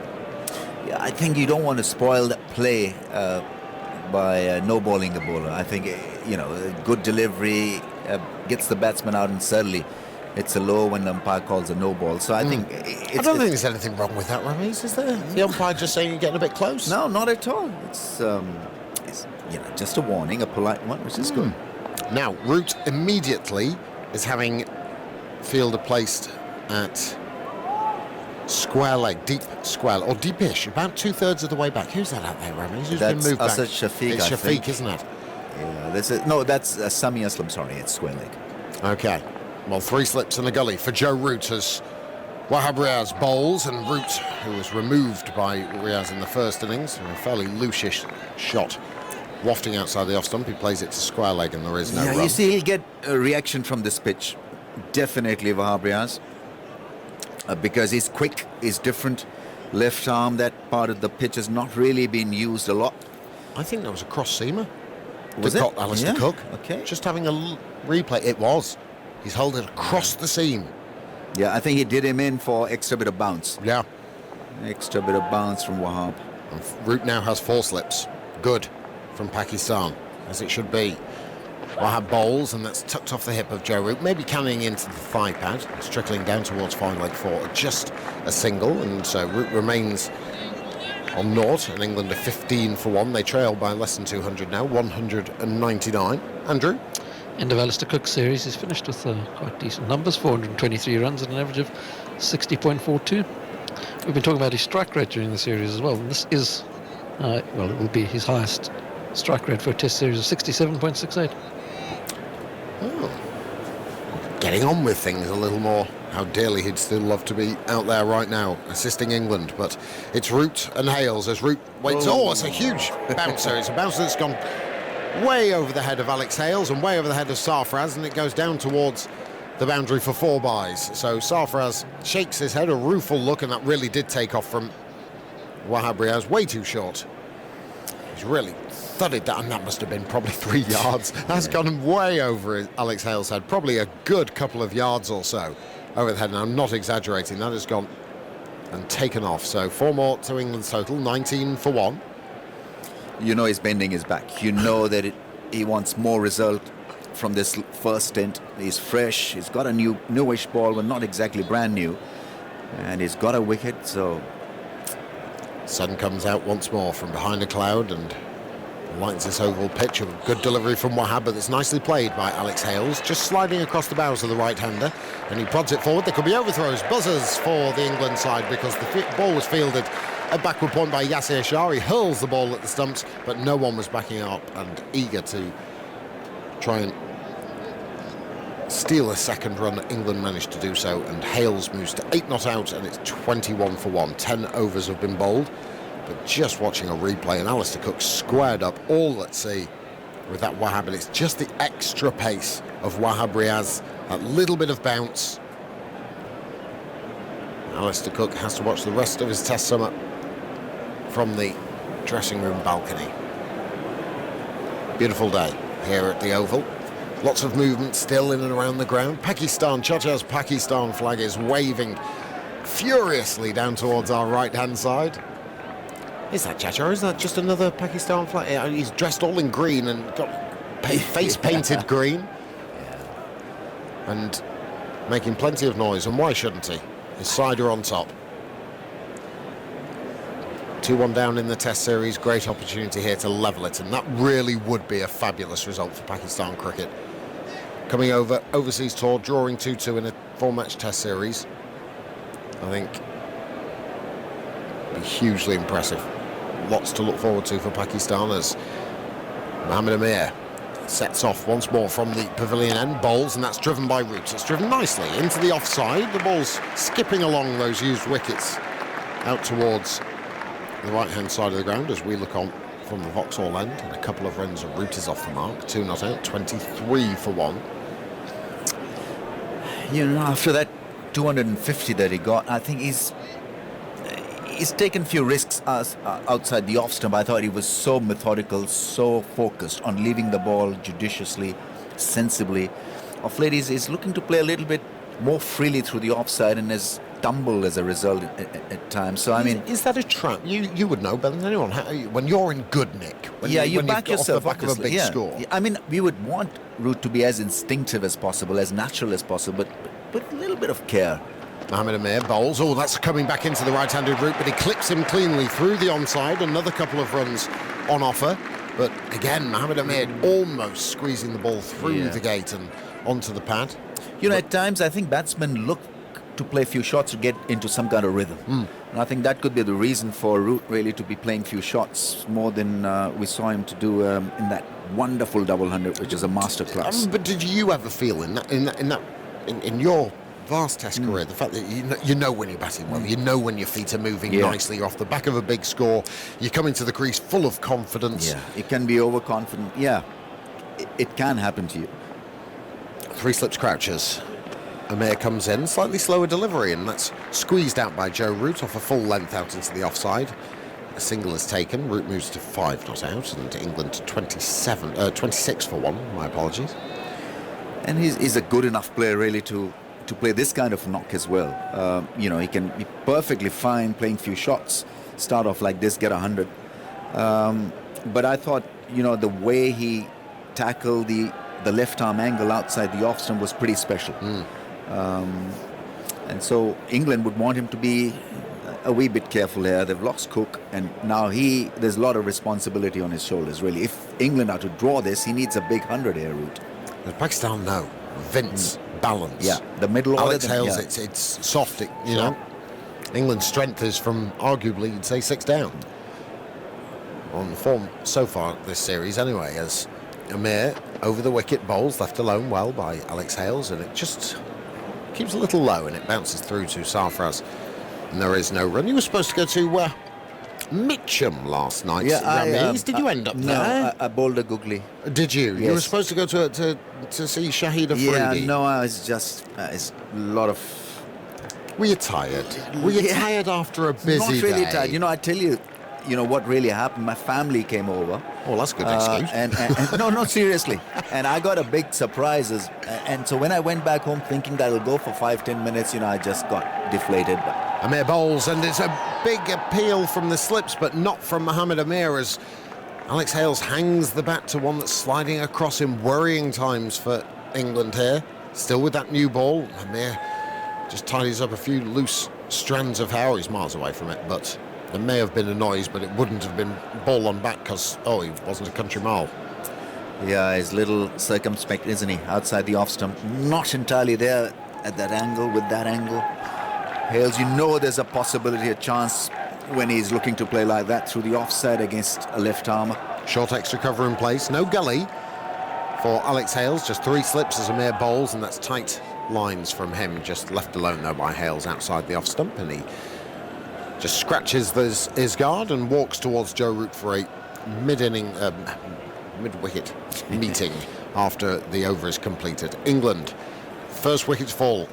Alistair Cook caught Iftikhar at first slip off the bowling of Wahab Riaz for 7.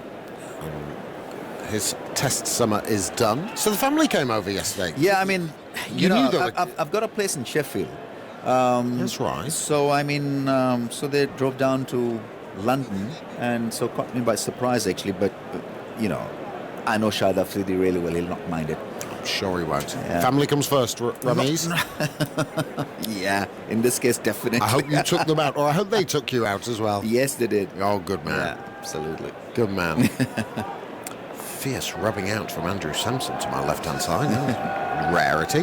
Wahab Riaz starts his second over. Short delivery on his toes is Joe Root, and he plays it square in the offside. And there is no run. 26 for 1. Ramiz leaves us for the moment. Might not see him again. Have a good evening also. Shall see you tomorrow. Andrew. Happens more often than you think.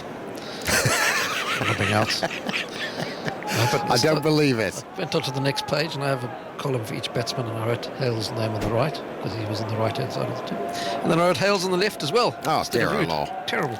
2 chances. Here's Wahab Riaz bowls onto his toes. Joe Root, and I think Hales was a little late setting off, but the throw comes in from Yasir at Root's end, the non-striker's end, and they're comfortably home for a single. But Hales a little bit on his heels. Joe Root, important for England to keep ticking this over rather than batting time. They've got to keep the scoreboard moving. And quick singles such as that will prove to be very fruitful for them. 27 for 1. This kind of things seem to happen more as you get older, don't they? It's a bit disturbing. I'll try not to do it again. If you would. I've not seen your brother for a while. Has he left you in the lurch? Sitting a couple of boxes down, I think, still. Nice. Enjoying the day. Sure he is. As Wahab Riaz bowls, and that's left alone, played inside the line by Alex Hales, and there is no run.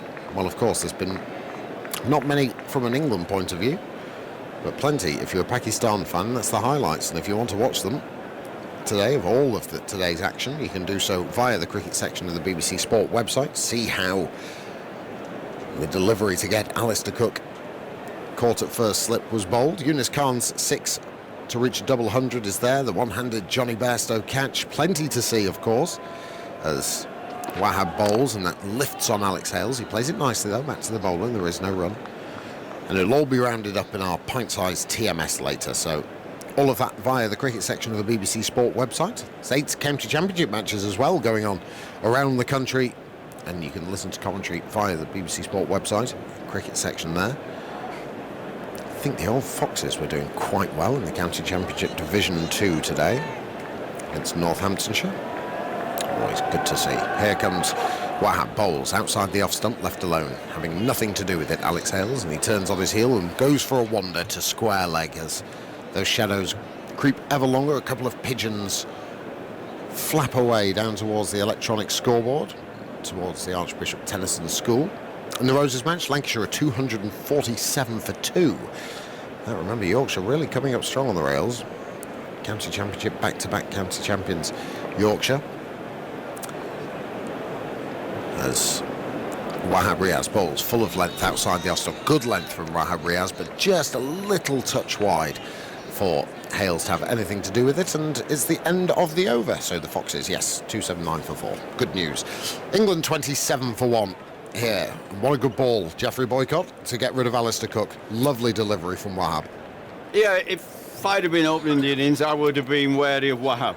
He would be the one that would make me wary. I wouldn't be thinking about the leg spinner. He hadn't done out the last 2 matches, and also normally in this situation with the ball whistling through, new ball, by the time he came on, if I was still in, I'd be 30 odd or out, so I wouldn't be worried. I'd be worried about Riaz, because what I saw first innings, he can get the occasional ball up to 90 mile an hour plus. He's got a very loose arm action, because it's quite deceptive, and if he actually gets it in the right pace, like anybody who bowls at that pace, you bowl balls at 90 mile an hour, you get him around about the right area, doesn't have to do very much. Ed Smith's coming in.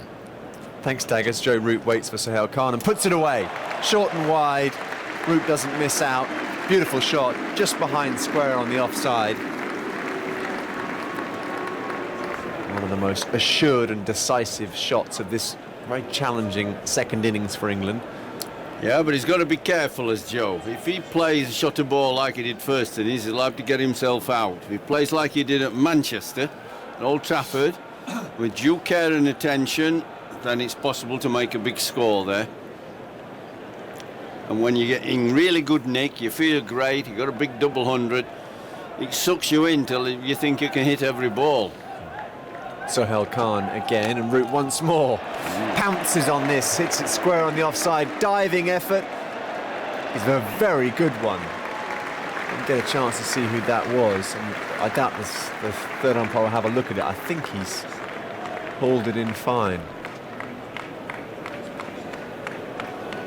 Jeffrey was just urging Joe Root to be cautious. Selective. Yeah, very cautious. selective and a little cautious. It's not how quickly England score, it's how big the total they get. They've got to get a big total, give the bowlers something. They can give themselves 200, but that means they've got to get 400 plus, haven't they?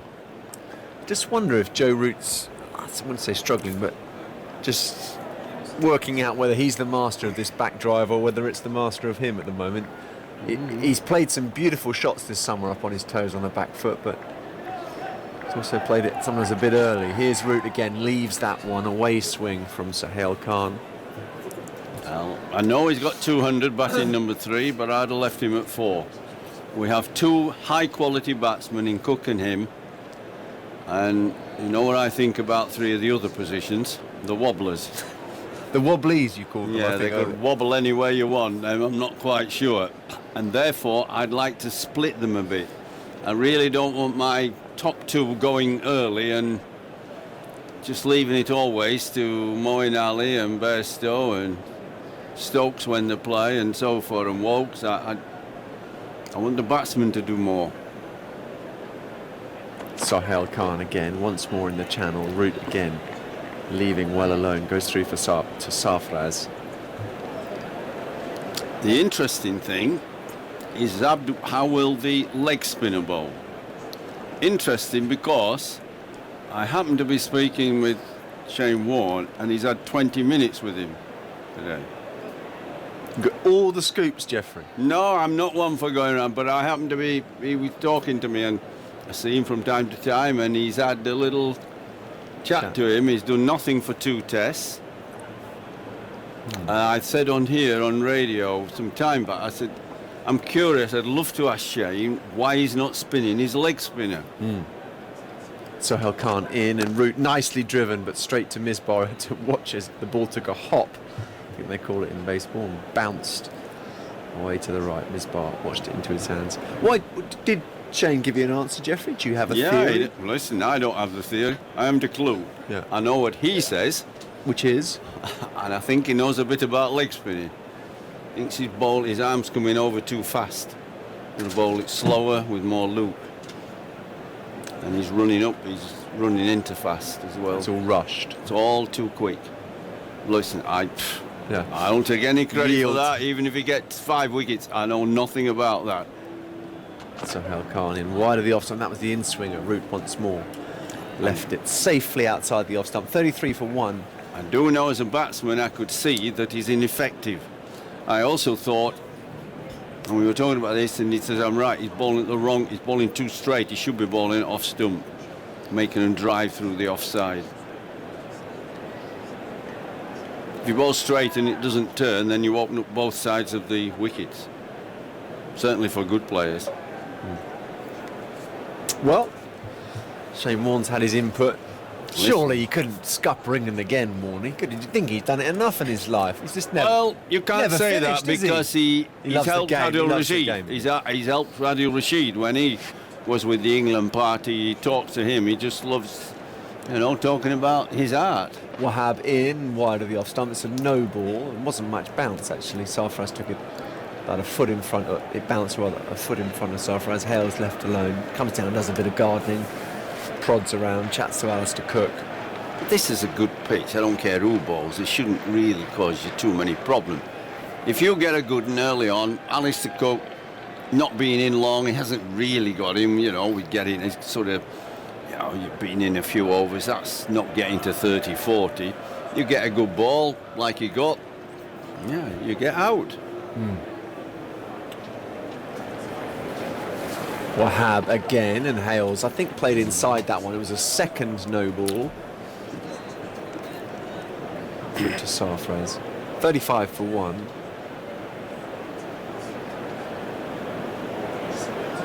He has that loose arm action. Yeah. He has. Low. It's a low arm action, isn't it? But Compared it's to loose. Sohail Khan. He doesn't seem to have to change much, and it zips through quicker sometimes. He's very strongly built, isn't he? Yes. I think it's fast twitch muscle as well. He can really sling it at the last minute. Wahab again, short. Hale's played it nicely, up on his toes, and played it right under his eyes. Stayed sideways on. Ball naturally pushed across the right hand, and the breeze is quite a stiff one. Right to left as we look at it. So from square leg as Wahab Riaz runs up. Crowd pretty full actually today again. Very well supported oval crowds as always. Wahab in wide of the off stump. Not a no ball, but not a good one either. Far too wide. The one place that's quite a bit more difficult to sell is the corporates on a Saturday and a Sunday. Yeah. There. It's much more difficult. Look at the boxes up there, they're not all full on that side either. Yeah. Corporates like a day off from work. They're not too keen on the weekends. More of a family day on a Saturday. Yep, and a Sunday. That'll be even harder to sell. Watch tomorrow. Wahab in, and Hale's nicely forward. Well played, well timed. And because he had to just make sure he got past the bowler and get a chance to take one. It looked like it was there in the end because Misbah had a long run round to his right-hand side from mid-off. Just hang in there, Alex Hales, just hang in there. It's a different mindset from when he's playing one day and trying to whack it, and almost every ball that's bowled at him he's trying to score. Here he's just got to show a great deal more patience and discipline. It's the situation that's different, so patience, discipline. If he stays in, he'll get runs. Wahab in, Hales nicely timed, back defence, very compact actually this over. Technically he's played this well. He had one drive at the left arm, didn't he? Yeah, early Couldn't on resist. I thought he looked a little bit, and also I thought Sohail Khan bowled well at him, you know, this end with the very new ball. They're supposed to. When they have a new ball, these new ball bowlers, terrible, isn't it? How well they bowl at you. You give them a new conker and they're fresh, and your legs are tired because you've been in the field a day and a half. It's amazing. Wahab in, and once more Hales looking very solid in defence. All he has to keep thinking, Wordsmith, is if I'm batting here after lunch tomorrow, he won't be quite so fast then, will he? He'll look medium pace. I think he's getting a warning here, or certainly a stern chat from the umpire. We just saw on the television monitor the red forbidden zone, and I think Wahab is right in it there, right in it, full foot, and that's his first warning. Yeah. Oh, naughty boy, naughty boy. Wahab wider of the crease, and Hales once more. Well played. I thought he played that over very well, Alex Hales. 35 for 1, Root 12, Hales 8. 39 balls for his 8.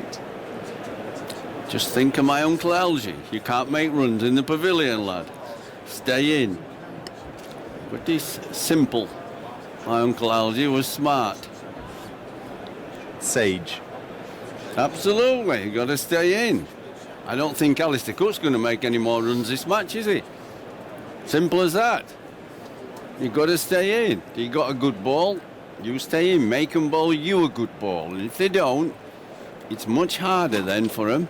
Make them bowl you out. Do not contribute. Sohail Khan continues, and he's struggling here. I don't know if there's something, whether he just lost his footing or whether he's got a slight injury. About 3 yards before the crease, he just bailed out.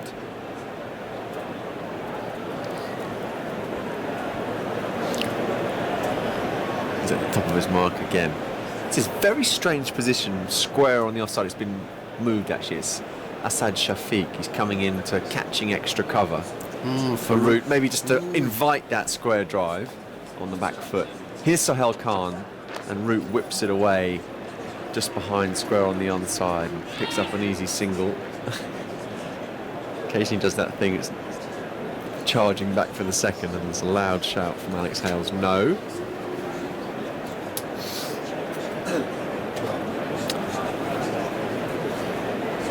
You picked your tour party yet, Jeffrey, for the test matches? No, they won't listen to me, so there's no point. Well, we will, though. Oh, yeah? Oh, when do I have to pick that for? I don't have to rush now. I want to see how England bat. There's a few wobblies off the bat. Sahel Khan in Hales is looking increasingly solid, actually. His backswing is just, it's not wild. He's got a tendency sometimes to swing a bit wildly. And very compact at the moment, Hales.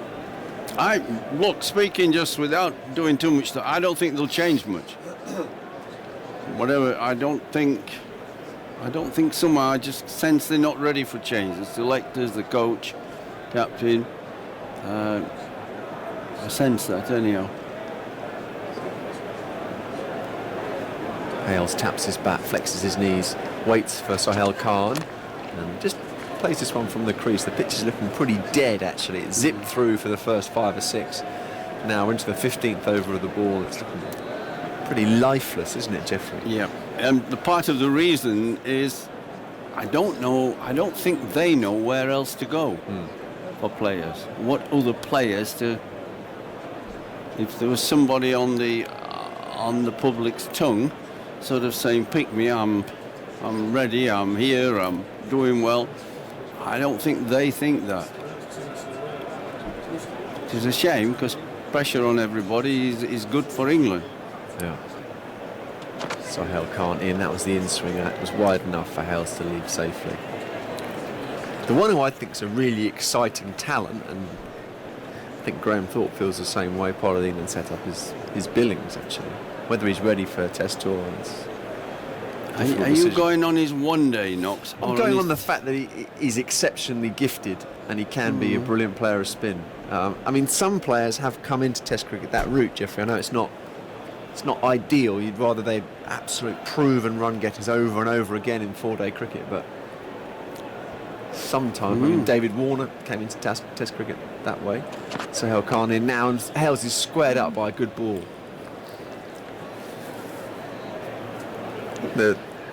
One of the issues is that, obviously the England sectors seem more inclined to pick players from the first division only, so the pool is smaller. That may be semi-deliberate. The quality is, improved with that bunching of teams at the top. There obviously aren't that many players who are kind of averaging mid-40s and churning out 1,000 runs every year.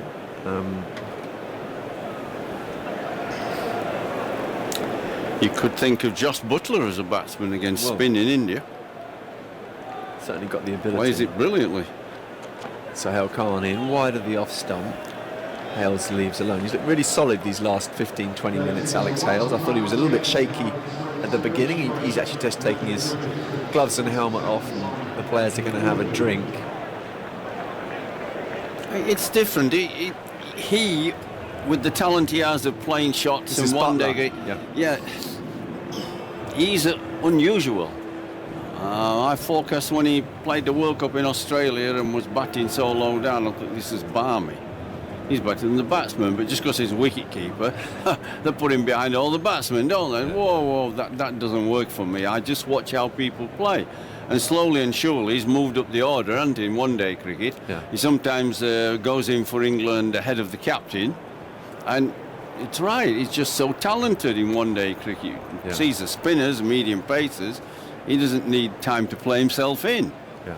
And I don't see that you're going to get any quick bowlers in India. I don't know if they're going to go to Bangladesh or not, but that is a very tough place to play spin, because in their own country, the ball doesn't bounce halfway up the stumps.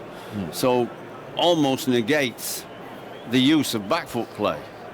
Because you find to death a bit to play back too much.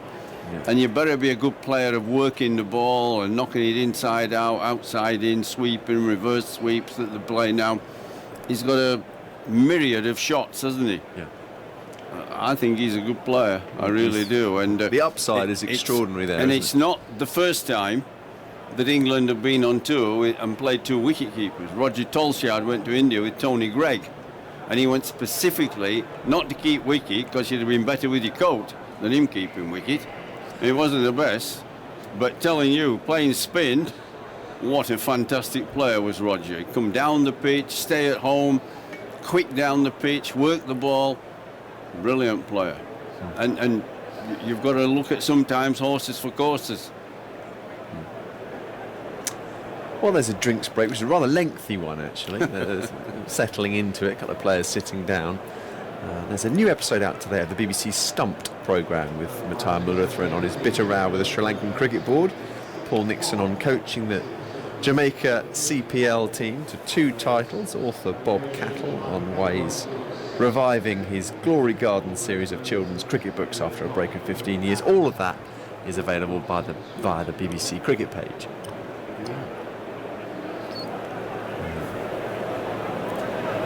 The 12th, 13th and 14th men wearing their red bibs are now heading off the field.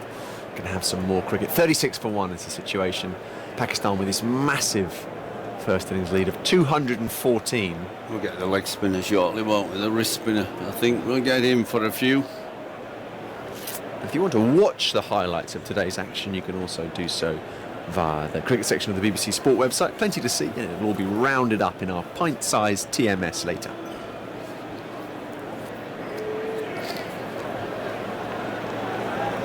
It's another delay. Oh dear. As Joe Root wants to change his gloves, he obviously forgot to call for them, whether the 12th man brought the wrong pair. Anyway. Don't rush, lads. We only finish at 6:30. Root is now putting on his new pair of gloves. Wahab Riaz is taking the opportunity to have a chat with Misbah. The think tank tried to plot the next England wicket, but in truth, Root and Hales have looked solid in the last few minutes. Wahab's coming round the wicket, that's the first thing, which is not a bad move actually. Partly because he's been running on the pitch, bowling over the wicket, and secondly because probably bringing the ball back in and enable more balls to be in line with the stumps. He's got the ability to reverse it away if required. Catching extra cover, 3 slips, Root's ready, batting on off stump, Wahab in, and there is that back foot punch down to Yasir Shah at sort of wide third man. Throw comes in now, it's not a good one. York Sarfraz.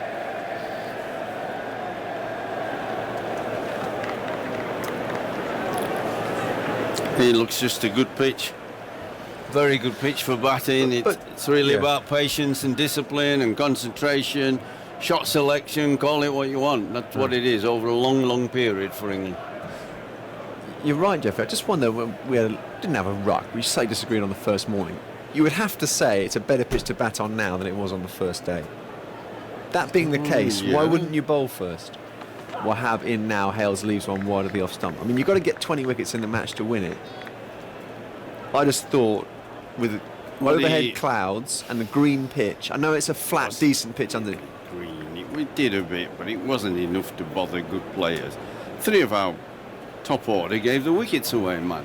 And even after they'd given the wickets away, and we got 300, then we dropped dolly catches, we'd have bowled him out then. We'd have bowled him out for England's first hit score for the court. Wahab Riaz wide of the off stump again. Hales leaves. I think he's running on the pitch from round the wicket now. We'll have another look if they get the red zone up. I like over the wicket. I think it's teasing and tempt him eventually, but...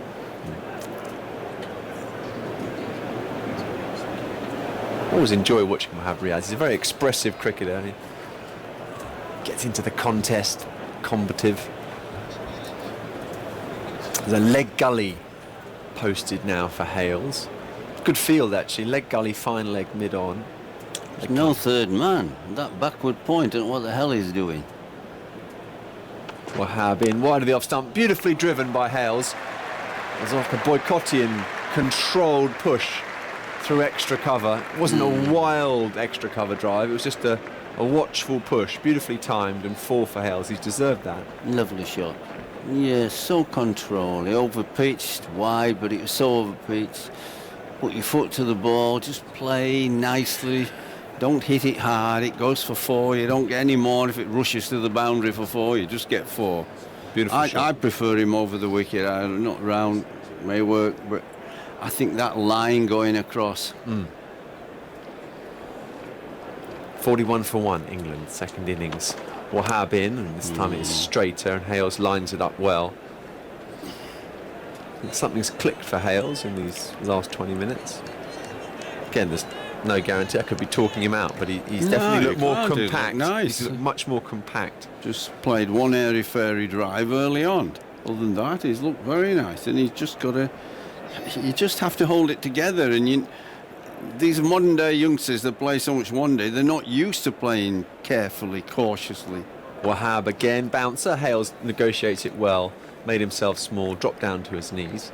And that's the end of the over. The partnership flourishes. More thoughts from you, Jeffrey. I'll make way for Simon Mann. Yeah, I mean, we think of this pitch at the Oval where there's nice carry, the ball comes onto the bat, you can play short, pick the right ball, the right line, and it's nice to bat on. Yes, occasionally the ball you a good ball, but if in a month or 6 weeks they get to Bangladesh, if they ever go, they'll get a shock. When the ball's slow turned, bounces about 2/3 up the stump, it won't be like this, and Bangladesh are pretty good in their own country with slow turning pitches.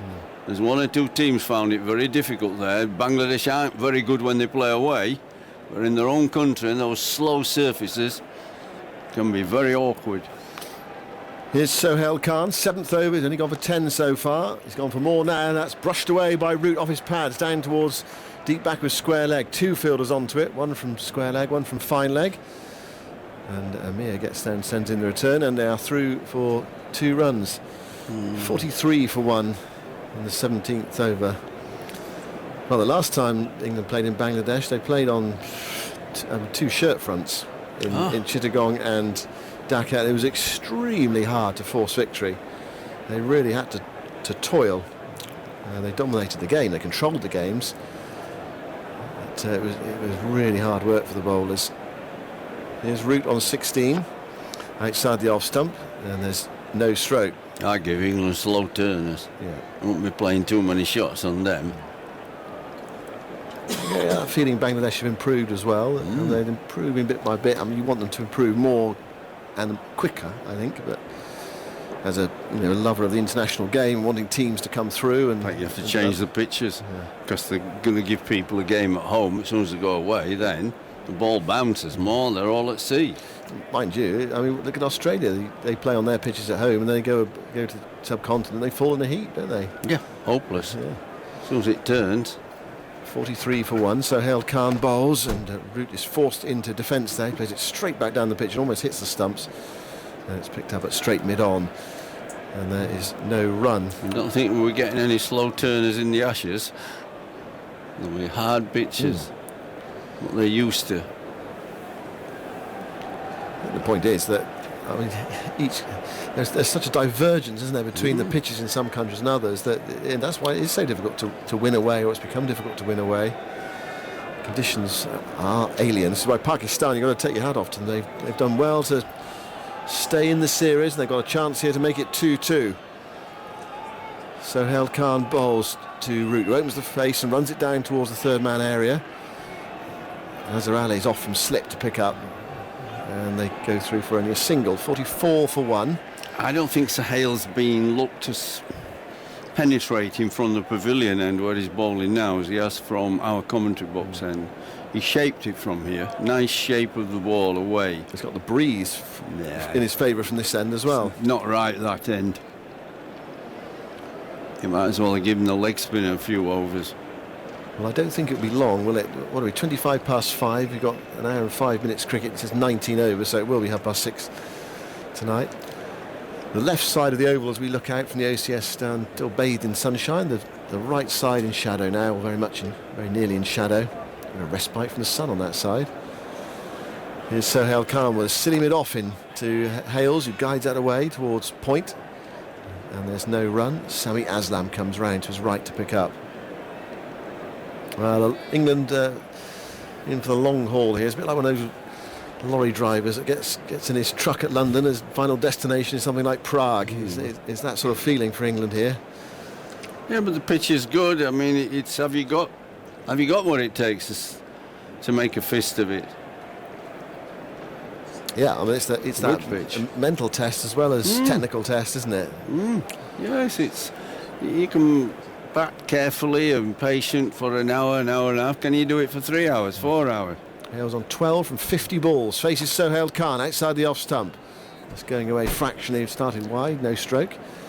And through to the keeper. 44 for 1. England have had 17 overs of their second innings. You just have to bat and bat and bat and then see where you are. If you lunch tomorrow, tea tomorrow, and see what you can cobble together to set Pakistan, if possible, in their second innings. Not a great day for Yorkshire in the county championship, Geoffrey. Lancashire 268 for 3, another 100 for Hamid there in the Roses match. He's a very solid opening batsman. I've not seen him play. I've just early in the season talking to a Lancashire member who big things are thought of him up there. Meanwhile, the leaders Middlesex bowled out Durham for 204 and they're 60 for no wicket. So that's 2 games not going in Yorkshire's way today. All the games available via the cricket section of the BBC Sport website. I'm only reading it out, Geoffrey. Fair enough. We're saving ourselves to win the 2020. You know, we're in the semi-final. We've been rubbish some years. Not this year.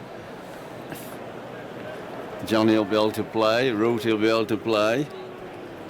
Is that coming up in 2 weeks' time? Next weekend. Yeah, I get them in.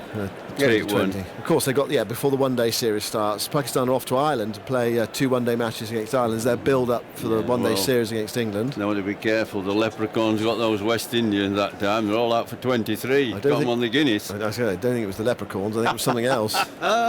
They got them on the Guinness and come back for toffee. I talked to Clive Lloyd about that. It's hilarious talking to Clive. Now here's Root up against Shah. First ball is poor delivery. It's short and it's helped on its way to the mid-wicket boundary for 4. Well, that was just a loosener, a long hop, and Root was onto it. Now he's not done well since the Lord's Test match, but he's got runs behind him. He's got a pitch that perhaps will offer him a little bit more. He's got to bowl off stump. Now we've got a man out for a long hop at deep mid-wicket. Yeah, that was that's just there for a bad ball, wasn't it? Really, 48 for 1. That's a strange fielding change from Misbah. Root to 21. Yes, he bowls. Root goes back. Bowls another short ball, which is hit towards the cover boundary. And 1 more to the total. A fielder out there. So 5 off the first 2 balls. But the good thing for Yasir here is that he's got that bank of runs on his side. So you can afford an iffy start. He has to bowl well though, and it's all right. I was saying before, Shane Warne talking to him. He goes into Hales now, a bit short. Hales goes back, forces with plenty of bottom hand back up the onside of the pitch. Yasir picks up, then shapes to throw at the stumps aggressively, hence the cat calls in the crowd. It's all right practicing that, listening to somebody, then practicing it on one of the spare pitches out there. Actually doing it in the middle when at a batsman is different. Shah bowls to Hales and he's drawn half forward there and he plays that towards mid-on and there's no run. It's the best ball he's bowled so far, right on target on that off-stump area. I mean, I could work with somebody on their batting and the nets and everything, but when you get in the middle, it's very different.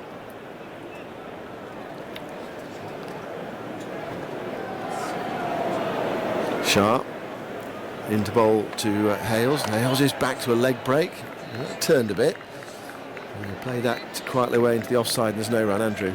Well, despite taking a 10 for in the test match at Lord's, his average for the series is over 50. So 50.5 at the moment. Yeah. It's amazing the contrast between Lord's and the rest. We've got a chance here.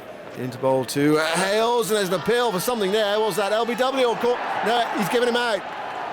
And what's Hales doing? He's immediately reviewed it. Must have nick of some kind. He must have given him out on a nick caught behind. Yeah, surely. well, what I thought was strange. The keepers threw the ball away, so I thought the ball was on the ground for a moment. The front foot, please. Whether it just clipped the front pad on the way through and then went through to the keeper. It all happened so quickly out there.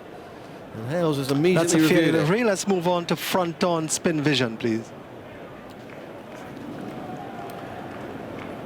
Well, unless he didn't think he hit it, he caught his pad. Yeah, well, it's hit his pad. It's gone through to the keeper. As the ball passes. Wow. Well, if he's got an inside edge, I think, is he caught behind here? If he's got an inside edge on it? No, I think Doesn't he's going for appear to be any LBW. button He hasn't involved. hit it. Can I go to leg side hot Hasn't spot, hit please, it. Mark? Well, it looks not bad for LBW, I have to say. He's a long way forward. Yeah, I think that's better because the fielder is blocking this. So let's go immediately to front on hot spot. Oh, he's nowhere near hitting it, as he just seeing the front on. There's no bat there as far as hot spot is concerned. RTS just to confirm no bat.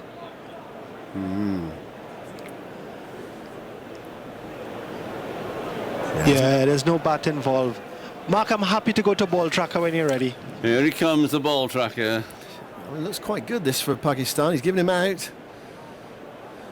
Oh, well. Ball pitching outside off, pitching in line, and hitting the wickets. It's out. Bruce hitting the wickets. I mean, not You'll stay with your original decision, Bruce. Mark put Bruce back on screen. He's on his way. I mean, not only is that out, Wow. it's also plumb, isn't it? Absolutely plumb. It went inside. Amazing. He missed a sort of run-in ball, shall we call it? Straightforward run-in ball. It was not a top spinner. That fizzes. I've seen Shane's when he used to bowl like a flipper. It's just kind of run-in ball, and he's played way outside it. Maybe it works, the magic of Shane Warne talking to him, but it wasn't a leg spinner. He didn't turn at all.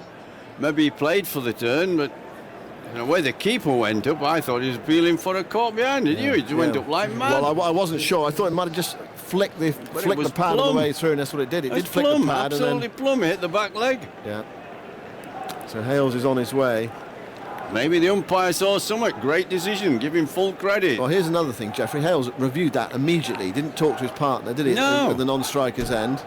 And that's silly. He didn't no right to do that. But if it's an LBW, sure you talk to your partner. Yeah, and say, what do you think? You only got two as a team. Yeah. It's not your just to use it willy-nilly. But anyhow, it's out. It don't make any difference. No. Whether that was that hangover from the first innings where he felt that aggrieved, just couldn't help himself, felt hard done by, but well, that was plumb. And Hales is on his way. The ball also went through to the wicketkeeper, who I'm pretty sure he took the catch, although the ball was on the floor not long afterwards. It might be he just tossed it away. It was all happening in a flurry there. Anyway, Hales is out.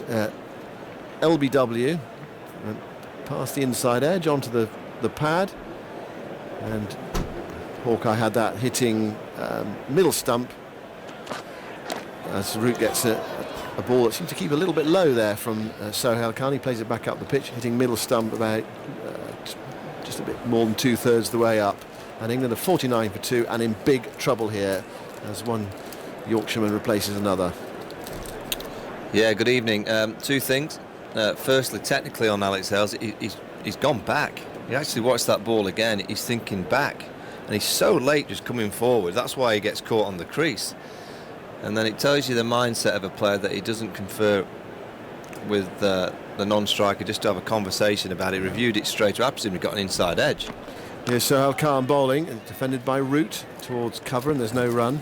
And I've just been saying to the guys at the back, you have a really good week or a really good day. You call it, the beer brand. If Yeah. What's the opposite? Yeah, I don't know. Yeah, well, because Alex Hales has had the opposite this week. Yeah.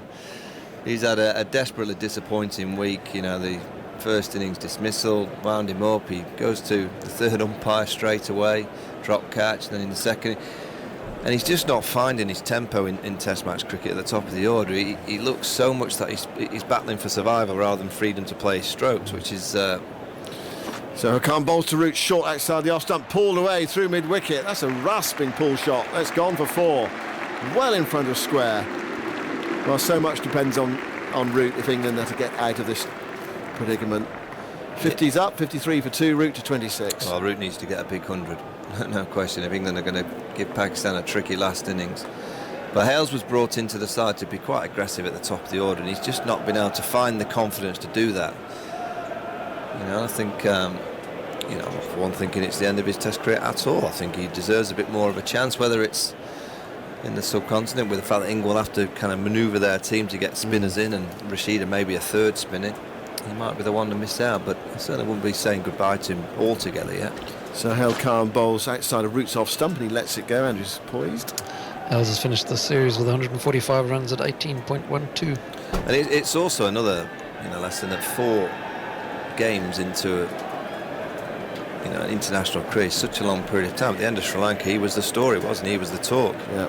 He'd found his confidence, he'd found his form, he'd played so well against Sri Lanka, and then 4 games later, it's this week. This week's been a really bad week because it's not just been his batting, it's been his mindset, and you can clearly see that he's been a little bit frazzled by a couple of incidents, and it was always going to be the case that Yasir Shah was going to be bowling to him and giving him a send-off. You can write that. So Hale to Root, and Root drives. He gets a thickish outside edge on that, goes to cover, and it's stopped, and there's no run. Andrew, you want to add a bit more about Hales? 292 at 58.4 against Sri Lanka. Yeah, it's it's someone like Hales who's be aggressive and come out and strike it a little bit quicker. That style of play you need in full confidence going to the subcontinent. You need him with the freedom to be able to play, because the first 30 overs in the subcontinent, it's the best time to bat, and you want your openers to come out of the traps. You don't want to be playing in your shell defensively. So it's not worked out where England would have hoped Hales would have been. They'd have hoped to have got a couple of centuries, go to Bangladesh really full of confidence and freedom. 53 for 2, Sohail Khan to Root. And Root flicks his way through mid-wicket. It's a lovely wristy shot. It's only going to bring him a single. Yasir is running from deep forward square leg to mid-wicket. Nice, confident, fluent shot from Root. He's on to 27 from 27 balls. And he takes the bowling as well. That was the last ball of the over, so Vince will have to wait for his first ball. And England under pressure here. And Pakistan dominated this day. England are 54 for 2, and they are still 160 runs behind. That's right, and there's 500 runs in the series for Joe Root. First English player to do that in a series against Pakistan. Second time he's got 500 in the series. Did it against India in 2014 as well, got 518 in that one. I'll just do this Yasir Shah over, then I'll bring in Charles. Here's Root on strike, and he gets another short ball, which he helps away with plenty of bottom hand into the onside towards wide mid-on. And they get a single, 55 for 2.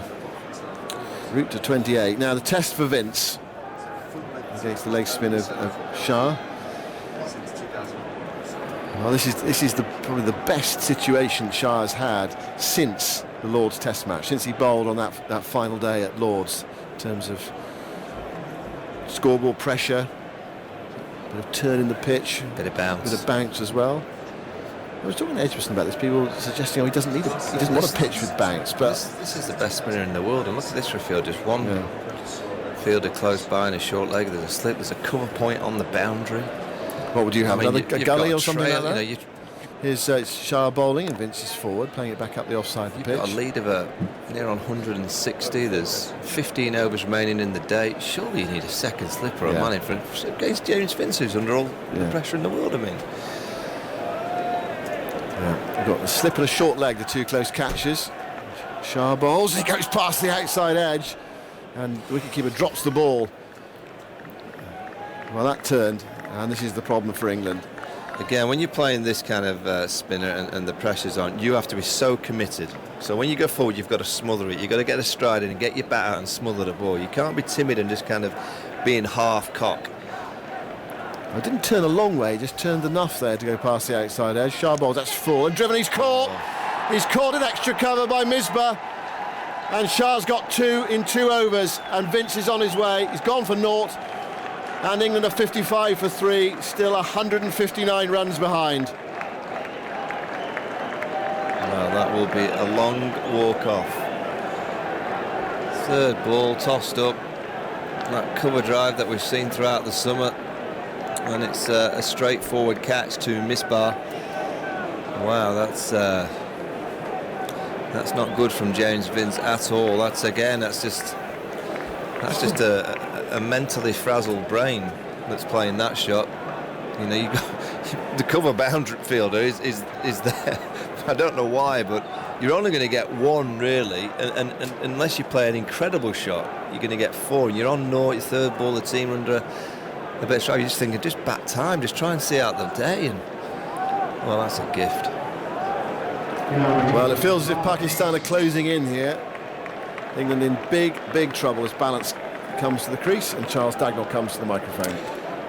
Nailed it, Simon. They are 55 for 3. James Vince, as Michael Vaughan mentioned, that it was a very slow walk-off, and perhaps many things running through his mind.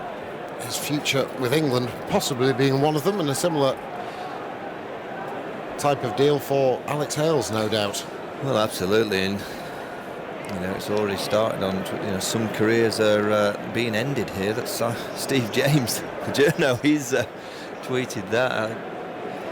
Well, I've said, this isn't the week where you play badly. No. When you're under pressure and you haven't had many in the bank, this isn't a week to be coming out playing like Vince has played, like Hales has played. It's just not the week to do it. Well, you don't need many of those weeks, actually, by the way, in your Test career. But this is certainly not a week to produce that kind of performance. Well, absolutely, and especially, as Ed Smith mentioned before, thoughts on this Test match then turn to the winter and selection for winter tours, with England going to Bangladesh and India in the Test series. But now Yasir Shah with his tail up and a slip in place. Yunus Khan, a leg slip, short leg, and Misbah at short mid-wicket. No doubt, plenty of words to Gary Balance. He waits for Yasir in the sunshine, and he defends solidly. Back up the pitch, and there is no run. Every ball that Yasir bowls is greeted with encouragement and noise from around the bat. I have to say, Charlie, Pakistan throughout the whole set they've been magnificent. Yeah. They've had the off game at Old Trafford where they didn't quite. Yasir again round the wicket, bowls, and that turns out of the footholes, but Balance is firmly forward, smothering that and negating any turn that Yasir Shah can extract. End of the over, 55 for 3. Sorry, Michael, go on.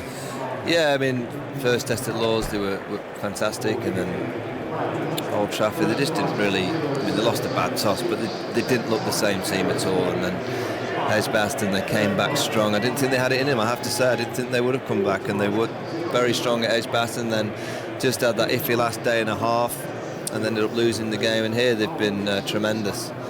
They really have. They've played with spirit, determination, but I have to say, England are so frustrated. And it's almost impossible to be a pundit against, because one week you're saying how great they are and how disciplined they are, and what a performance to bounce back from the first 2 days at Edgbaston, which was skill, it was communication, it was real drive in partnerships, it was discipline of basics. And then within 5 days to turn up and play utter garbage. Well, Mohamed Amir is back into the attack, and Joe Root, going at a runner ball 28, is waiting for him, and a short delivery is played nicely by Root onto his tiptoes as he guides it backward of point for a single. 29 to Joe Root, 56 for 3. Andrew? James Vince has finished the series with 158 runs at 22.57, and for the summer, 212 at 19.27. Now, since the beginning of last summer, so there's 21 games, the only players to get hundreds in the top 5 have been Cook and Root. Is that correct? Apart from Adam Lyth. Adam Lyth got 100 against New Zealand. Mm-hmm. So apart from Adam Lyth, no one player has got 100 in the top 5 other than Joe Root and Alistair Cook. I'm just going to check that with Andrew, but that tells its own story, if that is the case. But even though you're struggling to think of one, that is that. Yeah, I'm pretty sure it is. I can't remember one. Getting the nod, I think. We'll just get clarification on that as Mohamed Amir comes to Gary Balance. The left-hander shuffles across to the offside, and it's down the leg side. And Balance has to be careful. He's going a long way across to off stump. That's why they've got a short leg, a square leg, mid-on, fine leg. They've got 5-4. They're going to target those stumps. Still 3 slips, Andrew? Yep, that's right. Well, there you go. Not good enough. And it tells its own story, and many names will get mentioned from around the country about who can possibly replace, because he's had a good run. James Vince has had a long run in the side all this summer. Yeah, 7 games. Hales has played 11. South Africa, yeah 11 games over there. Problem is, who do you bring in? And we've tried swapping and changing in the past, and it's not been successul. Amir wide of the crease, a short delivery, and Sarfraz flies to his right-hand side and collects it well, tumbling away as the ball carried on. But the real concern for me with England's side is that Edgbaston from day 2, they produced magnificent basic cricket. They didn't try too much with the ball. It was like top of off, full of length, simple corners. Now and again you move one out when a partnership developed. Caught well, bowled well. Second innings, what was it about? Why did they get that score? The foundation was set by the old style attritional play. Just occupy the crease, leave well, know your basic scoring areas.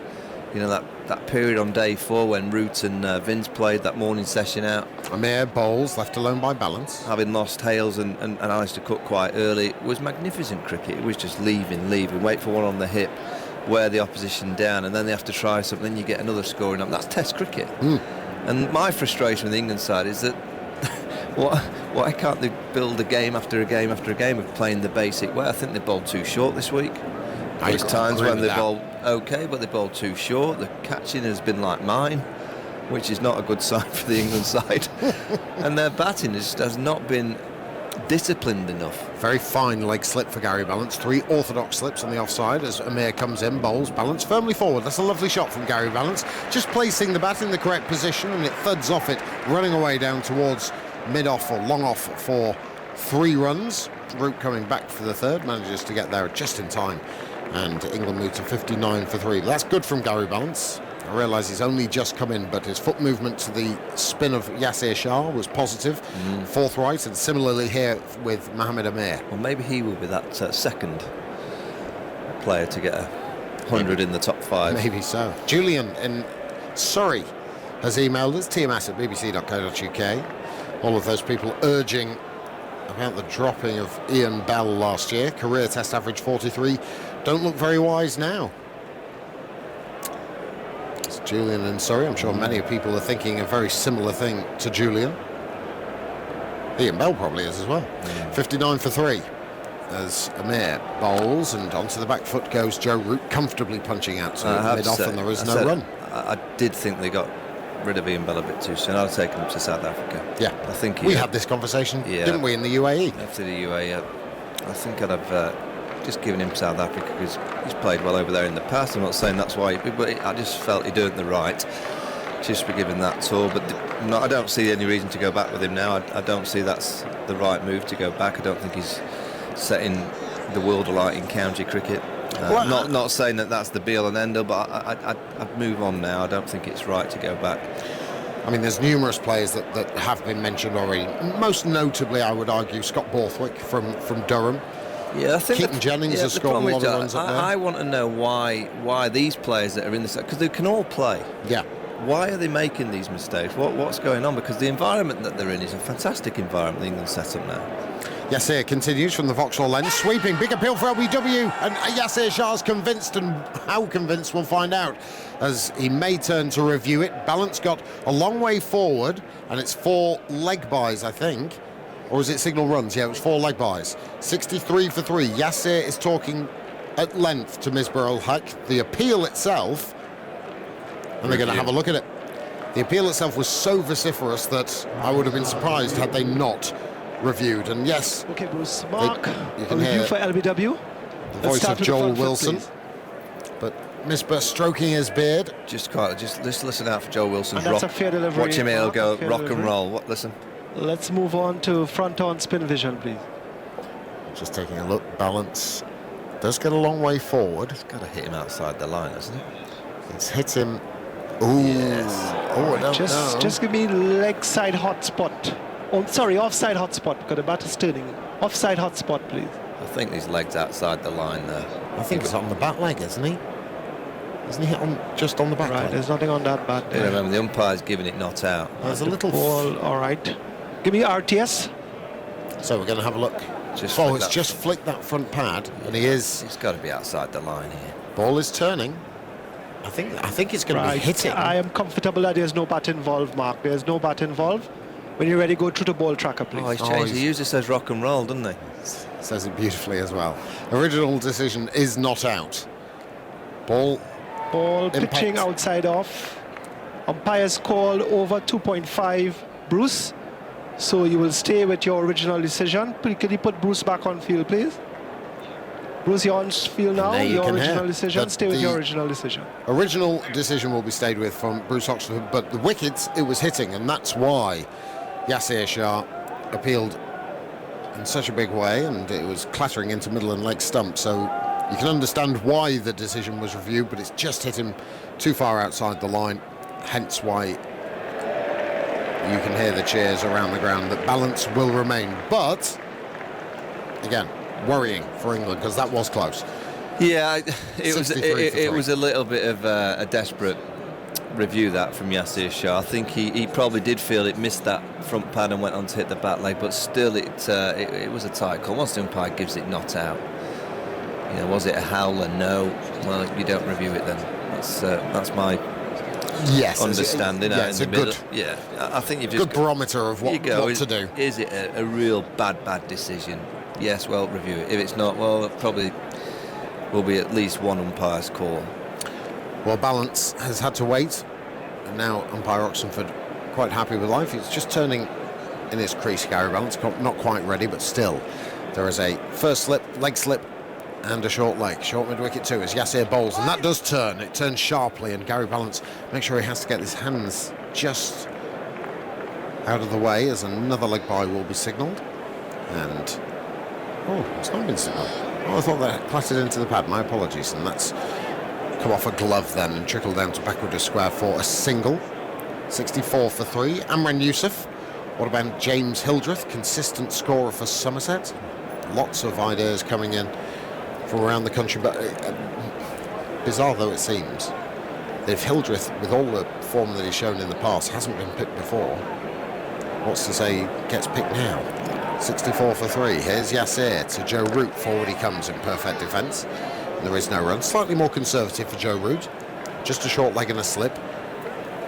Short extra cover in place, and now he's got 3 in the deep. A deep cover, deep mid-wicket and a deep backward square. But you can ask the question.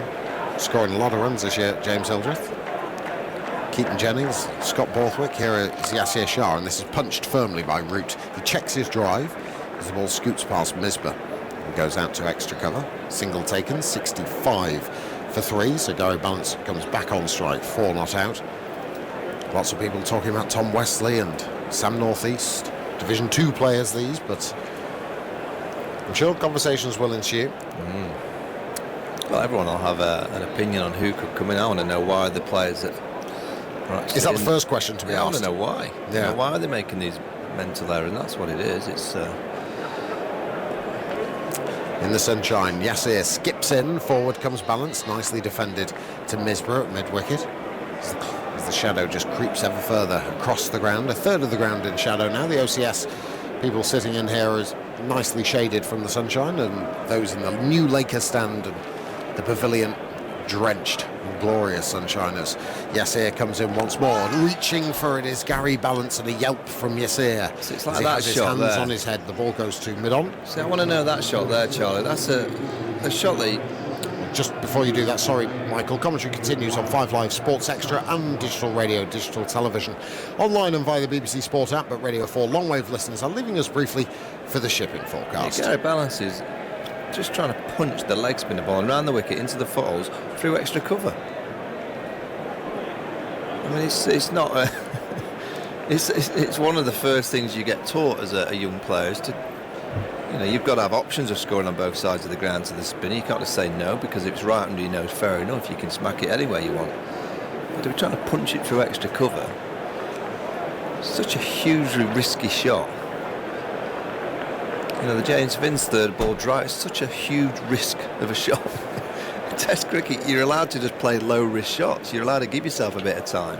Mohammed Amir continues, and Joe Root fiddles at one outside the off stump. No foot movement, and exacerbating the point that you have just made there, Michael Vaughan. You can leave that. You can genuinely leave that ball alone. Yeah, ball's pitching. It's pitching a foot outside of off stump and continuing on its same line. And Joe Root's just had a little fiddle.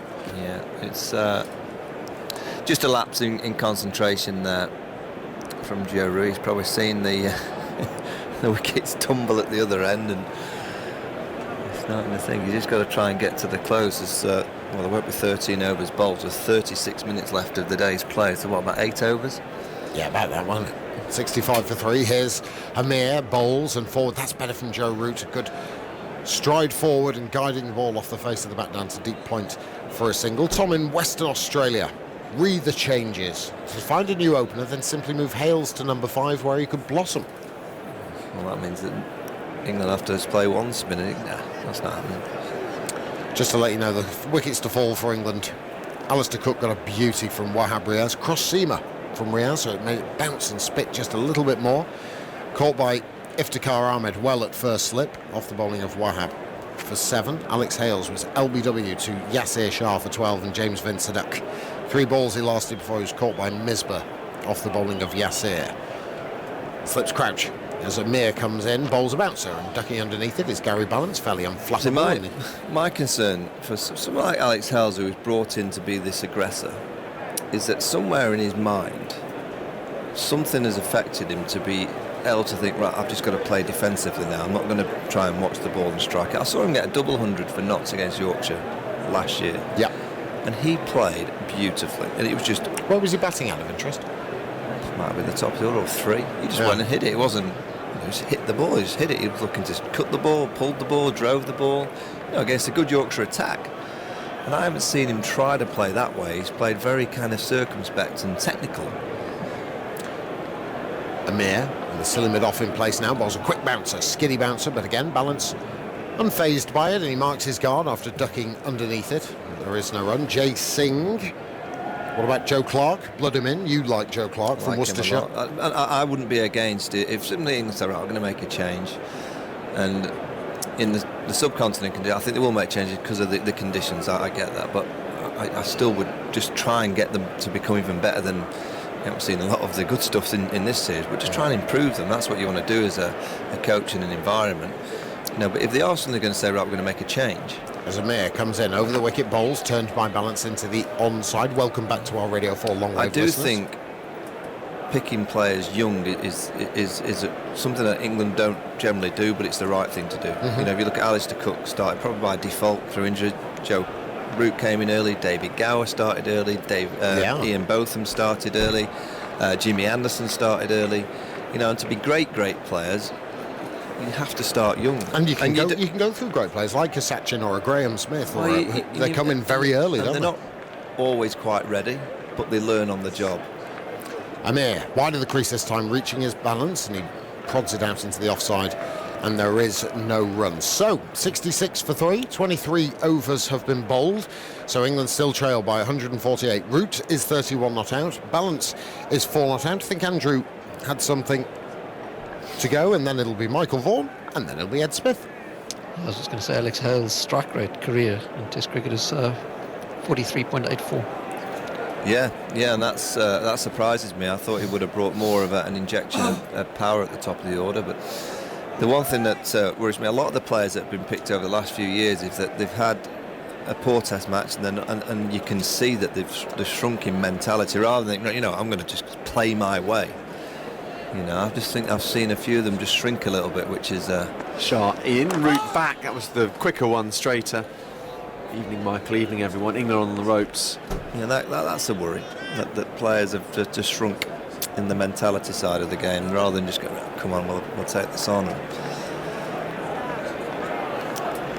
I guess that's international sport for you. Shah in again. Root opens the face, runs it away to square cover. With a cryptic, that's international sport for you. Michael's going next door to television duties, and Tuffers is coming into the Sunrisers chair. 66 for 3 England on the wrong end of a horror day. Shah in, and Root plays a nicely controlled off drive out to deep point. Evening, Tuffers. Evening, Ed. We're doomed, Captain Mundlin. I think we are. You've been thinking of that all afternoon. I have. What was his name? Forget that fella. Wasn't he the Undertaker in the village? Dad's Army. Yeah. We're in a bit. Cast list is a bit hazy. Ballance now waits for Yasir Shah round the wicket. 3 men round the bat. Ballance is forward.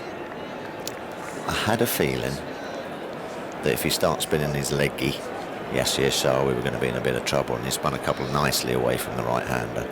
All of a sudden it all becomes a bit bamboozling again, doesn't it? Not quite sure which way it's spinning.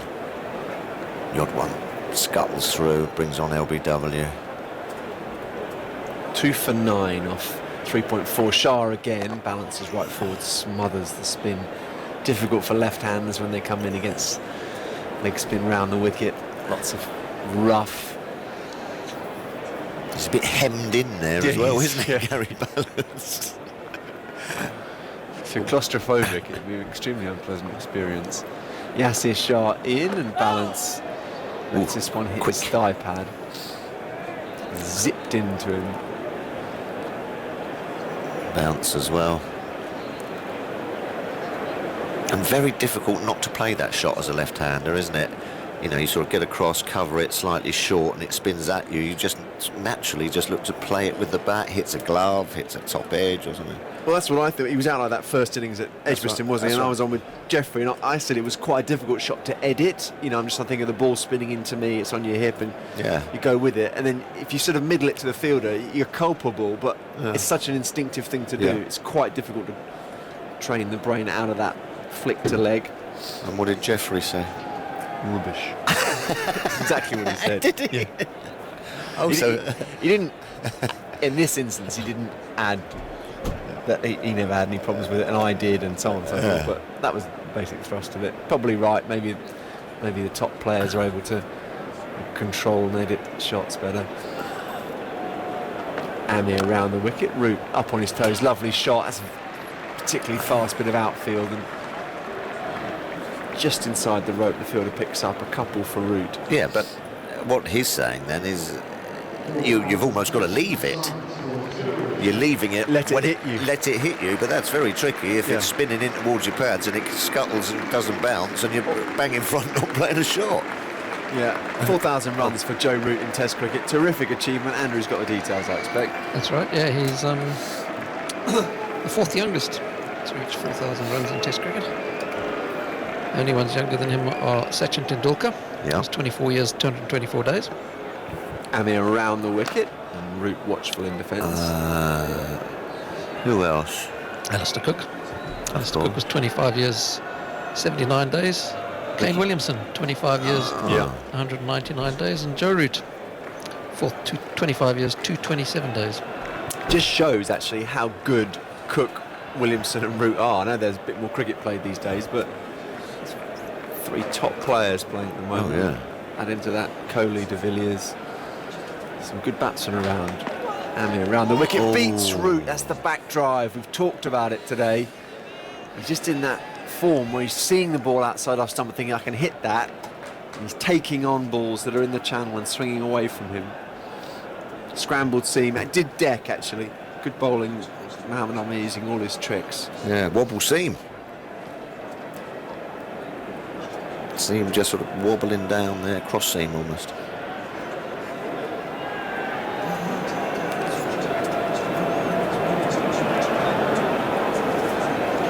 Amir bustling in again, bowls.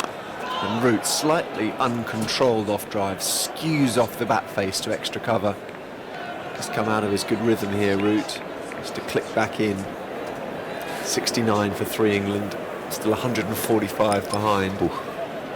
A long way behind, isn't it?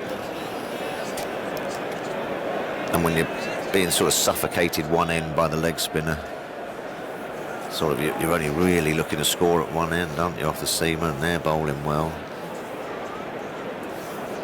Difficult to get any tempo. Yeah. Changing the field, another catcher coming in right in front of Root's eye line. Short, square cover. Pakistan moving in for the kill. Field's changing. The play's going to have to stop while that happens. Shafiq's being moved all over the place by Captain Misbah. Ooh, 2 on the drive.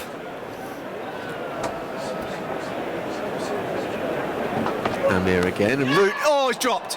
Second slip. So it was a funny passage of play. Amir coming round the wicket. Root actually walked across his stumps a bit and still fenced out of outside off stump. I think it just carried to Yunus at second slip. Down it went. It was a low chance.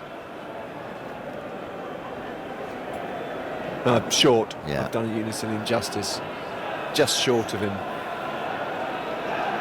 Because Eunice stayed down, he looked disappointed, but with just the frustration of the plan not quite working out. So close. What's Root going to do with this back drive here? Amir's getting swing and nip away from the right-hander, but he's bowling round the wicket, so you'll be careful with the leave in case it's the in-swinger. Here's Amir again, and Root whips it on the onside. Nicely played, and Wahab Riaz Bambi on ice. falls over, really, but does manage to stop the ball.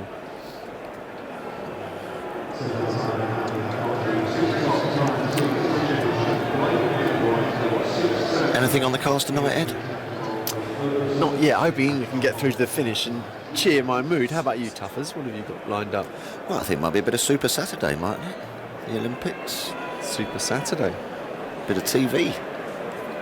Mo Farah's having a run. 2 in the morning. Jess Ennis. Greg Rutherford.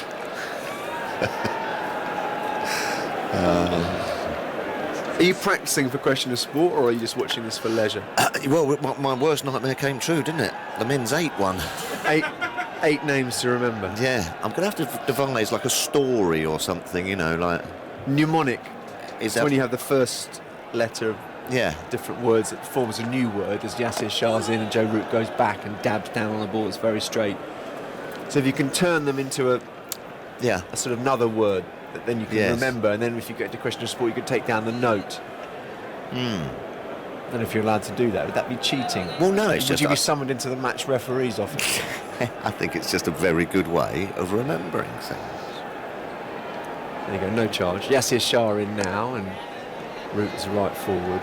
I think they also sort of like, you know, like these memory recall people and everything, they sort of devise a story, don't they? Yeah. Yeah, like he was walking down the road and he saw a castle or something. Saw a Tufnell. yeah. Shah in now. And Root's hit bang in front. Gone, I think. Oh. Yep. Finger goes up. He went back. Root's wondering whether it did too much. I think he's struggling here, Joe Root. He's just asking the question of Gary Balance. I'm not sure Balance is going to be able to help him out here. They have reviewed it. Well, maybe as the sort of senior batsman left, it's worth a review. But there's a review for LBW. Looked good. Looked horrible, didn't it? Start with the front foot, please. I think that's called stuffed. On the back foot. Might have been the Google or just a straight honour, but... and that's a fair delivery. That's what happens Let's when move you on to start front-on spinning... spin vision, please. The leg spinner. Yeah. Just looked like a bit of a slider, wasn't it? The Google just didn't spin. Root on the back foot. I can see leg stump there. That's going to be it's going to be hitting actually. Any bat involved. Can I get a leg spot? Hot spot leg side, please. Hot spot leg side. Might just be creeping past leg stump. I think that's rough from an England there. perspective, there's no mark visible on the bat. I think it's going to be umpire's call please, at Mark. best. That's my prediction. He hasn't hit it. Yeah, there's no bat involved. Mark, I'm happy to go on to ball tracker when you're ready. Let's have a look. Pitched on Ball middle and off. pitching in line, dear. impact in line. And hitting the wickets. Bruce hitting the wickets. Put Bruce back on screen, please. Bruce, you're on screen. Stay with your original decision. It's hitting middle and leg 2/3 of the way up, and that's to the naked eye what it looked like, wasn't it? It was done on length, and Shane Warne, Geoffrey Boycott was saying earlier on that Shane Warne had a chat to Yasir Shah this morning. Well, whatever he said, whether that's coincidence or magic coaching, Shah's looked the real deal today. And as you said, when the leg break comes, spin the leggy hard. It's like the jab. It's like the jab in boxing. It all starts from there. Yeah. You know, you get softens up the opponent. Well, and also then your combinations can come from it. 74 for 4 England, still 140 behind. Tuffers, I'm going to let you read out. Of course, there are 9 because there's a Cox. Good point. Oh yes, there's 9. There's one more. There are actually 9 names to remember for the rowing gold. Andrew Triggs, Hodge. That's 1. What is that 1? Sorry, that's not a great start, is it? Pete Reed, Scott Durrant, Tom Rawnsley, Matt Gottrell, Paul Bennett, Matt Lanridge, Will Satch. Oh, there's some tricky ones as well. And Cox Phelan Hill. Wow. That's Cox, Phelan Hill. And He's Cox Phelan Hill. Yeah. I was gonna... He's not called Cox. Oh dear. We do our best to help you toughers. Yeah, how are we going to do that? We just got to find some way Yeah. of packaging that information Yeah. in something memorable. Yeah. Perhaps just print it off and tuck it in your jacket pocket. Write it on the palm of your hand. Great piece of bowling that, actually, to get rid of Joe Root. It was. Great piece of bowling. I think when you hang back against leg spin, dicey it's with not, death. you know what, it's understandable. You don't want to sort of lunge forward and bring in back pad, but you have to pick the straight one by definition. Yes, into Bairstow's first ball, who's off the mark straight away with a push on the offside. An examination of these two defensive techniques now to Yorkshire batsmen. Yeah. Just turned a tad, didn't it? Otherwise it might have just slipped down leg side, but just held its line.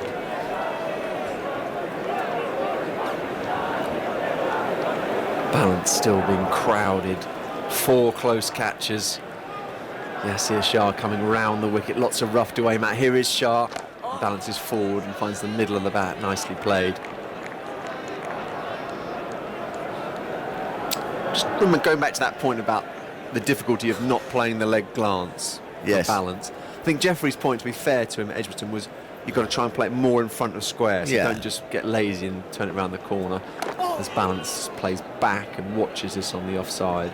You mean just sort of like go with it and tuck it? Which is what you would do without the fielder there. Yeah. You actually got to make sure you hit it in front of the square. It's the end of a successful over for Yasir Shah and for Pakistan, 75 for 4. He's back. England have played him well, though. They've played him well in those 2 tests. Actually, just watching that over with long shadows and men around the bat and batsmen finding it hard defensively, you did feel a sort of worn aura, didn't you? It was a very Warne-like experience. Yeah, we said... With those England batsmen tormented over the years. Yeah, there's that feeling that you're hemmed in. You're not going anywhere. You look up, you're 139 behind. You've got to try and break out somehow. Difficult. Bairstow takes guard. Mohammad Amir, well, I thought he was going to come over the wicket, but he's just telling the umpire and Gary Balance he's actually staying round, having induced that edge from Joe Root. Andrew. Joe Root's finished the series, 512 runs at 73.14. Almost certainly be the leading run score in the series, and that will be it is a record already for England against Pakistan in the series. Okay. A whopper at Old Trafford helped. Bairstow bat up early, baseball style, waits for Mohammad Amir, and that was the in-swinger. I think we're going to see plenty of tricks now from Mohammad Amir. He's hunting here, and he's got it going both ways a little bit. That was the in-swing around the wicket, going towards off stump. To Root last over, he bowled. He had it zipping away towards the slip cordon. Pretty ugly looking scorecard for England. Cook 7, Hales 12, Root 39, Vincent 0. Balance 4 not out, Bairstow 1 not out.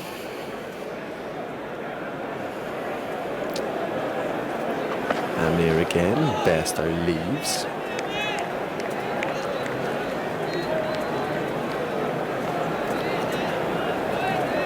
I think it's fair to say this series has not settled into any kind of predictable rhythm, and that's been the beauty of it, actually. Yeah. I think it's been a cracking series. I'd like a decider. Can the captains and the managers get together and say over a drink tomorrow and say, look, let's play one more?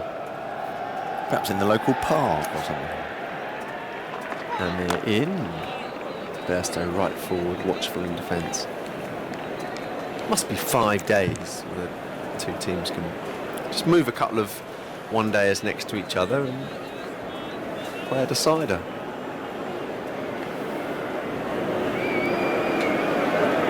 Who would you say's had the upper hand? It's a good question. Probably the honest answer is it depends, assuming England do go on to lose, how well they play in that.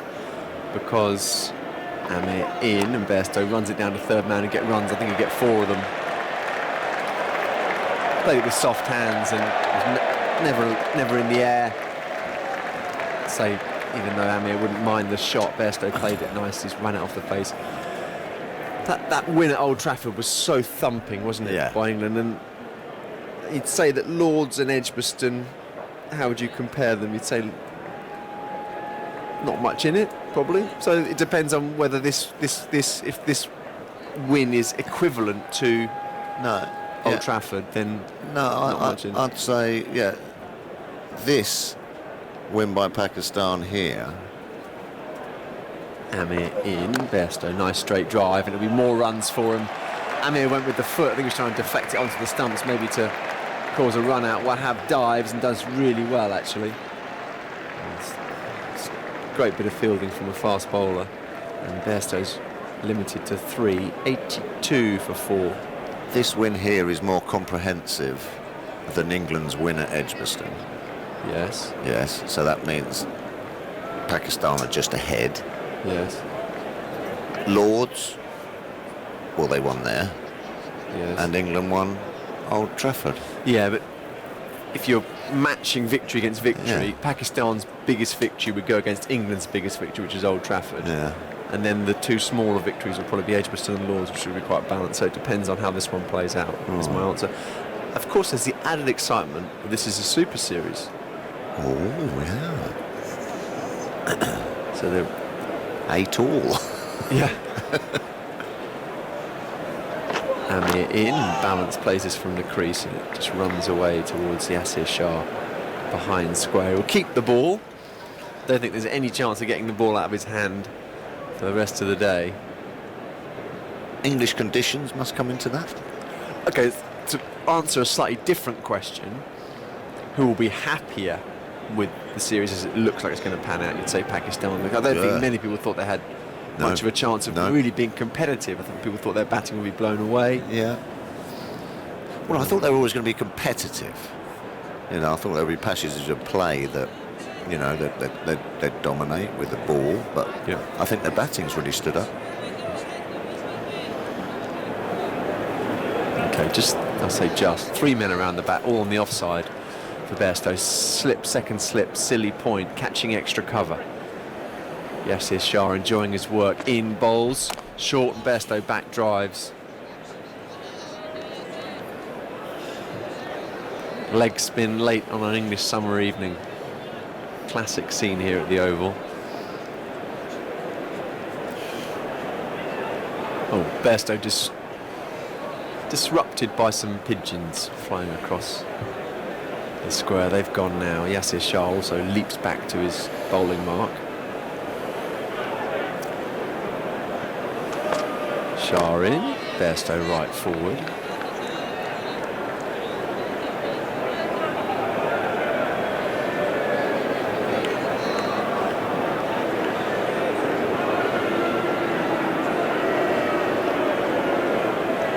Bairstow taps his bat, waits for the bounding Yasir Shah, who's in. And Bairstow plays really well, actually. Nice stride, controlled forward defensive shot, pushing the top hand above the bottom so the angle of the bat was down towards the ground.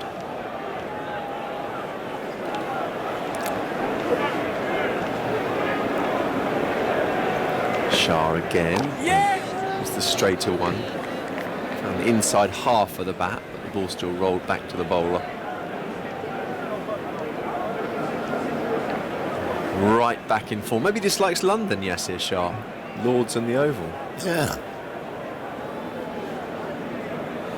Here he is again, wide of the off stump. Bairstow takes it on and get 4 for it as a misfield at extra cover. It was the googly, wasn't it, Tuffers? No, it's like slightly more tossed just up. a slower one. Yeah, tossed up outside the old carrot ball. Luring him outside the off stump, just a tad too full. Good full stride to it and sort of cuffed it through extra cover. It's England maybe that have a London correlation. They've got a poor record in the last couple of years in this city. Andrew. Lost both London tests to Australia last year. The last win in a London test for England was against New Zealand last year. So the last 5 Well, including this one, if they've lost it, it'll be 4 and 5 with a draw. Yassir Shah in, and Bairstow turns it on the onside. Good batting, actually. Well, even though it was on probably off stump, it was the length was a bit full, just enabled Bairstow to turn the face and pick up a single wide of mid-on. More thoughts from you, Tuffers, as the shadows lengthen here at the Oval, and then to take you through to the close of play will be Simon Mann in his running kit, by the looks of it. Yes. Look like Bradley Wiggins has just popped in. In a very fetching. Well, I wish I was half as good as him. Well, no, didn't he do well? You sounded just like Bruce Forsyth then. Yes, you've got the yellow jersey. Well, I'm going to run home tonight. Yeah, you won't get run over in that.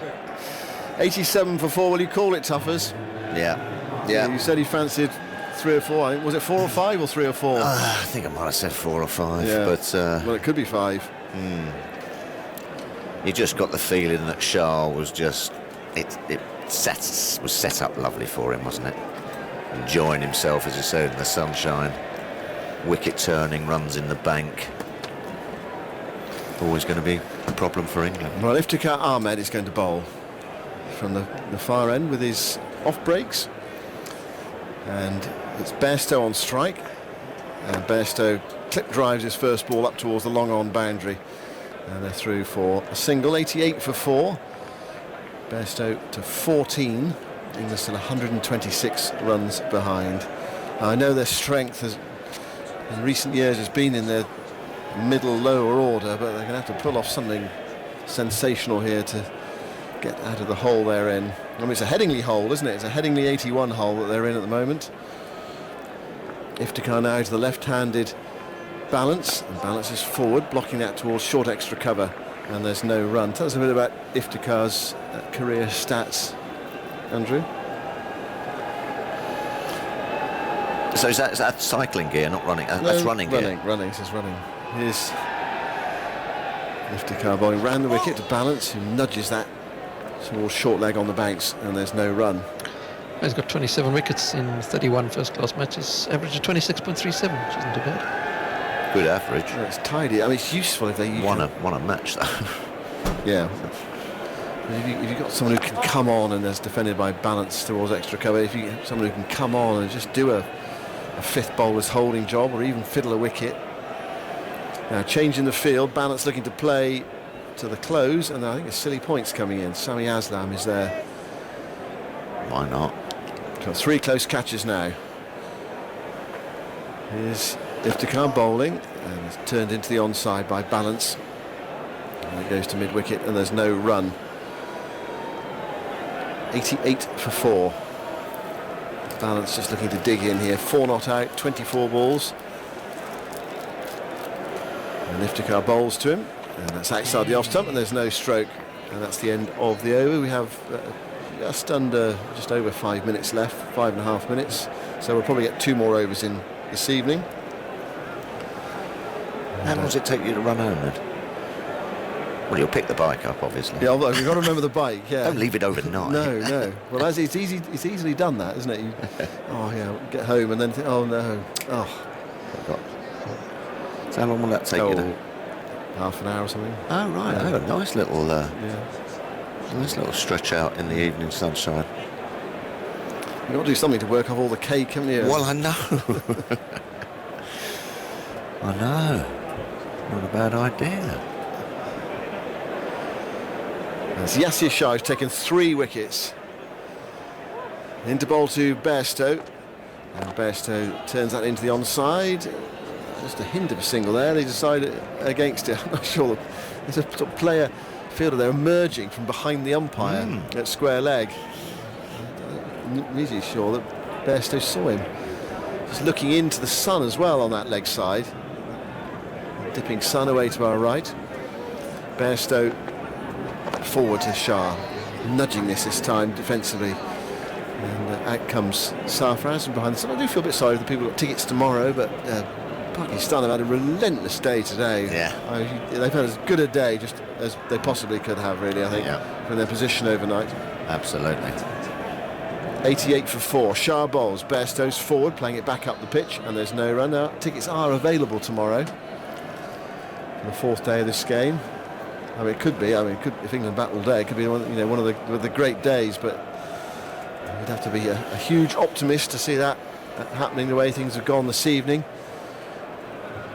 Pakistan holding sway. Shah 3 for 15 in the 7th over. Bowls to Bairstow, and Bairstow squeezes the defensive shot away to Silly Point. There are 3 close catches on the offside. Slip, gully, or first slip, second slip, and then that Silly Point. Bairstow just moving away from the stumps. I don't think he's going to prevent another over being bowled. 2 balls left in this one. And Shah bowls, and Bairstow plays that with the inner part of the bat. Goes away on the onside, so it's a thickish inside edge, hence the interest from the bowler there. And there's no run. Bairstow about to take what could be his last ball of the day. And Shah goes into bowl to him, and that's forced away firmly, but to Misbah at extra cover. There's no run. It's the end of the over. 88 for 4. Here's Richard Bailey on email. You were mentioning that it's a shame that there isn't a 5th test in this series. Well, Richard's looked ahead. He says next time Pakistan visit in 2018, they get 2 tests played in May. Really? Adam, our producer, confirms that. Yeah. That's on the current schedule. Who else is coming in 2018? Australia 1 dayers and India 5 tests. Wow. Well, it'd be a very good summer. Cool, yeah, cracking. Very good summer. But well, the way they've played in this series, fought, haven't they? Every inch of the way. Yeah.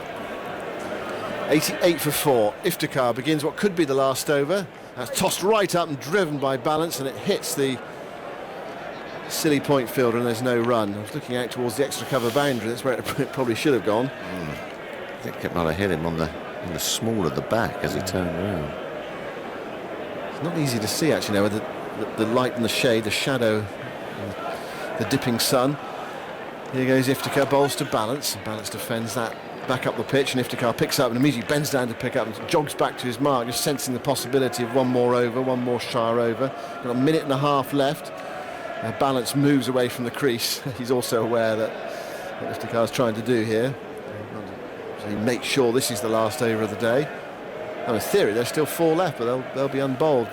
Oh. And Balance moves away again there, and as Iftikhar came into bowl. This is just time wasting. Bit of sportsmanship, I think. Gamesmanship. Iftikhar to Balance, who pushes it out of that one. It goes past the Silly Point fielder. Sort of jerking push there from Balance. Wouldn't necessarily convince anyone in that dressing room. Well, actually, it's the last over. You wouldn't get in now, would you? But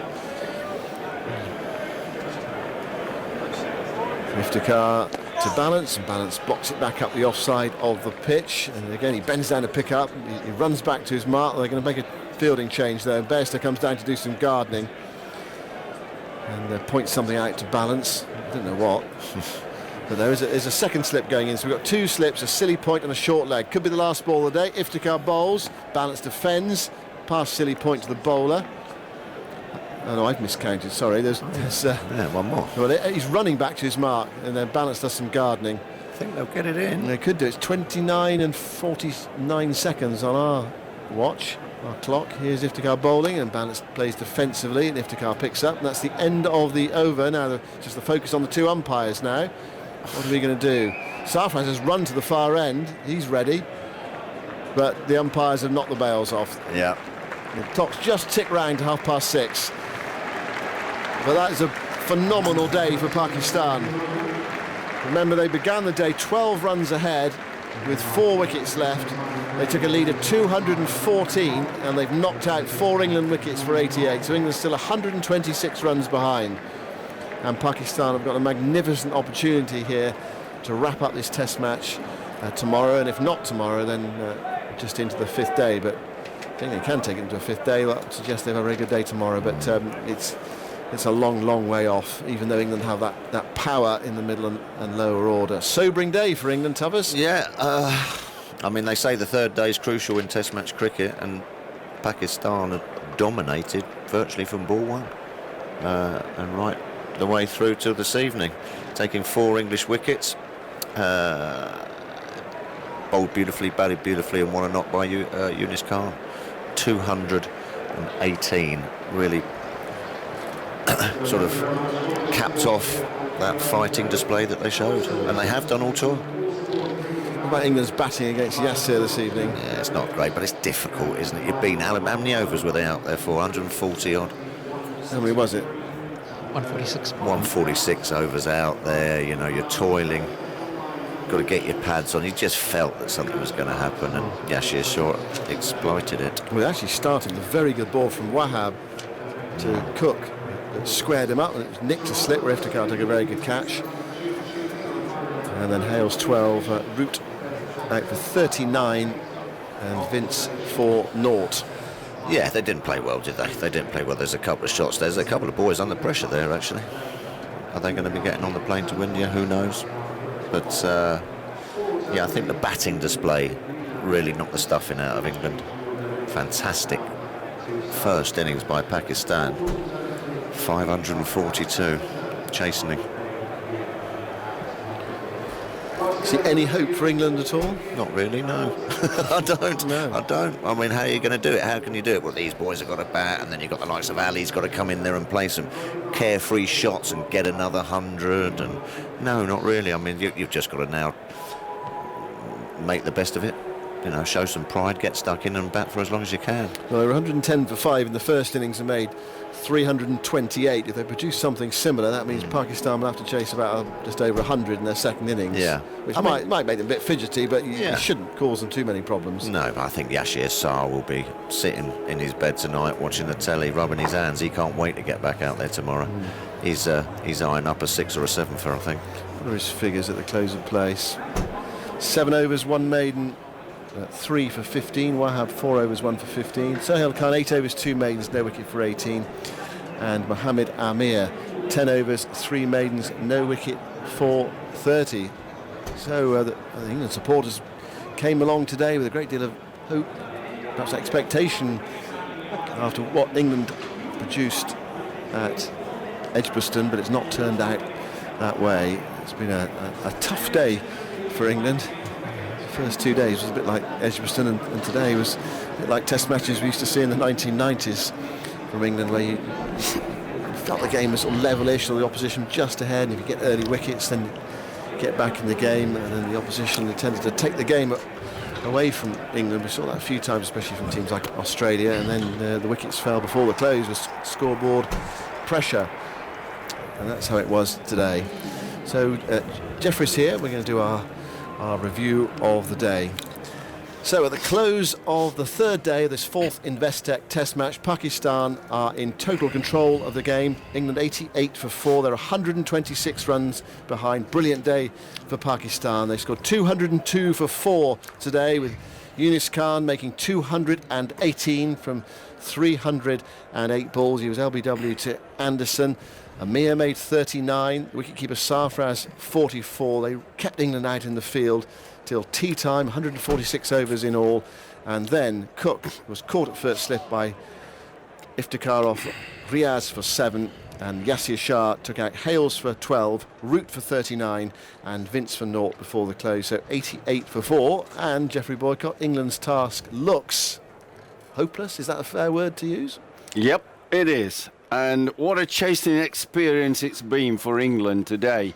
Pakistan have done to them what they have done to Pakistan at Old Trafford and at Edgbaston, you might say. They've battered England out of the game. When we started this morning, they had a small lead with one batsman, Yunus Khan, a wicketkeeper who's probably the best wicketkeeper batsman Pakistan have ever had. He's averaging 44 in Test cricket. But then there's a tail open that you think, whoa, you bowl well here, we can blow them away. A lead of 50, 60, maybe 70 at the most. Not a big deal if Pakistan have to bat last and we bat decently. That didn't happen. The opportunity was there, but they weren't good enough to do it. Extraordinarily this morning, with the ball only 10 overs old, remember, from last night. So it's a hard, shiny ball, race seam, you think, one of the best bowlers in the world, Anderson. Another one broad with lots of wickets. Wokes is bowling well. Surely they can shape the ball, make it do something, get a wicket or two. Nothing.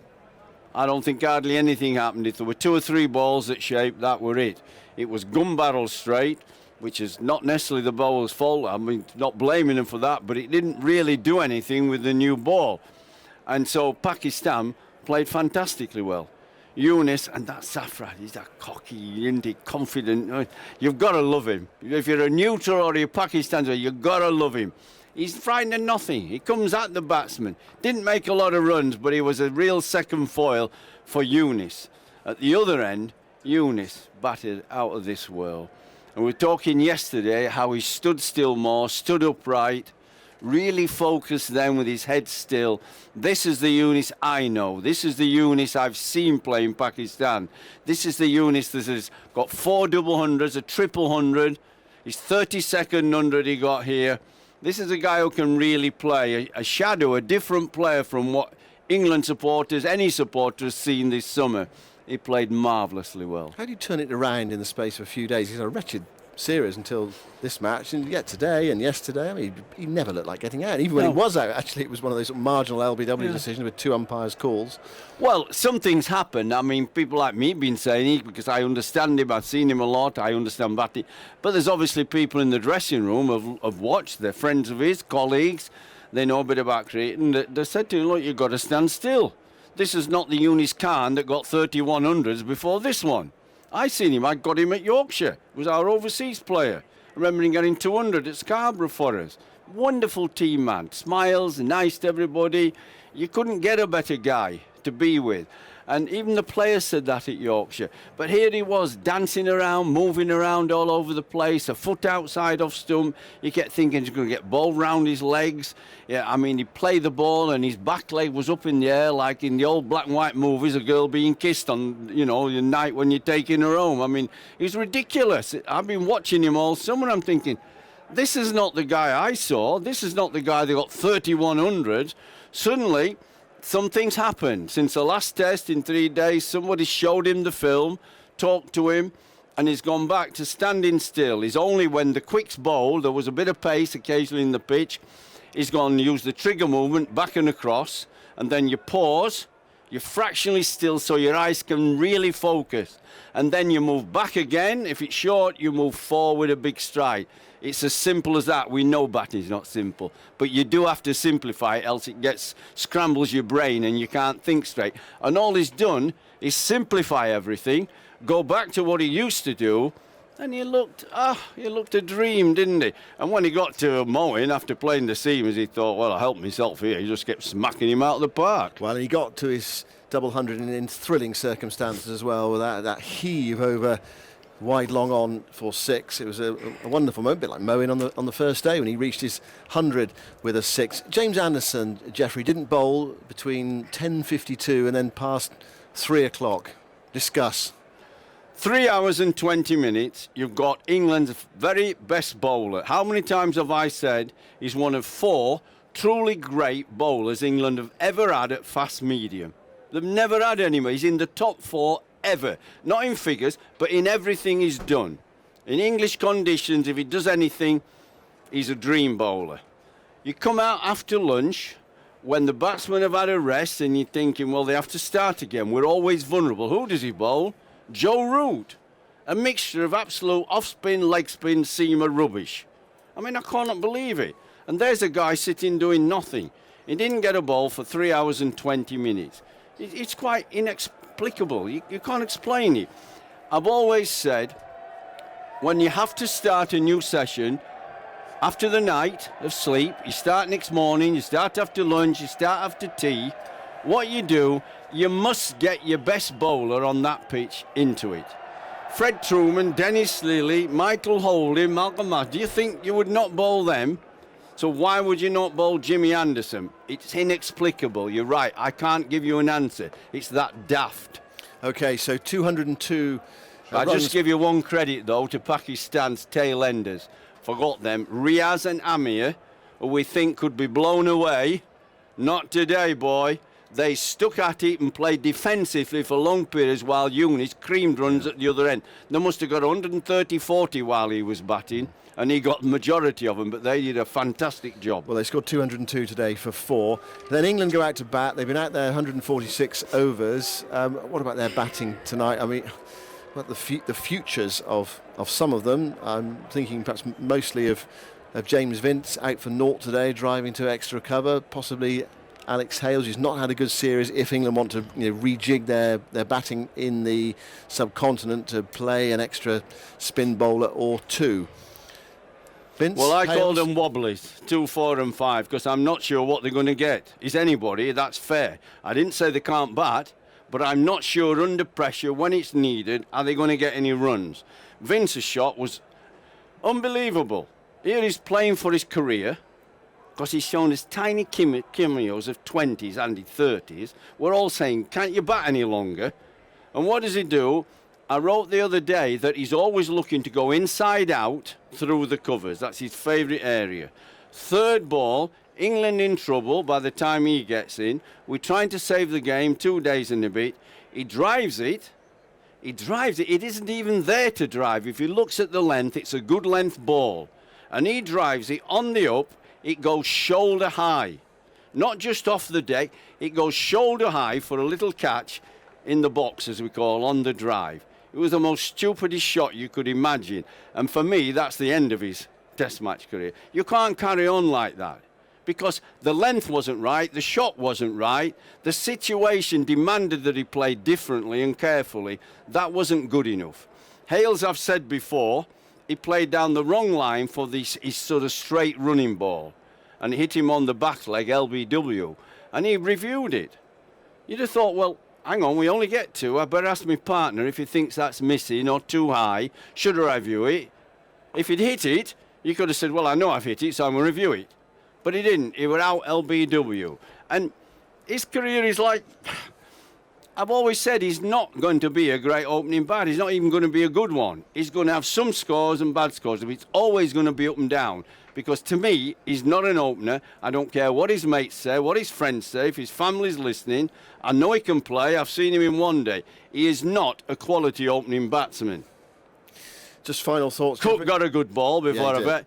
Why Ryers? I said to everybody, forget the leg spinner who's got 3 for no in about 5 overs, which was ridiculous on here. But Riaz can bowl really quick balls, and he got a really fiery, quick bounce ball, and I don't care if it didn't do much. If Michael Oldham bowls you one at 90-odd mile an hour, it only needs to be straight, and you fraction out, and you nick it. So that was a good ball. Roots wasn't a good dismissal. Played nicely, but was poor. Well, England in big trouble. Thanks very much. Oh, no, they're worse than that. Yeah, they are. Well, then, yeah, it seems hopeless, their cause in this match. And that's just about it from the Oval. Join us tomorrow for what could be the final day of the series. You can watch the highlights of today via the cricket section of the BBC Sport website, and look out for the pint-sized TMS available shortly. If you missed our chat with Adrian Edmondson, you can listen to the podcast or watch it via our Facebook page. Much more sport available now over on 5 Live with coverage of the opening day of the Premier League and Super Saturday at the Olympics. We're back on air at 10 a.m. tomorrow for our highlights show. And then 10:30 with the Radio 4 Longwave listeners joining 5 Live Sports Extra listeners. Well, it could be the last day of the series. Pakistan dominating today, and can they close it out tomorrow? It's goodbye from the Oval.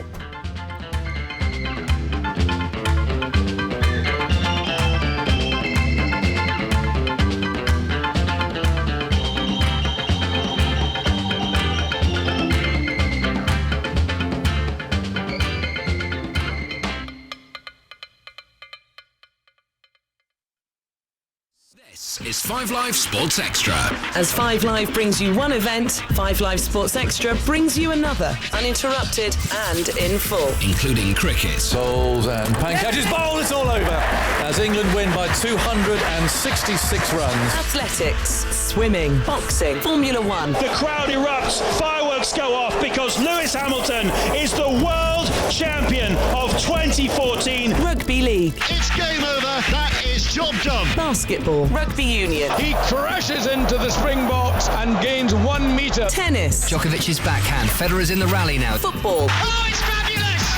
It is absolutely fabulous! For more info, click bbc.co.uk/5live. More live sport, pure live sport. You're listening to 5 Live Sports Extra.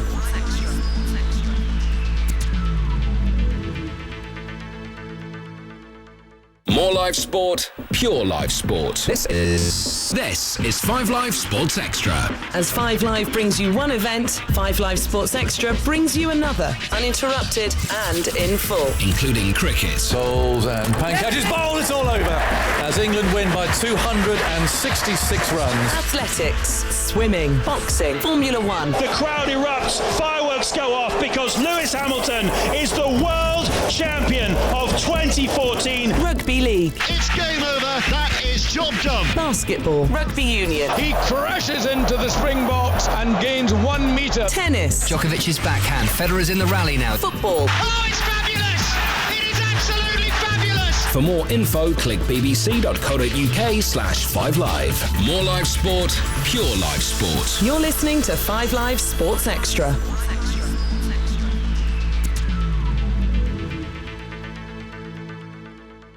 More live sport, pure live sport. This is 5 Live Sports Extra. As 5 Live brings you one event, 5 Live Sports Extra brings you another, uninterrupted and in full. Including cricket. Bowls and catches bowl, it's all over.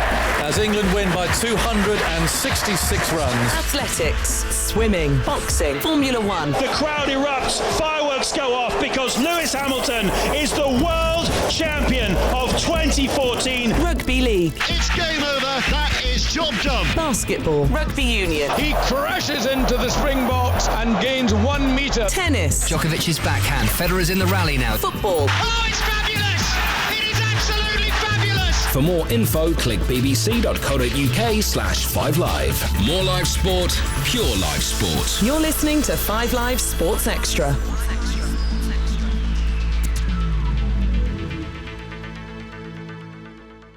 More live sport, pure live sport. This is 5 Live Sports Extra. As 5 Live brings you one event, 5 Live Sports Extra brings you another, uninterrupted and in full. Including cricket. Bowls and catches bowl, it's all over. As England win by 266 runs. Athletics, swimming, boxing, Formula One. The crowd erupts, fireworks go off because Lewis Hamilton is the world champion of 2014. Rugby League. It's game over. That is job done. Basketball. Rugby Union. He crashes into the Springboks and gains 1 metre. Tennis. Djokovic's backhand. Federer's in the rally now. Football. Oh, it's fabulous! It is absolutely fabulous! For more info, click bbc.co.uk/5live. More live sport, pure live sport. You're listening to 5 Live Sports Extra.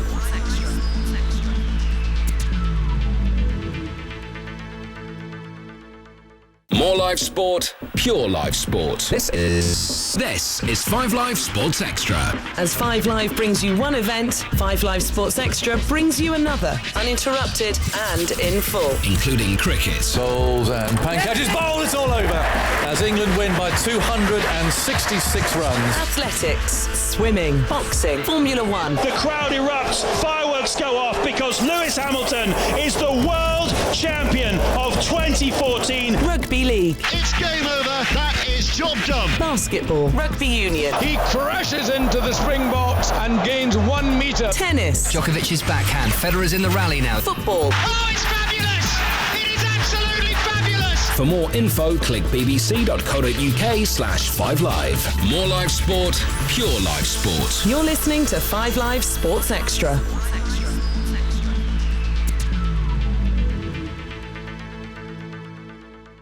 More live sport, pure live sport. This is 5 Live Sports Extra. As 5 Live brings you one event, 5 Live Sports Extra brings you another, uninterrupted and in full. Including cricket. Bowls and catches bowl, it's all over. As England win by 266 runs. Athletics, swimming, boxing, Formula One. The crowd erupts, fireworks go off because Lewis Hamilton is the world champion of 2014. Rugby League. It's game over. That is job done. Basketball. Rugby Union. He crashes into the Springboks and gains 1 metre. Tennis. Djokovic's backhand. Federer's in the rally now. Football. Oh, it's fabulous! It is absolutely fabulous! For more info, click bbc.co.uk/5live. More live sport, pure live sport. You're listening to 5 Live Sports Extra.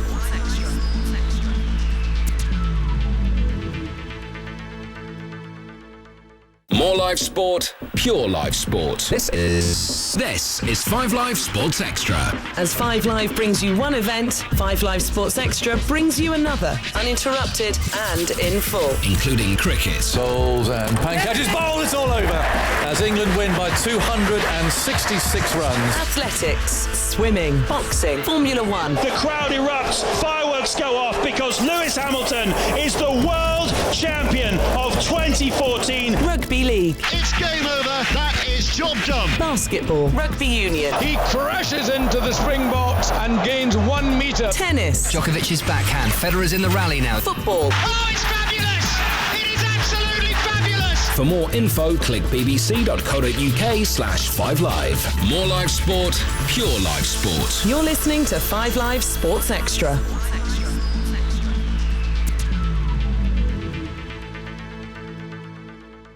More live sport, pure live sport. This is 5 Live Sports Extra. As 5 Live brings you one event, 5 Live Sports Extra brings you another, uninterrupted and in full. Including cricket. Bowls and catches. Bowl, it's all over. As England win by 266 runs. Athletics, swimming, boxing, Formula One. The crowd erupts, fireworks go off because Lewis Hamilton is the world champion of 2014. Rugby League. It's game over. That is job done. Basketball. Rugby Union. He crashes into the Springboks and gains 1 metre. Tennis. Djokovic's backhand. Federer's in the rally now. Football. Oh, it's fabulous! It is absolutely fabulous! For more info, click bbc.co.uk/5live. More live sport, pure live sport. You're listening to 5 Live Sports Extra.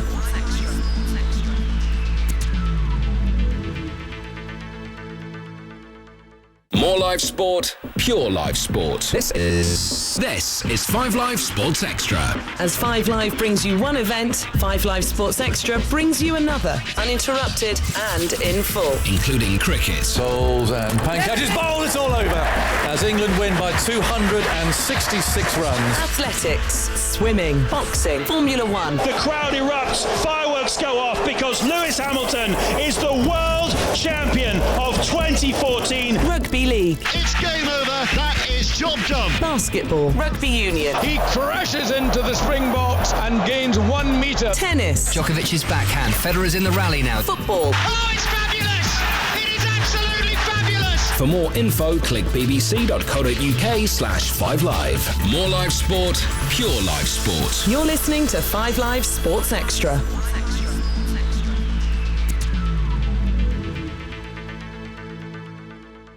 More live sport, pure live sport. This is 5 Live Sports Extra. As 5 Live brings you one event, 5 Live Sports Extra brings you another, uninterrupted and in full. Including cricket. Bowls and catches. Bowl, it's all over. As England win by 266 runs. Athletics, swimming, boxing, Formula One. The crowd erupts, fireworks go off because Lewis Hamilton is the world champion of 2014. Rugby League. It's game over. That is job done. Basketball. Rugby Union. He crashes into the Springboks and gains 1 metre. Tennis. Djokovic's backhand. Federer's in the rally now. Football. Oh, it's fabulous! It is absolutely fabulous! For more info, click bbc.co.uk/5live. More live sport, pure live sport. You're listening to 5 Live Sports Extra.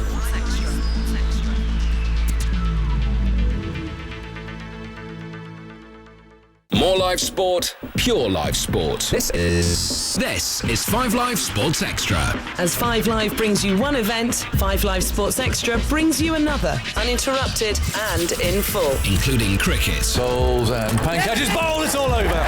As England win by 266 runs. Athletics, swimming, boxing, Formula One. The crowd erupts, fireworks go off because Lewis Hamilton is the world champion of 2014. Rugby League. It's game over. That is job done. Basketball. Rugby Union. He crashes into the Springboks and gains 1 metre. Tennis. Djokovic's backhand. Federer's in the rally now. Football. Oh, it's fabulous! It is absolutely fabulous! For more info, click bbc.co.uk/5live. More live sport, pure live sport. You're listening to 5 Live Sports Extra.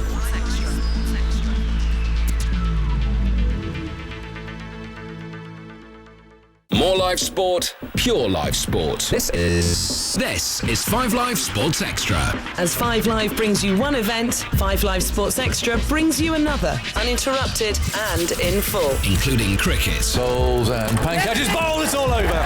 As England win by 266 runs. Athletics, swimming, boxing, Formula One. The crowd erupts, fireworks go off because Lewis Hamilton is the world champion of 2014. Rugby League. It's game over. That is job done. Basketball. Rugby Union. He crashes into the Springboks and gains 1 metre. Tennis. Djokovic's backhand. Federer's in the rally now. Football. Oh, it's fabulous! It is absolutely fabulous! For more info, click bbc.co.uk/5live. More live sport, pure live sport. You're listening to 5 Live Sports Extra.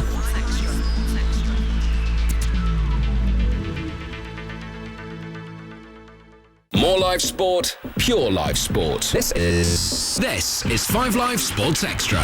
As 5 Live brings you one event, 5 Live Sports Extra brings you another, uninterrupted and in full. Including cricket. Bowls and catches, bowl, it's all over. As England win by 266 runs. Athletics, swimming, boxing, Formula One. The crowd erupts, fireworks go off because Lewis Hamilton is the world champion of 2014. Rugby League. It's game over. That